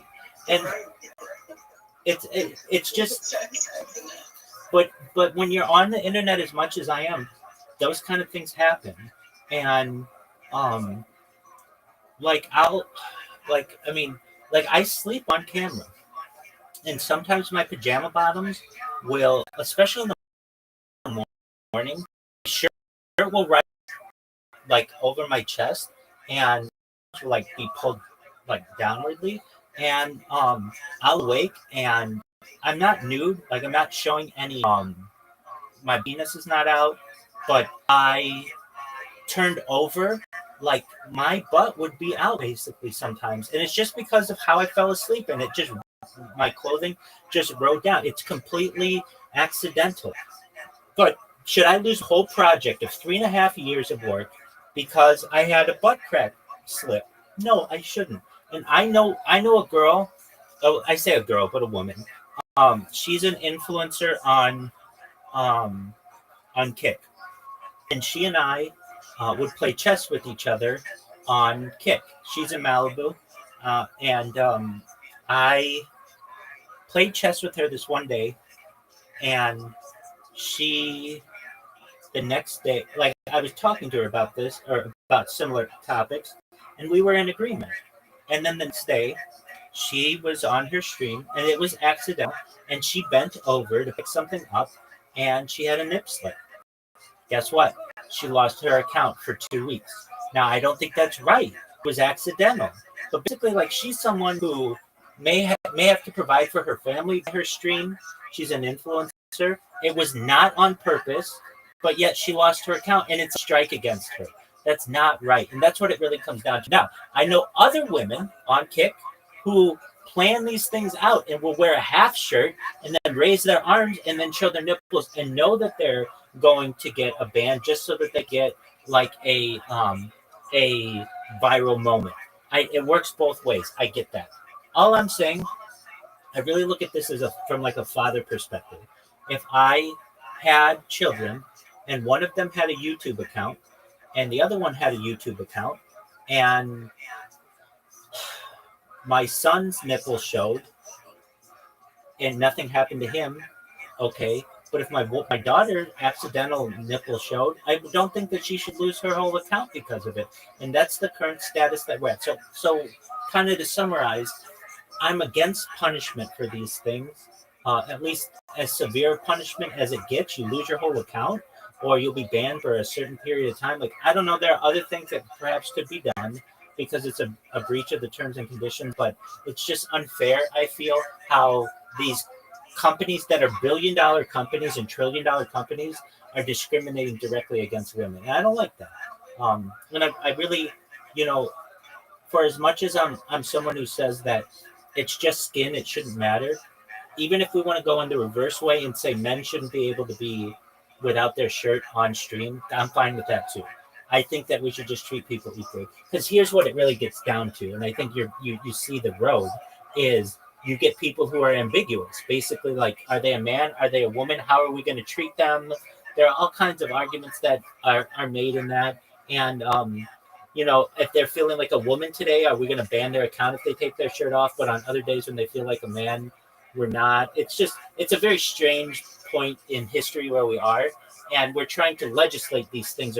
And I think that it's very difficult to do that. So I want neutral policies, but ideally, if we wanted to go in the route like you were saying, like it would be the gas station route. You have to have a shirt on. You have to no shirt, no shoes, no service.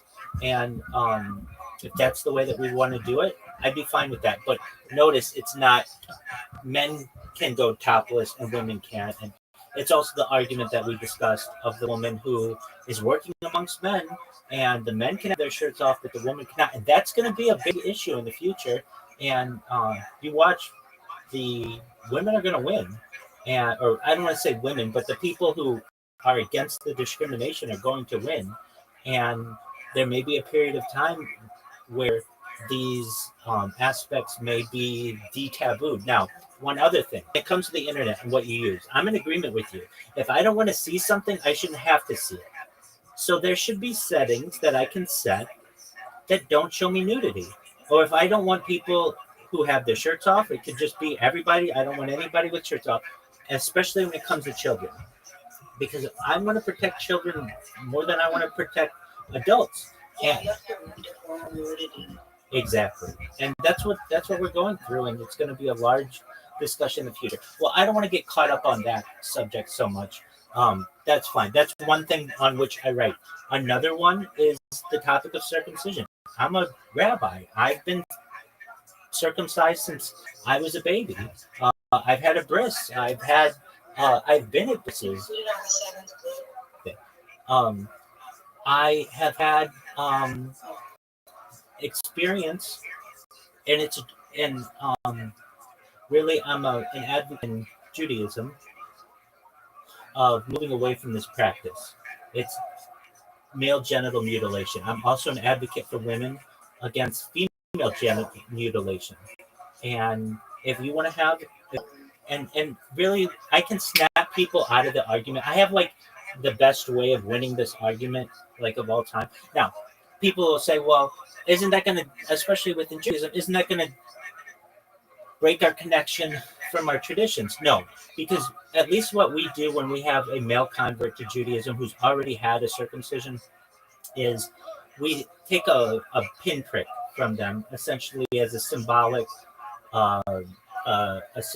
gesture of a covenant between God, Hashem, and the person, but symbolizing the Abrahamic tradition. And that's just what we should do. We should preserve the foreskin. Now, if you want to become 18 years old and you want to modify yourself, go ahead. You can cut your whole penis off if you want, but it shouldn't be done against someone's will.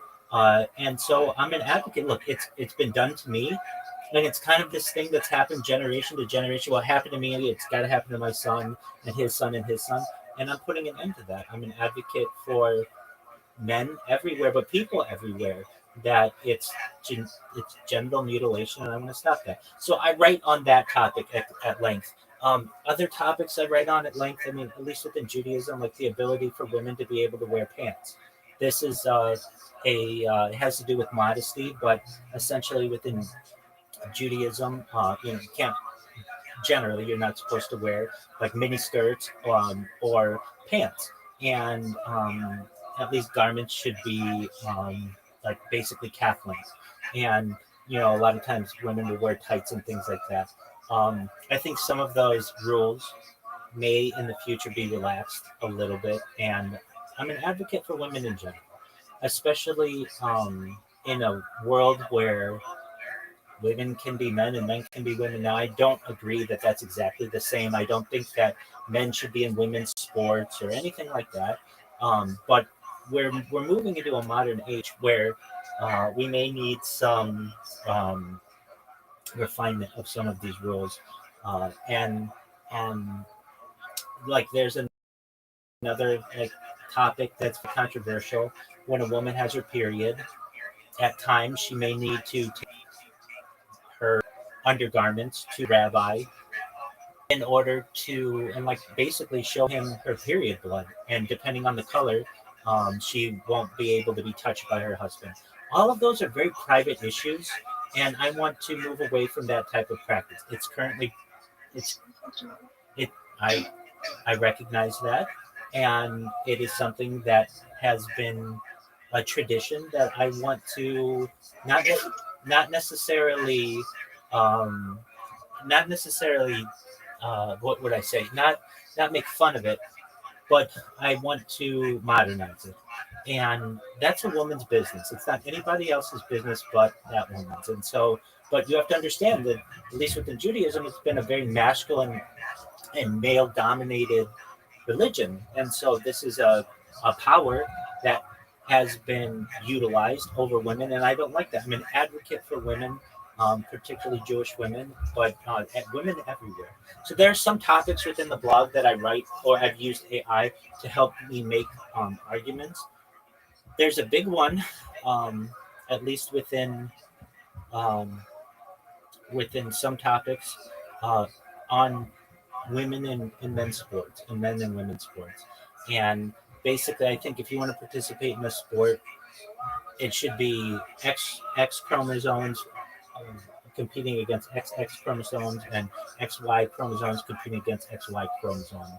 I don't care if you think you're a woman or you have it should be biological, and that's just kind of how I feel. If not, all the women's sports are going to be dominated by the men's sports, and that's not why women fought so hard during the suffrage movement and with feminism to have their powers taken away. So anyway, you should know that within the blog there are some more controversial things that I discuss in there at length, but generally it's about futurism, it's about technology, it's about life extension, it's about mind uploading, it's about space travel, it's about extraterrestrial civilizations.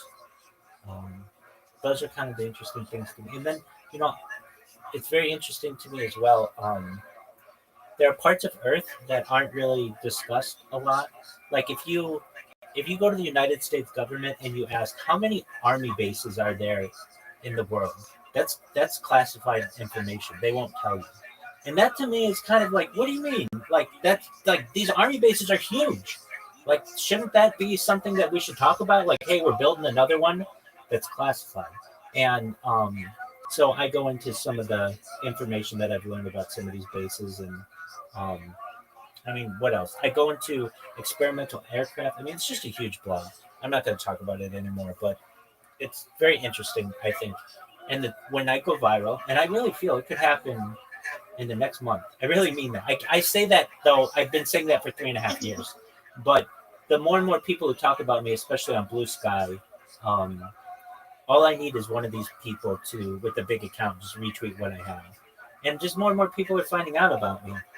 In fact, they call me, what did they call me this morning? This was very funny to me. Like this one guy, there's one guy who every time I create an account, he flags it. But the latest top thing, it's got 47 likes, 5 retweets, and 4 comments. This is from Baja Blast Blame. They wrote, kind of disappointed this bot has a better username than I do, to be honest. And that was Big Sexy Pimp Baby 69. And because why? Because it's a funny name and it gets attention. That's why I'm doing it.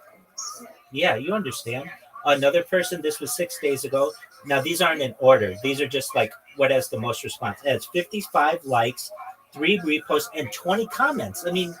That's really difficult. You've used Instagram before. Try getting 20 comments on anything that you do that aren't your friends or your family, that are total random strangers. It's very difficult to do. And so this was, can someone please explain and or exorcise this Rabbi Rothschild who keeps appearing ominously in my mentions? Another one. Okay, so the next one has 9 likes, 4 retweets, 2 comments. This guy, his name is Juho Kusuela. Like, I don't know. He just, every time I create an account, he reports it and then makes a blog post about it, which is like, dude, you're doing the work for me. You're giving me free attention. So this is at Rabbi Loves MILFs and at Sexy Man Rabbi. Rabbi Rothschild accounts spamming replies to random posts, promoting Discord and YouTube accounts. Numbers 1 and 2 of accounts today, with 80 plus reported last week. The next one, this was 8 hours ago. So I started testing these, and I would just make the account a bunch of numbers, just all numbers, versus being something funny. And nobody cares about the ones with numbers. But when I give them a funny name, they take a screenshot and they do all kinds of things. So this one was like at 145-847-13455 and at Big Sexy Rabbi, bluesky.social. Rabbi Rothschild account spamming replies to random posts promoting Discord and YouTube accounts. I mean, the next one was at MILF Rating and at MILF Ratings. Rabbi Rothschild account spamming replies to random posts. Next one, at Big MILF Raider, at Muff Diver Pimp, and at Kiss Me Rabbi. Rabbi Rothschild account spamming replies. Like, this guy is archiving all my funniest, like, these aren't even my funniest ones, but like, you know, funny names. And when you type in my name, it's like all kinds of funny stuff comes up. The next one at Biggest Sexy Pimp. The next one, let's see here. Milfister, at Milfister and at Rabbi Fists Milfs. Pardon me? What'd you say? No, I use all kinds of things. Well, yeah, I mean, there are some things that I'm into. I mean, no, they're yeah, exactly. I mean, well, here's the thing. I could make it, I've learned, like if I made it Big Pimp 1 and Big Pimp 2 and Big Pimp 3, it's really easy to find those because all you have to do is type it in and it'll be like number 1, number 2, number 3, and it's really easy to find them. But if I just keep changing it just ever so slightly with a different word, so instead of saying like Big Pimp Sexy, I'll change it to Pimp Dog Sexy or something like that, like it's much harder to find. The next one, Pimpin' Tefillin. Tefillin are these boxes that we as Orthodox Jews wear on 6 days a week. So you may sometimes see me wear those. Well, I do. I wear them 6 days a week, but I usually do that about 5 in the morning, my time. Next is at Sex Prince, Rabbi Rothschild. Next is the Vanilla Gorilla. Next is That Dude Is a Hoe. Next is Pussy Rankings. That one got me a lot of there's a stand-up comedian. She got me, or what do I want to say? I got a ton. She has like 30,000 followers, and she's like, she took a screenshot of it and reposted it to all her fans. Next one is Smoke This Dick. The next one is Big Sexy Pimp Dog. Next is at Big Sexy Pimp Dog. Oh, they're both Big Sexy Pimp Dog, but one is DAWG and one is DOG. And the only reason why I do that is because like I was Big Sexy, then I was Big Sexy Pimp, then I have to be another word, so I have to change it up somehow.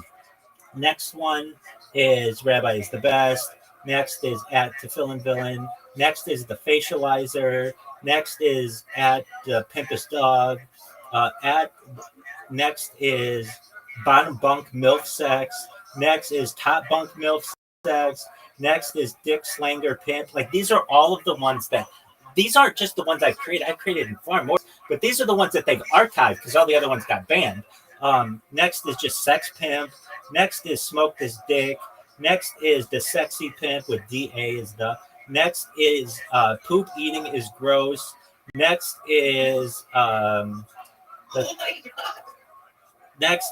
Well, and why did I say that? Because I was watching Kill Tony, and somebody made a joke about eating poop, and I'm like, oh, that's disgusting. So then I would just go in and be like, poop eating is gross, because in mind, like literally whatever's on my mind at the time is just what I make the name. Okay, so then what else do we have? Okay. I have like, okay, then what? So the latest ones, those are just the top ones, but not even like all of them. Okay. Oh, so this guy got me 27 minutes ago. Obsessed with Sex Dog was another one that I had. I wanted Obsessed with Sex, but I'd already used that one. So now I had to be Obsessed with Sex Dog. The next one that I did was so I have myself singing in the shower, and I'm singing the Beach Boys. So I actually uploaded some real content as well. I did an interview that I uploaded, but like 27 minutes ago, I was talking to you about, like the nudity thing. And while I was talking to you, this guy saw that I created an account and then reposted it. What else have I done? I did some podcasts. But what I really did, which were cool, which I really think is good content, is I would do these concerts. So what I would do is I would be like I like Elton John, or I like Billy Joel, or I like Frank Sinatra. So I would, or like 90s alternative hits or whatever. Like I would sing all of their songs. So basically I would just go in and sing every Billy Joel song. Like that's a major song. And it would take me like 3 hours. But I'd have a nice concert. And so I put all of those songs up that I've sung, and they're like not little, they're like long concerts. I've got what else did I put up recently? I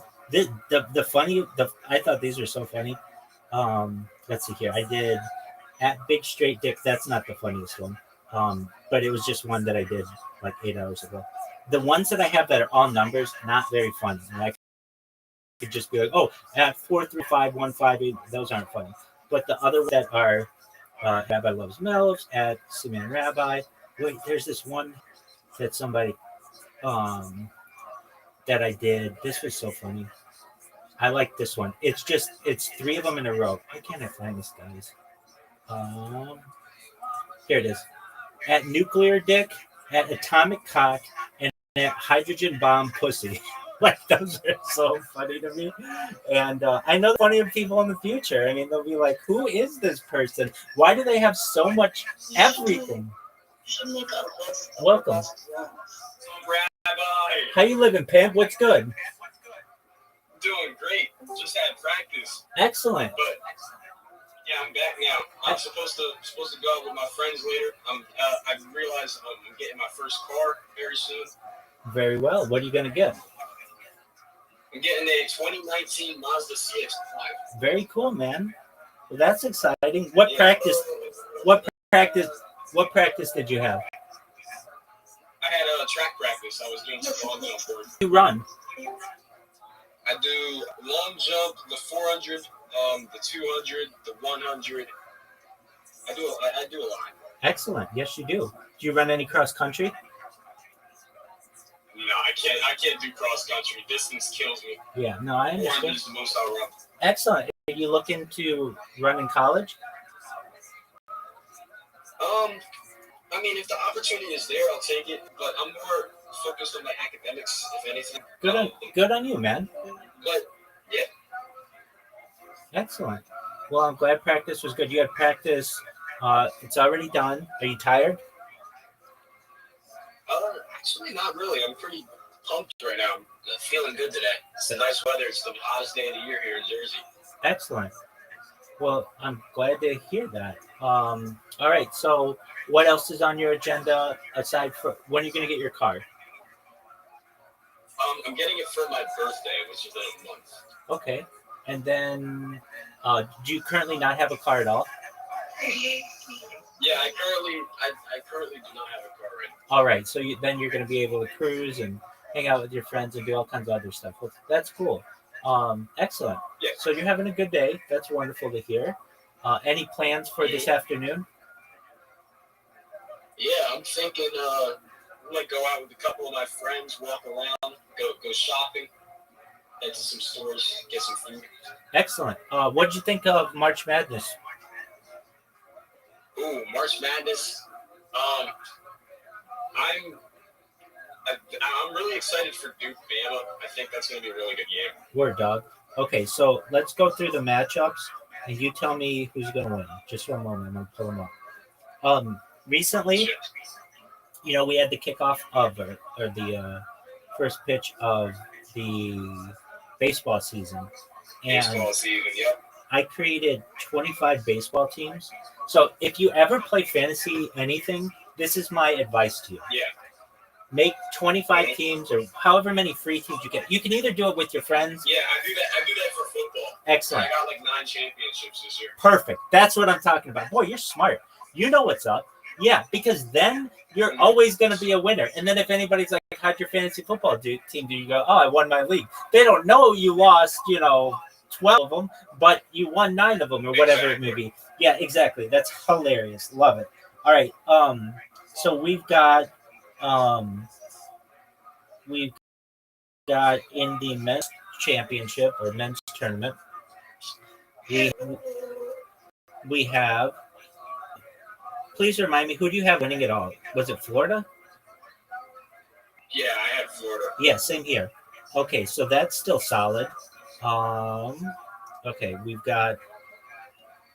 Let me pull it up. Okay, so the Elite 8 is now. Let's see. Let me just look at my. I don't care about celebrities. I just want to look at my bracket. Okay, here we go. So we've got this. Let's see here. Is it the Elite 8? Okay, that's tomorrow. Today's game, we've got Florida, Texas Tech. Give me the Gators. Yeah, absolutely. Okay, Duke, Alabama. Give me Duke. Excellent. That's what I've got as well. Houston, Tennessee. I'm going to say Houston, but I know they like choking. But I'm going to stick with Houston. All right, I've got Tennessee. And then we've got Auburn, Michigan State. Michigan State's more of a Cinderella team, if anything. I don't think they're really that good. But I'm hoping that they beat Auburn because I'm Auburn fans. I understand that. All right. And then what'd you think about Juju Watkins getting hurt? I mean, honestly, I don't wish injury upon anybody. It does lessen the competition a little bit for the rest of the teams, especially like Notre Dame, because I'm a Notre Dame fan. I hate USC, but I didn't want her to go out like that. Right. No one does. Absolutely. And it's not something that you could really have anticipated. All right. So then I'm in the top 99.9% of women's basketball predictions. Women's basketball is so much easier to predict than so, as you know. Like, it's basically always the better seed. Okay, so we've got UCLA versus Ole Miss. Let's see here. UCLA won. They already won. Okay, they had LSU over NC State. That was an upset, but I picked that upset, which is not. I mean, I'll take that. Okay, we've got USC versus Kansas State today. Who's going to win that game? With a 1-5 seed.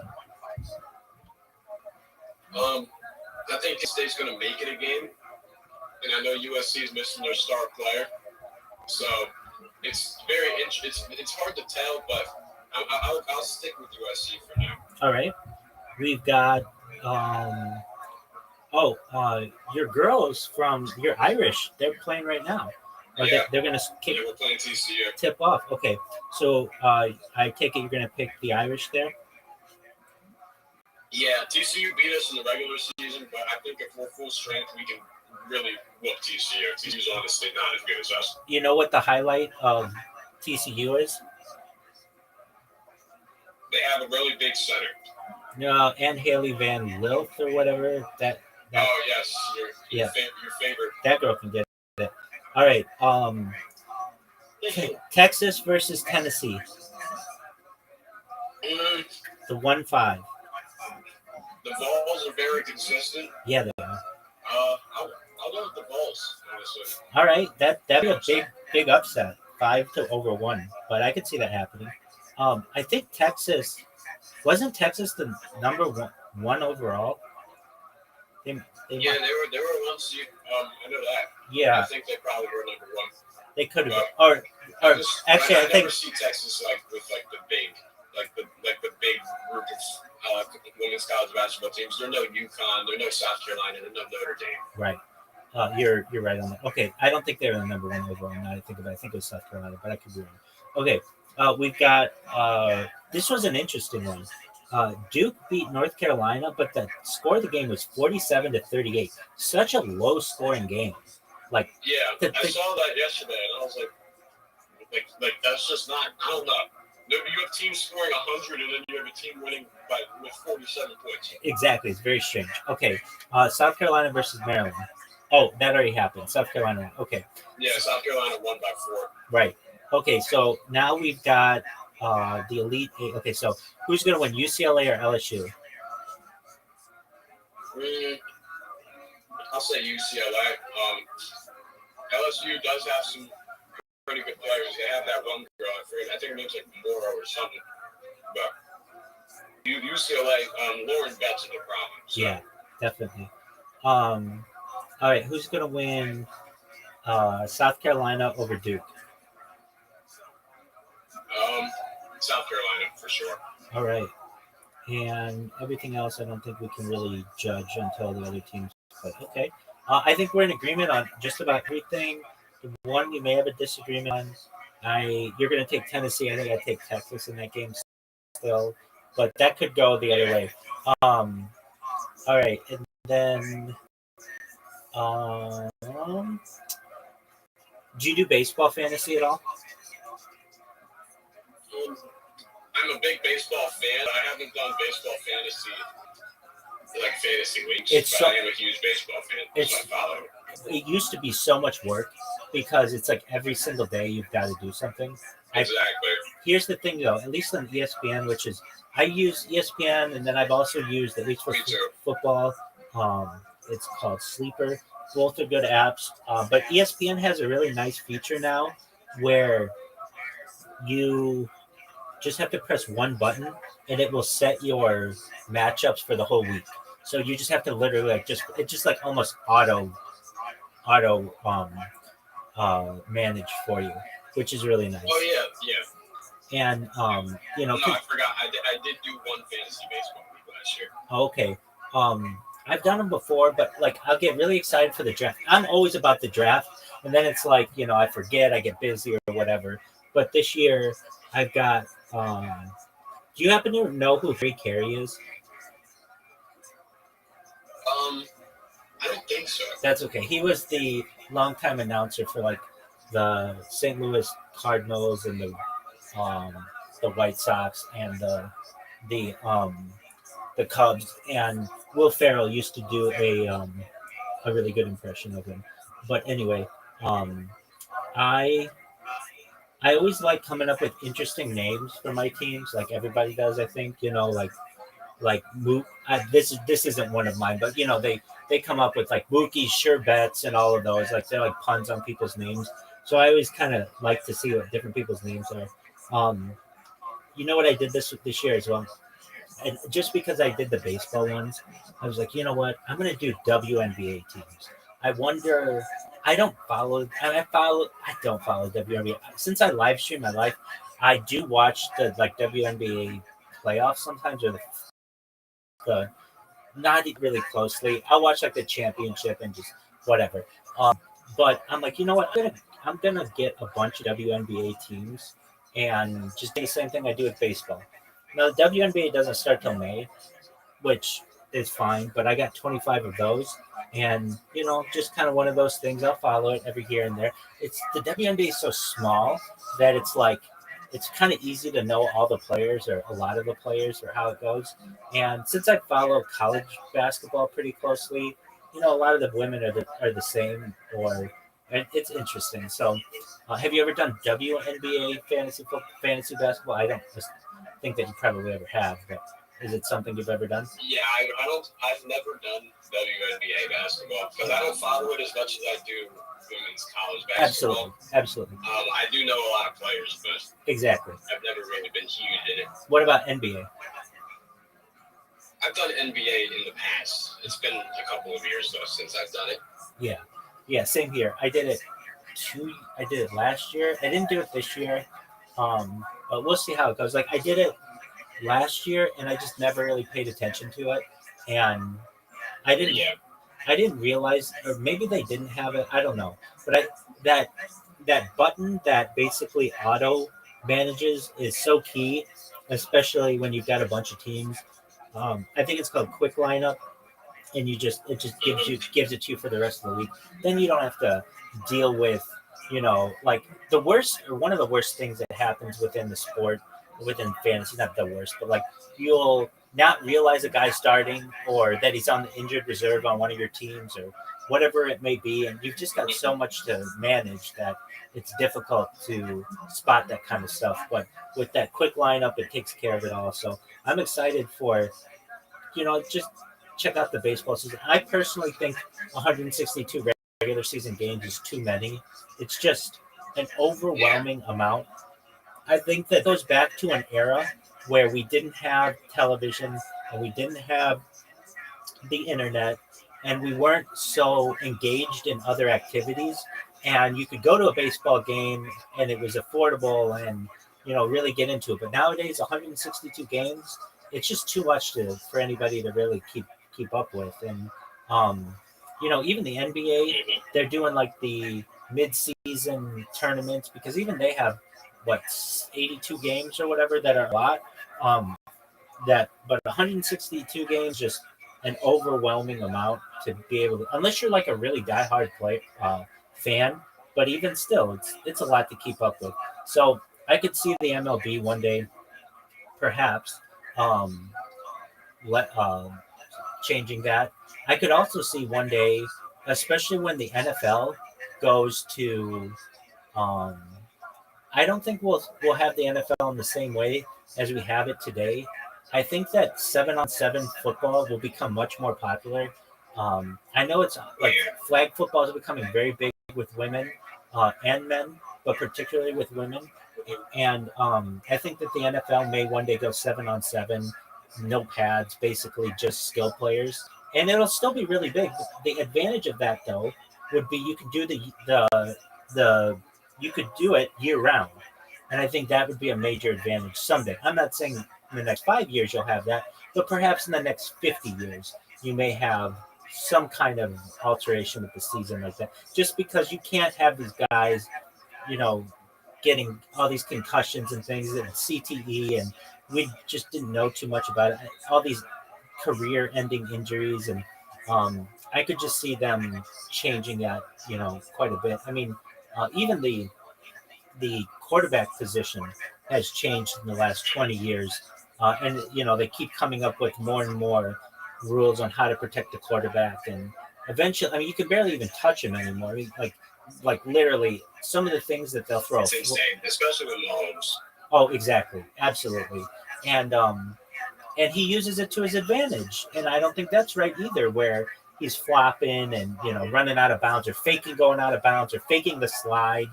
I think that they should make that fake the slide a 15-yard penalty, where if you're going to make it look like you're actually gonna take the slide, you have to take the slide.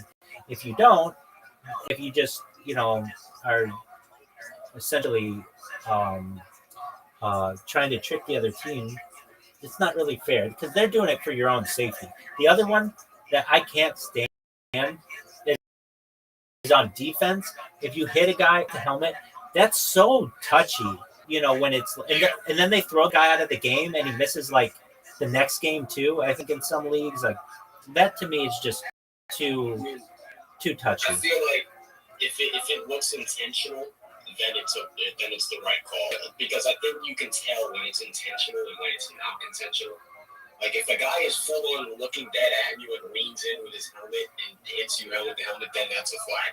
But if it's accidental helmet on helmet contact, which some cases it is, I don't think they deserve to be thrown out the game for it. I agree with you. Another thing I would mandate this immediately, are those air helmets. You know what I'm talking about? That like padding that they put. Like the new Guardian caps. Guardian caps, exactly. I would necessitate that those have to be worn for all players to protect their helmets, to protect their heads. And I would also say in baseball, especially the pitcher should have to wear. I think the pitcher should have to be behind the, like they do for the home run derby. They're behind the cage, if you know what I mean. Like they're behind, like, to me, I mean, I know I pitched as a kid, and fortunately I never had a ball come back and hit me in the face, but it can just happen so quickly, and it's so dangerous, and it can kill you. It literally can kill you. That I think that would be beneficial. I also think that they make that Guardian cap for like baseball players. I think that should be worn at least by pitchers, because that comeback can happen so quickly. And I also think, I don't think that necessarily they'll go with this, but I think maybe in the future you might have a cage on the batting helmet just to protect someone's face, because if you take one to the mouth, you're going to be out for a while, and it can be, pretty devastating. But then you don't want those guys coming up there like a knight in armor either, but I have to be protected than not protected. But those are just some things that I could definitely see. I could also see baseball games being shortened in the future to 7 innings, 9 innings. I mean, I don't know if you've been to a baseball game recently, but really the most exciting parts aren't normally, like, it's just a slow game. And it is a slow game. I mean, they've sped it up more with the new pitch clock rule. Fortunately. Because the last game I went to was the year before the pitch clock rule went into place. I went to the Bronx and went to see the Yankees play the Cubs. Absolutely. Inter league. Are you a Yankees or Mets fan? I'm a Yankees guy. Big Yankees guy. You an Aaron Judge fan? Definitely, yeah. I mean, I'm a little salty that he didn't do good in the playoffs for us last year, but that's still my favorite player. So. Right. Yeah, there's a big World Series between Dodgers and Yankees, and that's kind of the Dodgers team is so stacked. So stacked. It's insane. I think the salary cap is just so uneven in baseball. Right. I mean, there isn't one really. I mean, it doesn't even, like, they call it one, but it's like the luxury tax and all that. Luxury tax, it right? Just doesn't seem balanced, because you have franchises like the Dodgers and the Yankees who are so historic, so known. They have all this money, they can pay whoever the hell they want, and then you have a team like the freaking Marlins, and they can't pay anyone. Exactly. And now you've got the Mets in there. The Mets are going to be pretty good this year. I mean, at least usually it was always the Yankees were the big brother to the Mets, but you never know. You might have a change, but still, the Dodgers are so good. They can buy anybody they want. They bought Shohei Ohtani. That situation, I've been live streaming my life for 3.5 years, and I remember hearing on the radio, it was on Los Angeles radio, when the scandal came out about his translator.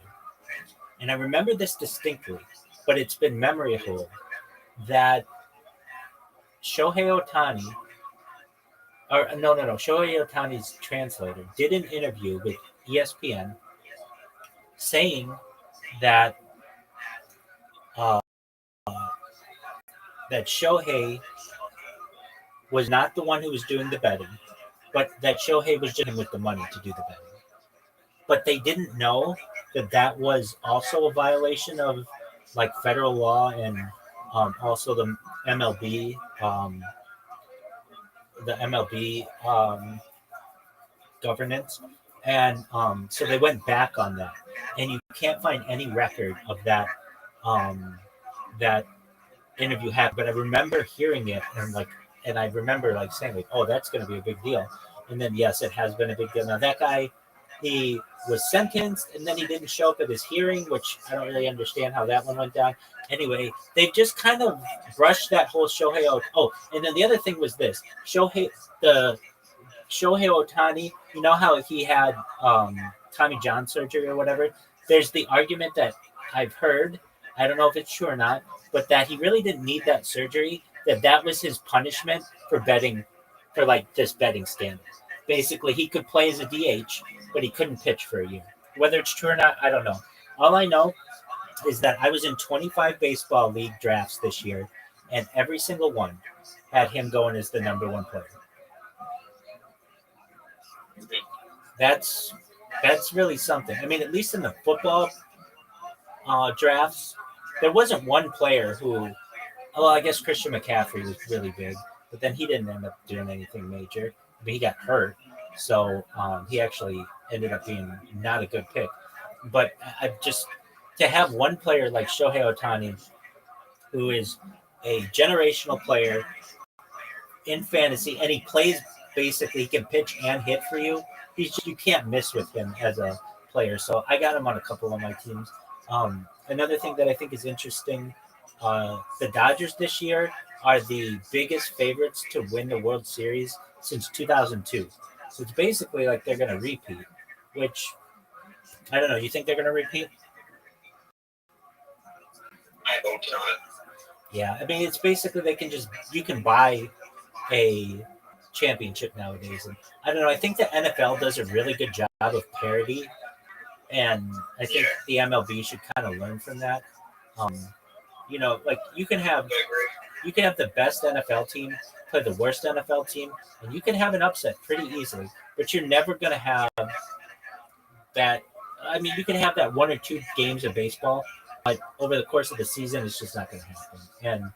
And it's all about money and how much you can pay your players, and especially in baseball where managers don't really have as much say in a game as a coach does. At least I don't think they do.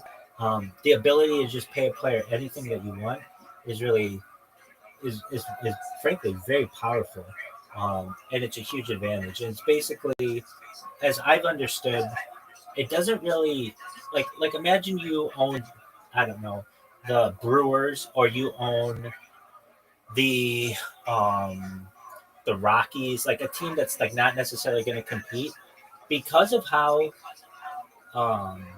what's it called, profit sharing works.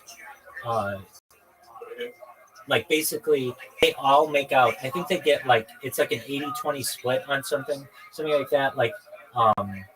They basically all share in the in who wins. So basically it's in all their best interest to have it be the Yankees versus the Dodgers, because that's going to have the biggest ratings and the biggest television pull and all the other things. It's going to sell the most amount of merchandise and everything. So that's why they don't argue hey, it's the same teams that win every year. They don't argue that, because it's they just want what's going to make them all the most amount of money. Yeah, at the end of the day, that is what it is. Exactly. Another interesting thing, actually going back to college basketball, isn't it interesting now in the years with NIL that you don't have those Cinderellas that you once had? Yeah. Before you would have 16s over ones, or at least 14s over threes, 15s over twos. There was none of that this year. None. I mean, you might have had a 10-7. There's always a 10-7 or something like that. And I was seeing the theories for this where you no longer have these teams. If you have a standout player, they're going to go to a better team because they'll get paid to do it. No longer will you have these veteran crews that you once had of five guys who've been playing together for a long time. Although I was looking at some statistic like of all the teams in the Sweet 16, only one of them, Purdue, had their starting five that all were recruited originally and went to that school.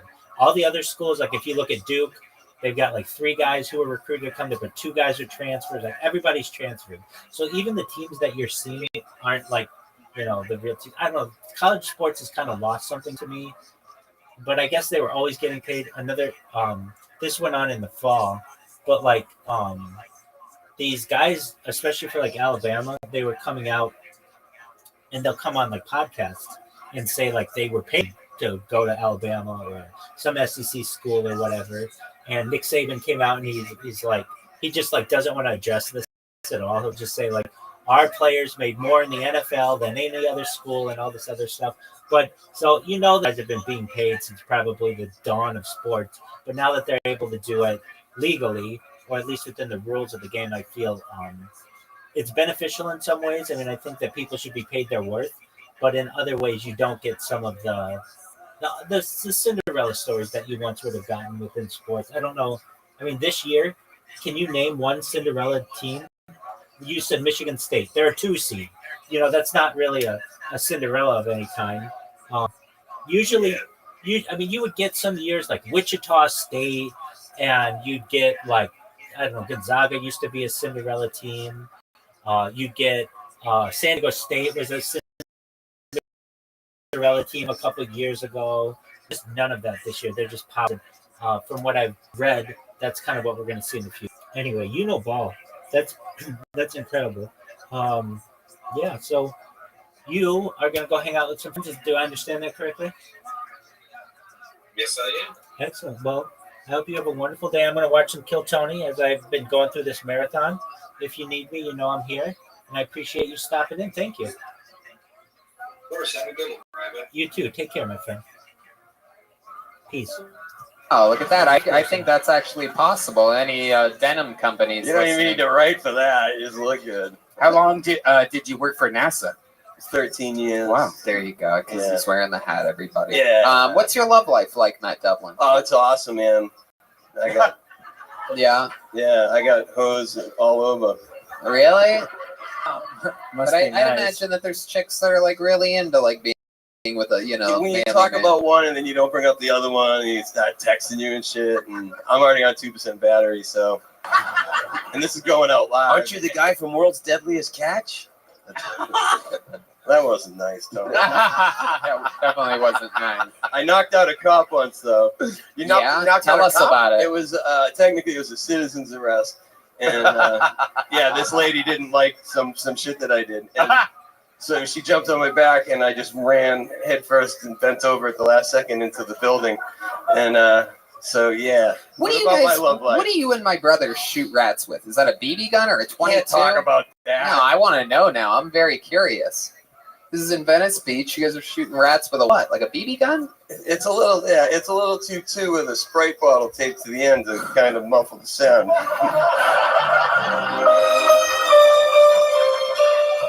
My And you can bait them, like you just sprinkle tuna fish all up and down. Oh, Jesus. And you guys do this? You do it on a Sunday night before the fuckers come around to collect the trash barrels on Monday, and it's fucking America. Sounds like fun. That sounds You like haven't fun. lived. I believe it. I stole the idea from Woody Allen in that movie that Sean Penn was in, that Sweet and Lowdown. I should probably get off stage, huh? You know what? I was looking for a way out, but sometimes It's okay to kill animals, kids. People just do it themselves. I love it, man. Well, Matt, I mean, always a pleasure. You were on episode 1. This is incredible that congratulations. 6.5 years later, here we are, both bigger, better, stronger than ever. Yeah. How about a hand for Matt Devlin, everybody? Matt Devlin is Matt Devlin on social media. Devlin.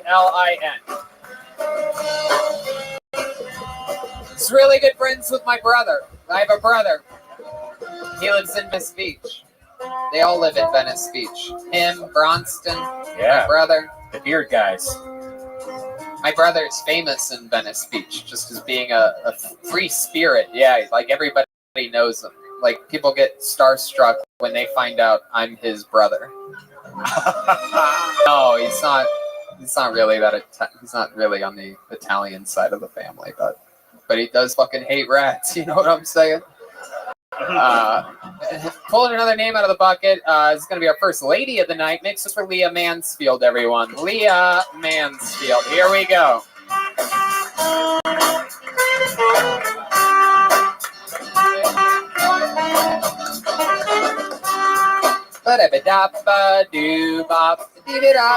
One more time for Leah Mansfield, everyone. Leah! Finally, a woman, kind of, huh?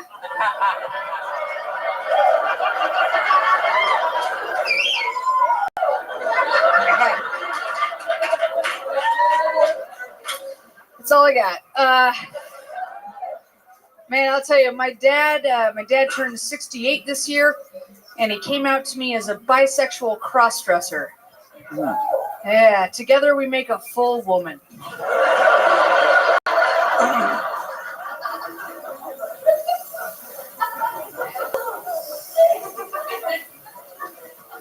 My mom's dead. The thing that complicated that was that she had 2 cats when she died. And when she died, they didn't find her for 5 days. That's a long time.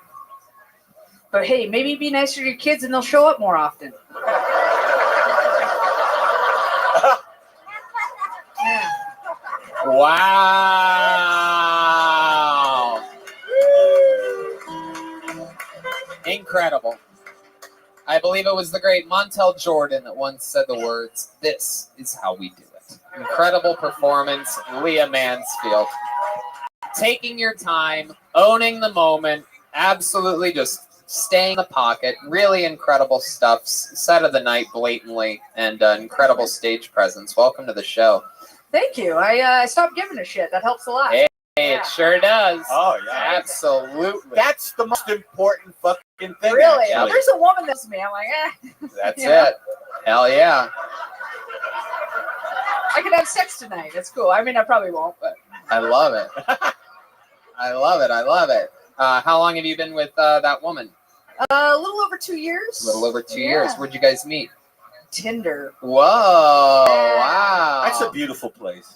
Yeah, dude. Listen, you can keep playing Tinder, but I won already. So. Hey, I like that. I didn't realize Tinder was a big like lesbian dating site. I thought you guys would be on like Plenty of Smells Like Fish or something like that. It's more briny like oysters, but yeah. No, yeah, we met on Tinder, and we have her actually. She's calling into the show right now. That is her. oh yeah, that doesn't suit me. She's got a camera on me somewhere. It's Wow, fine. I love that. it's Yeah, fine. lesbians. She's in charge. Lesbians tend to really be. She's in charge. Of So course. she's more the alpha one. Of course. yeah. Wow, that's incredible. Yeah, I would have I guessed. know. Yeah, I know. I've got the short hair. That's it. That's Yeah, it. I do a lot of that's it. dishes. That's all she allowed, A huh? lot of pussy eating. Yeah. So that's what I she's do. like the alpha boss in this. She is. That She's is- an executive. Wow, I would have guessed totally different. I would have guessed you're with some like innocent little girl that just spreads her legs and just lets you fucking Man, go that was to my type fucking for like 15 years, man. all Yeah, you can eat yeah, buffet, and then you switched it. You're like, you know Yeah. what? I want to be manhandled or woman handled or whatever it is. Yeah, no, it's great. She bosses me around. Wow, yeah, that is yeah. so Tells me cool. what to do. Tells me to shut the fuck up. Oh, this is- Wow. Yeah. Oh, it's so. Are you sure she's not a man? Nah, man. This is a I'm beautiful in there story. twice a week. It's fine. She's not a man. I love it, man. Yeah, How dude. Well, here's what happened. A year before I met her, I stopped dating, and I didn't go out with anyone. I didn't sleep with anyone. I just was working on myself, trying to be a better person. And I was like, what do I really want in a woman? And I was like, oh, here's what it is. I want a woman who'll be like, Leah, put that down. Wow, that's incredible. I fucking got that. So It's she's amazing. more the alpha in the relationship. So Yeah. my next question is, wow, how short is her hair? Must be even. What does she have? The Joe Rogan, like shave it all off? She's Dr. Phil. Which hair are you She's a talking skull. about? Say that again. Which hair are you talking about? Whoa! Hell yeah! I love it. I love it. That's yeah. incredible. Long hair on top, I'll tell you that. Long hair on top, Yeah. short hair probably down below is my guess. Takes good care of herself. Leah, you are incredibly talented. How long have you been doing stand-up comedy? Any answer It's is a like good an answer. embarrassing length of time. At No, this no, point. it's Yeah. not. We're not going to be shocked because you absolutely 14 destroyed years. with your minute. Wow. You killed 14 You're, years. you're a brilliant joke right here. Thank you. Thank you. I loved every joke. Thank you. The joke about your father at the beginning is he really a crossdresser? Yeah, it's a new thing. He came out That's very awesome. late, and Wow. I had to sit him down like he should have done for me as a teenager. Yeah. I mean, like, listen, I know what's going on. Is this true? Yeah. How did it's you true. know? I did it like 3 days after my mom died. My mom dies. Sit my dad down. I'm like, listen. You knew. your hair out. You knew when he started putting on her clothes after her Yeah, death. well, he was good as milk, and I was like, listen, I know what's going on. Wow. You like women's clothes? It's fine. And he goes, he doesn't want to get any surgeries, but he likes going out as a woman. That's very. And cool. I hate it, so we're perfect. Perfect father. That's Perfect incredible. father. Yeah. The word of the day is acceptance. Wow, so many words of the day today. That's incredible. Usually there's only one, but It's been a long show. Kids I should guess watch so. this show for sure. They'll learn some shit. I love it, man. That is Yeah. so cool. Where are you from, Leah? West of Seattle. Okay. Bremerton, if you know it, but Seattle, if you don't. Yeah. What do you do for work? I have a rich girlfriend. Whoa! Heck yeah! Wow. Kids, if you work hard enough, you can get a rich girlfriend one day too. My goodness. Guys, listen. This is why it's important to eat good pussy. Hey. What does she do? She's an executive, business executive. She does business strategy. She worked at Fox. She just got her son from Disney. And Wow, that is incredible. We're going to Spain Tony, next month. that I don't want is to brag, but I am amazing. bragging. We're going to Spain. I have a question. Go to Sevilla. Yeah, we're going to Sevilla, Granada, Barcelona, and Oh, Andorra, fucking- just because we haven't been there, and we just want to like brag to our friends that we went to Andorra. Because we're idiots. Nice, cool. Yeah. It's pretty awesome. Yeah, I don't know how long this is going to last, but I'm going to write it out as long as Absolutely. You know what I mean? Gilbert? I got a question. Do you have any tips for straight guys on like pussy eating or Yes. like how we could? I was Yeah, totally. I was absolutely going to get there. You should talk to her beforehand. Ah. I mean, I too, yeah. But That's anything the else? thing, Any right, technique? ladies? Everyone's Okay. different. Just ask what's working. That's the biggest thing. And any sort of like technical advice? Yeah, like, is there any chance that maybe if we, is there any chance that if we, maybe played some pussy eating music that you could give us a little example straight down Sure. the barrel? Hey, look at this! This is very exciting. Who's got Barry White? You got Barry White? Barry White? Absolutely. We're going to bring that right up for you. Whatever you want. Let's be associate this with dogs that eat homes. Yes, exactly. I had a lesbian friend that used to refer to pussy licking as uphill gardening. Have you ever heard that? Oh, that's great.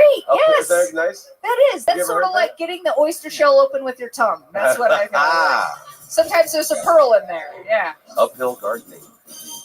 All right. So just some. Hey, how about that? Is that good enough?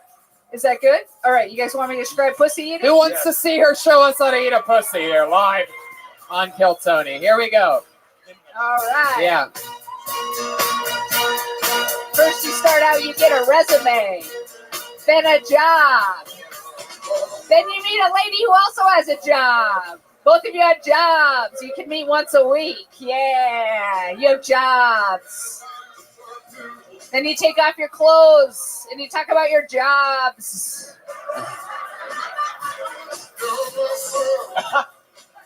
That's it. You just talk mostly. You know, it's a lot of like.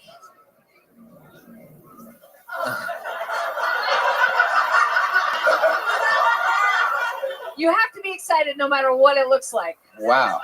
It looks weird. You just go for it. Wow. It tastes slightly salty. If it tastes more than slightly salty, she should go to the doctor. Ah. Yeah, it's not bad. It's not bad. My goodness, I like that. That's The very Spanish word interesting. for So wait, you know is what? gato. You just got to talk to her. You got to be consistent. There's a button. They talk about it in the movie The Color Purple. Feels like cauliflower, right? What was it? Brian's never had. No, it As does you can not. tell by his build, Brian's never had cauliflower before. Don't so, go to that store anymore. That is bad cauliflower. Yeah, yeah, No yeah. one says that about cauliflower. my goodness. So, wow, that is interesting. Yeah, we learned no, a lot man, here. it's a lot of Ask about their communication. That's the job. most important thing, really. Yeah, I guess You so. find the thing, and then is that working? And then eventually you just don't have to ask those questions because you've done it enough times. Right, you've done it enough times. Yeah. And then, make sure she makes you coffee in the morning. That's important too. Wow, Yeah. I like that. So she makes you coffee. She does, yeah. Oh my goodness. That's how good it is. Wow, look at that. What was the last fight you got in? Oh, I was applying for a scholarship to UCB, and I wrote out my scholarship, and she wrote out an alternative scholarship application, and we got a huge fight right up to midnight when I was going to apply. And I was like, I'm putting mine in. And she's like, I think mine's better. And then I put mine in, and I got accepted. So. Hey, look at that. Let's check in with Christopher. Somehow that's gayer than getting your pee-pee sucked by cheddar. Wow, look at that. Oh, one more time for the great Leah Mansfield, everybody. Coming on, flexing how it's done. An amazing 60-second set from Leah Mansfield, everyone. That is just awesome. I absolutely love that. Set of the night. Hell yeah, no doubt about it. That's one of the fun things about this show. Maybe it's someone's first time, maybe they're a couple years in, and every once in a while we'll have someone that really, really knows what they're doing. It goes to show there's no coincidences in this thing. Like if you work hard and then fucking perform well and take your time, you do good. How about one more time for Leah Mansfield, everybody? Leah! Yeah, let's do that. We have regulars on this show, ladies and gentlemen. We have two comedians that perform a brand new minute every single week. This first comedian, you know him. He's been doing this for a while. He writes and performs a brand new minute every single week. It's a love-or-hate relationship, it seems, with this guy. He has a lot of haters out there, and some people just absolutely love him. Put your hands together for the great William Montgomery, everybody. Here we go. Let's see what happens here tonight. Here he comes, live and in the flesh. It's the one and only William Montgomery. Very controversial figure, very polarizing man. Come on, one more time for William Montgomery. How's it going? I don't know what happened to my teeth. So, today was Columbus Day. I'm glad they changed it to National Filipino Day. Finally, a holiday for my people. I would like to give it up for my uncle, Richard Chuibas. He is my Filipino uncle. He runs chuibas.com. It's a lot like iTunes, but only Lou Bega songs. Did y'all hear about that guy down in Florida who swallowed the sinkhole? Just kidding, it's the other way around.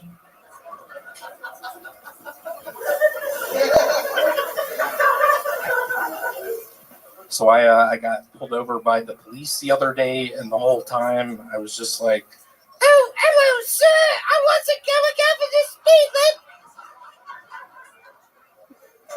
limit. but Tony, I can't get over the fact that your uncle is also named Richard Chuibas. Are we related? We probably are, William. Welcome to the show. That's William Montgomery's set, everybody. Richard Chuibas seems to be a running theme. That set got me on Showtime at the Apollo. I got off stage by the clown with the shepherd's crook. With the what? The shepherd's what? Shepherd's crook. I don't know if y'all are That's the broom? Christians, but yeah, the shepherd's. Oh, shepherd's hook. Okay. William, welcome to the show. I just saw you a week ago, but it looks like you've aged a decade since then. Is everything okay in your personal life? How does he look older than Eddie Pepitone? What the fuck?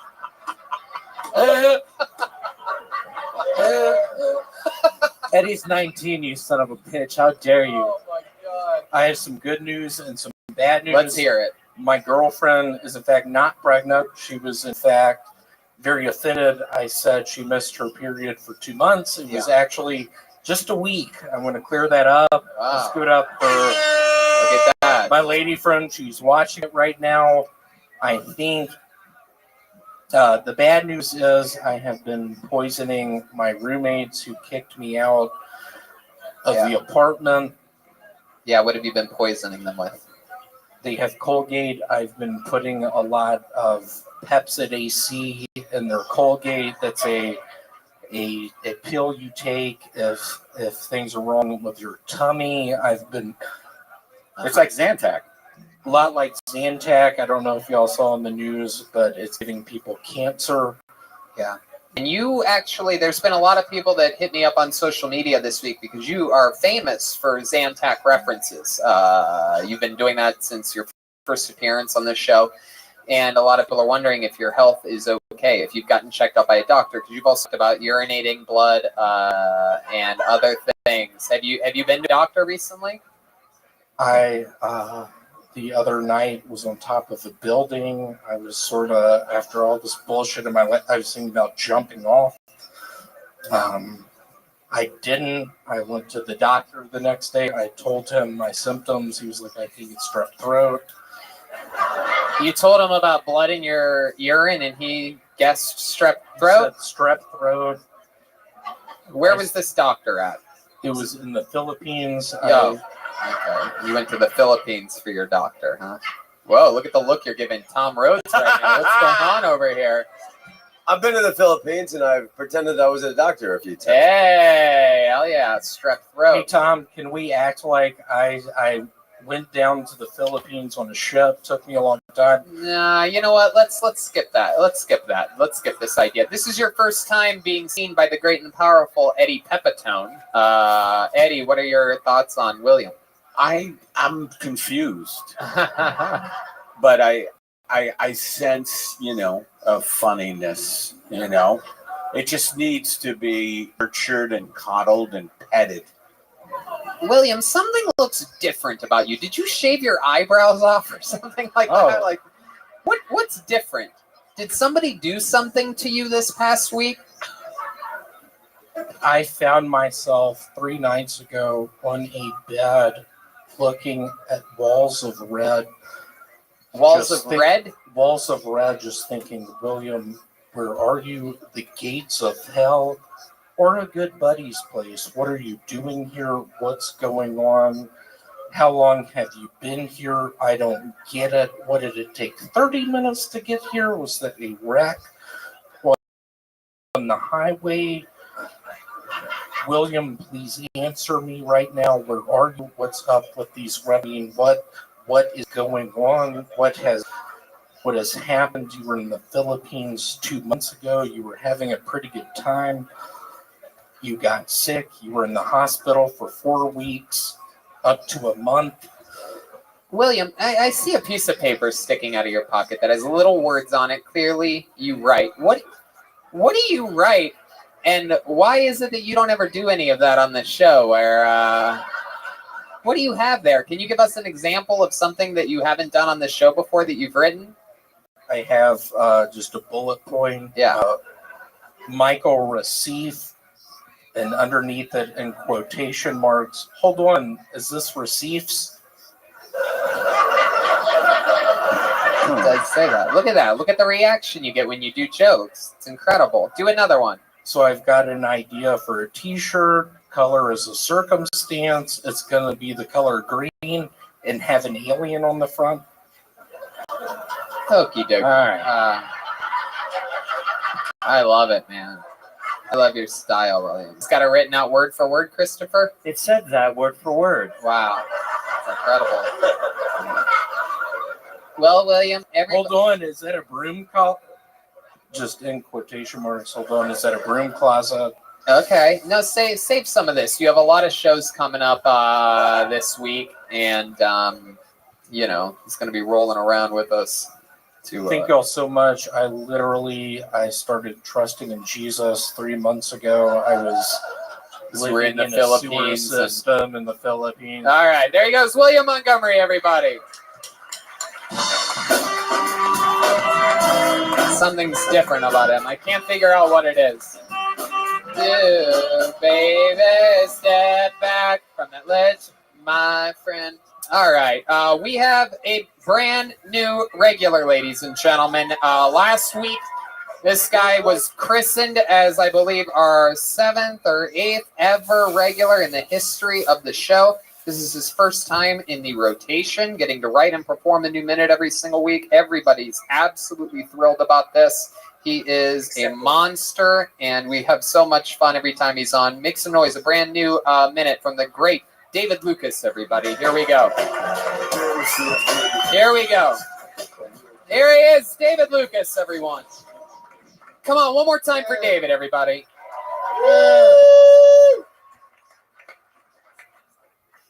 Yeah, man, I'm trying to be more healthy. Gave up meat and shit. Yeah. Hired a trainer. But I hate when trainers ask me stupid ass questions. You know what I'm saying? Like after we work out, he like, what you about to do? I'm like, nigga, I'm about to eat.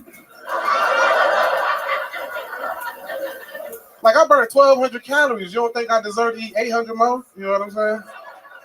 For real. I had to stop going to my gym. I was going to Planet Fitness. And these niggas was giving out pizza every Thursday.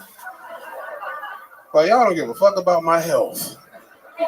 Y'all got candy when I check in. You know what I'm saying? Like after a while, I'm like, shit, the gym is $10. That's like an unlimited pizza pass. I was only going on Thursdays. Mingling with the rest of the fat people. But hey, Ryan, what's up, man? They out of Thin Crust. Better come back next week. We'll hit them next week for sure, bro. All right, man. Check you later. Fuck yeah, David Lucas, everybody. Hell yeah. Man, my goodness, that's interesting. Did you release some meat? Yeah. Only fish. Oh, fish. What kind? Whales? Anthony Hinchcliffe is at it again. Oh, shit. Oh, shit.